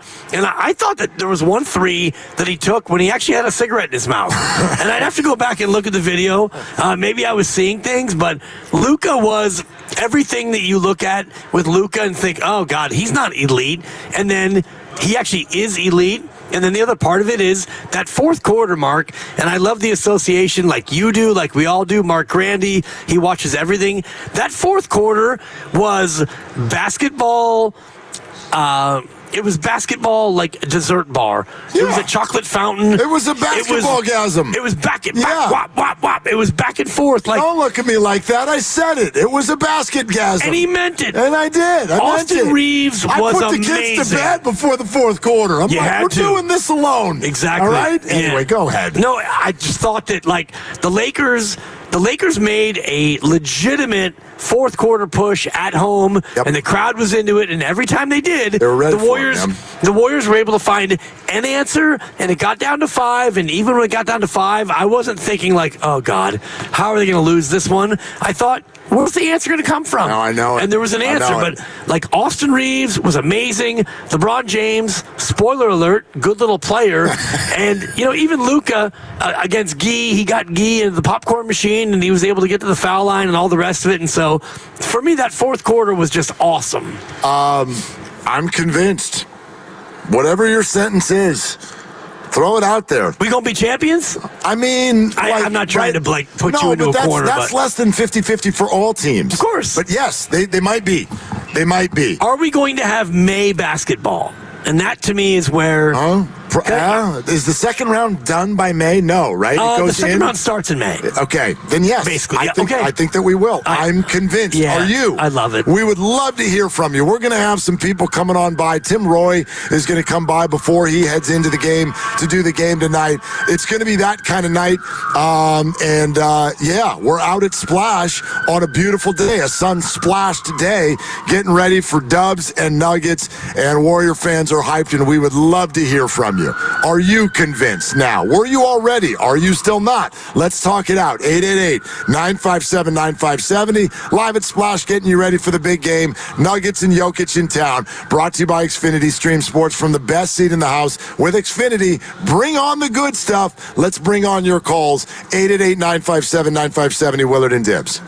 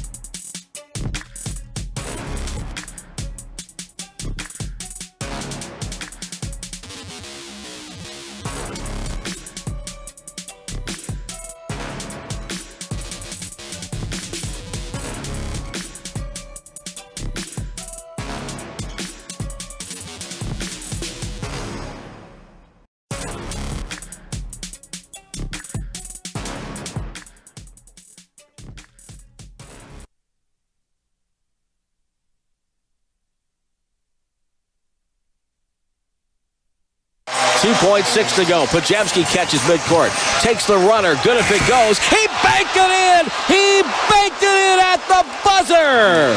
Brandon Pajemski with a 3-ball. And the Warriors will go to the locker room leading 60-47 at the break. Pajemski crossing half court, let it fly. He made sure that he got it off quick enough, give it a chance to go in. And Pajemski with a 22-point first half. Mike Yastrzemski with us here on 95.7 The Game. Can you spell Brandon Pajemski? Oh, God. No, but I'll give it a shot. Give it a shot. There's at least one Z in there, You're right? a good sport. I knew you'd give it a shot, Mike. Okay, we're going to go P-O-D. Yep. Z-E-M-S-K-I. Oh, you left out one letter. It was so close. I before E. Is there a C that I'm missing? No. I before E, before the ski. Yeah. Now, back to Willard and Dibs on 95.7 The Game. Oh, you can spell Pajemski now. Yeah, man. That's better. Yeah. P-O-D-Z-I-E 3. That's how I spell it. Z-I-E from deep. Pajemps 3. Right. And I'm sure you saw the quotes that were given out like after the game about what he did in the previous game where he had a chance to shoot a 50-footer, and he didn't, and he passed it to Jimmy, and Jimmy didn't get a chance to shoot it because the clock ran out, and Draymond, Steph, and Jimmy all came up to him and said, dude, don't worry about your three-point percentage or don't worry about anything. When you have a chance to launch it, you launch it, and if you don't, give it to me before so I have a chance to launch it. And in that moment where you get LA to score, and Steph immediately jumps out and inbounds it, which normally Steph's the guy to do the running, and I'm going to get the ball, and I'm going to shoot the three, but Steph gets the inbound, and he goes over the top to Pods, and Pods catches it, one dribble, right foot, leaner from 45. Good. Yep. And so, I mean, that to me is a classic case of like locker room culture where a guy doesn't do the right thing, and they all call him out in the right way, and then the next moment, he's like, okay, I'm going to shoot it. And you know he loves the 40-footer, the half-quarter. He and Steph go head-to-head all the time. Yeah, and apparently he's just as good at it as Steph is. Yeah, I don't that's know blasphemy. Well, no, but like their little one-on-one practice numbers are equal, apparently, for whatever that's worth. I don't know if the practice stuff matters. Well, it's worth 3 points, Mark, is what it is. It was last night. Because he went right-footed, leaner from 40, whatever, and this is where we have a problem. Like, the NBA will say it was like a 37-footer, but he jumped from like 48 feet. Whatever. Where he let it go. Yeah. Whatever. You banked it in, and, you know, Draymond said, like, that's momentum. I thought it was a big deal because after the way the first half had gone, I was bummed that the Warriors were going to go into the locker room with only a 10-point lead. Yep. Because they'd been leading by so much more. So the fact that they were able to bump it up to 13, I thought at the time was a big deal. And obviously coming down the stretch, every point really, really mattered. All right, we're going to set up the Engaging Dub Nation Twitter poll because it is game night in just a moment. But I want to go straight to the phones because we love hearing from you first and foremost. I'm convinced after last night, that was the one that I needed to see. And a lot of different things that I needed to see about Warrior basketball in that one last night. Are you? 888-957-9570. Let's go to Fred in Richmond. Hey, Fred, what's going on? Thanks for calling. What's going on, fellas? Y'all at Thrive City for the game? Yeah, yes, we are. Yeah, thriving. All right. I was just letting you know, Willard. You know, we win tonight. You got to paint your face. This is that caller from Monday. I told you. Fred, first of all, you're damn right. Second of all, you didn't think we'd forget something like that, did you? Come on, Fred. I was just making sure. We are ready. I am already making plans. I have got a date with Amazon.com or Michael's, or I don't even know where I'm going to go to get this, but Benjamin Moore. It'll happen. It'll happen because they don't, as you know, Fred, they don't even need to win tonight. They could lose tonight and win Sunday, and I still will don the blue and yellow face paint during Monday's show. For those of you who don't know what Fred's referring to, I promised at the beginning of the week, if the Warriors could go 3-1 this week, then we're doing face paint on Monday, and it very much looks like we're heading that way. It looks like it. I mean, tonight's going to be tough, but you know what? Last night was tough, and you and I talked about it yesterday on the air, and I did my, fade the dibber. You could say that all you want. Against Memphis, I told you bet the over, and it hit. And last night, you and I both kind of talked about it, and you didn't really make a pick, but I said, I said I'm staying away. I just didn't want to deal with any picks in a game like that. No, and I'm not betting again until the first Saturday in May when I bet animals riding other animals. But if I was going to bet last night, I would have bet the Lakers. Given 1.5 in that spot, how do you, as a Laker team, not win that game? Well, the answer is good Warrior defense, Luka stinks, and Brandon Pajemski goes absolutely bananas. I'd like to go to my Instagram DMs. Okay. And say hello to a friend of ours. I don't know his name because his address on Instagram is something like Farmers Co-op Insurance. Oh, okay. But whatever. Feels corporate. Listener of the show, thank you, Farmers, for sending me an Instagram DM last night. And it says, tell Dibs, his picks suck. Okay? But then adds, get your face paint ready. Right. And for you on Farmers, you can either say that and not remember what I said about the Memphis game. And I did it during Warriors Live when they were playing at Memphis, and we talked about it. And I said, you know what? This feels like you bet the over. And that game easily went over. So you're really going to try to answer this by coming up with one other pick that you had earlier in the week that was correct? Yes, I'm 1-1. It's April. Your picks stink. Well, you could say that, and I just did. And you could say whatever you want. You have a microphone, even though sometimes I wish you didn't, but you're patently false because, I had the one wrong, I had the one right, I'm 1-1, so my picks are mediocre. Yeah, your picks stink, but it doesn't matter because there's ain't nobody breaking our stride today. Yeah. The Warriors. Who do you like tonight? You won't do it because. Of course not. Do you even know what the number is? It's probably Warriors minus 2.5, I would guess. Last I saw. And Grandy's here, so he can't buzz me. And Lucas doesn't know where it is, so I feel good about that. This actually opened with the Nuggets as favorites by 1.5 last night. But last I saw, it had moved to Warriors minus 1.5. Right. Last I saw. So I said 2.5. That's not buzzworthy. I saw it about an hour ago, and it was back to Nuggets by a point. Jeez, it's a seesaw battle. That is exactly what it is. So actually, go ahead. That is buzzworthy. Go ahead and find it again, Lucas. Denver Nuggets minus the point. Okay. But I'm not. 4 was unnecessary, as we've talked about. A few of us got that joke. Yeah. Anyway. That's all that matters. I'm it's one of my best moments. I'm not touching something like this because there's too many emotions involved. I really try to avoid betting on Warrior basketball or any of that stuff because I just don't. This is me personally. I don't enjoy watching the game. You told me the other day you don't like the lens that involves the officials. I don't like the lens that involves the spread when it comes to Warriors games. Agreed. If there's one that I really, really like because I feel like we cover the team and therefore maybe we've got some insight that the nation might not have, okay. But look, last night was supposed to be tired Warriors, and it wasn't. So tonight is supposed to be tired Warriors, but it might not be. The only reason I would certainly not render some sort of a pick yet, we don't even know who's playing in this game. Yeah, sure. We don't like Jimmy Butler and Steph Curry are both questionable. Jamal Murray is questionable. Every other Nugget's going to play. Right. Yeah. Those guys are all listed as probable. Did we ever find out what Jimmy's injury was? Forearm. Like forearm what? Like forearm, but not serious. Right. It's like a muscle strain or? Oh, it happened when he fouled. When he fouled one of the Lakers on a certain play. Yeah. Let's see. Slater called it a forearm strain. Okay. Forearm strain. Yeah. But it's minor.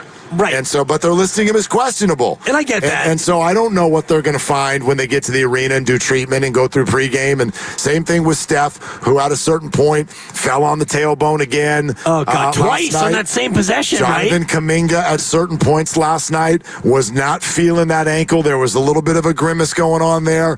Although he's not on the injury report. It's 3 questionable Warriors. It's GP2, it's Steph, it's Jimmy. I certainly wouldn't do anything rendering a pick at all until I know if those guys are playing or not. And I get that, and I do think that your larger point is the one that is more appropriate, where you're not going to make a pick anyway because your emotions, like, you're already so emotionally tied to this game that why throw an extra number of shekels on a game that you're already invested in it. And so that for me is like, if you're going to bet Warriors or bet against them, if it's game 44 and they're playing at Orlando, fine. If you think that they're going to win by more than 11.5 or whatever the number is, then fine. But these games, Steve Kerr said, they're playoff games. So do you need to have extra incentive to watch and root for the Warriors? I don't think so. No, not at all. And it's a huge night. The Clippers are hosting the Mavericks right alongside. They start a half hour later than the Warriors do. Go Dallas. They're a very big favorite, but Dallas with AD back is dangerous, though he's questionable in the game. Don't even know. Wait a minute. He's questionable. Anthony Davis is questionable? He's questionable. Get out of right? here. Well, Get out of here. That's actually an upgrade from what he usually is, which is doubtful or in a wheelchair or whatever. Oh, wow. So anyway, but yeah, there's plenty going on tonight.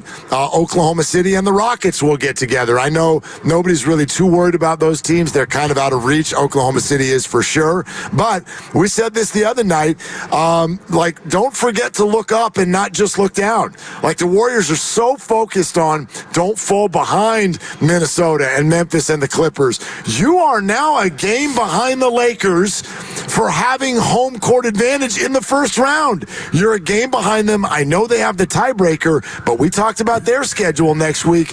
It's hard. They go to Oklahoma City for back-to-back games and then have other very, very quality opponents on the schedule as well. And they're not playing that well. Y'all watched it last night. Right. They are gettable.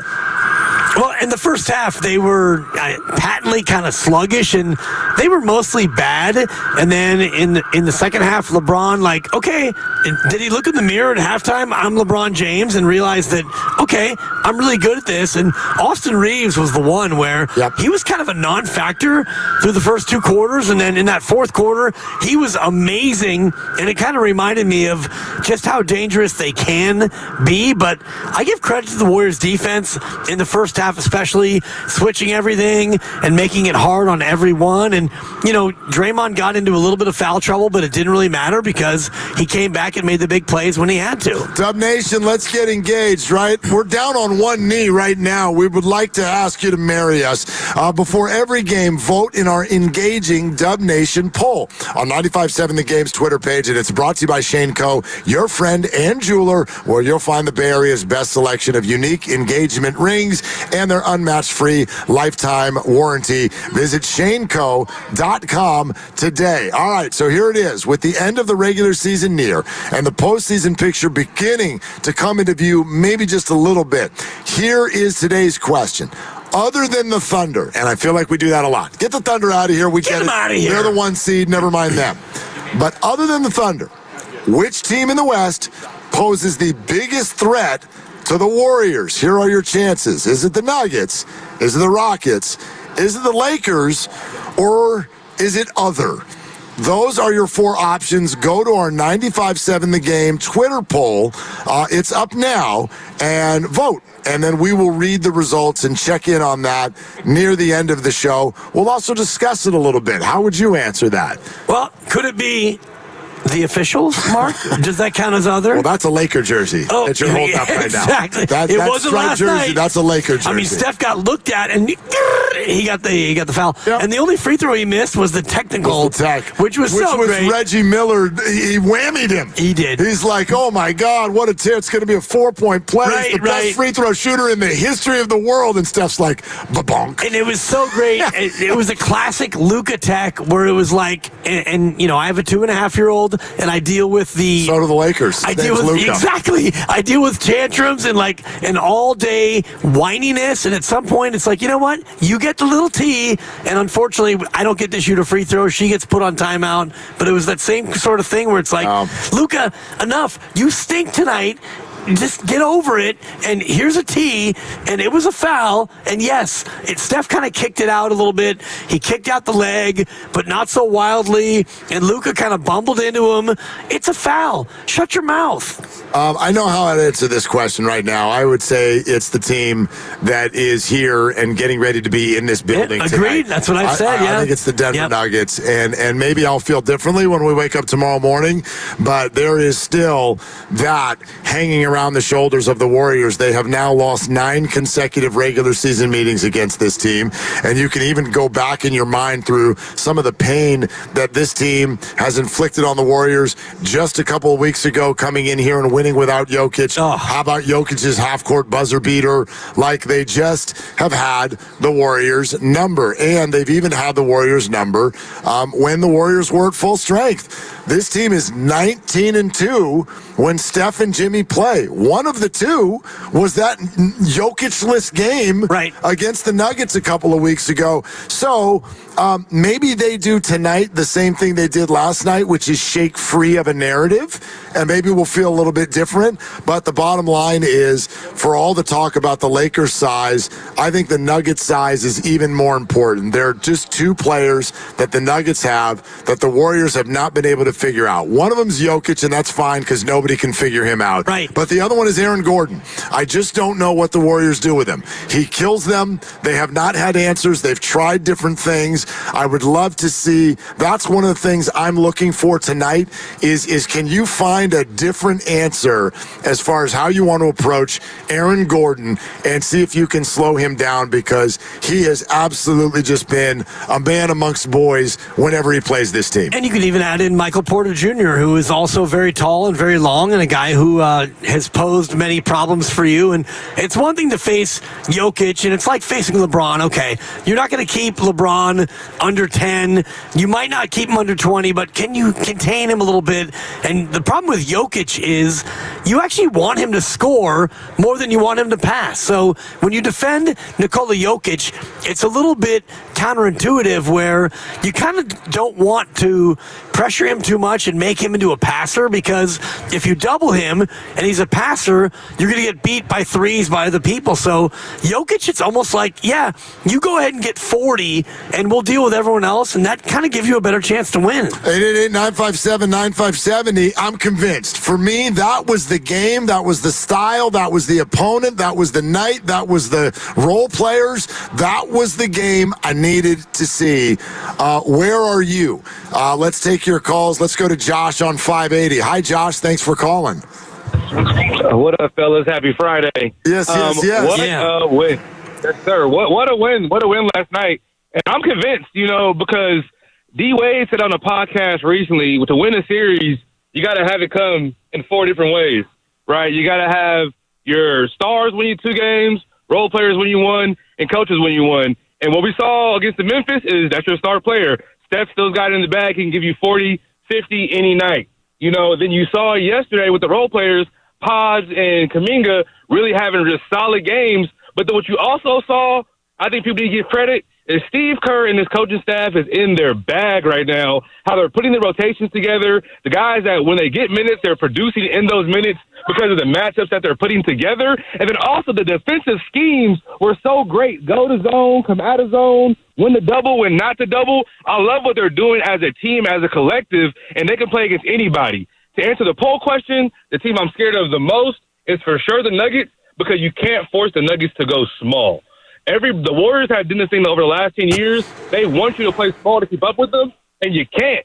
You can't. You try to go small, you can't keep up with them because we're better at doing that than you are. But with the Nuggets, you can, because Jokic is their best player, and he doesn't come off the floor. So it's hard to make them go small where we have our advantages. So that's the team I'm definitely scared of. I'm interested to see what they do tonight. But they're in their bag, and they can beat anybody, man. Let's go. Josh, this is a great phone call. It's a great breakdown, thank you so much. Right. Yeah, he's on it with a lot of things. I want to bring up one more thing that I saw from Steve Kerr last night, which was, and we don't do this often, my favorite timeout of the year. Wait, my what? favorite timeout of the year. Of all the timeouts he's taken, that was number one? Steve Kerr said that when Jimmy Butler arrived, Jimmy will play all of the non-Steph minutes. Yeah. Last night, there was a moment at the end of the third quarter. It was the first time in a game that Steph and Jimmy have both played where neither one of them were on the floor. I didn't realize, and Grandy had seen it and some others had seen it, we're all texting about it, Jimmy went to the locker room. Yep. He was dealing with whatever was going on with the forearm. And it was time for Steph to come off the floor. He did. The Lakers hit a bucket. They got a stop. They hit another bucket. I think the lead was down to 7 or 8. Yep. That's not terrible, but I'm telling you, it would have been 4 or 2 if they had kept going for another minute because the Warriors were suddenly kind of shell-shocked. They were not able to get a good shot off, and they felt naked because their two guys were both off of the floor. Naked and afraid. Yeah, who does the offense run through? And the Lakers kind of felt it, and you could see that they were running downhill. They had their guys on the floor. LeBron was smelling the blood in the water. And so what did Steve do? Bang, timeout. Yep. Because they were looking down the tunnel like, where's Jimmy? Where's Jimmy? Call timeout. It gave Jimmy some time to get back on to the bench, which he did. He did not come on the floor, but he came to the bench. Steph went back into the game instead, and it calmed everything down, and the Warriors stayed right where they were, and I think took either an 8 or a 10-point lead into the fourth quarter when then they could restart their rotation, get Jimmy back on the floor. I thought Steve Kerr really read the room nicely in that moment. It was perfect, and it actually turned out to be 11. And I'm looking at the game log right now where he brings Pods in for Curry with 2:42 to go in the third. Kuminga hits a free throw to go up 12. LeBron layup, Kuminga miss, and then Kuminga step back, keeps it at 12, and then Vanderbilt a cutting dunk to make it 10. Timeout. At that point, timeout, because the Warriors didn't have much going. That's when Buddy had a 30-foot runner. And I'm looking at the log. Buddy healed last night. 30-foot, three-point running jumper, no good. Vanderbilt rebound, Vanderbilt dunk, and Steve was like, you know what? Timeout. I'm glad we could laugh about it, but honestly, just say Buddy healed and think last night, and that's what you'll do. Yep. You'll either get angry or you'll laugh. I choose to laugh because it's a beautiful Friday and the Warriors won, so I'll laugh. Right, and you can also laugh because when you look at Buddy's minute totals over the past 3 or 4 weeks, going down. Down. Well, if it's Kuminga, like the old B-52 song, Rock Lobster. Down. If Kuminga's going to come in and do that, then that affords you the ability to just, all you got to do, Buddy Hield should change his name to Heat Check. I know what we Buddy think. Yield is what it should be. Maybe, but actually not necessarily. I don't want to act like he doesn't matter. I want him to go shoot. If they go in, great. If they don't, get off the floor. Exactly. That's what you have to. So it's and that's it. It's a nightly Heat Check. Are you ready to hit shots tonight? If you do, you're going to get a few more minutes. If you don't, we're going to go a different direction because he doesn't really add a whole lot else. And honestly, that's probably the Quentin Post vibe as well, where if Quentin is getting open threes and he's knocking them down, you get more minutes. If not, it's going to be Kevon Looney at the 5 in the other spot. And so, Buddy is a one-trick pony, and if that trick is not landing, well, then you don't get to play. How many times did Quentin Post look like a baby giraffe last night? Like, there was so much Hall of Fame brilliance on the floor at once that if you were a rook and you don't exactly know how to play defense, they were going to get a foul called on you so fast. Right. They knew exactly how to exploit everything. But at the same time, he came with that swag. And he's coming at Luka and LeBron, and they're like, who are you? Who is this guy? I love you? it. I love do it. too. I thought the role players brought swag last night, and every team needs that. We're brought to you by Fremont Bank. Here for you, here for good, here for your calls. Steve-O, we see you. We're coming to you. 888-957-9570. I'm convinced. Are you? We're live at Splash. We're getting ready for Warriors and Nuggets and celebrating a monstrous win over the Los Angeles Lakers last night right here on Willard and Tibbs.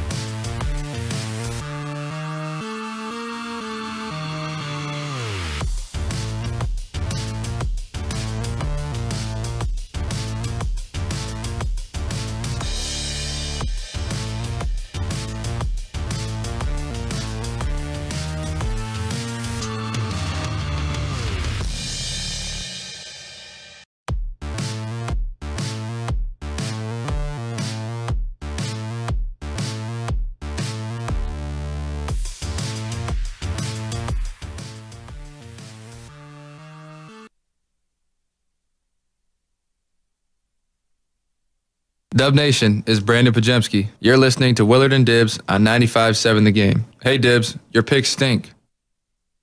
Matter of fact, I mean, really? This is true. I mean, I heard you say, put it all on the Lakers. I heard you say it. Whatever. Coming off a game like that, for him to be so mean-spirited, that's bad karma. Well, Poughkeepsie. That's in your face. It's in the face is what it is. And I meant to tell you, Grandy, to cut Gary St. Jean from Warriors Weekly and his pronunciation of pods because you could add it to the reel because I'll have another opportunity next week. Don't worry. What did he go with? What did he go with? I didn't hear it. It's either Pominski or Pakimski. It's something that's close but no cigar. I love it. We love the Saint, but I don't think he's gotten Pajemski's name right once this year. Good. Nor does it matter. That's exactly how I would expect Saint to be with that. That's perfect. Yep. And I did hear him say on Warriors Roundtable earlier this week, I hate that guy, Dylan Brooks. And then Dylan went out that night and got himself suspended. Yeah, he I was did. like, ooh, Saint nailed that one. No doubt. Perfect. Hey, we're live from the Laughing Monk Studios. We're live out at Splash, but wherever we are, wherever these microphones turn on, they are the Laughing Monk Studios. Laughing Monk, righteously brewed here in San Francisco, and we're so excited to have Laughing Monk along for the ride. If you don't have tickets for the game tonight, maybe find a Laughing Monk and watch the game. It is a great place to do that. 888-957-9570. I do think coming up in about 10 minutes, we would love to let you hear specifically what Steve Kerr, Steph Curry, and Draymond Green said last night on a number of topics, but mainly Jonathan Kuminga, because I really thought they captured what this whole thing is all about. And if you've listened to this show with any regularity, we've done our damn best all week to not use his name. Not in a disrespectful way, actually in a respectful way. We did not want to go down the road of just talking back and forth constantly about Jonathan Kuminga and making that some sort of angst-filled conversation as this thing unfolds, particularly because at the beginning of the week, he wasn't even playing. Right. He wasn't even playing. So, look, the bottom line for me, and we'll get into it, the bottom line for me was there's been messaging, and they've been asking for Jonathan to play a certain way. More often than not, it hasn't really quite looked that way. And then we also got the word earlier this week from Dalton Johnson that the analytics the Warriors have suggest that he and Jimmy Butler are not productive when together on the floor. These things are concerning. But last night felt like a damn shower after a hike. That is exactly great call. That is exactly what I feel like the Warriors want him to do. And for him to be focused on that and for him to go out and do it and to do it on that night, I mean, that's special. That's a big, big deal to me. It's huge, and I have been catching myself all day trying to avoid the why can't you do that all the time ideology of that, as opposed to that was awesome. What he did was awesome, and the fact that he played like he played is incredible. And yeah, it's, sometimes you look up to people and then they disappoint you in the moment, and that's great, but Jonathan Kuminga didn't do that. He played great. He delivered the effort, the rebounding, the defense, the sturdiness, the smart shot making, all of it, Mark. I don't want to look too far ahead of well, why can't you do that all the time? He did it one time, and that matters. Yes, he did. And speaking of special, as you were doing that, you're unloading on that whole monologue. Yeah. And it was really good, but I was distracted the whole time. Yeah. Hold on, I need to put this on. Because a Hall of Famer was walking up and giving us the stink eye the whole time. Ladies and gentlemen, Chris Mullen joins us right now live on set. Dibs, please don't do that. The Dibs. What's going on, man? Not much. How you doing? Can you stand this guy? He brings this stuff to taunt us. No. He's got the zebra shirt. He's got the zebra shirt, Mullen. And Dude, what'd you do? Yeah, well, no, it's real bad. Yeah, it's he real can't bad, walk. Molly. It's real bad. Did you take a charge? What'd you do? No, what happened was I, as an undersized, unathletic young man. I can relate. 1980. No, you can't. I can relate. 1980, as a basketball junkie, I was watching like Big Monday, and I saw a slow-footed white guy who could shoot at St. John's, and I thought, you know what? I want to be him. So I taught myself to shoot left-handed, and I pursued a dream of being a basketball player because of Chris Mullen. Come to find out, I'm no good. You're a Hall of Famer. And so I turned into my other hero, Zach Zarba, and that's why I donned the stripes. Who's also from Brooklyn, New York. Hey, of course he is. All the best are from Brooklyn, New York. Molly, what's going we have on? so much more in common because my body's about the same as yours right now. Yeah. And we're slow. We can't jump. We wound up in the same place. Yeah, here we Listen, are. if Here it makes we you are. feel any better, Dude. I sat here today and watched both of you walk across Drive City, and you move better than he does. Way better. There is no question. And he's a handful of years older. I don't want to put him out there on Front Street, but this Molly, so good to see you, My man. pleasure, man. Yeah. Glad to bump into Thanks you for guys. coming by, My man. pleasure. Appreciate it. Appreciate it. How's it going? Pretty good game last night. Excellent game. Right? I mean, seriously, since Jimmy's got here, it's been amazing. I mean, the numbers bear it out, but when you watch games, actually last night I watched a game, I had like some dead feet, so I didn't get I was somewhere, I was watching my phone, and you just watching the game with no input and his impact. And he didn't have a great game last night. Right. But all of a sudden, the inside-out threat, back to fundamentals, inside out. Sounds simple, but with Jimmy, that's exactly what's happening. I think now this starting lineup's 13-0, which puts a perfect, obviously, that alone. But now the bench has been solidified. Jonathan had a great game last night. It's got the 2022 feel. I'm not saying that, I'm not making that prediction, but we all know how they found their rhythm late in the season after Steph was out. I think that's where they are now. It's exciting to watch, and really happy for Steph and Draymond that they talked about this when they kind of flatlined, playing meaningful basketball, right. And that's what we have now. And you kind of talking about the effect that Jimmy had on the game, even though he didn't put up numbers. You're a great person to ask this because you were an NBA one. You were a lead scorer on your team. And I watched these guys. Memphis, they needed to put up big numbers. Last night, they had more from their role players. Is that something that you sort of read night to night? Can you feel how your role players are performing? And then do you try to feed them a little bit more? How strategic is that when your role is lead scorer? Yeah, well, first of all, there's a huge difference between the level I played at and Steph Curry and these superstars. Huge difference, first of all, and that's just being honest. But when you add a guy like Jimmy Butler with Steph, I think all of a sudden Steph and Jimmy can somewhat pick their spots. I don't think they have to be on full aggression mode for 40 or 30, whatever minutes they're on the floor. But more importantly, maybe, is the dynamic where they're so opposite, the way they attack.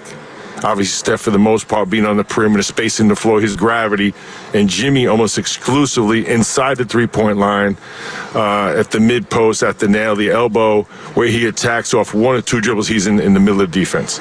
So you have that dynamic where all of a sudden, Pods, Moody, Santos, all these guys are pretty much wide open. And all of a sudden, that's a tremendously different shot that they're taking now, and they're taking advantage of it. My Pods made 8 threes last night.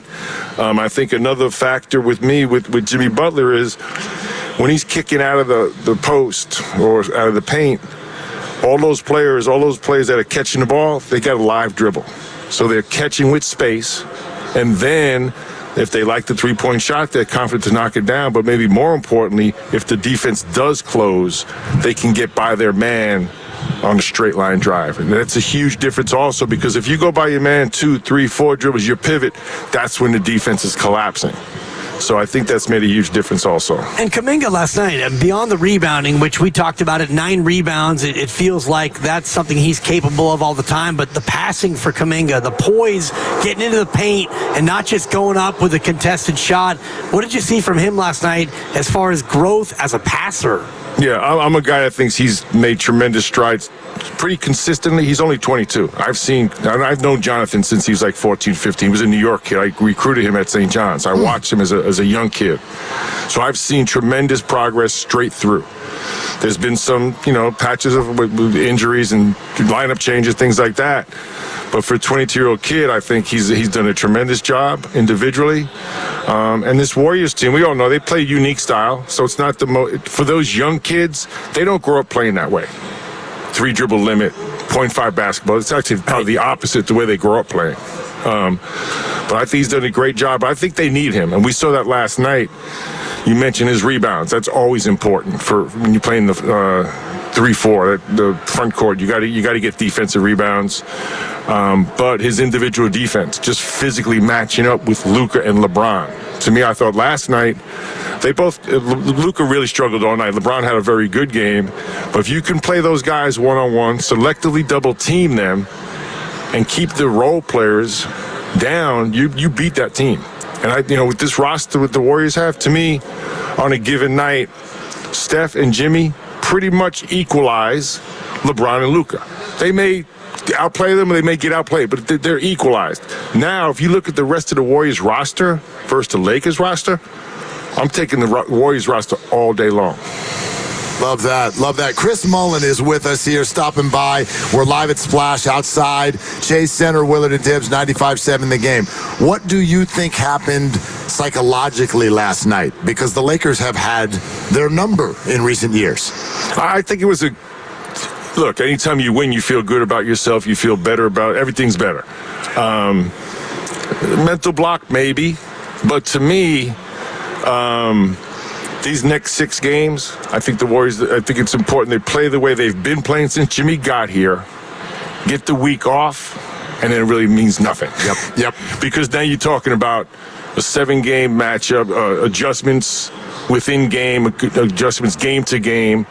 So to me, maintain this level of play, maintain your confidence, your rhythm, get Jonathan a little bit acclimated from, just coming back off injury, and then really ultimately, you get the week off. It really doesn't matter that much. It's a big difference back. We never had that week off. So the playing teams will be playing. It's a full week. So you rest your bodies, start preparing for who that first round opponent is. But I'm not quite sure all that carries over. Now, if you play the Lakers, you have a little formula what worked against them, right? That's all good, but you got to go back and do it again.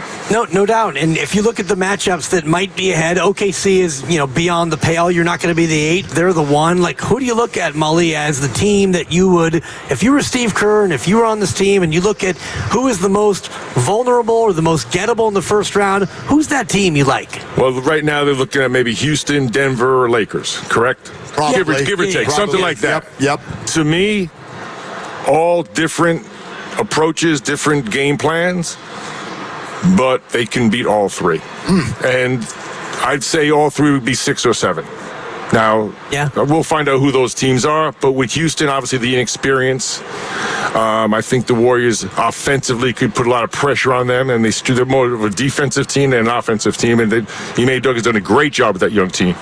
But haven't been there before, so I'm taking experience, and then the fact that a lot of times the Warriors, when they're rolling like last night, they can put a lot of pressure on you to make shots, and that's something Houston struggles with. Denver and the Lakers, we know what the deal with those teams are. You're gonna have to neutralize to a degree the impact that Luka and LeBron have. Make the role players beat you, which I think we saw last night. That would be the formula. Austin got hot late, but that would be the formula to beat the Lakers. You kind of see that. And with Denver, I think the concern obviously is the size, getting in foul trouble. But again, a lot of these past, they haven't beat the Denver Nuggets in 8 or whatever the number. 9 straight. All pre-Jimmy Butler. So I kind of throw them out the window, but ultimate respect, they're champions. Nikola Jokic is one of the greatest of all time. So that presents its own problems. But again, to me, you got to get into their bench. They're not as deep as they were.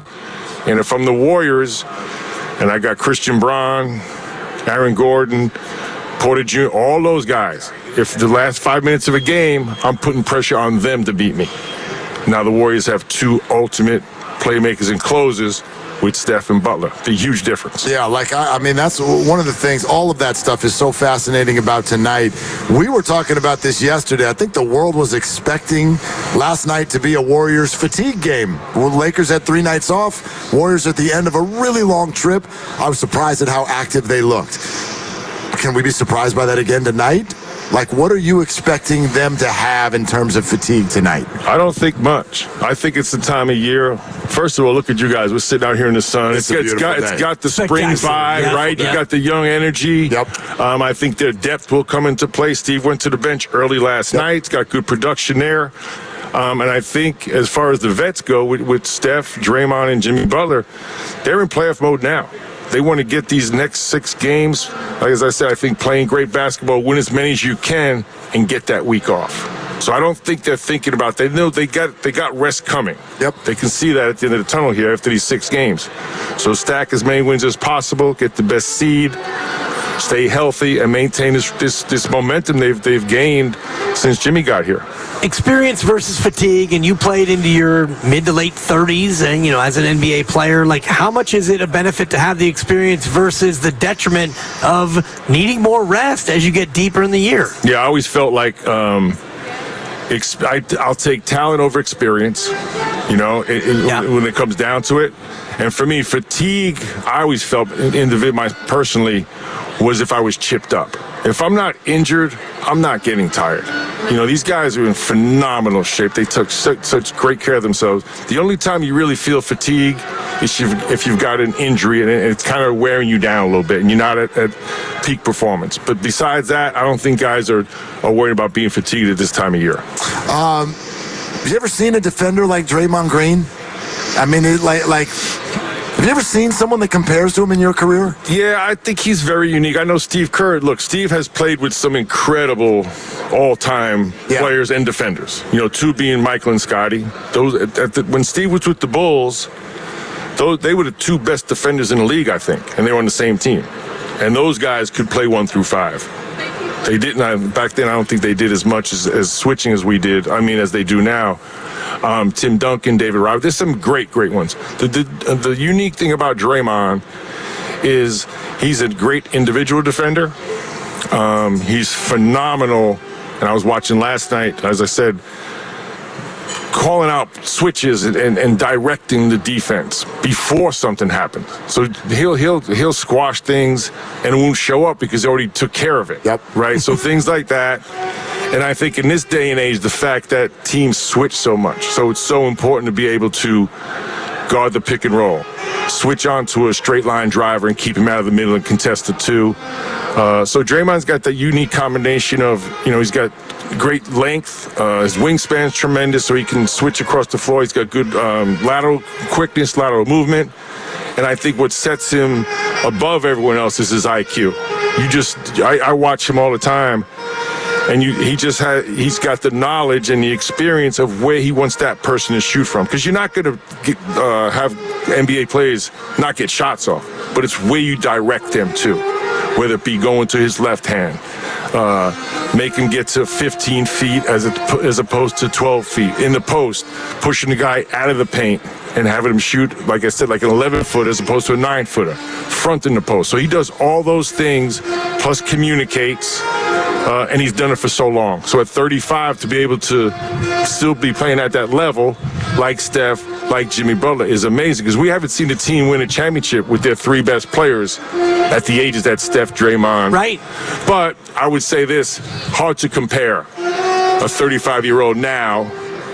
Tibbs, you and I can attest to that. Mully, no doubt. And the last team to do it was the last year that the Bulls won it with Jordan. They had Ron Harper and company. I just want to say, Kerr. Put your stripes Mark down. Lindsay, Trey Maddox, and Scott Twardsky. Yeah, well, you go easy on my guys tonight, Mully. Mully, you can put that on, Mully. Throw it away. Mully, you know what? Look at that thing. Mully, throw it on. Your boy's out there. I ref CYO. I did it all. I'm still doing it, Mully. I give you a lot of credit. Play your ref. But but I got to say that is a personality defect to want to be a referee. Right? I appreciate just for the And jump. to defend him, to come in here every day like it's some sort of, right?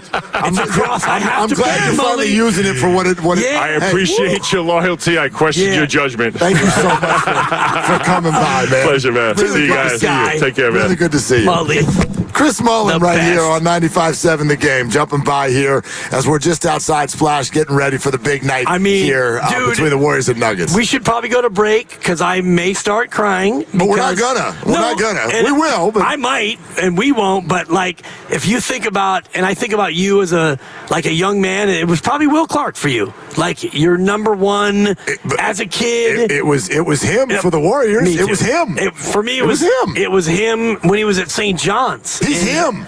Dude, I wore number 17 as an 8th grader at CYO because he wore 17. And he wore 20 at St. John's. My brother wore 20, so don't get me started on that, man. And, I've had a few chances to talk to him, and every time, it's funny because Bonte actually, a couple years ago, he's like, Dibs, I know you love Mully. Come over here. And I'm, hey, Chris, how you doing? Dan Dibley. He's like, why are you so in love with the refs? Yeah. And he came right at me. So ask that question. I'm glad I brought it today because it's been a thing that he's come at me for years now over the fact that I do love the officials. Yeah. Whatever. Look, we all Molly, have our dude. quirks. Yep. You do too. Yours is just weirder than the rest of our quirks. It's That's different, all. for sure. Yeah, it's like super the weird. person who goes to the craps table and bets on the don't pass. Like everyone's trying to see, but you know what? I'm glad you brought that. That's a phenomenal. Because that's what it is. That's a great comparison. Yeah. That is a great analogy. The person who, and if you don't play craps and know what Dibs means by that, the person who plays the don't pass line, right, rooting against everyone. It's just someone who walks into the room, sees what everyone's doing, and goes, "Bleep all of you! I'm here to root against you." Your losses are my wins. Right, Yes. right. I want to see all of you get sad. That's why I showed up here. It's like someone who brings a bottle of wine to the party, but they know that it's corked. And they're like, all right, here we go. Let's drink this. Ruin everything. Here's a box of wine. Yeah, there you go. Absolutely crazy. There you go. Anyway, Mully. Dude. Mully on the show. And I love it because what he broke down about last night was like, okay, Steph and Jimmy versus LeBron and Luka. If that's even Steven, and last night it kind of was, then you go to the others, and Austin Reeves was amazing. So was Pods. Okay, next level down. Kuminga and Draymond versus Jared Vanderbilt. And that one really big guy who, we don't really know about, the 7-footer. I tell you what pops to mind when he says that, and yeah, the comment that you're referencing where he says, look, Steph and Jimmy, that kind of, it cancels out the other teams that have 2 stars, and I don't even know necessarily how many of them there are. Yes, Luka and LeBron is what he's talking about, but if I think about the Nuggets or the Thunder or the Rockets, they don't have 2 stars at that level. The Warriors kind of have an advantage on them as far as that is concerned. But he basically said, look, those are all canceled out. One pairing might play well, the other one might not, but they cancel each other out. Now look at the rest of the roster, and I'll take the Warriors over the Lakers. I thought that was a very interesting comment, and it makes me think of something LeBron talked about last night after the game. Some people took this as almost ridiculous. I didn't really think LeBron was whining or complaining about it, but they asked him about the new look Warriors. Jimmy Butler's on the team, and he's like, man, that franchise always figures it out. They always make a acquisition at a top level. I've been going against them since Kevin Durant was there. Yeah. And he kind of gave the reporters a look like, and that was like ridiculous. Unfair. How the hell is that even fair? And a lot of people looked at him and went, dude, are you kidding me? Your team just acquired Luka Doncic in the middle of the night at the trade deadline. And you were the first ever to assemble a super team in Miami. You've had every single teammate you've wanted. Ever. Throughout. That man, Steph Curry, won with Andrew Wiggins as his number 2. Andrew Wiggins as his number 2. So I thought that was kind of an interesting play. And when you start to pick apart the roster, I do think now that Jimmy Butler is here, Yeah, man, this thing stacks up. It stacks up a lot. Well, especially if you go like 1 versus 1, 2 versus 2, 3 versus 3, and then if you can get like your 4, 5, 6, and 7 to play like that, well then, yeah, you're a believer. Shout out the Monkeys. Live at Splash, getting you ready for the big game against the Nuggets. Brought to you by Xfinity. Stream sports from the best seat in the house with Xfinity. Bring on the good stuff. We'd like to bring on your phone calls. I'm convinced. Last night, that was the one I needed to see. Where are you? 888-957-9570. We'll let you hear what Steph, Draymond, and Steve had to say about Jonathan Kuminga last night. Also, those LeBron comments we were just referencing, we have those coming up next as well. On Willard and Dibs.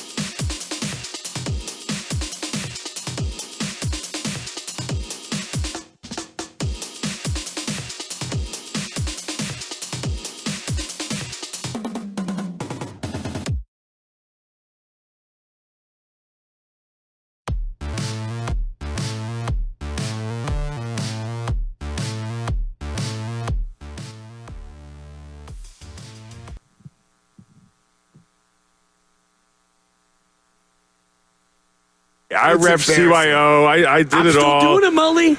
I give you a lot of credit. You ref. But but I got to say that is a personality defect to want to be a referee. Right? I appreciate just for the jump. And to defend him, to come in here every day like it's some sort of, right? I'm glad you're finally using it for what it I appreciate your loyalty. I question your judgment. Now, back to Dillard and Wibbs on 95.7 The Game. I think I'm going to borrow that. I appreciate your loyalty. I question your judgment. Yep, and you're fair to do so, but when you love a sport and you want to be a part of a sport, you've got certain avenues. And for me, as a 4'10" freshman, I made the Casa Grande freshman team, and I was tiny and I stunk. Sophomore year, cut.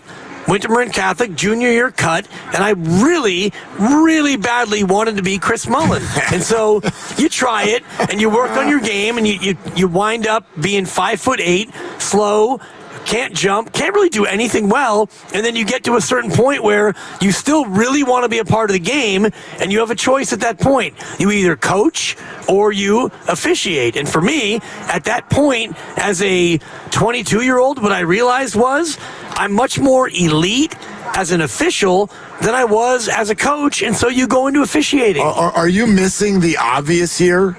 When you can't play, you either coach or officiate? Or what is this thing on your head? Well, and I do that you too. Broadcast. Right. Let the love of the officials go and start looking up to people like Kevin Harlan or something. And I do, but I also think about people like Ed Malloy and Zach Zarba and Detritus Petititis, who refereed the game. That sounds like a disease. And it's actually close to his name, but it's not accurate. But I do look at what... And fine, you broadcast, and neither one of us does play-by-play that's how I started. Not for a basketball team. College. Right, and I did high school, and that's fun. But when you really want to be a part of the game, when you're an official, you are a part of the game. And some refs are more a part of it than what we would like. But for me, and even at my pathetic little 4th and 5th grade level, when I officiate a game, I'm in the game. And like you're a part of the game and the back and forth, and I do love that. And you're on the court and you're going up and down, and there's exercise, and it's fun, and it's basketball, and every game is different. That's a lot more of a visceral, tangible experience than just broadcasting. Okay. I mean, and I'm into it. Yeah. Everybody gets to be in whatever they're into. Everybody is different, and that's why. Whatever you're into, buddy. And when it gets colder, these are coming on because Grandy told us earlier, hey, you know what? We're going to be outside. You want to bring layers. And so I looked at my car. I'm like, damn, I don't have a lot of layers. I have a ref shirt, and I got my poncho. If I knew that's what you were going to bring, I wouldn't have texted you. Well, then you should have been better about it. That's on you. Things called jackets. You can get yourself a jacket. Yeah. It's a jacket. Whatever. It's a jacket. Yeah. Anyway. And I got a ref shirt and a poncho. Yeah. And it's going to be on now. Hot mess. Anyway, 888-957-9570. We got a lot to get to. I want to play some of this for you. But first, let's go to the phones. Let's go to Joe in San Jose. Hi, Joe. What are you doing? Listening to you guys, that was a phenomenal game last night. It was very intense. It felt like a playoff game. The Warriors played good, but the only thing I was concerned about is Draymond Green turnovers. That was unnecessary. They were up by 10, and he threw the ball half court, and Jimmy Butler let him know you can't do that. What do you guys think about those? I mean, that game was close. I mean, they could have lost that game. The Lakers is no joke, and you can't. Those possessions are valuable, and Draymond made some turnovers that was not necessary, given that they were up by 10 points. What do you guys think about that? I tell you what, I mean, Joe, for me, like I certainly can't argue that there was some slop as a part of that meal last night from Draymond Green, some passes that he would love to have back. But there's two things that popped to my mind. First of all, you're not talking about a role player. You're not talking about somebody who was overwhelmed by the moment. You're talking about Draymond Green. And Joe, don't you think whatever mistakes he might have made, ball handling on the offensive end, he made up for it with the defensive plays at the end that basically won the game. Like when that thing was kind of suddenly slipping away there in that last minute, his pick of Luka Doncic to me was the play of the night. I totally agree with you 100%. They played a phenomenal game. But I just think that when you in these close games, they could have lost that game. I just think that was unnecessary. They're up by 10. Take some time off the clock. You don't need to rush it. They're not behind. I can see if they're behind, then you're making a desperate play, but that was not necessary. Thanks for taking my call. Joe, the one that really sticks out to me, and I have it up here on the screen for you, Mark, as we look through it, because we talked about the Laker-Bulls game. Remember when the Bulls scored 9 points in 12 seconds or whatever it was? 12 seconds, yes. Part of that was LeBron James with a very lazy inbound pass. So the Warriors are up 5, 32.2 to go. He inbounds to Steph. Yeah. Steph goes back to Draymond, and then Draymond throws a very lazy pass to Jimmy that is stolen. And at that moment, with 31 left, up 5, I had that Casey Schmidt moment. Oh, yeah, because if the Lakers hit a 3 right there, it's a 2-point game. Yes. And it would be above 24 seconds, so it would be a 2-possession game. And oh my God, here we go, because LeBron bats it away, and he gets it in the corner, and they kick it out, and Reeves, and wide open 3, and they miss. He missed it. And if they would have made it, now it's a 2-point game. So of all the Draymond turnovers, and he had 5 assists, 5 turnovers, not terrible. And you're right, he played awesome on defense, so you'll forgive it. But it was that last one where I agree. You're up 5, and it's like, are we going to be able to hold on well, here, people? remember, this is a game where I had told my son with a minute to go, hit him with the night. Nice. Hit him with it. This thing's cooked. We're up by 10 with a minute to go. This thing's stupid. The Lakers are lame. Let's go to bed. Yep. Right? And then next thing you know, someone's pulling up with 30 seconds left for a shot that would cut it to 2. Yeah. And so, yes, that was very nerve-wracking. And it was already a bit of a Laker flurry with, like, Austin Reeves was like, oh, my God, I'm Austin Reeves. Yeah. I'm actually better than this. And he was 6 of 9 from 3. Look. He was pods in the first half, in the fourth quarter. They are a good basketball team. Yep. This is part of the point that I'm waking up with today, which is that is a really good basketball team. That is a team that, we haven't even brought this up yet. Michael Thompson comes on our show yesterday and goes, they're going to beat the Warriors up. They're going to beat them up. They're more physical. The Warriors are a contender, but the Lakers are kind of more so of a contender. They're at home. They're rested. They're going to physically manhandle them. I wonder what Michael thinks today. Like, that's a good basketball team, and you have to also, therefore, then give that credit for the way that they approach this thing defensively, and it led to some poor decisions by Draymond Green. It led to some bad passes, but the Warriors had enough plays to survive. So I think I made this comment to you yesterday. When we got to this week, and you go end of a trip at Memphis, at LA, then no break, home for Denver and Houston.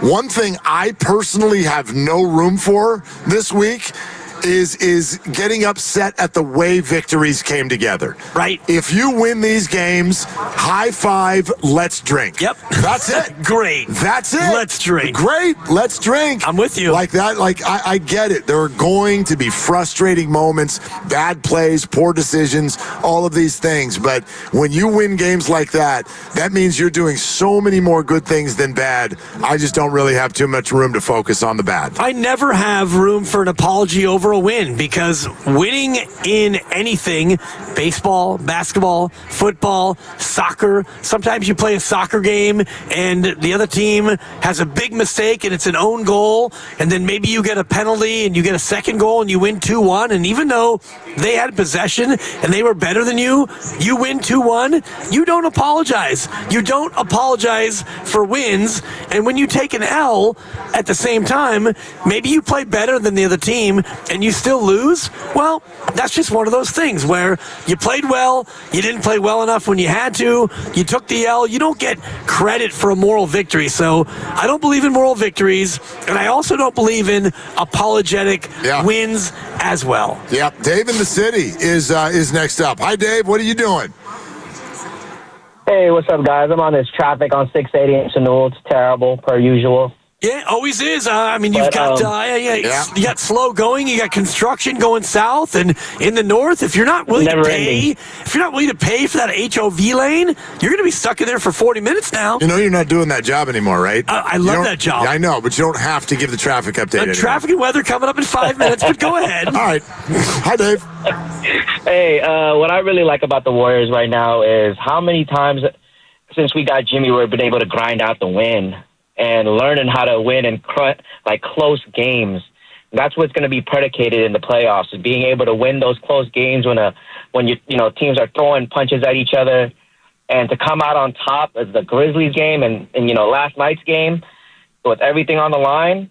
I mean, that's getting you ready for playoff basketball. So I'm definitely excited for that. And that's on the road, too, Dave. I think there's a couple, Dave, thank you so much for the call. Yeah, thank you, Dave. I really appreciate kind of where you're coming from on this, because let's think about I think it's very important in moments like this to not forget some things. First of all, the number one stat of all the things that we all talk about to me is that when Jimmy Butler and Steph Curry play together, they're 19-2. 19-2. Jeez. I don't care what your schedule is. That sounds pretty good. I don't really want to hear from any. Yeah, but they only played the Hornets. 19-2. My goodness. That is elite NBA basketball.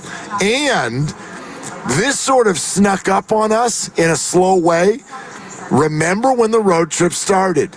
And they lost in Atlanta. Oh, God. And then Jimmy's returned to Miami, and they lost. And he was, mostly flaccid. And he was completely non-existent. And everybody had their reasons, and there was reason for concern all of a sudden. And then what happened? There were some who said, look, chill on all of the points that you're making. It's this simple. Steph didn't play. So until this is happening, when Steph doesn't play, don't worry about it. Well, what happened in the next 4 games of the road trip? He played and they won, Mark. Steph played and they went 4-0. Yep. So there you go. Well, they beat 2 weak sticks, and we all thought, okay, good. Right. You're supposed to beat them. And then you went to Memphis, and I think he had a pretty good game. 52. Yeah, not bad. And then you went to L.A., and he had a quiet 37. Quiet 37. Which is weird to say because, and I'm watching the game, and I'm doing everything I'm doing, and, it's bath time, and I'm watching it, and I'm recording it and the whole thing. And then all of a sudden, in the post game, he's being interviewed on TNT, and I'm like, oh, I thought it might have been Pods. And then they put up the graphic, and he had 37. 37 and points. I'm like, he had 37? We called it Gauntlet Week. So far, he's averaging 44.5 points per game. In the Gauntlet? In the Gauntlet. Right. On the road, at the end of a trip, tired, exhausted, all of those things. National TV, LeBron, and in the first half, they were kind of harassing him, and they were Steph stopping him. They made it really hard on him, and thank God that Pods was going bananas because he carried them in the first half. Well, no, if you can get even just one or maybe hopefully 2 of your role players to kind of contribute in that sort of a way, I think this becomes a very difficult team to beat. Yeah, fair. A really difficult team to beat. But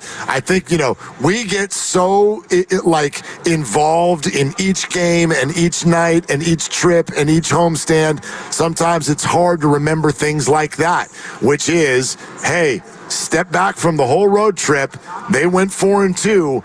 What did you notice about when they were 0-2? And what did you notice about when they were 4-0? Steph played the wins. He didn't play the losses. If you're a Warrior fan, you got to come out with all kinds of excitement about that fact, because this team right now is really kind of sending a consistent message. If healthy, almost always win.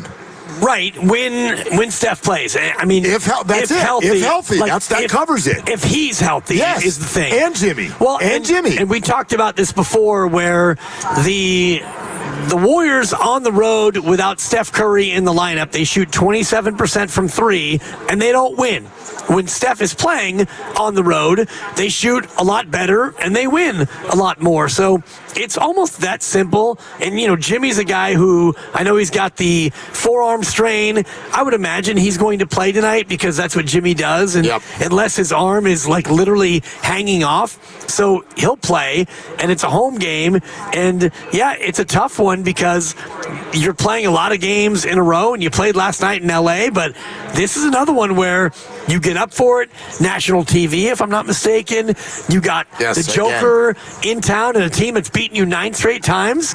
I would imagine they're going to get up for this one easily. I mean, that's basically what Mully just said to us as well, right? I mean, he basically said, I don't think you're going to see a whole lot in the way of fatigue at this point, even though it feels like we're expecting it. So maybe he's right. Now, the other thing that a lot of people pointed to, and it's part of what we've said today, that might have been, I don't want to call it his signature game or this, that, or the other. That was as much fun as I've had watching Jonathan Kuminga play basketball all year long, because he was smiling, he looked confident. He was playing the way I think the Warriors want him to play. It was clear that he was very focused on defense and rebounding. And then take a listen to what some of the guys had to say about it. So let's take HR 45 from Draymond and had this to say with regard to Jonathan Kuminga last night. Takes his team to another level. He was so patient, let the game come to him. You know, he got going a little bit getting downhill as soon as he got in there, but I thought the biggest play he made was when he got it in the middle of the paint and kicked it out to Moses. That just shows growth. He can take that shot, he can make that shot, and he does often. But to go in there, not take that shot and have the shot, but kick it out for an even better shot and get someone else going, that's what stars do. So it's just good to see that next level of growth from him. And, you know, we need him to continue playing the way he played tonight.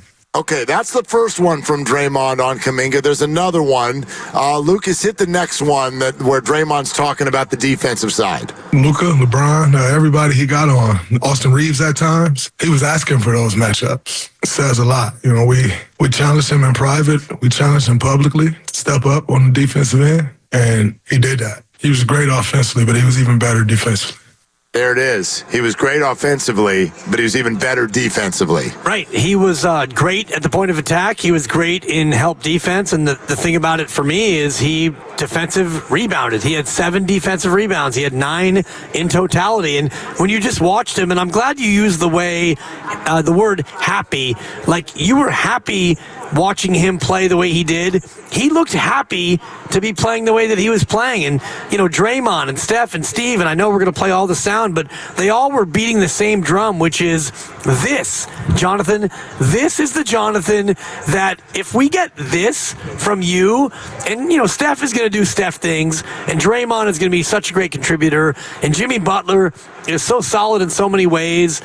Fine, pods went bananas. You can't count on that. Sure. But if JK can do that, which is do everything, all the little things that JK is able to do, well, now all of a sudden we got action. Guru voice.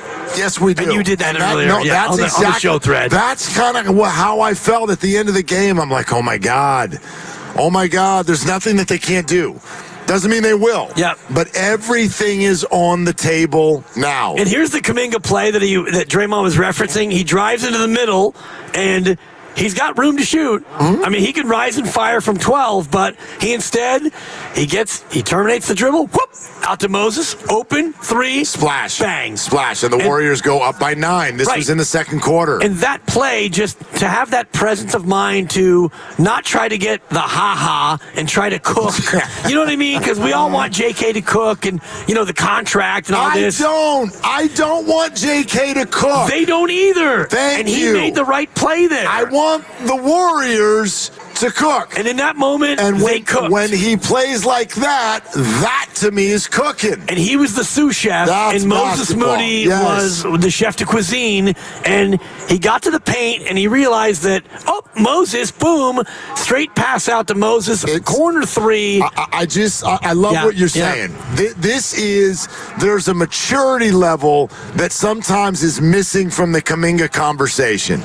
Like, there aren't 12 different teams on the Warriors where all the players come out and their agent is there and Shams is there with his phone. Right.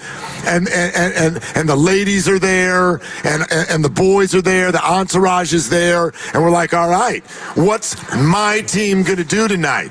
I'm going to go out there and I'm going to cook.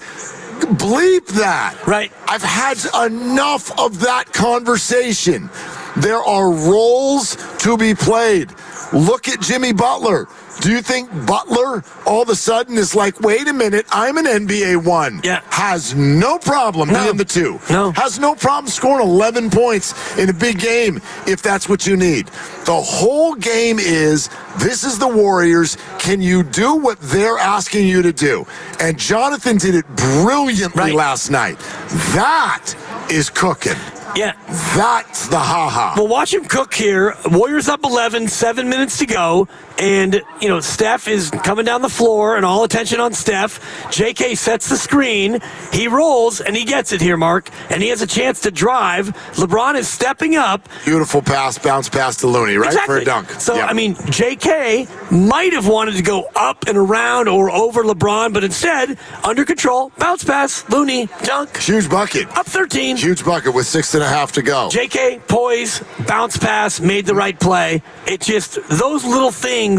And, I'm hearing all the comments about, this is the JK we need. And it would be great for that to be the case. But in the moment last night, that was it, bro.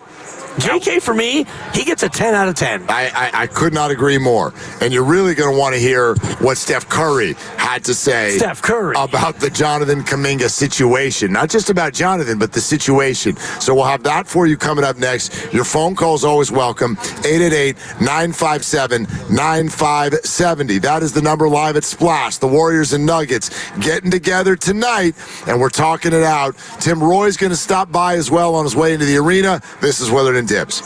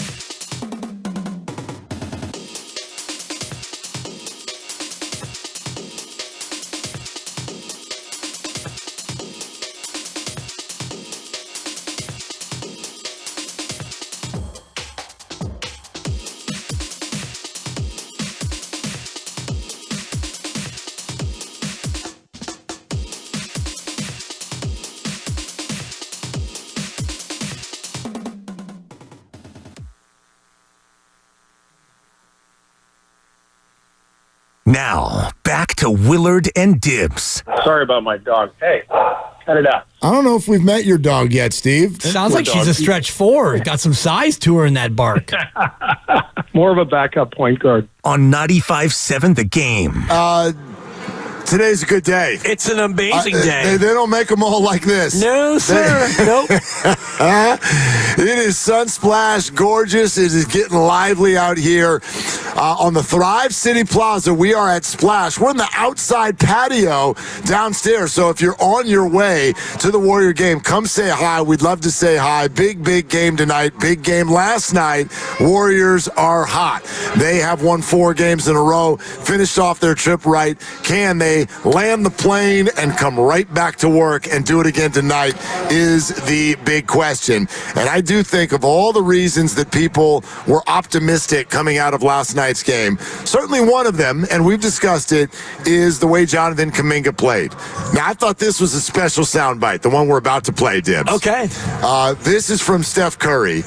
And I don't think this is necessarily a finger wag by any stretch. Mutombo. But listen to Steph and understand, and I'm not going to say it's absolutely all about 95.7 The Game at all. Oh. But our radio station, us hosts, you listeners, I think that we are a big part of what he's talking about right here. Well, he's the petty king. He misses nothing. Nothing. He's got the Odyssey app unlocked. He does. He does. I think he knows what the button is in his car on his way from Atherton. This is about all of the discussion that so many of us have been having about Kuminga. Take a listen to what Steph said. I think we need to kind of just let this guy play basketball. We don't have to have a declaration after every game. We don't have to be in a situation where we're judging every minute he's out there. I understand he's the next in line to, come into his own as an NBA player. But, God, I wish my 4th year it was the greatest game ever. It was a bad game ever. How was his rotation? Like, he's figuring it out. If we're going to win at the highest level, he has to be a part of it. So keep doing what he's doing.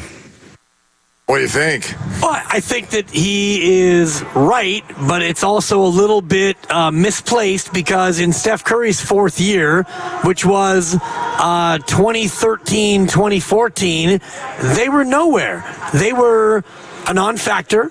They were not a great team, so they had the chance to be, quite frankly, mediocre. He had the chance to go out there and stink. And if you want to look at Steph Curry's game log in those early years, the amount of games where he had more than 8 turnovers, those are all in those years. And you know what? None of us remembers because the team was bad.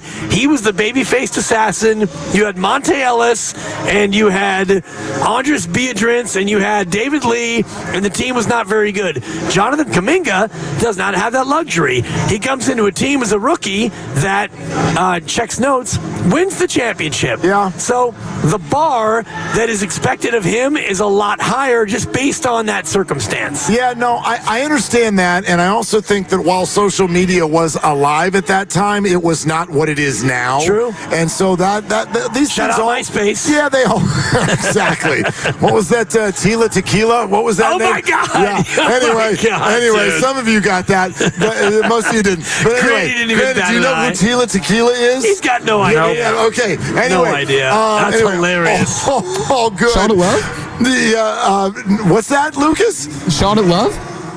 Yes, Shot of Love. That was her show on MTV. Oh, see, I didn't. Now that went over my head. Yeah, because she was just a little picture that was always there on your damn screen when you went there. Right, and then she would eventually have a show on MTV that was I called didn't watch that. A Shot of Love. Shot of Love. That was okay. at the same time that Flavor Flav had his reality show.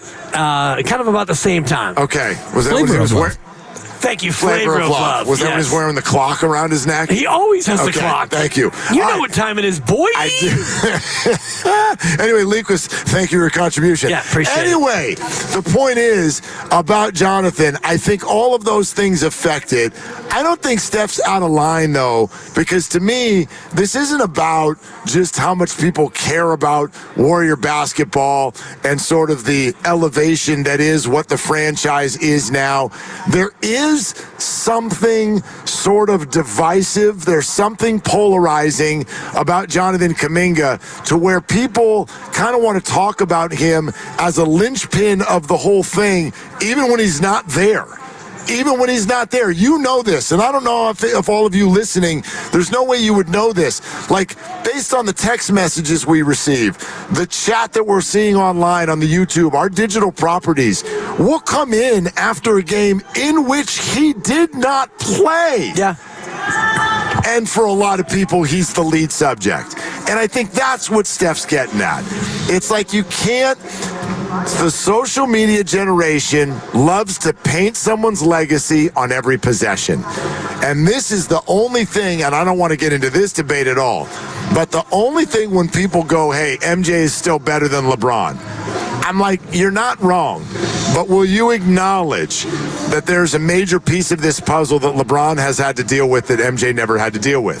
And it's that. It's social media. Sure. It's I've got the ball with 30 seconds to go in the fourth quarter of a game, and I made a play that wasn't perfect. And so now we go, see, your career sucks. You're not as good as that guy. He never would have done that. Social media not being there has allowed us to forget all of Michael Jordan's failures, for example, and they won't do that. Yeah. Jonathan Kuminga does not have that luxury. He doesn't, and the Jordan-LeBron comp is, I think, also appropriate in the other direction, which is Michael Jordan had to face a lot more physical scrutiny that LeBron never would. The physicality of the game Fair point. back then is different than now, point. but in terms of Jonathan Kuminga, I do think that he's in a unique spot, and this is where I always push back on people who talk about Steve Kerr not developing the young players, because Jonathan Kuminga was expected to develop on a championship team. His rookie year, they won the title. So do you want Kuminga to play 30 minutes a night and develop over 75 games? Well, no, that's not the way this goes. When you're a winning team, you don't develop like you otherwise would. And I think about other players, and I'll use Cade Cunningham as an example. Okay. And it's a bad example because he came in as a more polished player, but when he got to Detroit, he was able to be a Pistons. Go be Cade Cunningham, be a Pistons. Right. And I know he missed almost a whole year because he got hurt, but Cade was able to go out there and just go crazy, be a player, be good, be bad. Nobody really cares because you're Detroit. And here he is now, also in year 4, I believe. And he's now, boy, he's a really, really He's good phenomenal, player. but there's still no pressure. Right. There's still no pressure. There might be next year because Maybe. next year they're going to be hopefully better than this year, and this year has been actually pretty good. But Kuminga, no high school really, 1 year of non-college G League, and then 4 years of, well, you're going to be the 7th man at best. So the whole idea, what Steph is saying, he's absolutely right. Unfortunately, Chef, that's not how we do it here. And I know you're on your way to the arena, and you're probably listening. Maybe you're at your locker already getting loose, but in this day and age, every dribble, every pass, every blown assignment, it gets scrutinized. Yeah, it's what we do. And he gets that. Yeah, I mean, he also, he's showing some support for his teammate. Yeah. And I think that his words carry weight, even though, yes, he's not maybe going to win the battle. Not the whole collective world is now not going to be like, okay, let's leave him alone. Like, that's just not the way that it kind of operates. 888-957-9570. Let's hear from Ben in Santa Rosa. Hey, Ben, thanks for calling. What's up? Yeah, hey guys. Hey, I know that sports talk, whether it's on the radio or casually, focuses on a lot of the stuff that happened the night before, reactionary stuff, highs and lows and stuff. But one of the things that really hasn't been discussed much this year, at least I haven't heard it, I think is Draymond's demeanor on the court. And, I know it's been speculated that outward stuff that he had going on previous to this year was a necessary component to his play. He needed that fire, that outward fire. But I think he's kind of proven this year that the outward fire really isn't needed. The inappropriate stuff I'm referring to, of course, to be a great player. I mean, I think he's playing at a level now compared maybe to the last 5 years that might be just as good as 5 years ago or 4 years ago. The other thing is that, I was in the military, and I knew a lot of guys that had problems, and this outward stuff that he had going on, in my opinion, it's way more of a challenge than anything he would ever face on the court. I don't know whether he would admit that or not, and I don't know what type of therapy or whatever he's gotten to improve his demeanor and behavior on the court, but it's really nothing that's been talked about much here because it's been a non-factor, but I think it needs to be recognized and at least talked about a little bit, and thanks for your time. Yeah, thank you. Appreciate it. Listen, I'll just briefly say, whatever it is that Draymond achieved from what happened last year and the year before till now, it's worked. It's worked. He's answered the bell on this subject. Oh, he's been amazing, and I gave him grace at the start of the year, and I said that it's going to be a clean slate for me, and for the most part, I've been completely behind who he's been. From a behavior standpoint, if you look at technical fouls and ejections, I don't know if he's been ejected this year, maybe once. I know he only has 12 technicals, but even the thing that always gets everybody going is when he kind of ruins the game with his behavior. He gets so agitated, he gets attacked and whatever. This year he's been awesome as a Golden State Warrior. No doubt about it. All right, Tim Roy's going to jump by somewhere along the line here in the next hour or so on his way into the game, the voice of the Dubs, and a huge game is about to unfold. We'll kind of circle back to the top and go through last night's game, what stood out. We'd love to hear from you. Are you now convinced? I am. 888-957-9570 is the number. We're live at Splash, getting you ready for this big game, which is brought to you by Xfinity. Stream sports from the best seat in the house with Xfinity. Bring on the good stuff. 888-957-9570. This is Willard and Dibs. And hey, it's Willard for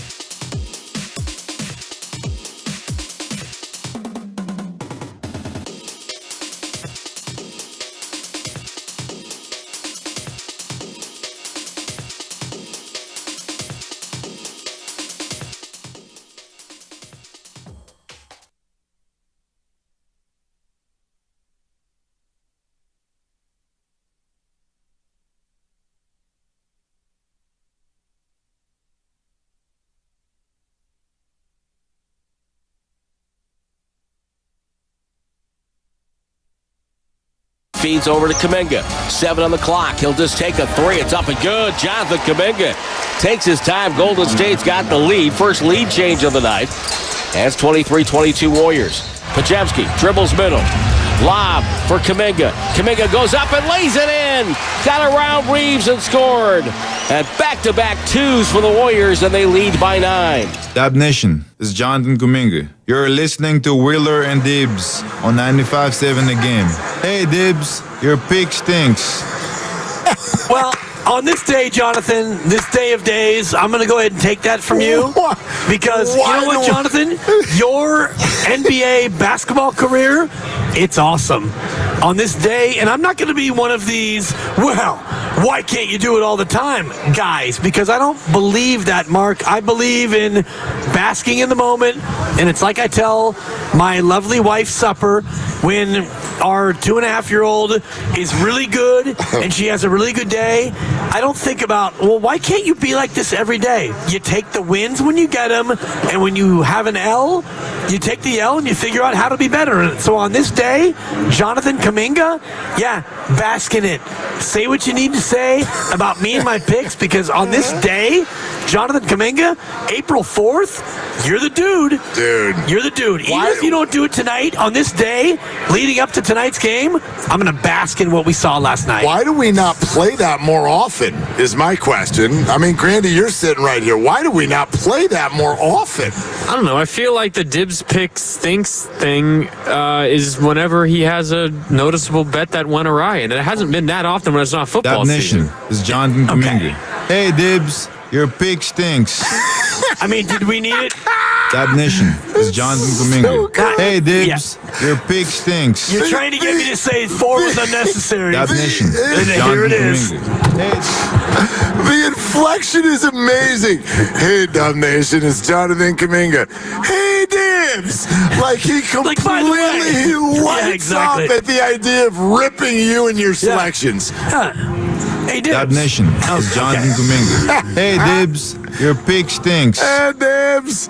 It's so funny good. because and it is funny. You're right. Just now that we've heard it 5 times, the way he says it, like he says it singular, like your pick stinks, and it's hard because picks and stinks both have an S in it, so it's tough to tell. But yeah, Jonathan, and my pick last night. You know what, JK? It stunk. My pick last night stunk. At least I, unlike my partner, at least put myself out there and made a pick. But you know what? I've learned my lesson. No more picks. That's the stupidest thing that you do. I won't make a pick because it's my team. No, I'm not gonna make a pick. No, like when March Madness comes around, you don't pick all the games. You select certain ones that you're like, that's the one. I like that one. I actually do pick all the games. I know you don't. You don't text me. Oh, go. The system likes this or the system. Yeah. No more text for you. That era is ended. Good. I don't want them. No more picks for you. They lost money for me this year anyway. I give you a 2-team parlay for the ladies. Yeah, the ladies, exactly. And thank God that got most of the money back that I put on Tennessee. I turn around and give you a pick in the men, and all we do is rail against my bad pick. So it's good. I'll keep it to myself. I'll give you a pick tonight. Forward. You want a pick tonight? Not really. Okay. Does everybody else want a pick tonight? Like it won't be a Warrior pick. It'll be some random NBA game. This isn't a good game to pick.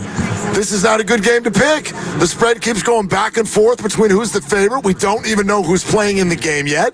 Why would I pick this one? What'd you pick, Mark? But the Celtics and Suns start in about 10 minutes, and I would bang the living heck out of the Boston Celtics in this game. What's the number? Bang that. It's up to 15. Bang that thing. Bang it. You gonna lock it in? Lock it in. Kukush? Kukush.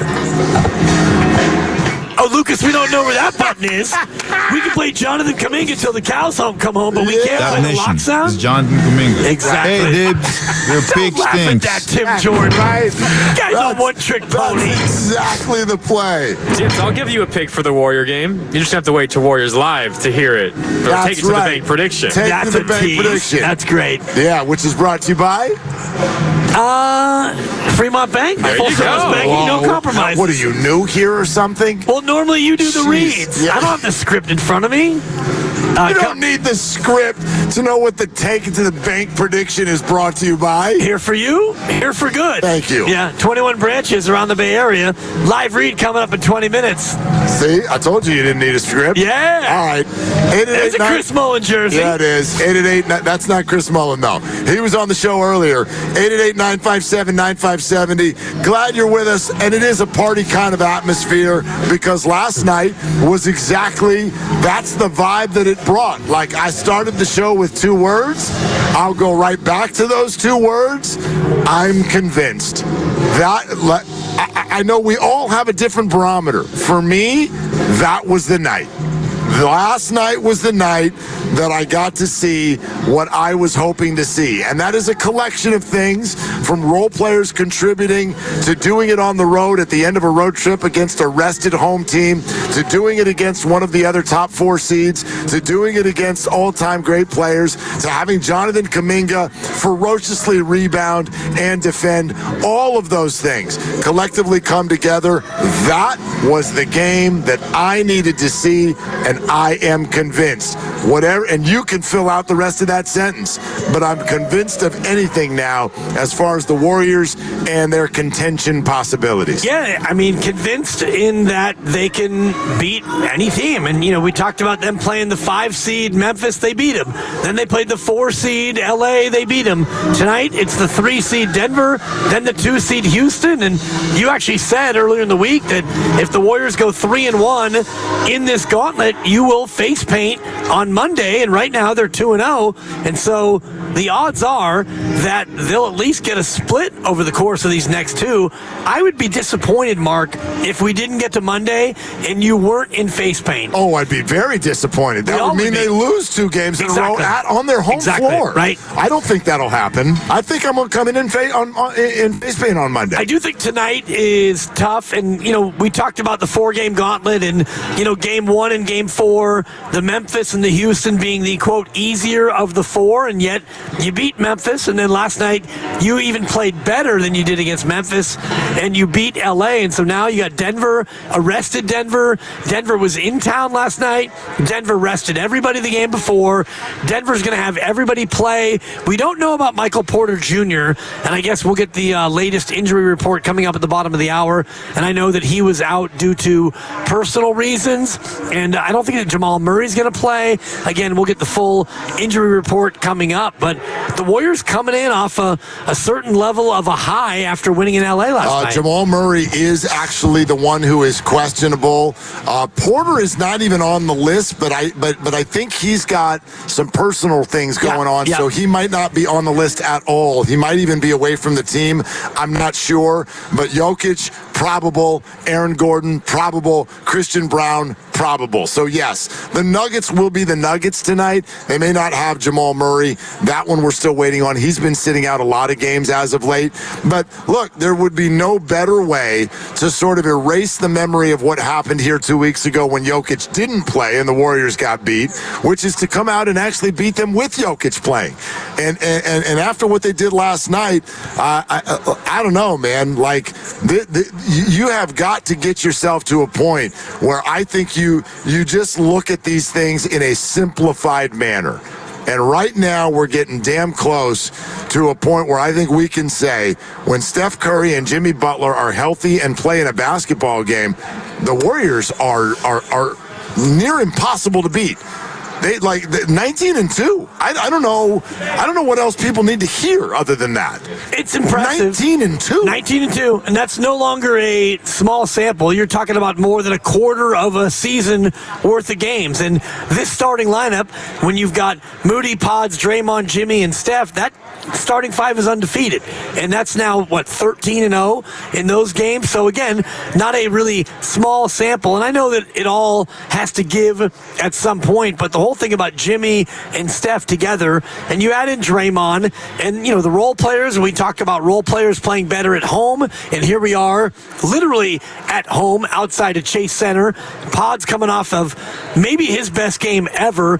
JK, his best game this year, and even Quentin Post, who played well, he played fine, but he played like an 8-year vet, the way he was running, bumping his gums and like puffing out the chest and all the rest of it. And Moses Moody, maybe not a statistical great game, and he wasn't in the finishing lineup, but you watch the way he defended. You watch the way the Warriors defended, switching 1 through 5 all game and being up to the task all the way through into the fourth quarter. Austin Reeves got loose, great player, and he got on a heater, but still, you built up a cushion, and so it ultimately didn't matter. I tell you what, I think you're tapping into something that is really on my mind today, and I haven't even necessarily known exactly how to put it into words, but last night was a real swag game, and I don't mean that from the people we're used to seeing it from. Nobody needs to worry about whether or not Steph Curry, Draymond Green, or Jimmy Butler have swag and confidence going into a game. But think about some of the stuff that you just said. You're at the end of a trip. You're going to play Hall of Fame level players, and they've had your number. Okay? You're in Los Angeles, California, the entertainment capital of the world. You're in a gauntlet. That's what we've called it. I know that they may not look at it that way, but they get up for these games. There were certain aspects of what happened last night where guys literally did stuff that I think Warrior fans were wondering if they even had in them. And let me point to a few. He ended up getting called for an offensive foul for it. Oh, boy. But Moses Moody, with the fly dunk on Austin Reeves, that shows a certain level of maniacal attitude. Brandon Pajemski taking and making that many three-pointers. Dude. That shows some maniacal behavior.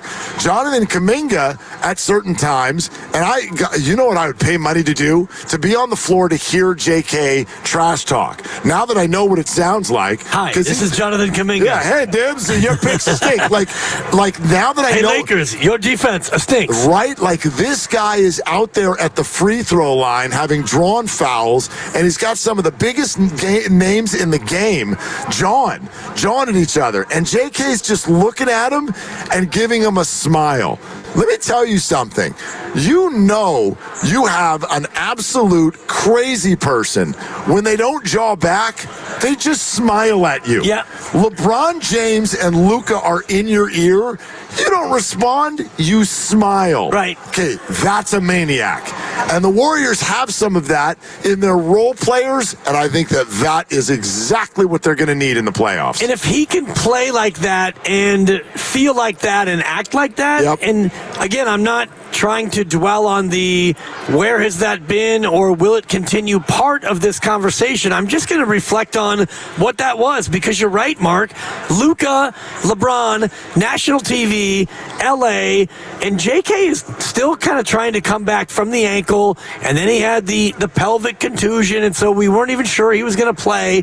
And then he plays, and he plays like that, and he behaves like that, totally in the moment, smiling, present, having fun, undeterred by everything, and to have that game that leads to a win, his best game of the year, that to me was a completely refreshing experience just watching him. Yeah, no doubt about it. So that's why, and I know we've gone through just a whole list of reasons from last night, but that is high on my list as to why I come out of last night's game going, I'm convinced.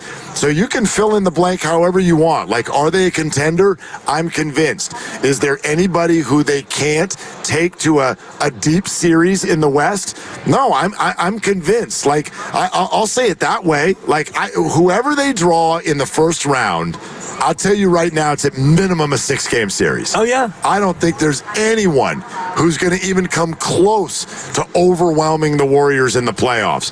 The crazy thing is even with, now I heard Steiny and Goose say this on the way over, and I should have brought it up earlier because I actually disagree with this.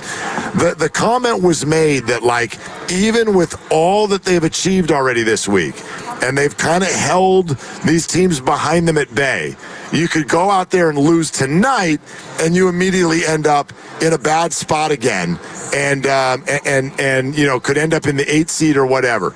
I'm not here to tell you that losing tonight is suddenly okay, but I will say this: Yesterday afternoon, we said that we would take a split, and I would still take that split. I think I'm not saying that's okay if they lose tonight. My point is, I don't think that's some sort of a blow to their chances. I don't think it's a whack at their shins. In other words, losses for these other teams are also coming this week. Like, you have to stay in the moment and realize that you might drop to 8, and that only means just go out and win Sunday, and you're probably going to fly right back up. The Clippers have a moderately challenging game tonight. The Lakers have a ton of challenging games coming next week. Yep. The losses for the other teams are coming too. If the Warriors, with what do they got left? 6 games, 7 games? Yeah, they've got 6 more to go. If you hold that to a loss or two, you're going to be in the top 6. Oh, for sure. That's how I feel. Well, we talked before about 48 wins being good enough for the 6 question mark, and that would mean you go 3-3 the rest of the way. And it depends on which 3 you win. If one of those 3 is Denver and another one of those 3s is the Clippers, well, that might be enough with 48 wins. But it feels like where we are right now, if you win tonight, you beat Denver, and the Lakers lose, well, you and the Lakers would be tied. They have the tiebreaker. And you'd be tied with Denver in the loss column for the 3 seed. And that is with a win tonight. And, if the Lakers were to go out and lose their next game, and the Clippers are in action as well. I think the Lakers have the Pelicans tonight. So I'm expecting that to be, that's a minor league game. So you got to win that. But the Warriors did have a little bit of trouble with those very Pelicans. They were down, 14-2 in that game? Right, but like being down in the first quarter is being down in the first quarter. I would be shocked if the Lakers lost a basketball game tonight. If they lose that game tonight, their concerns are even bigger than I realize. Well, even if the Lakers win and the Warriors win, well, then you are, a half game behind them, and you'd be basically a half game behind Denver. So the 3 seed would still be in play. But the other side of it is, if you lose to Denver tonight, well, now you can forget about Denver in the 3 seed. And if the Lakers win, now you're a game and a half. Actually, you'd be 2 back of the Lakers and the tiebreaker. So tonight, really, for me, is about the top 4 dream. The dream of being a top 4 seed. I like that. It's alive. I like that. If you lose to Denver tonight and the Lakers win, well, now we're looking at 5 or 6. Probably not. Probably not. Yeah. But then again, we were already there. Remember, when they lost to Denver 2 weeks ago, Steve said, well, that's the end of catching Denver. And now suddenly it's like, well, maybe it's not. No. Maybe it's not. So, the tiebreakers will come into play. I still would sit here today and tell you I would predict that the Warriors are not going to have home court advantage in round 1. Yep. But last night's victory took a huge step toward being one of the top 6 seeds.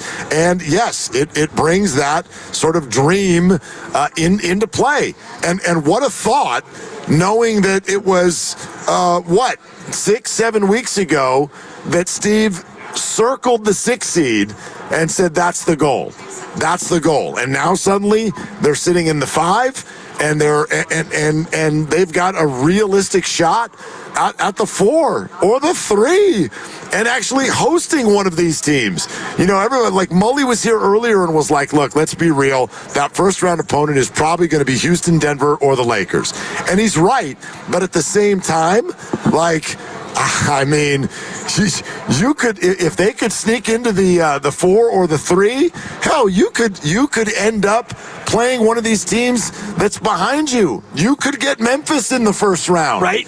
Which would be a dream scenario, in my opinion. Agreed. I mean, if we look at all the scenarios, I think that it's Memphis and Houston, and then, LA and Denver. Mully said earlier, Chris Mullen, when he joined us, that he sees the first round series being a 6 or 7 game series no matter who they play. And I kind of agree with him. Like, no matter who you're going to face, even if it's Houston, they're young, they can defend, they're athletic.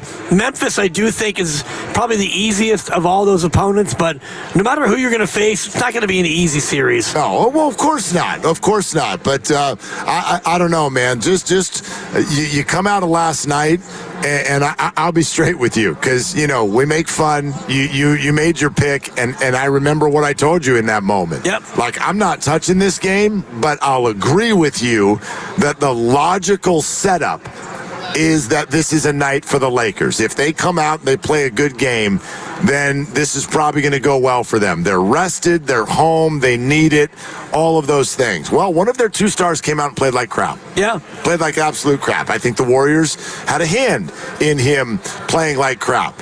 But that thing was set up for the Lakers to have a good night, and instead the Warriors had their absolute best of nights. So I don't know how many things are left in the Western Conference that it feels like the Warriors can't do.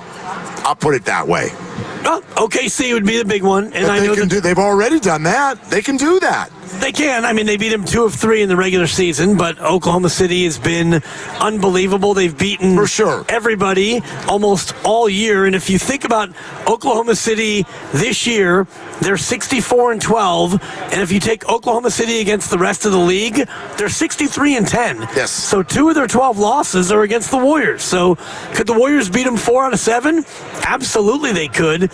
Oklahoma City is on a trajectory toward an NBA championship based on their regular season point differential. Yes, they are. Yeah, absolutely they are. But we all know that the playoffs are a different animal. Yep. And so I'm not sitting here telling you right now I would pick the Warriors over Oklahoma City or that they'd have an easy time with that. I'll just say that I don't think Oklahoma City would have an easy time with the Warriors either. I don't think OKC is the kind of team that's just going to steamroll through the playoffs with all kinds of series that are only 4 or 5 games long. I don't think they're going to do that. They're going to have their moments. They're going to have their struggles. And look, the Nuggets, the Warriors, and the Lakers, to me, are the 3 other teams. Those are the teams that can actually surprise everybody and go take something. And I think that the more we get closer to Game 82 and what should be a playoff series, the better I feel about their chances. And I'm just looking back, Mark, when they had the trade deadline, February 7th, the Warriors were 25-26. They were the 10 seed. And here we are outside Chase Center, and they've got a chance to be knocking on the door of the 3 seed with a win tonight. Crazy, man. We're brought to you by Fremont Bank, here for you, here for good. We are here for your phone calls. Voice of the Warriors, Tim Roy, is going to hop on by our set here right outside Splash, outside Chase Center, as we get ready for the Nuggets and the Warriors. 888-957-9570. This is Willard and Dibbs. And Dan Dibley here to talk about Fremont Bank.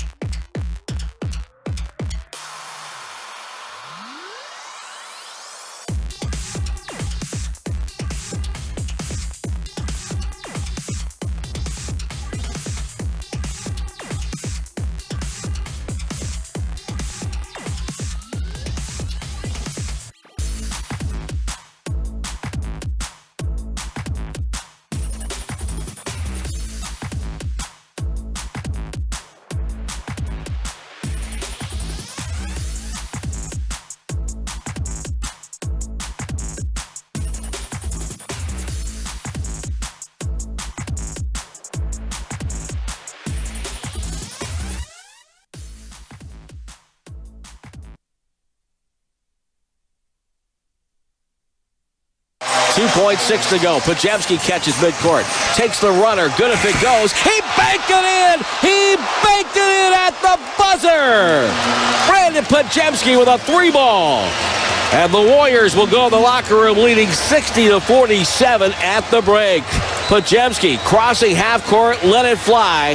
He made sure that he got it off quick enough, give it a chance to go in. And Pajemski with a 22-point first half. Dub Nation, it's the voice of the Warriors, Tim Roy. You're listening to Willard and Dibbs on 95.7 The Game. Hey, Dibbs, your picks stink. Yeah, and you can, if you got a problem with that, then you can talk to him about it face-to-face in about 10 minutes. That was an evisceration sensation from Tim Roy. Very nice. Unnecessary. Very nice. Voice of the Dubs, Tim Roy is going to come on by. We're just outside Chase Center. Warriors and Nuggets in a Sunsplash Perfection Friday. It is.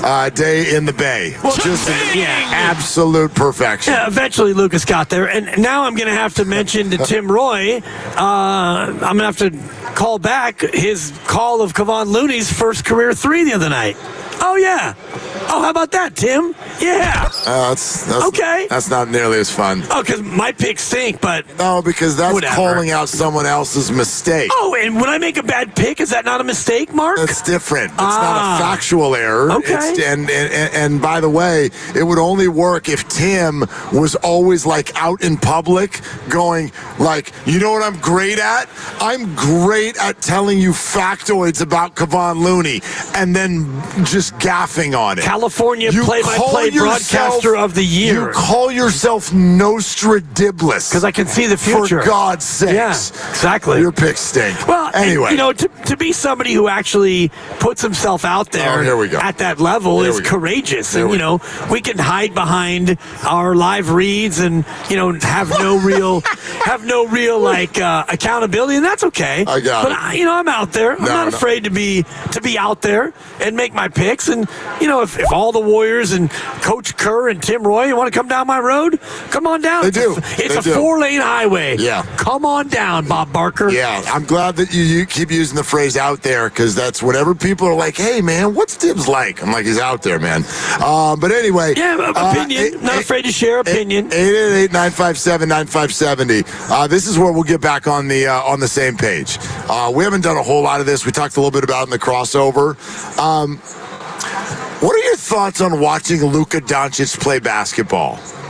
Well, there are a multitude of thoughts. Okay. On the one hand, you watch what he's able to do at that size, that speed, that overall unimpressive athleticism, and I think, my God, he's incredible. It's a little bit like Nikola Jokic, where Jokic is not explosively fast. He doesn't jump very high. He might be the best basketball player in the world, and it's safe to say that he is. And so there's a part of that for me with Luka that's in place. The other side of the coin, Mark, is the constant flopping, the complaining, the just general demeanor of, like, I don't know if it's unhappiness, but just the way he goes about playing, it's really not appetizing. It reminds me of when my dad, I don't even know how often, maybe it would be like every 4 months, he would say, you know what, tonight, liver and onions for dinner. What? To me, Luka Doncic is liver and onions. Some people might like it. I personally, makes my stomach turn. Yeah. And maybe it's a bad comp because liver and onions is not necessarily that healthy. I guess it's a tough watch, bro. It really is, and I don't want to say that and have it the day after the game come off like it's some sort of Laker hating or like, you know, coming from fandom, because let me tell you, there are NBA players around the league I really enjoy watching.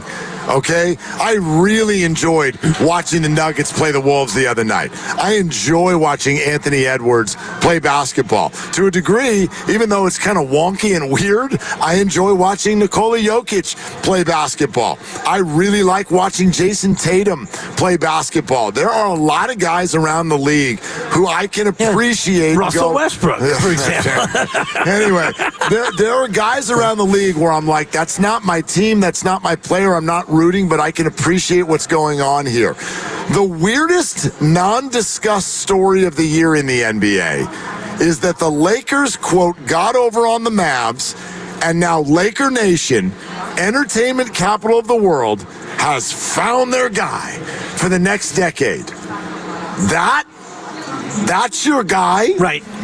This lumbering, whining, fall-away three-point shooting, non-dunking, non-defense, palms up, official conversational. That's your guy? Right.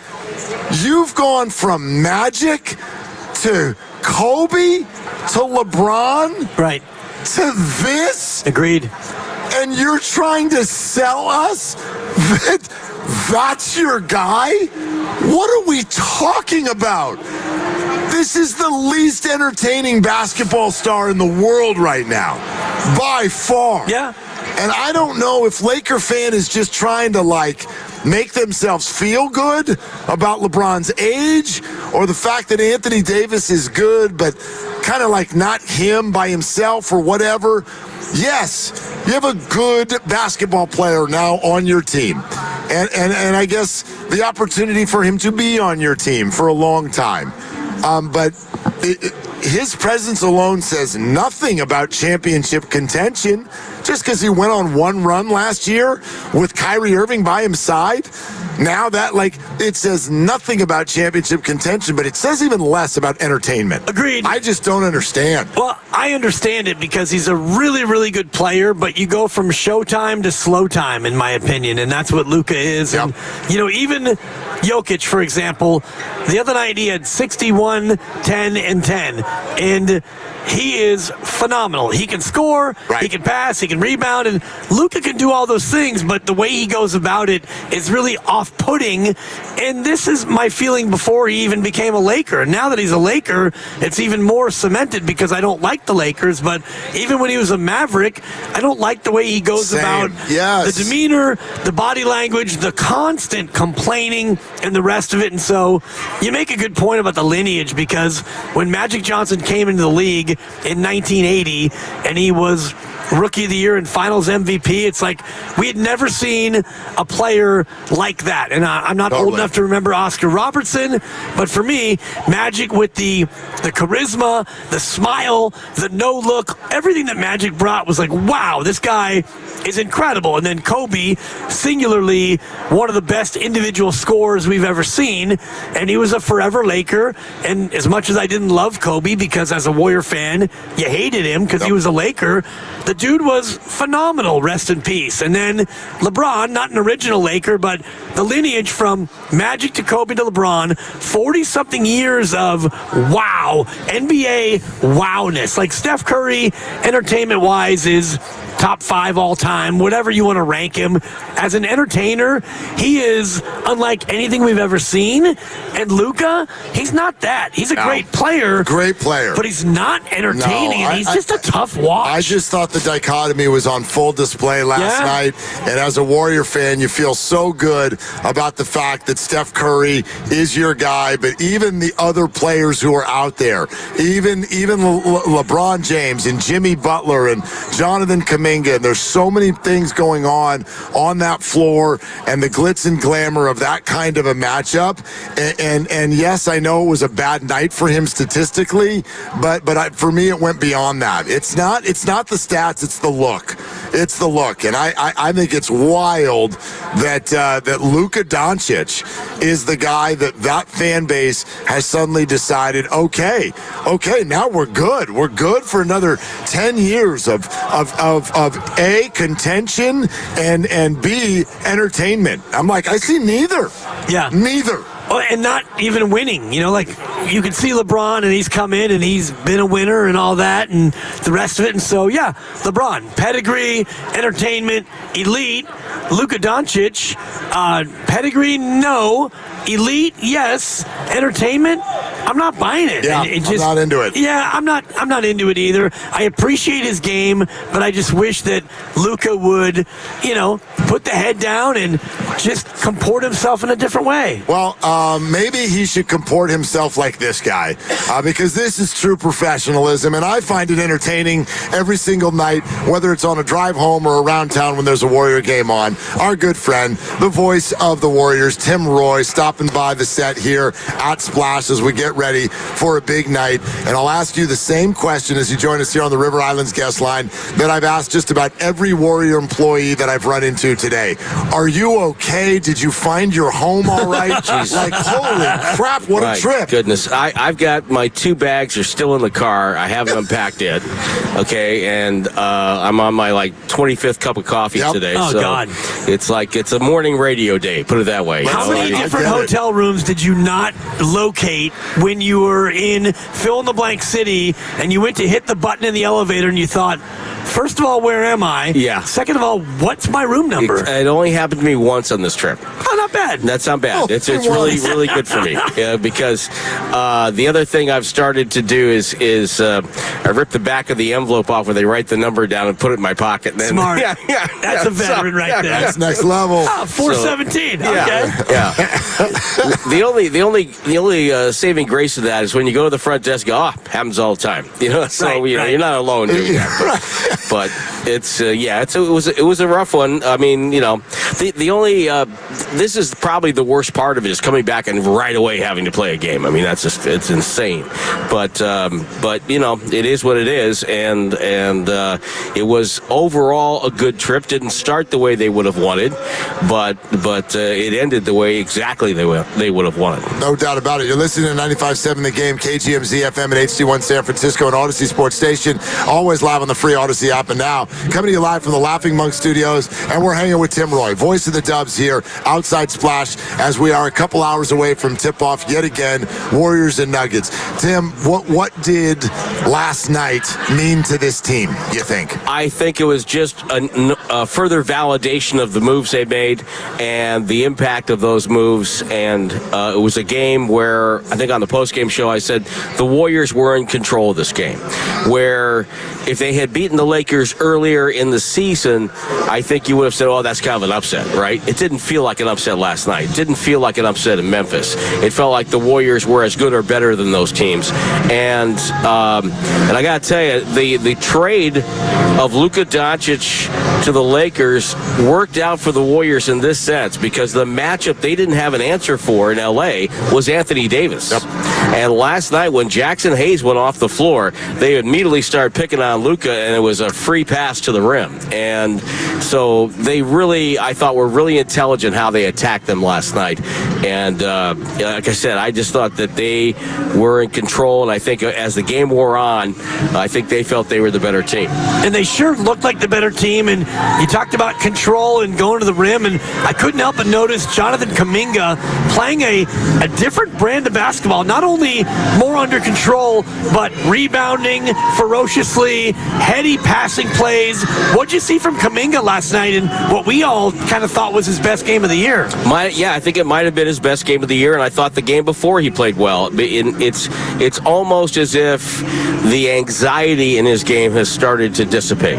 And so by that I mean he's not hurrying to make a move. He's not trying to do something, driving into 3 guys and trying to get a shot off. He's reading the play, he's seeing the floor, and he's making the right plays. And that's going to make the game a lot easier for him. And I think the other step for him, it's not going to happen this year, it's going to happen in the offseason, is that if he can work on his free throw percentage and take that from the mid-60s and get it up to the high 70s, he's going to add 6 to 8 points, on a lot of nights, because he gets to the free throw line. He's an athletic freak, and people have trouble matching and guarding him. So and especially the fact that you have Jimmy Butler on the team, so you're already flirting with the bonus. So if he can improve his free throw percentage, I think he's got a chance to really take a step forward. Look, it's not lost on the entire organization that for whatever reason, Jonathan is a very polarizing individual for fans. He gets talked about at a level that is, quite frankly, above anybody else on the team. Steph Curry addressed that last night after the game by saying, look, we got to just chill and let him play basketball. But what I want to ask you, especially because you're around the team, like, do you think that gets to him? How much he gets talked about? Oh, I think any young man likes to get talked about, whether it be in school from schoolmates or in this situation. So I think he understands, where he is as a player, but I don't think it really affects him all that much, just simply because there's enough chatter inside the organization. By chatter, I mean coaches who are reminding him, hey, you got to do this, you got to do this, you got to work on your game, work on this. So I think there's enough communication inside the building to where the outside noise, everybody says, well, I don't hear it. They do hear it because they have friends and wives and girlfriends. And so they do hear some of that chatter. But I think it kind of goes away a little bit once they get inside the building because they have other people who are trying to get them to focus on the task at hand and not worry about all the other stuff. Brandon Pajemski last night just absolutely went bananas, and that first half was crazy. And we played your call earlier of the he banked it in, which is one of my favorite Tim Roy isms, because if you're not watching it, you don't know that he banked it in, and then you let us know that he banked it in.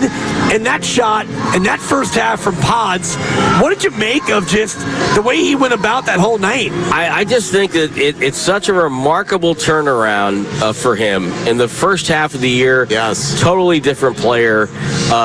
Again, he had anxiety in this game. He was trying to do too much. He was trying, and again, now I think when Jimmy Butler comes around, it adds a little comfort to him. Butler makes plays for other players, so he kind of fits into that mold, and I think he's much more relaxed. He's letting the game come to him. You can tell he's working on his shot. I don't think that was a one-off, him making 8 threes. I think you're going to see him use that shot to his advantage throughout his career. So, I'm not saying he's going to be a splash brother. We don't know yet, but that's remarkable for a guy in his second year to be able to shoot 8 threes like that. And it's not like he's got a funky emotion or anything. He's got good form. He's on balance. He's got his feet in the right spot. It really looks good. So I think that's something that we can look forward to in the future, him contributing a lot from the three-point line. Well, and I tell you what, and you know this, I mean, those of us who do sports radio every day, we sort of get made to feel foolish almost on Hold on. Yep. They're playing a Bill Withers song. Uh-oh. We have to, okay. Aside. Pay respect. Yeah, Pay respect. Yeah, absolutely.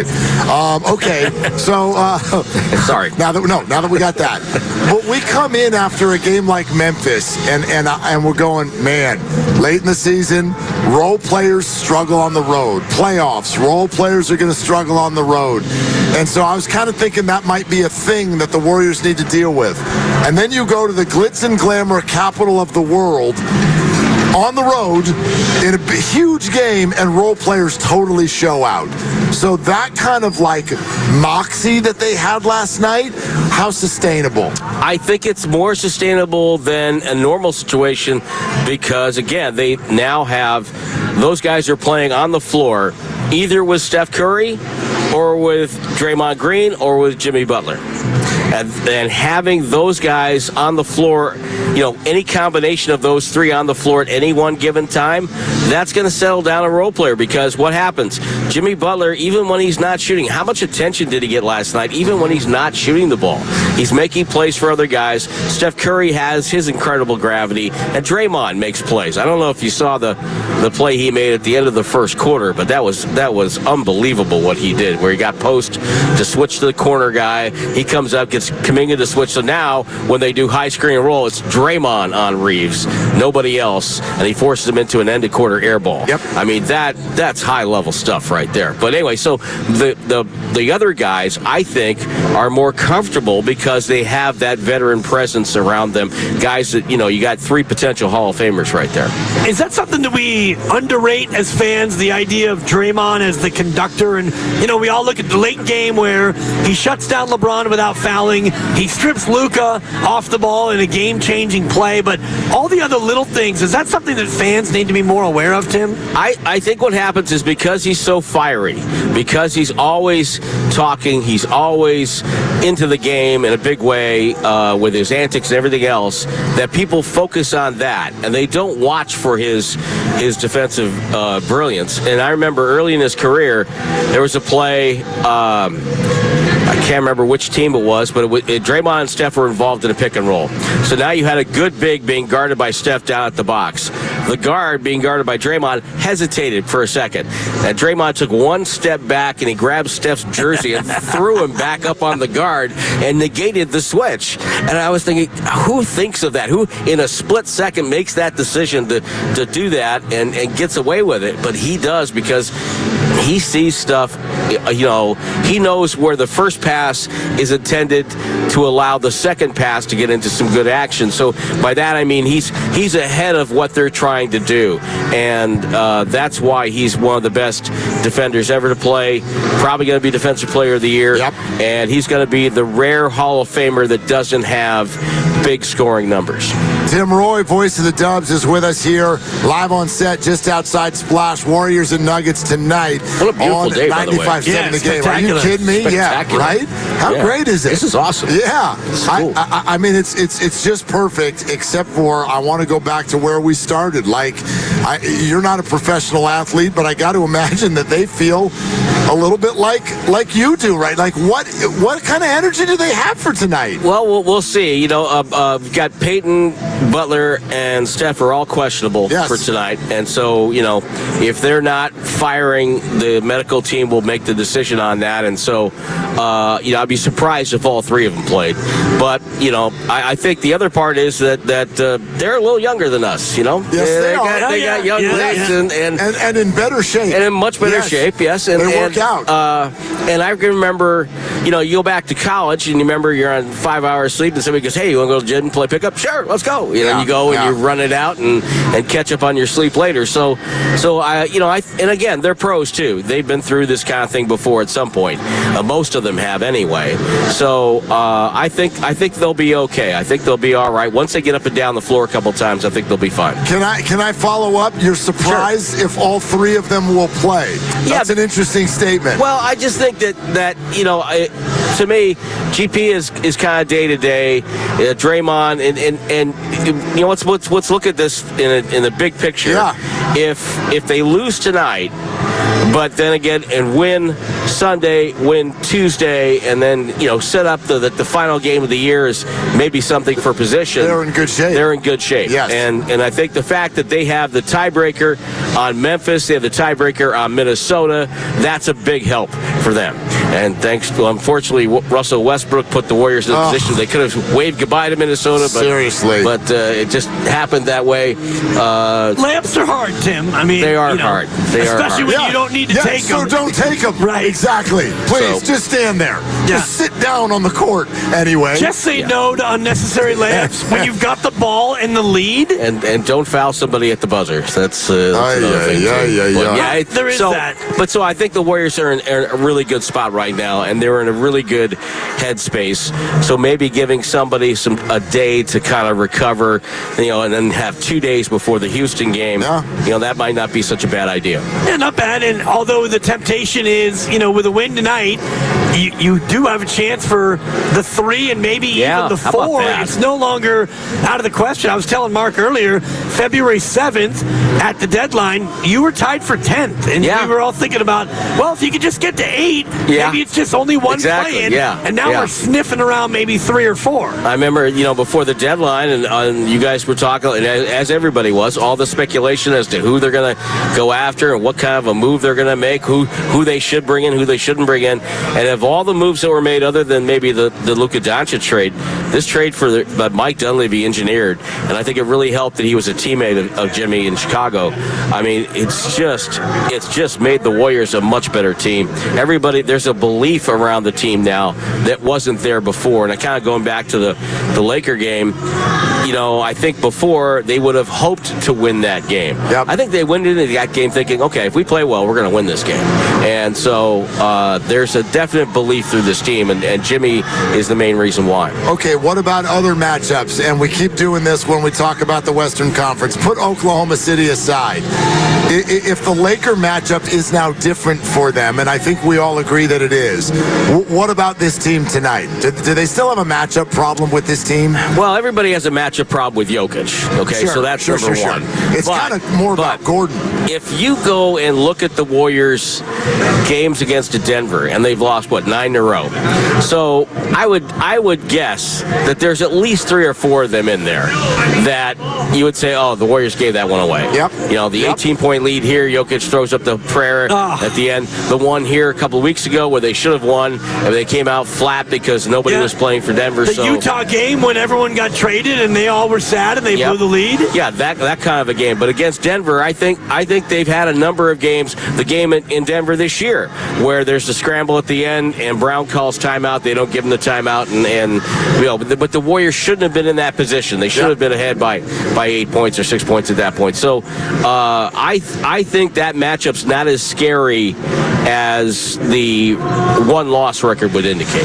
I get that. Yeah. I get that. I mean, it sort of feels like they've arrived at a spot where I don't see any matchup out there that's not at least going to be a long series. Do you agree with that? Oh, yeah. And I think the Warriors are much better built for a playoff series than a play-in game. And if you go back and look historically at their playoff series, they tend to get into a playoff series, maybe lose a game early, and then they make an adjustment, they get better, they clean some things up, and at the end of the series, they're clearly the better team. Yeah. So I think that's something you could put in your back pocket. Of course, you can't have any of these grade school referees over here. You can't. Oh, you know what? Yeah, look what this guy brought to the show. Can you believe this? Wow. Hey, what did you think of the whistle? That's a nice jersey. What did you think of the whistle last night? What? What did you think of the whistle last night? Right. And I ask it because of this. We've had a lot of conversation. I thought there were a few games going back the last few weeks. The one in Brooklyn, certainly the one in Memphis, where things were completely ridiculous. Stop with the way that they were handling Steph Curry. There's a larger issue there that we can talk about, but we made a big deal out of it for 2 days, and then last night I thought a lot of people got star treatment last night. I thought Steph did. I thought Luka did. But what's your overall thought on where that stands right now? I think they're letting him play a little bit more, and I think they're kind of going back second half of last season. I think they're getting back to that, letting the players dictate more. I don't think last night was a bad game at all. I thought they let him play, and the charge call. Again, it's one of the hardest calls in sports. Are you talking about the Moody dunk? Yeah, I thought he got most of his body by Reeves and just clipped him a little bit. And to me, that's a block if you're not right in front of him. So, again, I quibble on those. You don't want to ask me my thoughts. No, I thought it was garden variety. I know you have that. We all want the poster. I know you have a signed. He has a signed poster of Monty McCutcheon in his office. Zach Sarba on my ceiling. Dan Dibley looks at a call that gets overturned and says they were right to call it the right way the first time, and they were right to overturn it. He thinks they were right both times. I think, for the most part, I think the referees do a really good job. I just question a couple of the things they're being told to do. Yeah. Like on the offensive end, I think if I lean my shoulder and bang you out of the way, I don't think that's fair to the defense if you're in a legal guarding position, right? And so that's the main issues I have with the officiating is how we're officiating games, not the officials themselves. And again, they're going to get some things right and they're going to get some things wrong, and it's just the way it is. It's always been that way. Yeah. And no, I thought last night was pretty good, to be honest. And I do think that last night they called the thing that Steve Kerr is most passionate about, which is the freedom of movement stuff against Steph. Steph got a couple of those where he doesn't get those normally. Yeah, he's trying to come got off the ball and he's getting grabbed, and they actually made those calls. So that for me last night is where the Warriors did get the kind of whistle that they're looking for and the whistle that they should get. And the coach who actually started using that phrase back when they had meetings way back when, his coach, I believe at the time of the Celtics, was Rick Pitino. Oh. Talking about freedom. They were in their meetings and he said, we got to get freedom of movement back into the game. And that's how that issue started way back then. And it's funny because his St. John's team this year was big on restricting freedom of movement. I don't know how much Red Storm you watch, but they were big and physical and unskilled, and that's why they ruined everyone's bracket, Tim. Okay. There you go. No, I'm not mad. Don't get me wrong. I don't get enough chances to watch college because if I have the luxury of watching a basketball game at home or on the road on an off night, it's got to be an NBA game. I got to get ready for the next one or see what's going on somewhere else. And so I used to follow college a lot, but not anymore. Well, when you're watching other games, you know what that is, right? It's work. It's a preparation sensation is what it is. Thank you so much. Thank you so much. We had to get one in there, Thanks right? for coming by, buddy. Thank you. Thanks for coming What's by. wrong? Always good to see you what's guys. wrong? It's Always a good to bit. see you Nothing's guys. wrong. Nothing's wrong. Tim, It's a you're the beautiful best. day out here. It's spectacular. Tim Roy, the voice of the Dubs, I coming had by. to get one in there, you right? Did, you Come did. on. You stuck it in. It was a I buzzer had beater. to, yeah. It was a buzzer beater. Like pods from 40. Exactly. Yep. Off the backboard. Thanks, Tim. Appreciate it. Thank you, Tim Roy stopping by as we get ready for Warriors Nuggets. I'm pretty interested to hear Tim say, quote, I'd be surprised if all three of them play tonight. He's referring to GP2, Jimmy Butler, and Steph Curry. And you know, maybe he's just talking about GP2, but let's be real. Tim probably knows some things that we don't about what's going on inside the organization. Right.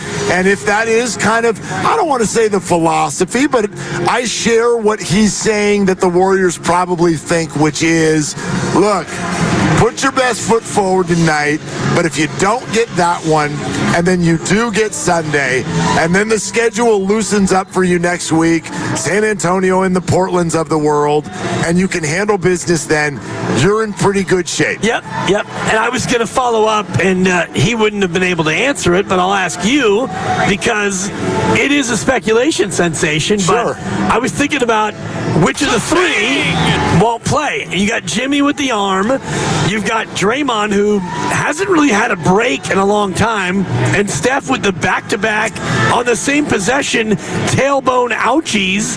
So which of the three do you think would be most likely to not go tonight? Gary Payton the second, and then the next one is going to be Jimmy Butler. Of the three, and then the next one is going to be Steph Curry. I think Steph's going to play tonight. I think Butler is probably a true question mark. He has an actual injury.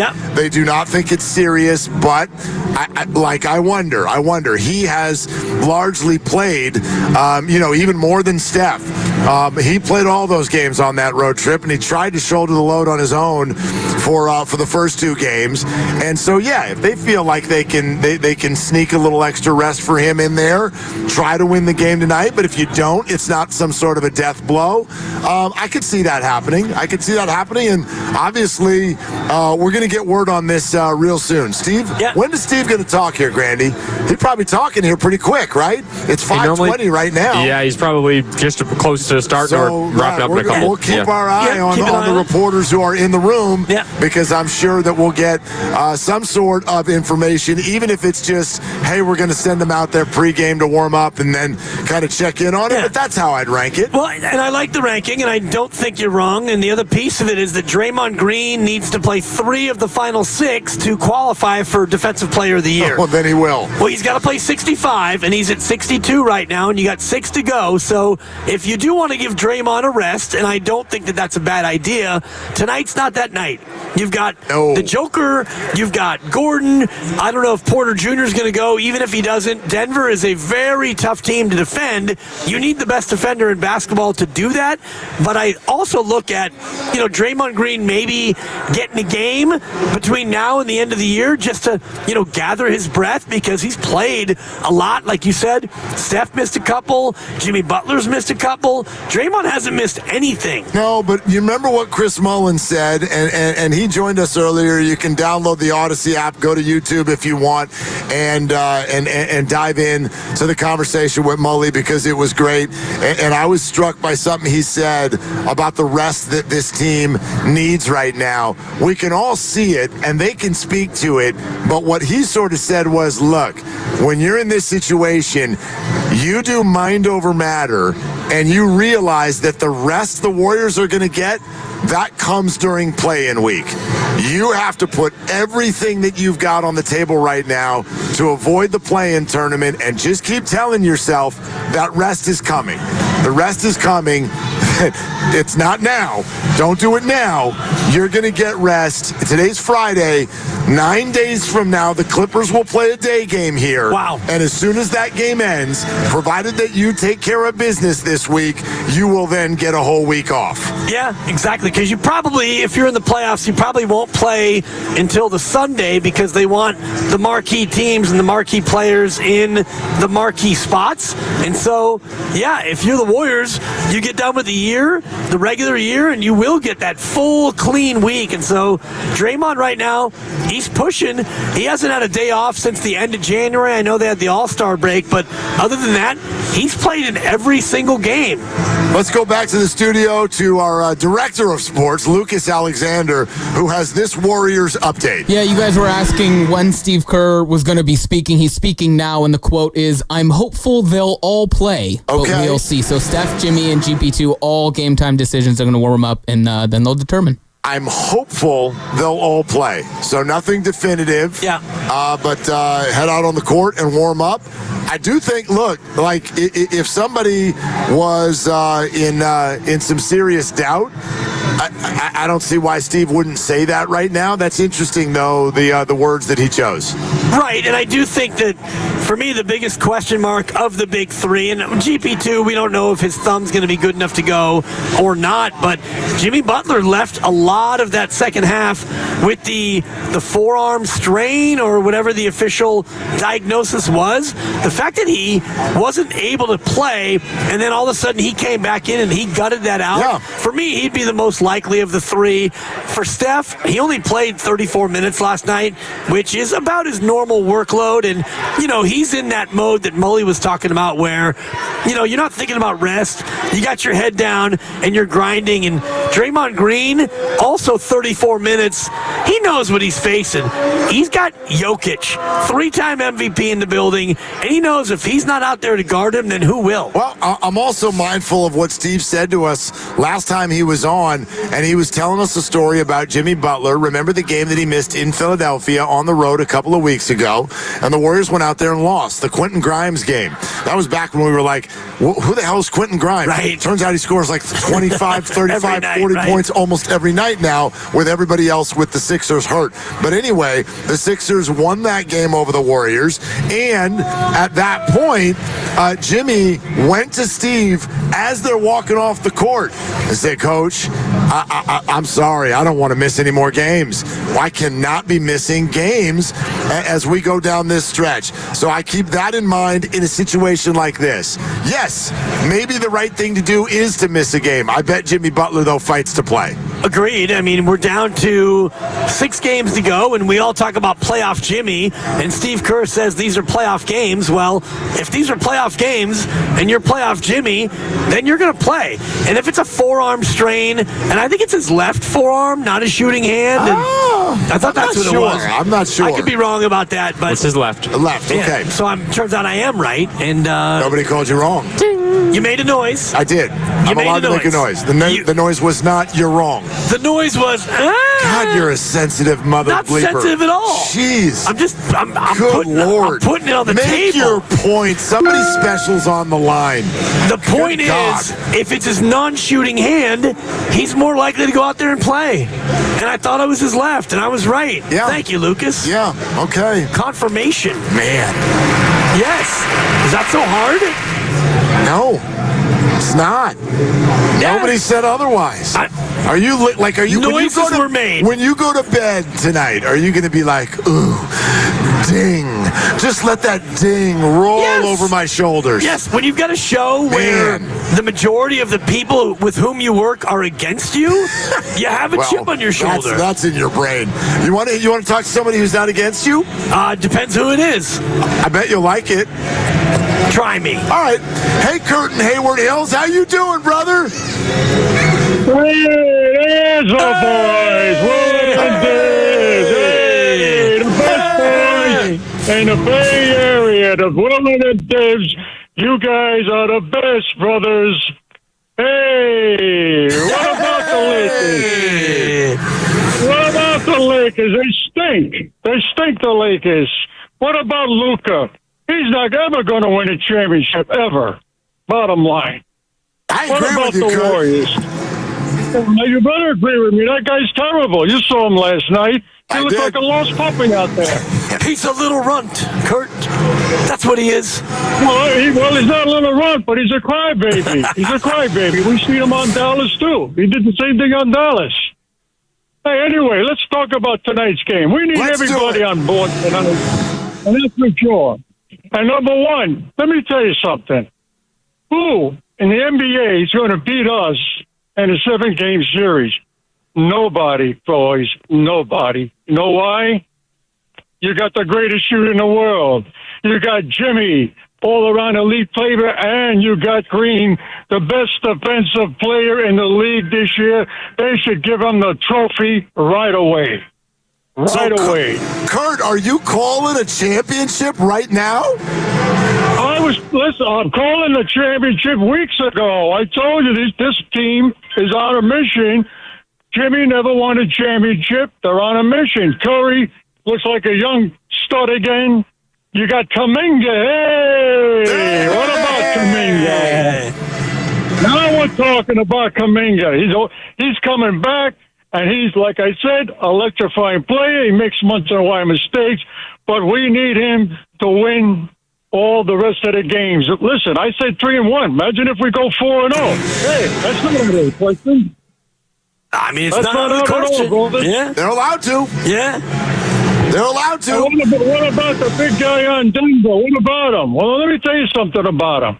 He's a great player, but he can't speak any English at all. They interviewed him, and he couldn't even speak English. He should go to school for English. Okay. First of all, I mean, Kurt, we love you like a brother, but I think Nicola's English is A, fine, but B, even if it wasn't, what's that got to do with anything? Yep. Yeah, but Green's got to listen.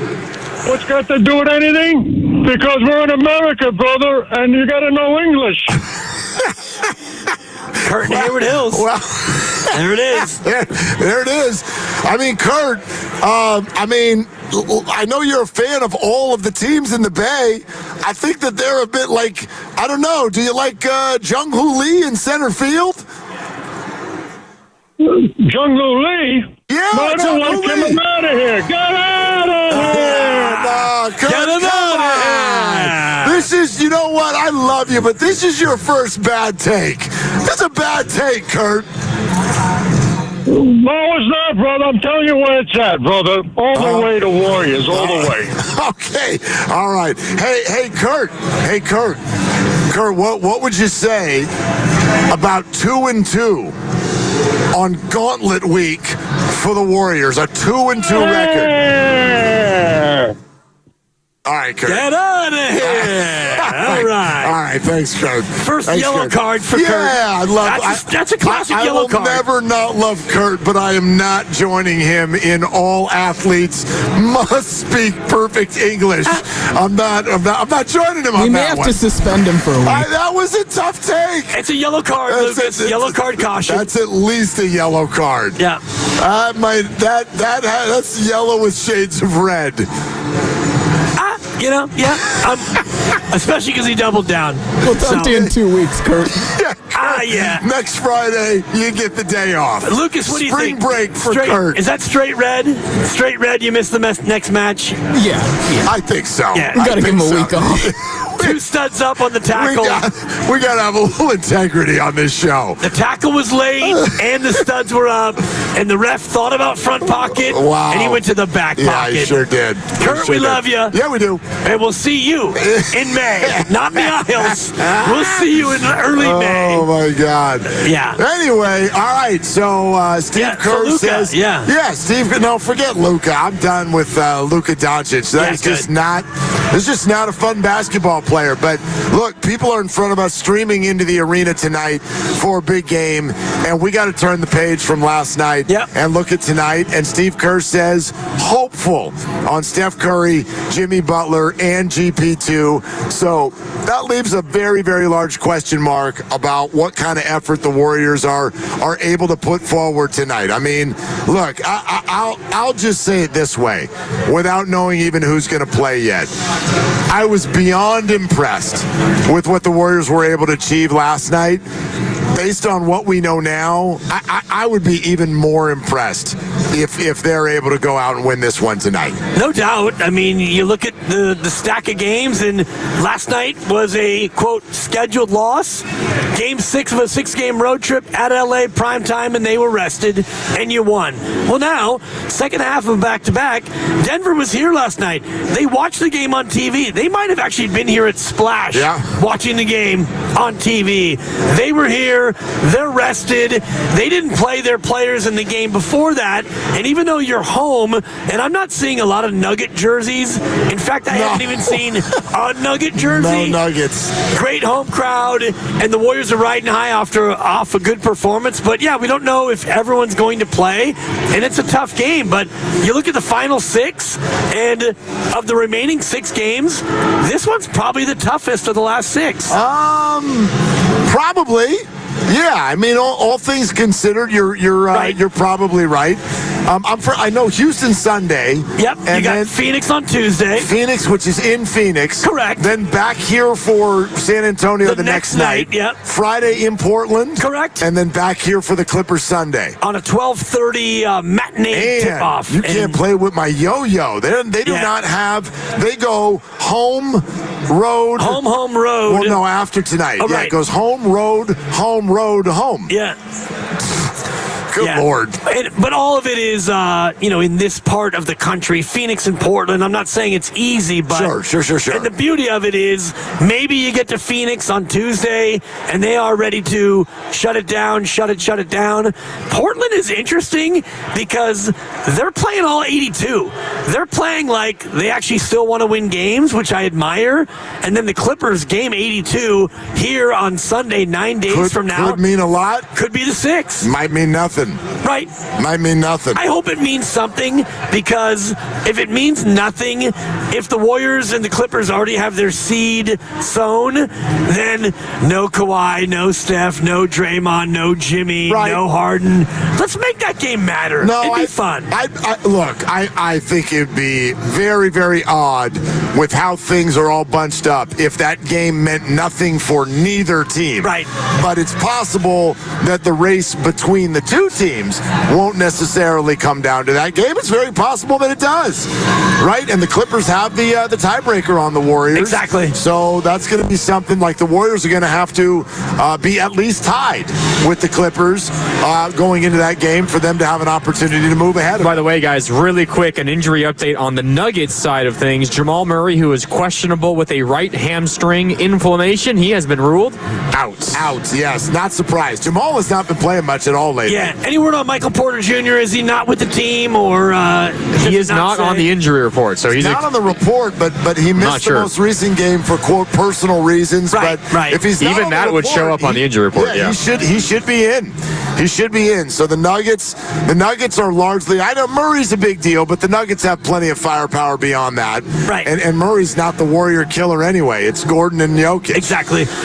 Interesting about the Clippers, they have Dallas tonight, Dallas tomorrow. Yes. Both at home. And then you've got San Antonio and Houston. So the Clippers have 4 straight games at home. Dallas, San Antonio, Houston. And then they go to Sacramento and Golden State. So the Clippers have a real chance to be in a spot where they can win on Sunday against Golden State and move ahead of the Warriors if they handle their business at home. No question about it. All right, we are getting closer to Warriors Live. You can hear the party in the background. It's also time for Triples for Autism, which is brought to you by Pettinelli Financial Partners and the Autism Society, San Francisco Bay Area. You already know, if you know how this works, the Warriors made plenty of threes last night for another donation, which makes it's a donation sensation. The Warriors made 19 three-pointers last night. Pods almost got the donation by himself. Yeah, you did. You only need 10 threes. He had 8 of them. Curry had 4, Moody 3, Draymond 2. That is the 51st donation of the season for Triples for Autism. If you would like to get involved, we would love it to make a donation to autism yourself or get involved in any way. Go to sfautismsociety.org. Triples for Autism is brought to you by Pettinelli Financial Partners and the Autism Society, San Francisco Bay Area. Pettinelli is here for you, offering financial guidance and support throughout life's milestones. Go to PettinelliFP.com. I love it. I love it. Let's get another donation tonight with another full rack of threes against this Denver team. I'm looking for a game like the last two. The Memphis game was really fun, up and down, back and forth, and it felt like they should have shaken Memphis a little bit earlier. There's a Denver jersey. There's one. Last we night, found one. Yeah, one. The last night in the fourth quarter was about as high level of an NBA game that I can remember. Both ways, back and forth, shot making, exciting plays. I'm looking forward to the same kind of vibe tonight. Yeah, you know, it's funny, and I think we talked about this briefly last week. Sometimes it almost, I think, robs a fan of their ability to kind of like dive into what makes the Warriors good, or what do they need to do better, where do they need to improve. Sometimes these games, and I thought last night was kind of one of them, they really just come down to some of those role players, and it's like, dude, do your shots go in or not? They didn't go in Memphis, but they were saved by epic performances by their stars. Last night, like, the Lakers shot the ball pretty well too, but the Warriors shot it really well. Really well, they shot it. And so that's going to be the thing the rest of the way. If Pod shoots like that, if Moody is able to add stuff in there, if you're going to get that, the Warriors are going to be nearly impossible to beat. Absolutely. But you're probably not going to get that every night. You're not, and I look at the numbers, and we did this earlier this week or late last week. When the Warriors don't shoot 30% from three, if they're below 30% from behind the line, they're 5-10 on the year. With Steph, without Steph, and if you want to look at the games where they shoot it really, really well, when they shoot at least 40%, they're almost unbeatable, Mark. And I'm looking at the games right now. They've only lost 5 games this year. They're 21-5 when they shoot 40% from three. Unbelievable. So it's a There you make or go. miss league, especially when you shoot the three as much as they do. No doubt. All right, we're live at Splash, as you can hear, getting ready for the huge game between the Nuggets and Warriors, brought to you by Xfinity. Stream sports from the best seat in the house with Xfinity. Bring on the good stuff. A little time to wrap up. Take more of your calls at 888-957-9570. Coming up next on Willard and Dibs.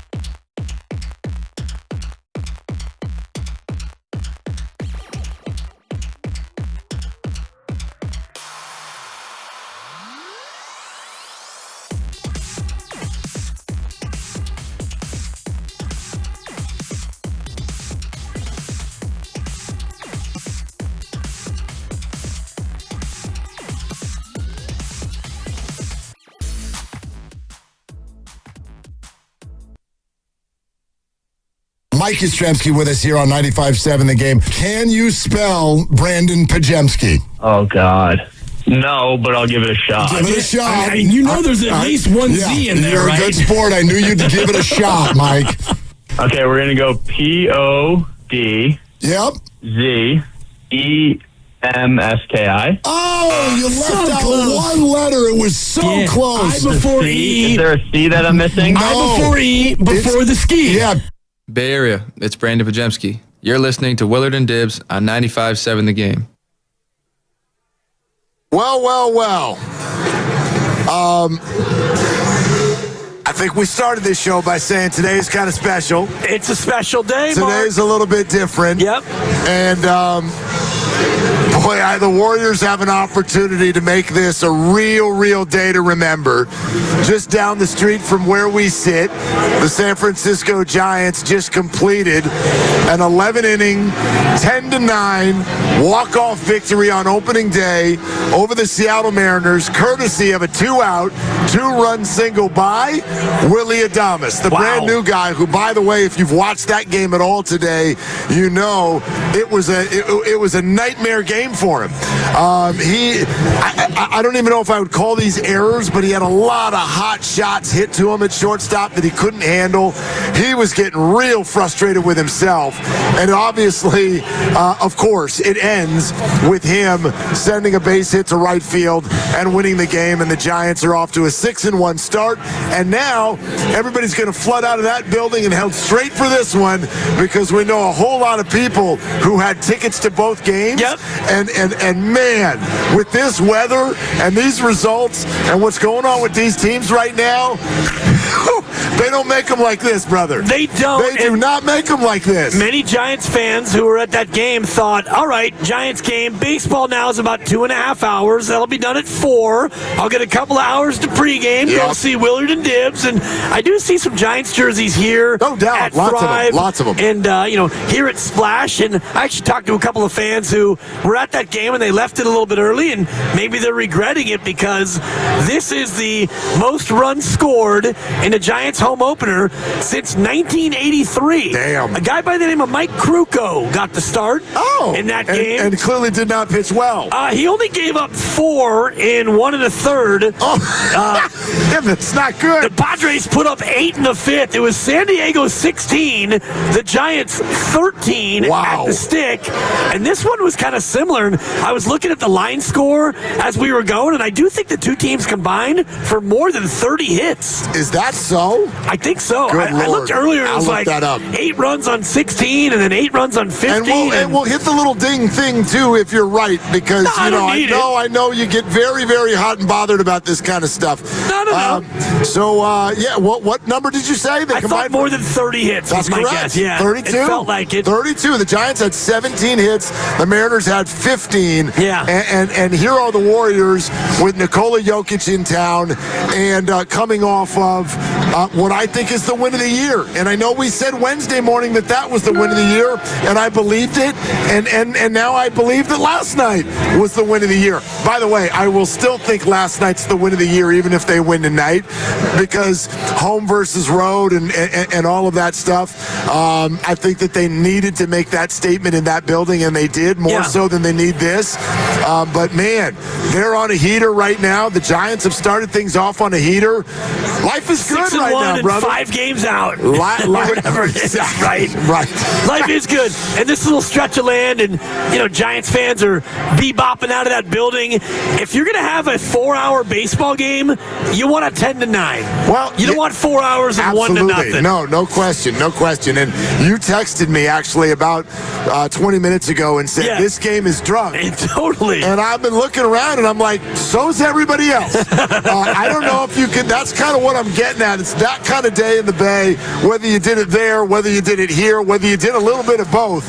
This has been an absolute perfect Friday. It just needs a nightcap, courtesy of the Golden State Warriors. It needs a nightcap. I like that. And we didn't get the night last night, and you were right to say that there was never that moment of like, okay, now we feel good. And I talked about it earlier where Warriors up 5:30 to go. Draymond gets the ball back off the inbounds, and he turns it over. And so they didn't score, and then the Warriors got fouled. But Draymond turns it over, and if the Lakers hit a 3, now it's a 2-point game. Yeah. And the Lakers kept pressing and pressing and pressing. And I think you're absolutely spot on about win of the year because you beat New Orleans, yawn, it wasn't pretty. You beat San Antonio, yawn, they stink.